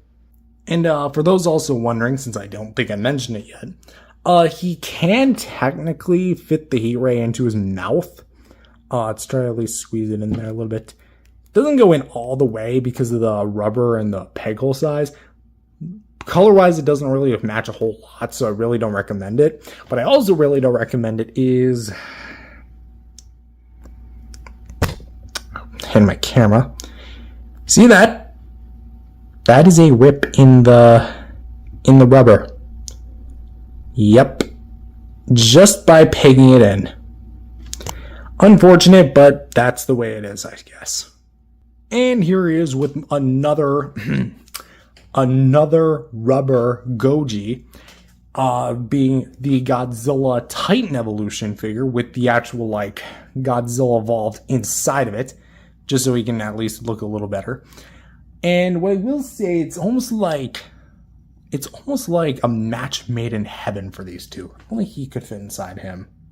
And color-wise, this guy really reminds me of the next comparison, the NECA bootleg Godzilla Evolved. Which, yes, NECA never made a Godzilla Evolved, but you can kind of see what I mean, right? Charcoal black, grayish bases, pot pinks for the dorsal plates, and kind of like a white/grayish stomach. You can kind of see what I mean. As well as the tongues, they're like nearly the same color. Like it's almost scary of how close these two are. And here he is with some classic Toho Godzilla stuff with Godzilla 2001 and Godzilla 1989 from Monster Arts and NECA respectively. And finally, here he is, well not and finally, but here's another bonus comparison I just decided to throw in. Here he is with the Battle Mechagodzilla, and you might be wondering why this specific version. It's almost scary just how similar these two are.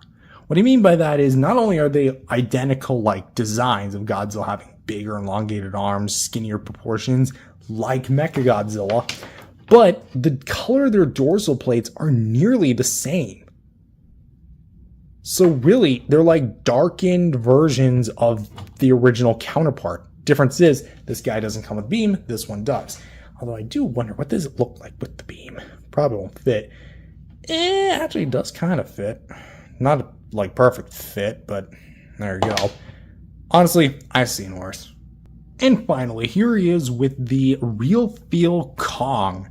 And what I will say is that of these two, I definitely am going to prefer the Godzilla over the Kong, just because like the actual execution of the gimmick just works a lot better for Godzilla rather than Kong, because there's a lot less problems with Godzilla's more rubbery material than there is of Kong's flocked material. And Kong will absolutely destroy himself over time if you keep swiveling the joints, while Godzilla, he's pretty much new and fresh, and he'll continue to stay that way as long as you treat him with care. Although there is the chance of him pretty much melting away if he gets too hot. How ironic. And so overall, for the Playmates Godzilla Kong, the New Empire Godzilla Evolved Real Feel version, what do I think of this guy?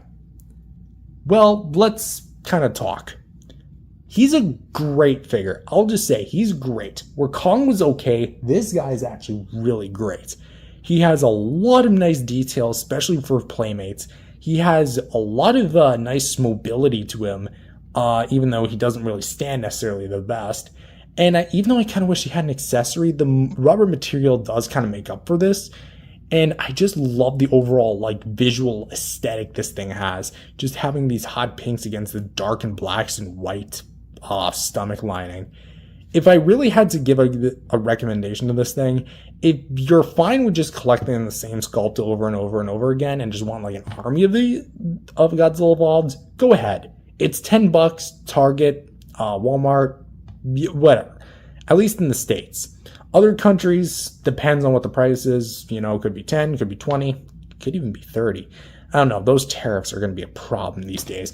But as per my personal rating, I'm going to say an 8 out of 10. Yeah, I enjoy them. Now, you could color me biased and say, well, I just prefer Godzilla over Kong. Well, that's technically true. There are some instances where I prefer the Kong release to the Godzilla release. For example, the base Godzilla Evolved versus the base Kong and Beast Club figures. I actually prefer the Kong and Beast Club over the Godzilla Evolved. That said, this time around, it really seems like Godzilla is king here. And, well, as we'll do with the outro, let's go ahead and turn off the light here and bring in this. Because, why? Because I just want to bring some melodies back.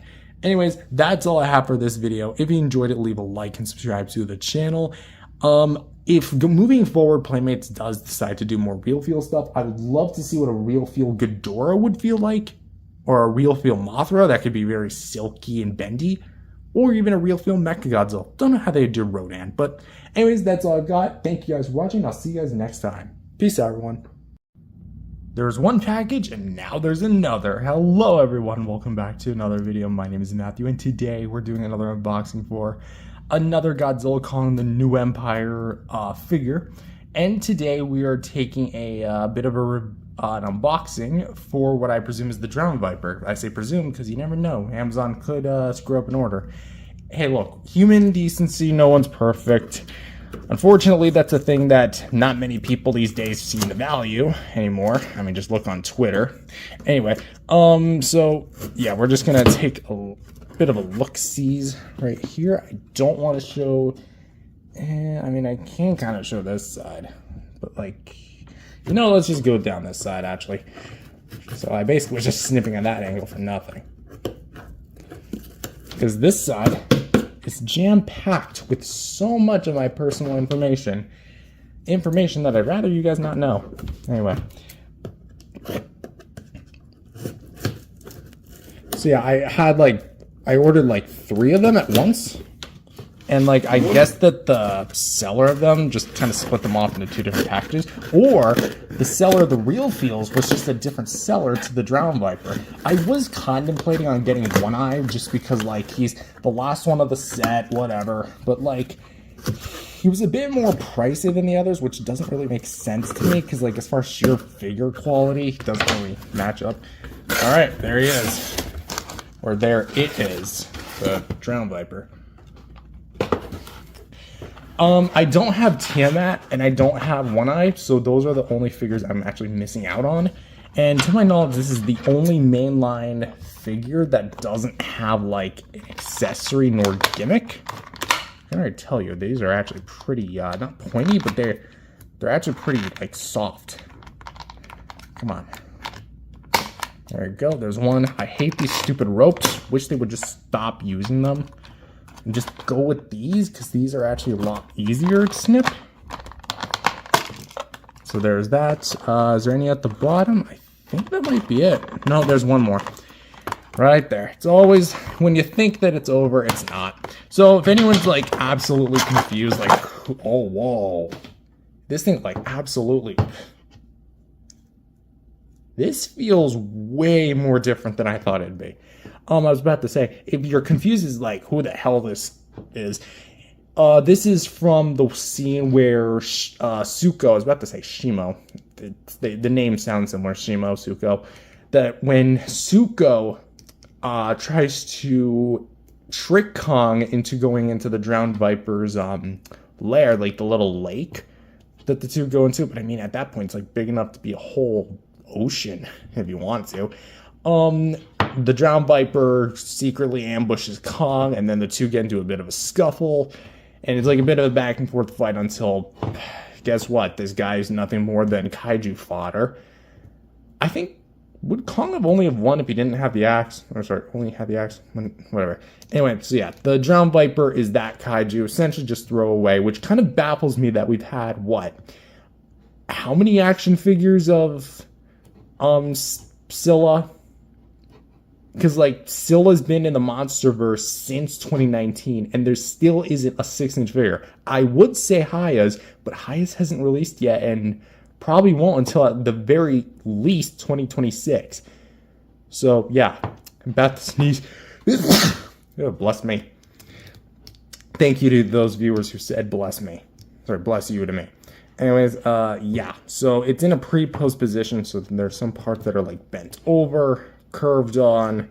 It's just really freaking big. Like, I wasn't expecting it to be this large. Like, this is actually a very, very large figure, all things extended. Which is like, I mean, can't really, oh god. What the hell happened to you? There's like a little indent. Is that like supposed to be there? Okay, because like here's what I mean. See there? Like the ball peg is like not, it's kind of warped. Oh, hope that doesn't like negatively affect the figure, but so yeah, I guess like let's bring out like a size reference. I don't really have anything in arm's reach. Let me go grab a Kong. Crap. Let me go grab a Kong real quick. I mean, there's Mothra, so I guess we can grab her too. Because, like, I have my Mothra right in front of my Kong here, so let's kind of back this up. You can actually see my light display. So yeah, here's Mothra standing in the middle. As much as I love Mothra, she is not winning this fight, at least, like, easily. Unless she uses, like, her God Ray abilities. Kong. Let's actually get Kong in here. So yeah, here's like the Kong that's supposed to, technically, so to speak, go with Drowned Viper. So yeah. It's like, rah, rah. Okay, yeah, I know I'm a 20-year-old man who's just playing with kids' toys. But yeah.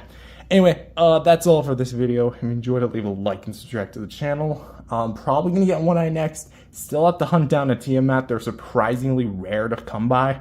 I've seen a few listings on AliExpress, so maybe I might be able to get one from there. The only thing I'm kind of concerned about is if I get one from AliExpress, I'm either going to get one that's defective, since mostly what happens is when legitimate product goes to AliExpress, it's usually just like factory extras that they deem like unsuitable to go to market or something. So I'm probably gonna get one like that, a knockoff, or it is official and like totally fine, but then in transit gets smashed. Thankfully, from my experience for AliExpress, because I've been buying from them for a little while now, I haven't had a case where AliExpress is like giving me a damaged package, but it's still kind of a concern. Anyways, enough rambling. See you guys next time. Peace out. Now, here is a Titan that absolutely, probably, 3 of you probably remember. Hello everyone, welcome back to another video. My name is Matthew, and today we're taking a look at the latest piece of kaiju fodder from the Monsterverse, the Drowned Viper. Yes, this is part of the next figure we're going to be taking a look at in the ever-growing line of Playmates' Monsterverse stuff, formerly just the Godzilla X Kong, the New Empire line. Basically, this figure is based on, of course, the Drowned Viper, which was a throwaway Titan, sadly throwaway, because I think that this guy had a lot of potential, but really only got like, 30 seconds of screen time before ultimately being killed off? Probably not even 30. Anyway, so yeah, basically he's based on that specific Titan where Suko tries to not ambush, but trick Kong into going in a lake that he knows that has the Drowned Viper in it, trying to kill him, and Kong ends up fighting with the Drowned Viper while Suko runs away, and Kong comes out on top. Here is that kaiju in figure form. Now, as of this recording, this is the only figure we have of the Drowned Viper, so it is going to be a little bit hard for me to like really review this thing, like trying to compare it and make it fair. And also, it's kind of weird that they haven't made a figure of Scylla yet, but yeah, we do with the Drowned Viper. Anyways, so with that said, with this being my latest figure and my next one being One Eye and Tiamat before I finally finish off the GXK line, will this be another great addition, or will it just be another piece of, well, just like I said, kaiju fodder? Let's find out. So for sculpt and paint, let's take a look at the head. Yeah, we're just kind of jumping into it because he actually doesn't really come with an accessory. I get why, because like the Drowned Viper doesn't really utilize anything aside from just like a patch of water. But I do find it interesting how Playmates really did skip out on a cool accessory idea, the decapitated head for it, because at the end of the fight, we actually get a look at the Drowned Viper's head up close, and yeah, it is a very, very not so well done sight. Anyway, for the face, it's actually done pretty well for a Playmates figure, because we have the top rails, which are going to be pretty much all blue with some folds in there. You got like 1, 2, 3 spikes of horns. And of course you have the eye. Now initially when I saw this, because keep in mind it was like a Titan that only appeared for like 30 seconds, you didn't get really a good look at it. So I actually went to re-watch the scene specifically for this review.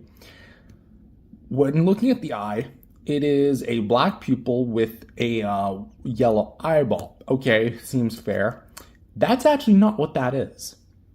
If I remember back to the scene specifically, the black part is actually the eye itself, while the yellow is actually just like the outline of the eye. Basically a line out. It's an outline, whatever. Anyway, so as a result, this kind of almost makes it look more fish-like, because fish do have these eyes, even though I do think they can move their eyes. But anyway, yeah, it just looks very goofy and very googly. I mean, just look at that front profile. Anyway, so yeah, the yellow does look pretty well and actually stands out from the abundance of blue, and you are going to see a lot of the blue.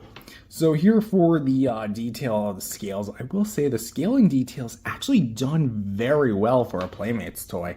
You have the front scaling, which has like a ton of different line and texture, and then you have the sides of it, which continue like that waviness of the actual design, kind of turning the figure underneath this way. And you do get a bit of more like the white, because the entirety of the underside of the figure is going to be of a white colorization. And then, of course, you have all the segmenting from the neck. Very nice, very cool. Going to the inside of the mouth, though, that's actually kind of where I really do like it. The tongue and the gum paint, it's going to be primarily all one color. And I do like how it looks overall. We do have the nicely sculpted tongue. We do actually have some details like at the top of the mouth, and as well as the teeth, which are not necessarily accurate to the film, because the film's teeth, well, the design-wise, were a lot more narrow, and there was a lot more of it. Here, Playmates simplified it and just made these bigger, like more piranha-esque teeth, which, hey, I totally understand why. And of course, we got this massive jaw spike. Very, very awesome. I wonder if that's like his way of going, just pretty much pressing them right on down, and they have a bit of like a stripe of blue. And that basically covers the head, like just showing you this side, just for extra. There you go. Mine's got like a bit of excess paint from the teeth here. I actually thought like originally that was like plastic. No, that's just part of the paint. Anyway, for the next segment, because this figure is divided into 1, 2, 3, 4, 5, 6, 7 segments. Like, damn. Again, we have more like the frills here. They're all made of like a rubbery material. As well as like the whole figure is basically just made of like a soft plastic, and it's in a pre-post position, so that kind of tappers into the articulation. But we do have a lot of nice yellow detailing here, as well as like a set of what I would assume to be like some sort of gill type thing. I'm not entirely sure. Like it kind of like caves in. You see what I'm talking about? Yeah. So I'm assuming that's the gill. I don't know anatomy of fish or eels for that matter. Anyway, so for the yellow, we actually do have like a bit of like line work here for the underside as well. A lot of nice curvature and detail. I love how it like directly curls down on it, pretty much on itself, and kind of curls in this way. Taking a look at the detail inside here, it looks pretty nice. And again, the scaling actually does look pretty well refined. This segment is going to be like an L bracket where it completely turns and twists its body.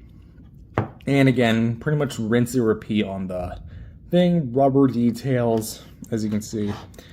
Lots of nice yellow paint applications, just to show you on the other side here as well. This is the segment we were just leaving off of.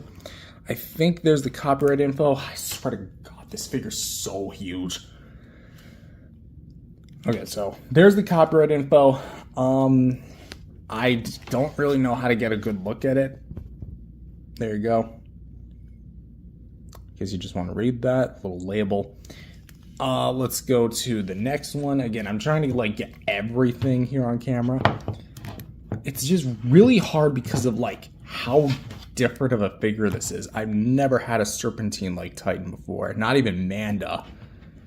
But yeah, just to show you, pretty much like what I find interesting is like the little webbing like in between actually kind of stops right here. I wonder if that's like that on the actual design.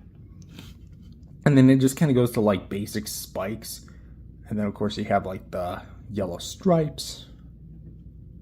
Those look pretty cool. Very nice, honestly.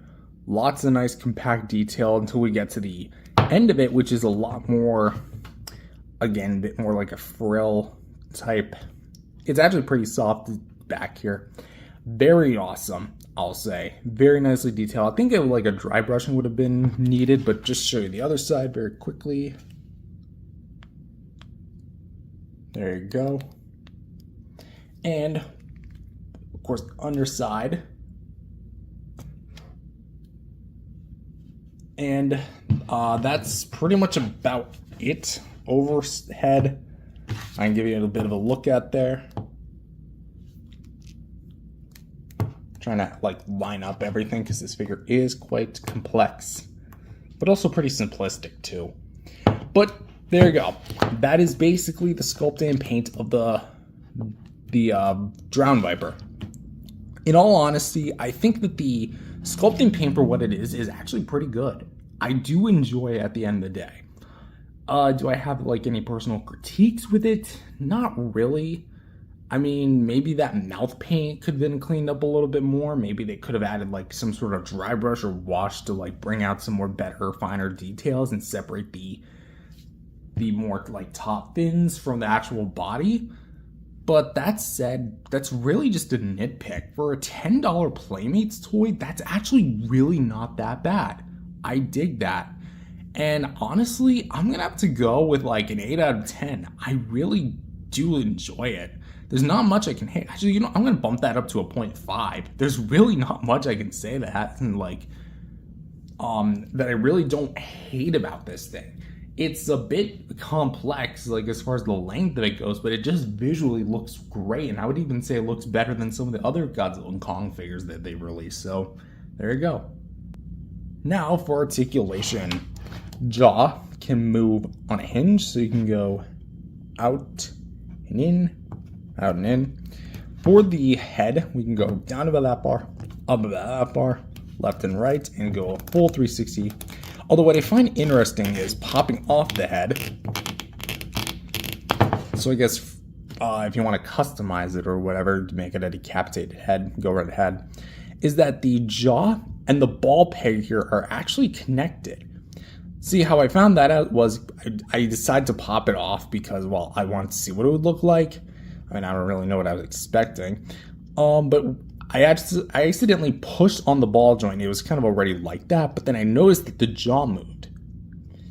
So if you push it, you can kind of get a bit more range out of the jaw. So if you really want to go that route, go be my guest, but do keep in mind you do kind of run the risk of moving that ball peg out of place, so take that for what you will. Also, the entire figure is made of a soft plastic, so if you pop off the joint, it's not gonna like have a hard time going back in. Anyway, for the next segment, we're gonna have a full 360-degree rotation, up, down, side to side, all that good stuff. Third, which we can go pretty much all the way around. Same old good stuff, just like that. Let's actually move the camera upwards here. So there we go. Nice. For the tail here, which we can go up and down, and pretty much like all the way around, just like that. Do keep in mind that the entire figure is pre-sculpted, so if you try to like straighten it out, it'll look like that. Next segment, a little tighter than the last one. Some of the tightness of these figures, specifically this one, is going to be a bit mixed. And then you get one last segment here, which I've got a little bit of a problem with, specifically because, like, there you go. If you notice, the ball peg socket here is a bit like uneven, so at this point, it kind of like clips onto the actual socket like this, and you kind of see what I mean by that, right? Kind of scrapes up against it. It was like that out of the box. So for posability, I would say that this thing is actually pretty fun. You can get this thing into a bit of poses. It's not necessarily the most posable thing in the world.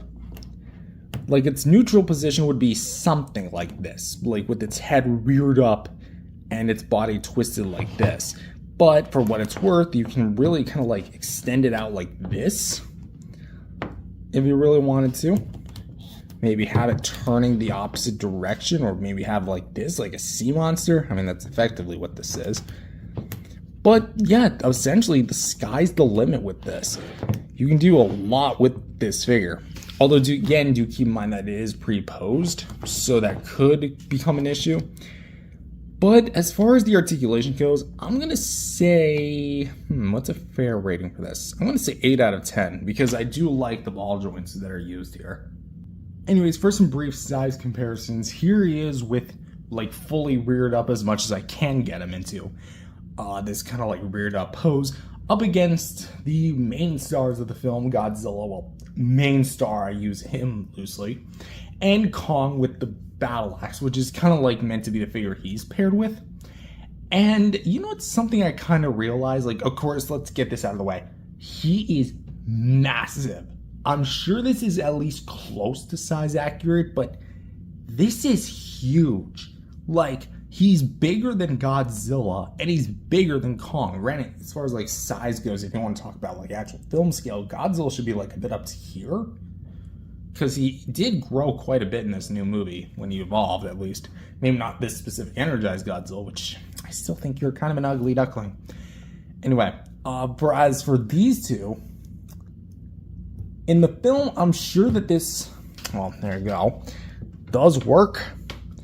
But this is just like one hell of a display. And here he is with the other, what are essentially the biggest in the line, like as far as the MonsterVerse United Legacy scale line is concerned, as far as the 6-inch basic figures, the two biggest, Shimo and Ghidorah. And somehow, this thing still towers, even over Ghidorah's like top wings, the top of the wings. Yeah, he's still taller. I wonder if like he's still taller than Shimo standing up. That would be insane. If he's somehow taller than Shimo standing up, I'm actually going to be embarrassed. Oh my god. It's close. It's actually really close, but the Drowned Viper, counting the top spike, barely edges out Shimo. And as far as scale goes, let's bump it up a little bit and go with the Titan Tech figures, with Kong and Godzilla in their fully armored positions. And as far as size goes, the Drowned Viper still is not champion, but it's pretty close. Like, I would say Godzilla at the top back spike about matches the Drowned Viper, and the top intent of Kong about matches the top spike of the Drowned Viper. But yes, it's incredible to think that this figure is so just big. It doesn't even feel like a Godzilla or Kong figure, really. And because I wanted to try this, here he is with the SH Monster Arts Godzilla 2021 Godzilla Ultima from Godzilla Singular Point. And you might be wondering why I brought this guy in. Well, because he's the longest 6-inch Godzilla figure I own, well, scale-wise, I wanted to know, of the two, which one is technically, so to speak, the longer figure, all things stretched out. So, ready? I can't even show it all on camera, can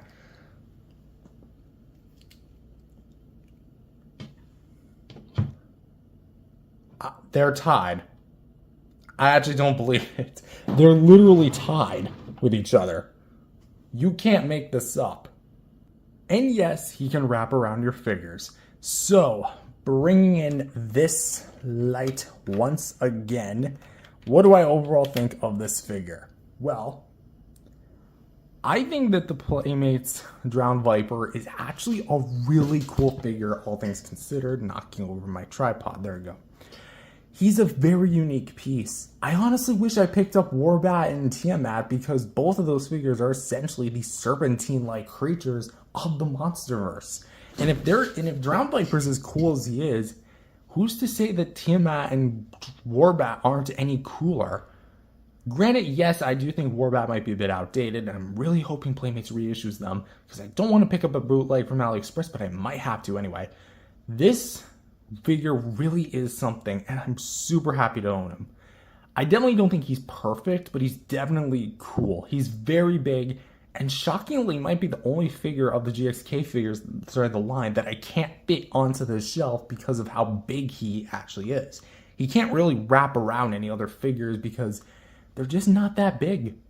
It's all united in one scale except for the Drowned Viper, which makes you wonder why Playmates decided to just scale this guy up. Anyways, as for my final rating, I'm going to give this guy an 8 out of 10. One of Playmates' best figures, actually, I would say. Actually, let's go bump that up to a 0.5. I feel like this figure's shelf size deserves it. Anyways, that's all I have for this video. If you enjoyed it, leave a like and subscribe to the channel. I'll see you guys next time. Peace out, everyone. Double whammy unboxing. Let's get this started. Hello, everyone. My name is Matthew, and today we are here doing a double unboxing video. Today we actually have two separate packages from two different interests of mine, And from the title, you can already guess what it is. But if you just randomly clicked on this video, you just literally took your mouse and you went, oh, there's a video, click, and you didn't have any prior knowledge of this. We have 2 packages here, one from Rio, one from Godzilla. So without further ado, let's go ahead and do the unboxing first. So for the first one, which I'm going to assume that not many people are here for, and unfortunately I am going to have to use a knife for this because I don't know where my pair of scissors went. I mean, we just have to make a small little incision. I'm probably going to have to make some edits. So let's angle this down so we can actually capture this fully in frame. And this should be Jewel from the movie Rio, which, if you guys don't know, is a 2011 animated film, and I recently just fell in love with it. And I'm kind of like buying these plushies because I kind of want to start getting plushies again, and not to mention Jewel is going to be a central part of T.O.S.G Season 22. So here's Jewel. Did it label? Oh, there is a barcode down there, so I'm not going to show that. But surprisingly, it doesn't look like I'm gonna have to do much censoring here. I guess because like most of my personal info was underneath the plushie. Oh, whoa. That was a bit impressive. So there we go. So here is Jewel. Does Jewel... Oh.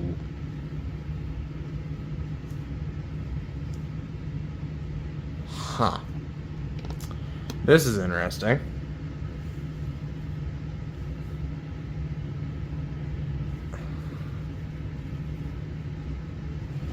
Well, it's an AliExpress bootleg. I think my wings are... Actually, maybe it's supposed to be like this, but if you try spreading them out, this is what they look like.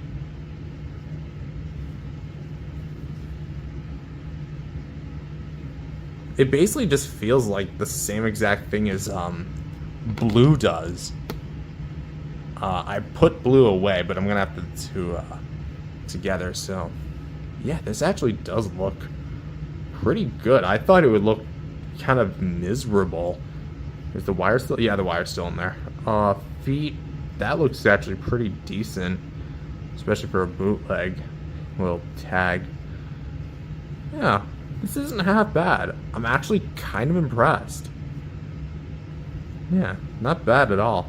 I recently rewatched the movies, and they're so freaking good. I'm really hoping if Ice Age Boiling Point does well, that'll like spark Disney to like greenlight some more projects based on Blue Sky's properties, such as a Rio 3. Like, get the cast back, get the crew back. You are on, like, demon time for something really good. Like, this is really good, though. Anyways, I'm going to put this to the side. Here's the, not the main event, because they're both equally as the main event. So we're going to have to get a little creative here, because that's, the other side shows my personal info. So let's be kind of, like, very careful about this. So let's take the serrated knife, because it is kind of serrated here. I would not recommend using knives to open boxes like this. No, that's not gonna work.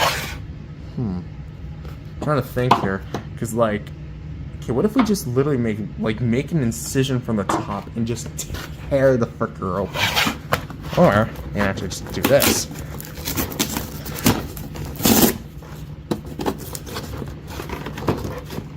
There you go, get the hands-on experience.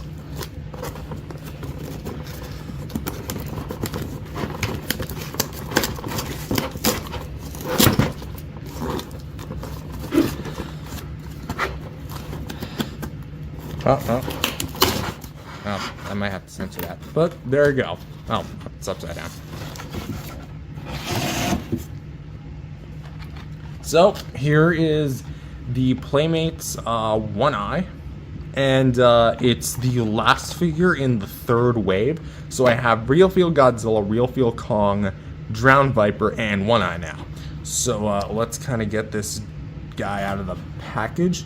Which I'm actually just gonna do it this way because I'm gonna stop collecting my boxes just because, like, for room and convenience sake. Get your butt up there.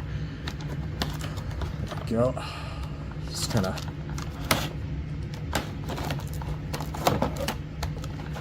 So there we go. I don't think we need to do that.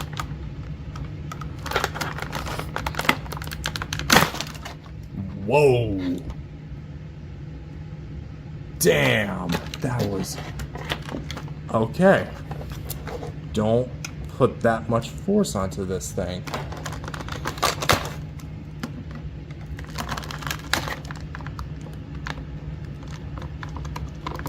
Like, damn.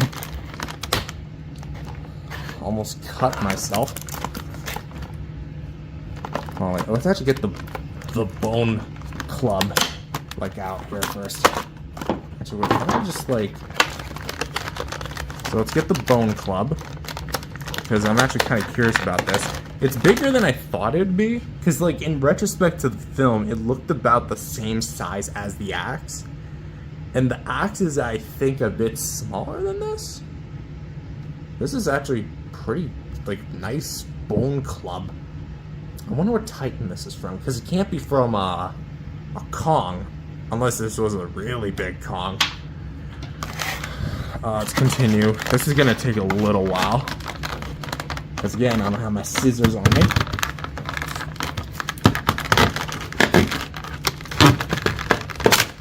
There we go. Is he out? Yeah, of course we have like one more zip tie. I hate... Oh no, we have two. I hate the ones with the legs, man. Like, they suck. Like, this is why I think Playmates figures are better off as closed box figures, not open box. Like, this sucks. I hate these little ties. I mean, then again, NECA had them, and they were... Okay, finally, we're done. Let's get this cardboard mess out of here.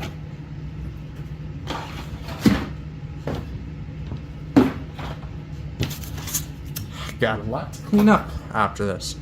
So, let's get the club in here. So, how do we do this? Do we literally just slide it in? Okay, so I'm going to apply the same sort of logic here as the battle axe. Hold on. I'm sure there's instructions on the box, but, like, let's be honest, the average kid is not going to look at the box. Now that just feels like I'm bending the frickin' thing. You know, I'll figure that out later. But yeah, so Jewel from Rio and One Eye from Godzilla Kong the New Empire. Anyways, that's gonna have to about do that for this double whammy of unboxing. If you guys enjoyed, leave a like and subscribe. And yeah, I'll see you guys next time. Peace out, everyone.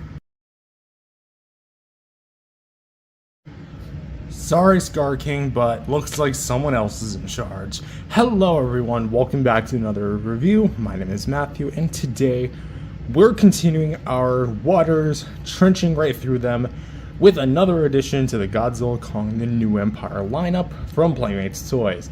Today we have the One Eye with Bone Truncheon. What, you thought that was just called the Bone Club? No, officially listed on the website is called One Eye with Bone Truncheon. And if you are one of those people that just don't really have like a good grasp on the MonsterVerse, or don't even know who you're looking at, this is One Eye. Essentially, he is a minor villain in the Godzilla Kong the New Empire movie, and acts as like Scar King's lackey, or one of his minions of sorts. Essentially, he works under Scar King, almost like a second in command, even though he does kind of get his butt whooped a bit by the guard, so maybe he's not exactly a second in command, but whatever. He seems to be high up the ranks in Scar King's army in the film. That said, it's pretty much a minor villain, shows up for a few minutes, and then we don't hear from him again. But that said, Playmates decided to offer him in figure form, and to my knowledge, this is the only figure that exists of One Eye in any scale. I could be wrong. Watch is like Bandai pulls out a little minifigure and said, "You were saying?" Anyways, so with that being said, now that we have our first and only introduction to One Eye in the world of figures, is it good as some of the other figures around this time are? Or is this thing just a big, massive dud? Let's find out. So for starters, I want to talk about the accessory, which is, of course, the bone truncheon. Now, you might be wondering, oh, well, it's just a bone. Well, exactly, it is a bone. It's literally a bone used to basically act as a bat or some sort of bone club. And it's basically just a large femur, but it kind of begs the question, what the hell was this thing? Because looking at the scale of One Eye's leg, this whole femur is bigger than One Eye is a whole leg. Like, look, there's toe to toe. That's like up to this hip. And maybe this is just my personal gripe, but I really don't like how they introduce these things and like never explain where they're from. Like, is this from a large Godzilla? Is this from a large primate? Because we know Titans in the universe can get up to abnormal size. Because we saw that bone bridge, which, by the way, I'd love to see that as like a play set. Anyways, for the actual bone femur here, we obviously have the ball socket joint where it would like peg into the socket, into the hip, because that is a real thing that exists in nature. It's got a little bit of like detail. You got a little seam line, obviously where the mold is, or molding detail, sorry. We have a little bit of more detail, kind of like all the little cracks and crevices a little bit. And you kind of like get a little concave here. And then you obviously got the whole bone itself, which, by the way, the whole thing is made of like a flexible rubber. So you don't have to like worry about this thing snapping anytime soon unless you really want to like force and tear it. Although I would not recommend that. We have some like wavy patterns with the bone club. It looks great. Here we have like where the top of the knee would be. At least according to my like 3 minutes of body study that I just did a few days ago to actually understand which part of the body this was, because I actually kind of suck at body anatomy. But that said, here we have the top of the knee, or I guess where it would meet the knee, and yeah, we just have like these two parts of the bone that like curl in almost like this. And I'd assume that this is where you get like the all that action. So yeah, that's about it. One more look-see for the bone club. Nicely done. Alright, so on the promotional images, it shows Scar King, One Eye, holding it like this in this hand. And relatively speaking, it's not like overly hard, but I do have a bit of difficulty kind of like squeezing it in. So the way I like to do it usually is try to find like the thinnest part of the weapon, like on Kong's axe, and just try to squeeze it in there from there. And now you got not Scar King, One Eye holding the bone club. It's not exactly like a 100% secure fit because it does tend to like jostle around in there. As you can see, it tends to like shake in there. But overall, he does hold on to it, so he's not gonna like shake it off and like it goes flying. At that point, it might as well just become like a baton or something. But yeah, it serves its purpose. It is actually a very well detailed femur bone, and yeah, it's just the anatomy of it realistically makes no sense. But realism was thrown out the way as soon as Versus Kong entered the scene, so what am I say? Anyways, for the accessory, I mean, it's a weapon. It's cool. It looks great. He used it in the movie, so at least it's character movie accurate. I'm gonna say, I mean, what things could have been improved? Like, realistically speaking, there's really nothing I could, like, say overly negative. It's a basic bone club, you know? That's really just all what it's down to. So I'm gonna say 8 out of 10. I feel like what could have been improved is maybe like the this, because this could get a little annoying, especially for people who want to pose their figures like I do. So yeah, there's that. So Also, I kind of wish there was maybe like more of a dry brushing to kind of like show some wear and tear on the bone, because this might have still been old. Anyways, on to the actual figure. So for One Eye himself, this is the last figure I need for Wave 3, but as you can see, One Eye has actually some decent like application to it. It has like a dark brown pupil, like an olive mustard yellow iris, and then of course the white eyes there and there. Bro really thinks he's GMK Godzilla, huh? If I look carefully, is there any semblance? No. Okay, I think that's just the basic detailing. But yeah, I almost wish like we could know what happened to this guy. Like, he clearly got scratched. Like, what's his story? But as for the scratches, much like Kong's scarring, there really isn't a whole lot to it. It's basically just red paint slapped onto it. I kind of wish there was like some scarring detail. But for the actual like brow, the skin, the nose, that's actually done pretty well. I do like what we have here. There's a lot of like wrinkles and such. The teeth are actually pretty well sculpted with like some darkened brown paint there to give it some extra like withering detail. The teeth are going to be like in that pissed kind of just like scowl look. Nostrils are decently detailed in there as well. I've got it looks like a little scuff. I'm not entirely sure what that is. I'm assuming it's probably scuffed because that's also scuffed. So maybe the whole base figure is like that. Coming to the fur, like actually let's talk about the ears. The ears are actually pretty well detailed for like what they are. A little like white spray, of course. Okay, so yeah, there. It's all entirely like a white spray, and then of course you get like more of the brown as you go to the back, just to kind of give them like a more of a white appearance. For the fur itself, the fur on the back, we'll talk about the head itself later, but look at the fur on the back. Like, that's actually really well detailed, and it also goes all the way down, of course, where it'd be the beard. I know like apes in the real world have fur all over their heads. But let's talk about this head. My god, that hairline. I'm sorry, but this of course here we have like some splotches of fur where his hairline I guess used to be, but because of how old he is, like I guess age just kind of caught up with him, and like kind of gotta shave that hair off, buddy. Gotta find like a 50-foot tall razor for this dude, huh? But yeah, balding aside, it actually does look pretty decent as far as the details concerned, because we have like for the first splotches that are left, actual like brown paint, which continues on, which is really nice to see. For the chest here, a lot of the chest that is here is actually like fallen off because of how old he is. I don't know if that's a real thing on apes. I think that is.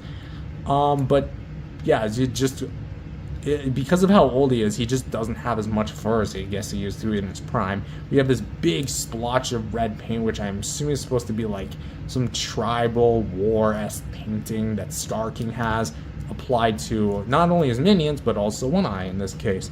We have like a bit of scarring here, which this is how I wish Playmates would start sculpting their scars from now on, like both here and on Kong, please. We actually had some decent musculature detail, not as big as Kong's or Scar King's, but still decent. For the fur themselves here, like kind of going to the sides here, they look great, continuing that gray spray. We have this like red magenta-ish paint on, actually no, it's maroon, that's the color I'm thinking of, maroon paint on the right shoulder, which again I have to assume is the tribal paint, unless that's just very weirdly placed blood. Moving to the edge, let's do the shoulder first. So the shoulder, you're gonna have like this single row of spray here going down to the wrists, but it pretty much gets like the job done cohesively, minus the hinge. On the back of it is going to be completely, almost looks like you're going whoosh, whoosh. That'd be an awesome POV. Maybe I might use that. We have like this awesome like fur detail going right here, and you kind of see where there's a little bit of fur missing because of how old he is. This almost just feels like an amped up version of Scar King. I'm going to be making that comparison a lot because realistically speaking, those two characters are very similar. But yeah, the whole like skin area is like completely furless, and you can kind of see back here there's no fur. Trying to find like more splotches like down here, here. It's very smoothened out. That part doesn't have gray in it, weirdly enough. For the wrists, again, this guy all jumbled up. We have like him kind of like cupping his own hand. I gotta assume, oh man, we got a lot of scuffage.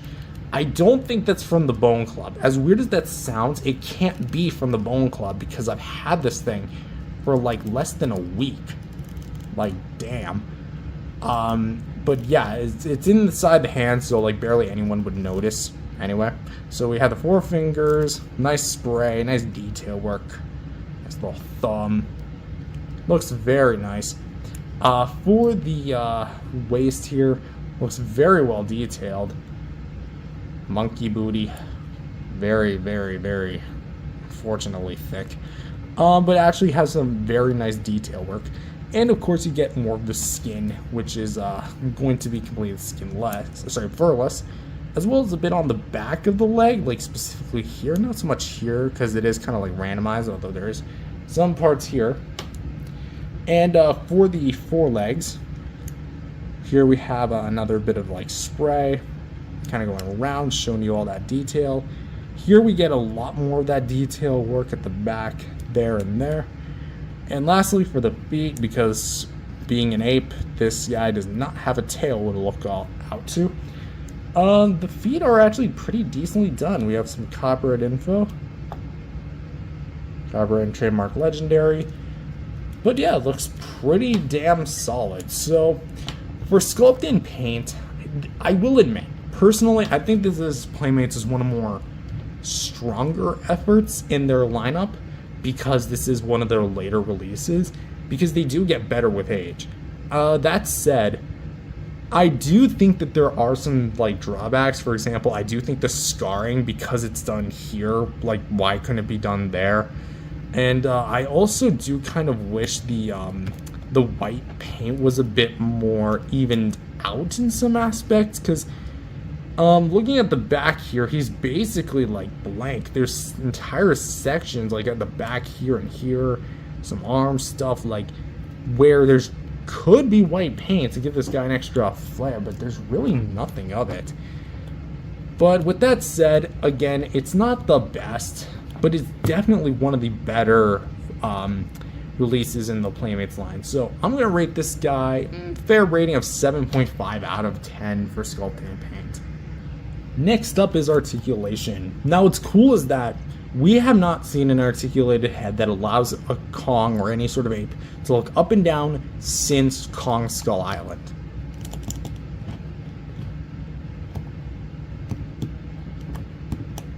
Yep, they brought it back. So yeah, Scar King's head appears to be either on a swivel hinge or a ball. Nope, that's definitely a hinge. Sorry, ball is right. So we can go up about this far, down about that far. So not a whole lot of range, but you can still get that range.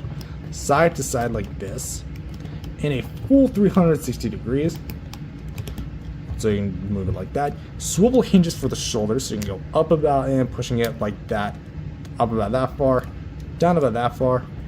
You can rotate a full 360. For the shoulder, can bend out about that far, in about that far. Can rotate a full 360. Wrists can rotate a full 360. The waists, very, very squeaky, capturing the attention of my cat. The reason why is actually because it is on a ball peg, so you can go down about this far. Oh, okay, down about this far, forward about that far, back and forth like that. Squeak, squeak, McGee. Go a little side to side like that. Nothing really spectacular. But you can actually take the hip, go up about this far, back about this far, can swivel. I'm trying my best to do a 360. Probably not. I mean, you could probably do one, but I don't want to scuff the paint anymore that's already been scuffed. And for the knees, we have a hinge and can go pretty much a full 360. If you're wondering the bend, I can go in, straighten out, just like that. So on average, he seems to be a very posable, decent ape figure for Playmate standards. But what's the big problem? Because there's always going to be that big problem, huh? Watch this.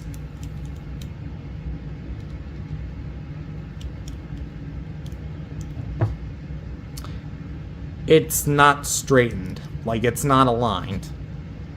Now, consider this a nitpick or whatever, but I don't understand why Playmates decide to curve the arms like this. Because on Scar King and Kong, neither of their arms curled in like this. But this almost makes it look like he's bending his elbow like this, even though the hinge is pointing this way. So, how does that work? Also, it's like that on both arms, see? This one actually has a worse bend than the other arm does. And for the knees, when you place the hinge forward, you're expecting the foot to be facing forward, right? No, it's at an angle, which I think could have been on Scar King. I would have to double check. But this just doesn't look right. So when you like straighten everything out, it has like this really weird straightened out like pose like to the side, which doesn't really help him balance. So you really gotta like fudge it a little bit. And the arms themselves, like they function well as like jointed and articulated arms, but really everything else. So for articulation, I think I'm gonna have to dock some points off that, but for the most part, I feel like it's pretty serviceable. I would have liked some ankle joints, but as a whole, I think it's pretty good. So 7.5 out of 10 for the articulation. Pretty also nice inclusion with the head. And just for some size comparisons, here he is with his ape brethren in the movie with Scar King and Kong, specifically the standard versions of both.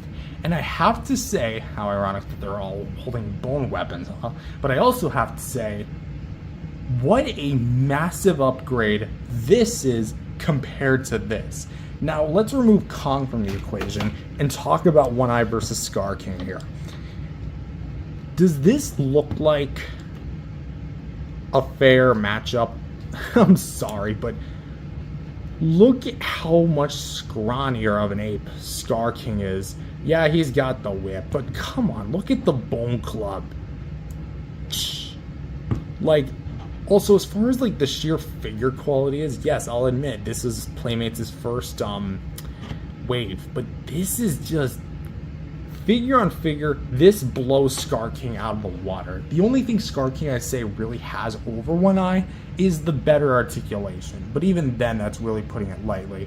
But also, as I was trying to mention with the articulation earlier, the hinge and the foot are better lined up than One Eye's is. See? So, yeah, sorry, but Scar King, you've officially been benched. And just for another size comparison, here he is with his other brethren, co-stars, I should really say, in the movie with Shimo, the original Frostbite version, and his rival, Suko, and his little lackey, Doug. Funny because they've never appeared on screen together. And I just have to ask, of all the people you were beefing in the movie, Godzilla, Kong, Shimo, Mothra, why Suko? A literal child. You are an embarrassment. And here he is with Godzilla and Mothra, the Toho Titans of the film. Which, please, Legendary, let's give the apes a rest and focus back on the monsters that really matter, huh? Enough Kong, enough Scar King, enough of the apes. Let's go back to Lizard. And finally, for the last bit of size comparisons, here he is with some classic Toho stuff from Bandai NECA, with the Bandai Tamashii Nations SH Monster Arts Godzilla 2001 standard version, and the Mechagodzilla 1995 Burning Godzilla from Godzilla vs. Destoroyah. And so overall, what do I think of this one-eye figure? I was about to say Scar King yet again. Don't blame me, they're both balding old monkeys. I think that they are really, really fun. This guy also just flat out really fun.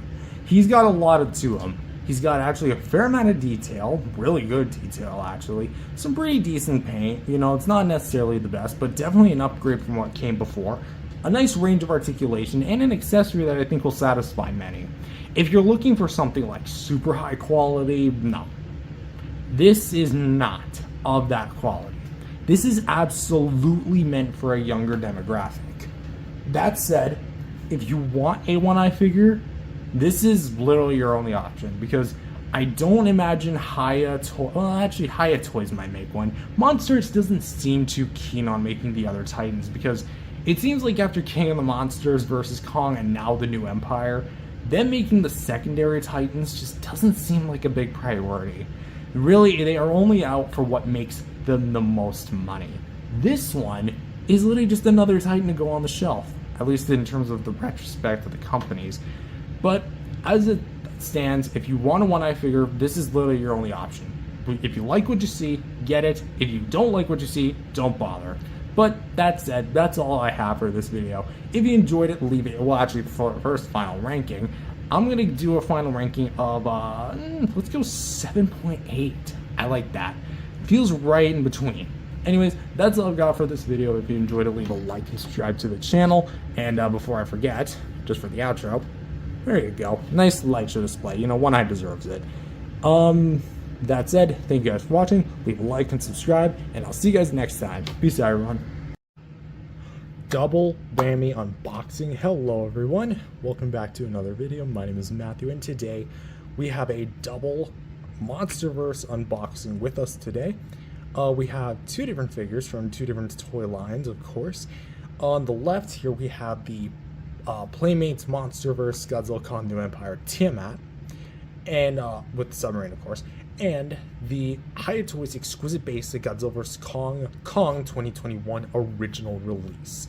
Now, for a little bit of context as to why I bought both of them, well, for different reasons. One, I don't own a Tiamat yet, and I was also just one figure short of completing the 6-inch basic line of Godzilla X Kong the New Empire stuff from Playmates, so I thought, why the hell not? It was on sale, and I snagged it up as quickly as I could, and thankfully, it skyrocketed back up in price, so I'm pretty lucky to have it now. And as for him, I really only wanted a GVK Kong or some sort of GXK modern Monsterverse Kong that was highly articulated, because all the other figures I've gotten in years past are from Playmates, and while that's not necessarily a bad thing, Playmates doesn't really produce the highest quality of stuff. I know the Hiya Toys Tiamat is coming out pretty soon. Well, soon as in like probably like by the tail end of this year or even next year, but I don't really want to wait that long just for a Tiamat. So we're going to go ahead and just open both figures. Also, this will be the Kong that replaces the Playmates Kong on Tabgus, so do keep that in mind. So with that said, let's go ahead and get the unboxing started. With first things first, we're going to start with Tiamat, just because she is going to be the one that I am looking to, well, I guess, I don't want to say least, because Tiamat is like a cool character, and I do think the figure looks cool. Let's see, any tape on the, let's get rid of that tape. Let's see here. Don't want to like accidentally cut myself. Oh, whoa.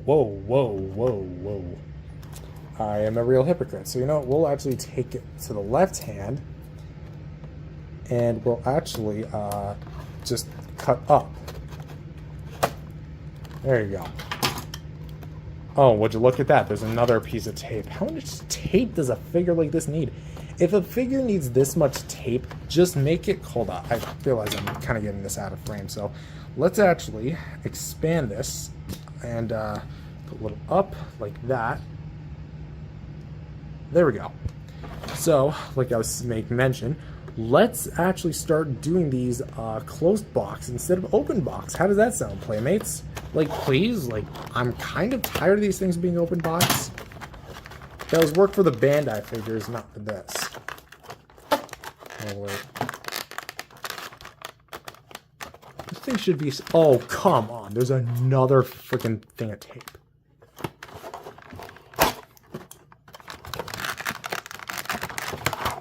Okay. Finally.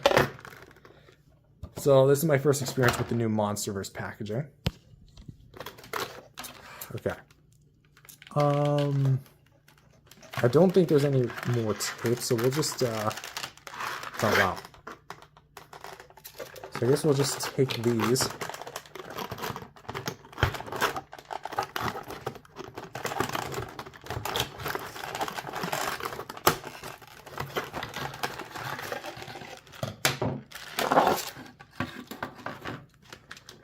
Okay, so then she should, nope.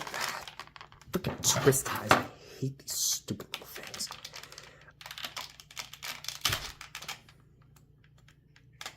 I don't want to accidentally scrape up the figure. But at the same time, there's really not much places where I can cut without the blade of the scissors, like, not snipping into it. I guess I can go from the back?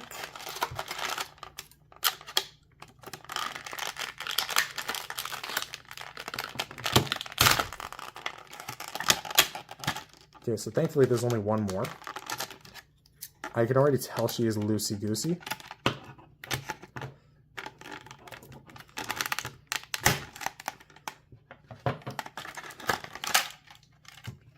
And let's get this little submarine out. Okay, there. So let's put the box contents here. And let's mess around with Tiamat. Yeah, a lot more loose than I was expecting. I thought it'd have like some sort of structural integrity to itself.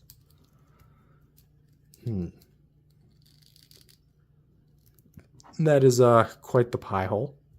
Now, if I remember correctly, this isn't based on the official finished movie model, much like all the other Playmates figures aren't. This is actually going to be based on some concept renders which depicted a more blue-green Perry the Platypus color type Tiamat. So far, really cool. Very rubbery, too. I like the color aesthetic. I'm just a sucker for figures that have, like, a boatload of different colors. Look at that. Let's try the arms.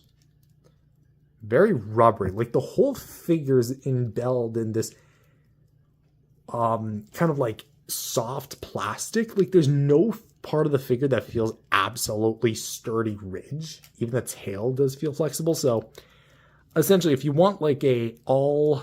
I guess, soft plastic Godzilla Kong figure, this is your version. And as for the submarine, it's just like the one that briefly appeared in the movie.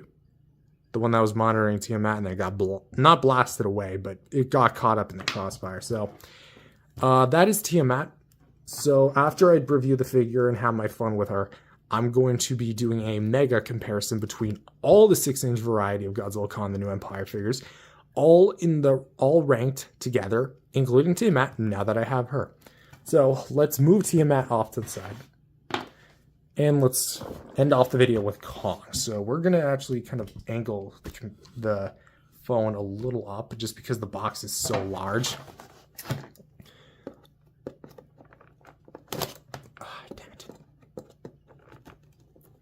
Oh, I should be going straight down.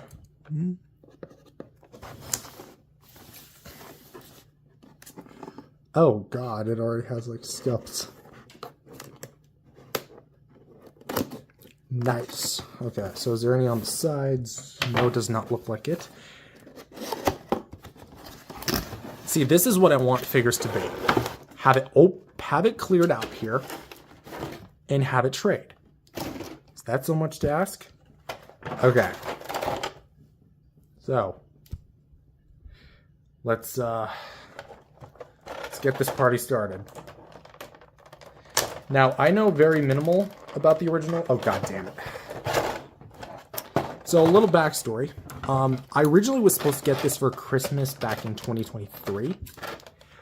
But the collectible store had sold out of Kong.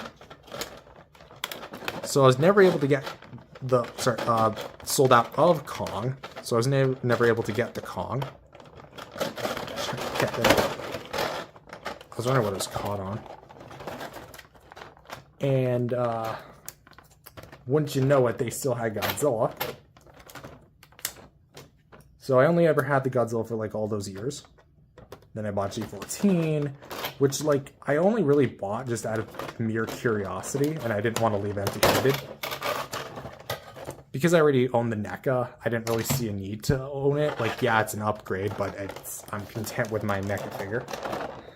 But this is the first time getting a higher-end Kong figure from the Monsterverse, so I did try to get the GXK variant, but I wasn't exactly sure where to find it because everywhere else was just sold out or out of my budget.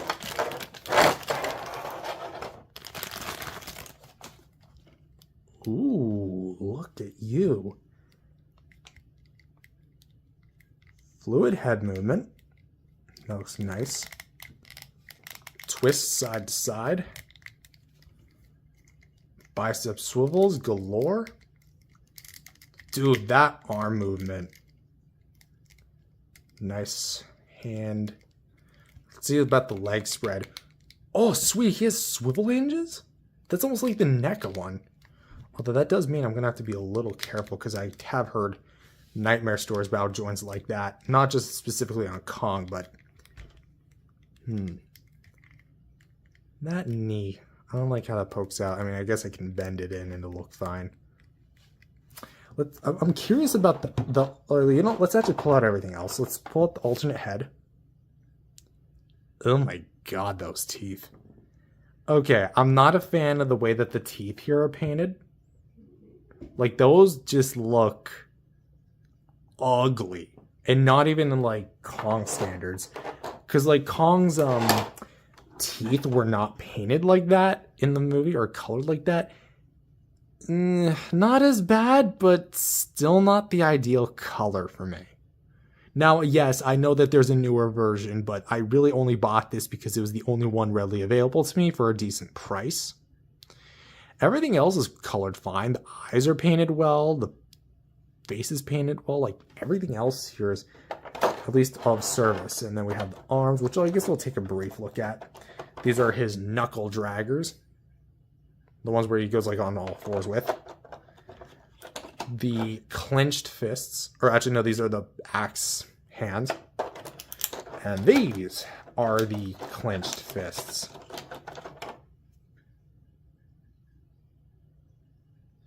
Really cool. Okay. Let's see the axe. I'm really excited about the axe blade. Ooh, look at you. Nice texture. Blue paint could be done a little bit better because, again, I know newer version already is out with the new Empire, but, like, that kind of looks more chalky than anything else. But, yeah, a nice gradient on the axe blade. I'm happy with it. So, okay, let's kind of get everything in order here. All right, and we're back in order to do the outro and final thoughts. Well, I guess we'll save our final thoughts for the review. But I'm pretty excited for these two. You know, my first higher-end Kong Monsterverse figure, because they've been using the Playmates ones for, like, who knows how long, and all the other higher-end Kongs, like the NECA and T.O.S.G, those aren't the Monsterverse Kongs, and they wouldn't really fill in well given the size of those ones. I had almost considered using the NECA Kong, but that's not good sizing. So this is going to be my first real, like, exposure to Hiya Toys other than Godzilla himself. So this is going to be my third Hiya Toys. I'd almost considered buying the bootleg Monster Arts 2021 Kong, but I've seen some reviews of it on AliExpress where I was going to purchase it from, and while it does seem like it's good quality, it's not good quality. That is good quality. So what I mean by good quality is that it has, like, the right intentions of where articulation should, and the overall look and aesthetic of the figure, but a lot of it is very cheap and just does not feel right. So I'm glad I opted to go for this instead of the actual bootleg. So yeah, I'd also rather be supporting the companies. I say that and I buy like freaking like who knows how many more bootlegs, only because they're too expensive for my taste. Anyway, thank you guys for watching this video. If you enjoyed it, leave a like and subscribe, and I will see you guys in the next video. Peace out, everyone. Hello everyone, welcome back to another video. My name is Matthew, and today we're back doing another Godzilla Kong the New Empire Playmates Toys review. I know, it's literally been 2 years since the damn movie came out, and well, I guess almost 2 years. We're like 1 month left away, and we're still doing the New Empire figures. Well, to be honest, this is actually going to be the last of the 6-inch line that we have for right now. And this is actually going to be the Tiamat figure, with submarine specifically. But for a little bit of background, this was the last one I needed from the set, because after Tiamat sold out, I couldn't find this anywhere. I tried looking on store shelves, couldn't find any stockage. I tried looking on online retailers, couldn't find any that actually sold Tiamat for like a good price. Anywhere above was like $35 or more, and at that point, just like, it's not worth it paying a figure that's supposed to be like 10-15 bucks for. And then eventually I found Amazon had restocked them for a good price, so I scooped Tiamat up as quickly as I could, and yeah, I now have her. So this was actually part of the Monsterverse wave, which was, if I remember correctly, chronologically speaking, right after the Wave 3 of the Godzilla Kong the New Empire line, because Wave 3 of the New Empire line had, after Wave 3, they transitioned to the Monsterverse line and brought over select products. I either didn't remember or didn't know they were going to include Tiamat, so I was kind of surprised when I actually looked at it and it was the Godzilla Kong, well, the Monsterverse rebranded packaging, which, by the way, it is phenomenal packaging, if I do say so myself, because I only assumed that the New Empire figures that they were going to be strictly bringing over were going to be ones like the real feels, like real feel Godzilla Evolved, real feel Godzilla Kong, the Drowned Viper, and One Eye. But no, Tiamat is able to join in too. So with that said, we're going to be taking a look at this lovely gal and see really whether or not this was worth the wait. Keeping with tradition of these Playmates figures, at least a large majority of them, say if you're like Drowned Viper, Real Feel Godzilla, Real Feel Kong, they all come with accessories. And in Tiamat's case is going to be the submarine that monitors her in the movie.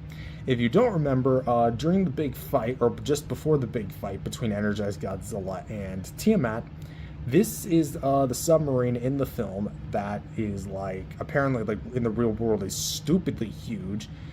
I read somewhere that this thing is like hundreds of feet long. If that's actually true, then Tiamat here is gargantuan, but that's movie scale. They tend to fudge that up a lot. Anyways, for the actual submarine, it is basically kind of simple. It's not very like decorative. It's a big long piece of soft plastic with some extra detailing, like here, a little bit of a pod right there, and more parts to the submarine on the sides. And then here at the back, you got the propeller, which again, if the size of that boat is, submarine is anything like that, and that is a big propeller. I mean, then again, those do exist, you know. So with that said, you got some panel lining on the sides. Honestly, because it's out of water, it almost kind of looks like a blimp. Essentially, submarines are just blimps underwater. There you go. Or blimps are above the world submarines, so in the air. But anyways, enough about real world stuff. The panel lining itself, very simplistic. Got a few lines there, here, kind of at the front where it tapers off. And yeah, that's really about it. You got a little bit of line work here, but again, it is primarily just a soft piece of plastic molded into the shape of a submarine. Now, as for actually putting with Tiamat, there's not really much you can do, but if Tiamat's mouth is open wide enough, you can actually kind of get it into her mouth. Trying to like find a fun way to actually like do it. I guess we can go in this way. So there you go. Tiamat can bite down on the submarine. It's a little bit of a loose fit, but it can be done. But keep in mind that Tiamat never really interacted with the submarine. This was just something that monitored her, so I guess in terms of accessories, there's really not much you can include. But for Playmate standards, that's fine and does the job, you know. Maybe kids can go wild with their imagination, like droop, droop, droop, and then Godzilla comes in like smacking. So anyways, on to the next one. But as for actually grading the accessory,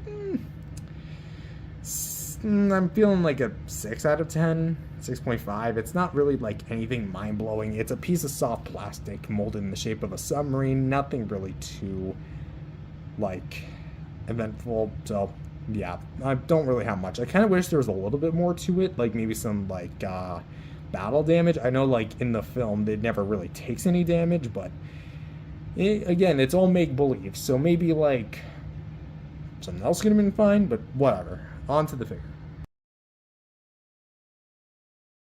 And so we come to the actual figure, which I need to get something kind of clear here first, is that this is going to be based on, much like a lot of Playmates' other figures, is going to be based off some concept renders as opposed to the final film design. We know this because the actual finalized film design was very different in terms of colorization, and there's a lot of things that are kind of like miscolored, and the body itself isn't necessarily like this specific shade of blue. So I might throw some images if I can find some. I remember like seeing some concept art online, so I might be able to throw it in if I remember.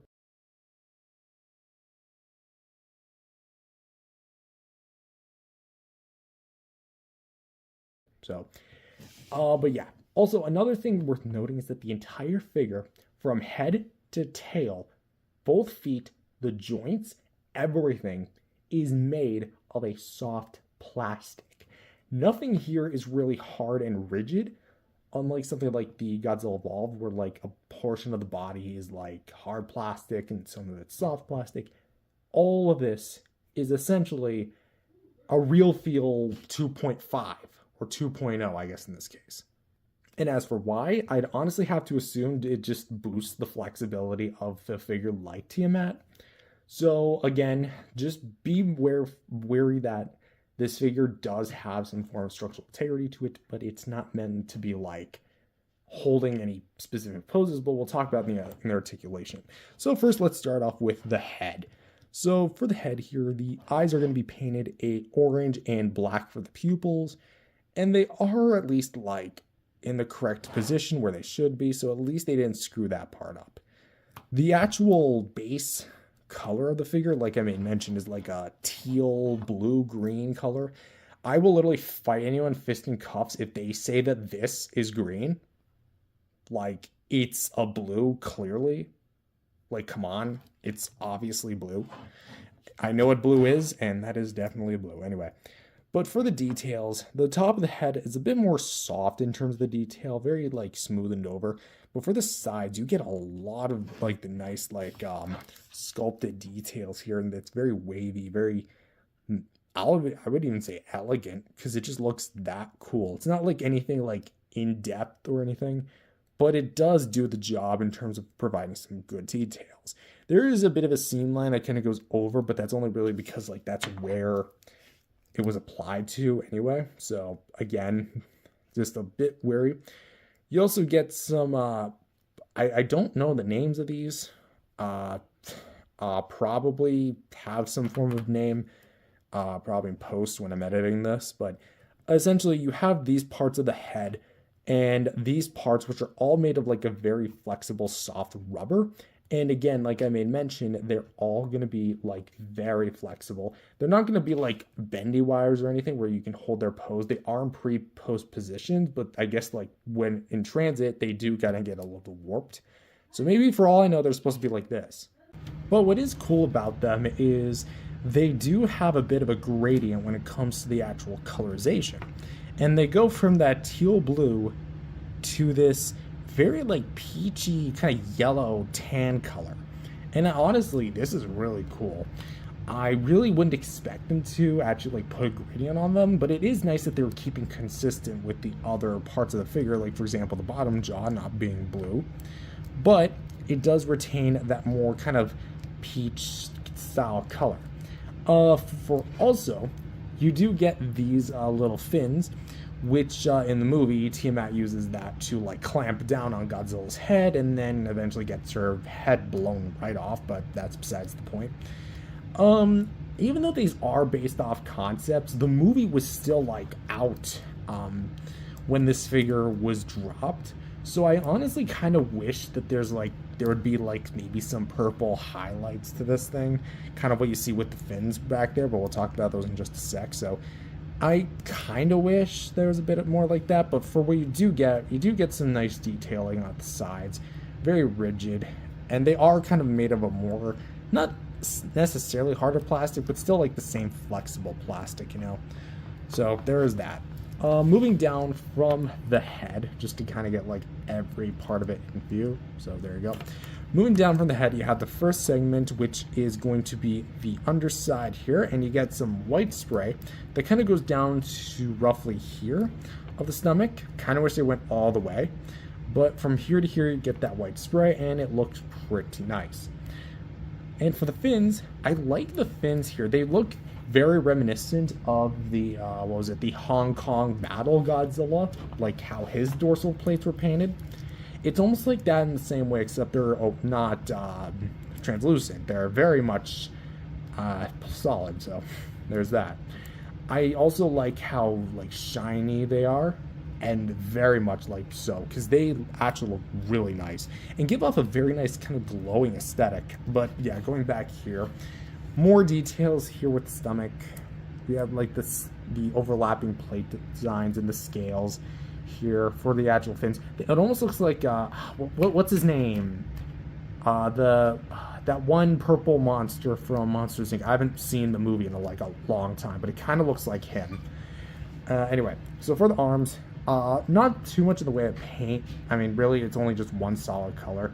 Here for the fins here, which are going to be made of a soft plastic, it's going to be pretty much what you would expect, because unfortunately they're not painted, but the detail work is very nice, and you do get a very nice amount of it, as you can see from both sides, overlapping there.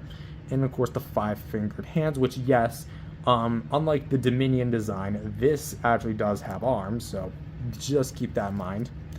I wouldn't be surprised if there was a bit of confusion. So here for the third segment of the body, more or less same thing with the purple spikes here, and of course the underside being painted still, well, I guess most of it. More of the detail work looks nice, and that's kind of when it starts to arc upward. This part's, the fourth one, is when it starts to arc down, and you can really see the amount of like purple paint they used. Again, the combo of like blue and purple like really works well in its favor, and I guess I'm just a sucker for like the cooler colors. Warm colors has their charm, but I do have my preferences. But this just looks incredible by comparison. And again, I kind of wish that the white kind of continued down to the tip of the tail, but for this segment, more or less the same thing. Purple for the spikes, blue for the base spines, and the stomach being the same detail but not painted. Here for the legs, more or less the same thing as you get on the hands with the 5-toed feet, and the unpainted fins. Moving to this side here, unpainted fins and the 5-toed fingers. And for the final section of the tail, which is going to be in like a natural S curve, you do get the paint which stops right here, and from there you get the purple tip, which looks again really nice. So let's kind of get the looks in. So I'm trying to align everything because that is kind of a flaw with the figure, which we'll talk about in sculpting and articulation. So Tiamat in a neutral position is supposed to kind of look like this. So there you go.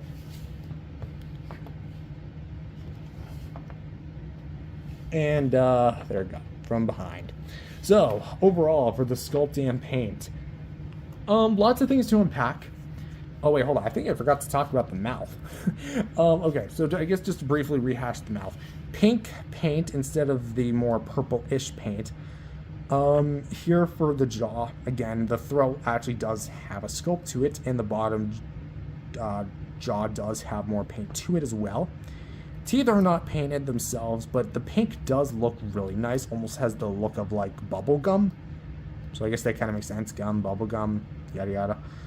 And you can see the hinge in there, not too much going on with it. And you do get the membranes, which is a very nice inclusion. And I wish that Playmates would start including membranes like that on more figures like that. So there we go. Now we've officially covered all surfaces, all fronts of this figure. So with the sculpting and paint, a lot of things to unpack here. There are some things I like and don't like. For example, I do like the overall color aesthetic. I'm a very big sucker for blues and purples because blues and purples, and greens, I guess. So essentially, cool colors are my favorite colors, specifically blue, and I just love purple as well. So those two together really pair up amazingly, and that's honestly one of my favorite aspects of this figure. It's just the overall vibrancy really pops on the shelf in comparison to other things, especially in a shelf where things are going to be like charcoal gray and maybe a bluish gray, mainly because of him. The occasional purple doesn't help, does help kind of illuminate it. If I did have some complaints myself, I'm not a fan of the fact that these are just kind of blank, and I kind of wish that there was purple in there as well. I also do kind of wish the white underneath here was a bit more like painted all the way through instead of like stopping at like X point. And I also kind of wish that like the fins here were also maybe a bit painted, maybe some painted claws. I get it, it's a $10 kid's toy, but like there are going to be some other figures while doing the comparisons that do have at least a majority of their like selves painted. So maybe a Tiamat could have been a bit more like that, but as a whole, I really dig what we have here. It's nothing like extraordinarily out of like this world. It's very good on its own, and I'm going to rate this thing an 8 out of 10. So yeah, that's my personal rating. Let's see how well Tiamat poses. For the jaw, we have a hinge, which we can open very far wide, like actually angling the head up, about like that, which I guess makes sense given the fact that you need to fit Godzilla's tiny head in there. I'd say, though, comfortably just open it maybe like about here, just because that is kind of where the membrane does connect, because if you literally just go right to it, you don't really get that much movement out of it. For the head, you get ball joint, so you can go up, down, left and right, 360. For the shoulders, you get swivel hinges, so you can go up, down, and 360 just like so. A little like resistance thanks to this fin right here, but you can get a full 360 when you need it. So, and also you can go out to the side and in like that. Second ball joint can go up, down, side to side, all the way. Third can go pretty much 360. I'm pretty sure you get the rest, but we're still going to cover everything. Here we have the back here, which can go up, down, left, and right. 360. Swivel hinge for the legs here, so you can go 360 like that. One, like this. And you can go up and down, same side. And for the tail, you can get 360 like that, as well as up, down, side, side. So, articulation standards, they are pretty good, especially with what you do get with the figure. However, there's going to be a bit of a problem. So please, allow me to demonstrate.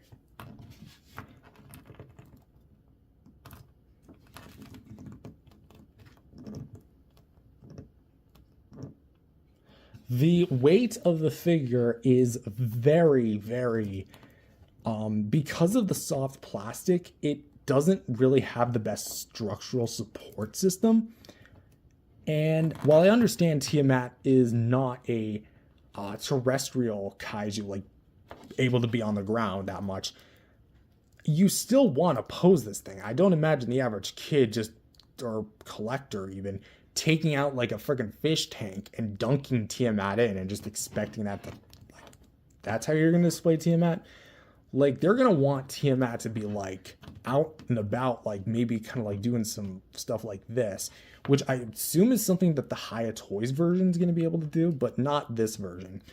It also doesn't help that the whole figure is in a pre-posed stance. So aside from the limbs, you're really not going to get like much in the way of like curvature. Something also of note is that Tiamat is also going to be, in terms of like the actual like curvature, you can use that to your advantage if you want to like trying to like play with Tiamat here, because there's a lot of joints to kind of like mess around with. Let's kind of like go down here, so you can get it like that. But beyond that, you're really not going to get too much poses. Technically, you can get a lot of poses, but they're not going to be able to hold that well. So for articulation, it's a little challenging to work with, but if you have things like stands and such, that could help to your advantage. But on its own merit, I'm going to have to say 7 out of 10 for the overall articulation. I do appreciate how flexible it is, though. You can get some really like cool poses, like really straighten her out, arc her back in, almost like she's a cat. Like, hold on, wait, let me open up her mouth here, or something like that. So there you go. Anyways, that's that. So for some size comparison / size references, she's going to be in the 6-inch scale. Well, as in like 6 inches compared to like other Godzilla figures. So here she is compared next to some blue boys, or I guess, I think the Drowned Viper is supposed to be a guy. Maybe, I could be wrong. And Godzilla himself, with the energized Godzilla that she fought in the movie, and the Drowned Viper, which is going to be, like, in terms of figure on figure, the most similar, because they are both blue serpentine monsters. Which, I want to kind of get something clear, that in terms of, like, overall length, which is what we really should be looking at, Godzilla himself is going to be the shortest of the three. So if we're comparing like head to head, trying to like extend them as far as they go, then Godzilla himself is going to be the shortest. Next, with I'm gonna get a little janky here, just because this is the only way I can really get Drowned Viper to extend fully. Drowned Viper is going to be like almost twice the length of Tiamat, which I guess in design context it works, because Tiamat, while like a long serpentine like Titan, isn't like always curled in like the Drowned Viper is. I'm getting like a crap ton of cat fur on my face because like I am in the process of like cleaning these figures, and I haven't gotten to the GXK ones yet because I'm kind of like working on this shelf first, and I already done that, so I'm going to move on to that one. So it's just a bit of TLC, I suppose. But as for everything else, I would honestly say like it's definitely clear which one's overall the better figure. Sorry, Godzilla, but you're still not a good figure. And here she is compared next to the standard editions of both Godzilla and Kong from Godzilla Kong: The New Empire. And here she is with some other female kaiju in the Godzilla Kong: The New Empire movie, with Mothra herself, the Queen of Monsters, and the ancient Titan Shimo. Female kaiju represent. And here she is with some more classic era Godzilla figures, with the SH Monster Arts Godzilla 2002 from Godzilla against Mechagodzilla, and the NECA Toys Godzilla 1989 from Godzilla vs. Biollante. And so, overall, for the Godzilla Kong: The New Empire Tiamat with the submarine, it's actually really good. This is probably going to be one of my last few Playmates figures, because just for a little backstory, I am going to be like taking it a bit easier with Godzilla collecting, because after I complete the NECA line, which I'm like one figure short of, that being the 24-inch tall NECA Godzilla 2014, I'm really not going to be a completionist anymore. I think I'm just going to collect whatever I want, which is like, I mean, I guess it's been the standard like that, but essentially this is like the last one for the New Empire line, which I vowed to get everyone, and I got everyone. So, but judging Tiamat on her own accords, this thing is actually really cool. It's got a really nice color palette, a nice range of articulation, and a pretty, at least, accessory. If I did have some negatives, again, the submarine doesn't really contribute much to the figure. I kind of wish that there was some more colorization with things like the face and whatnot, and the articulation itself should have some more structural integrity. But for what it's worth, this figure does look pretty nice, and I do hope that Playmates does continue doing more stuff like this. Because if I do plan one more figure from Playmates in the 6-inch scale, that's going to be the Monarch Frostvark, which is a kaiju that has not been produced by any other company in this scale, so yeah, might as well. But anyways, for my final score, I'm going to rate this thing a 8 out of 10. Very nice way to kind of end this whole thing off. Anyways, thank you guys for watching. If you enjoyed, leave a like and subscribe, and I'll see you guys next time. Peace out, everyone.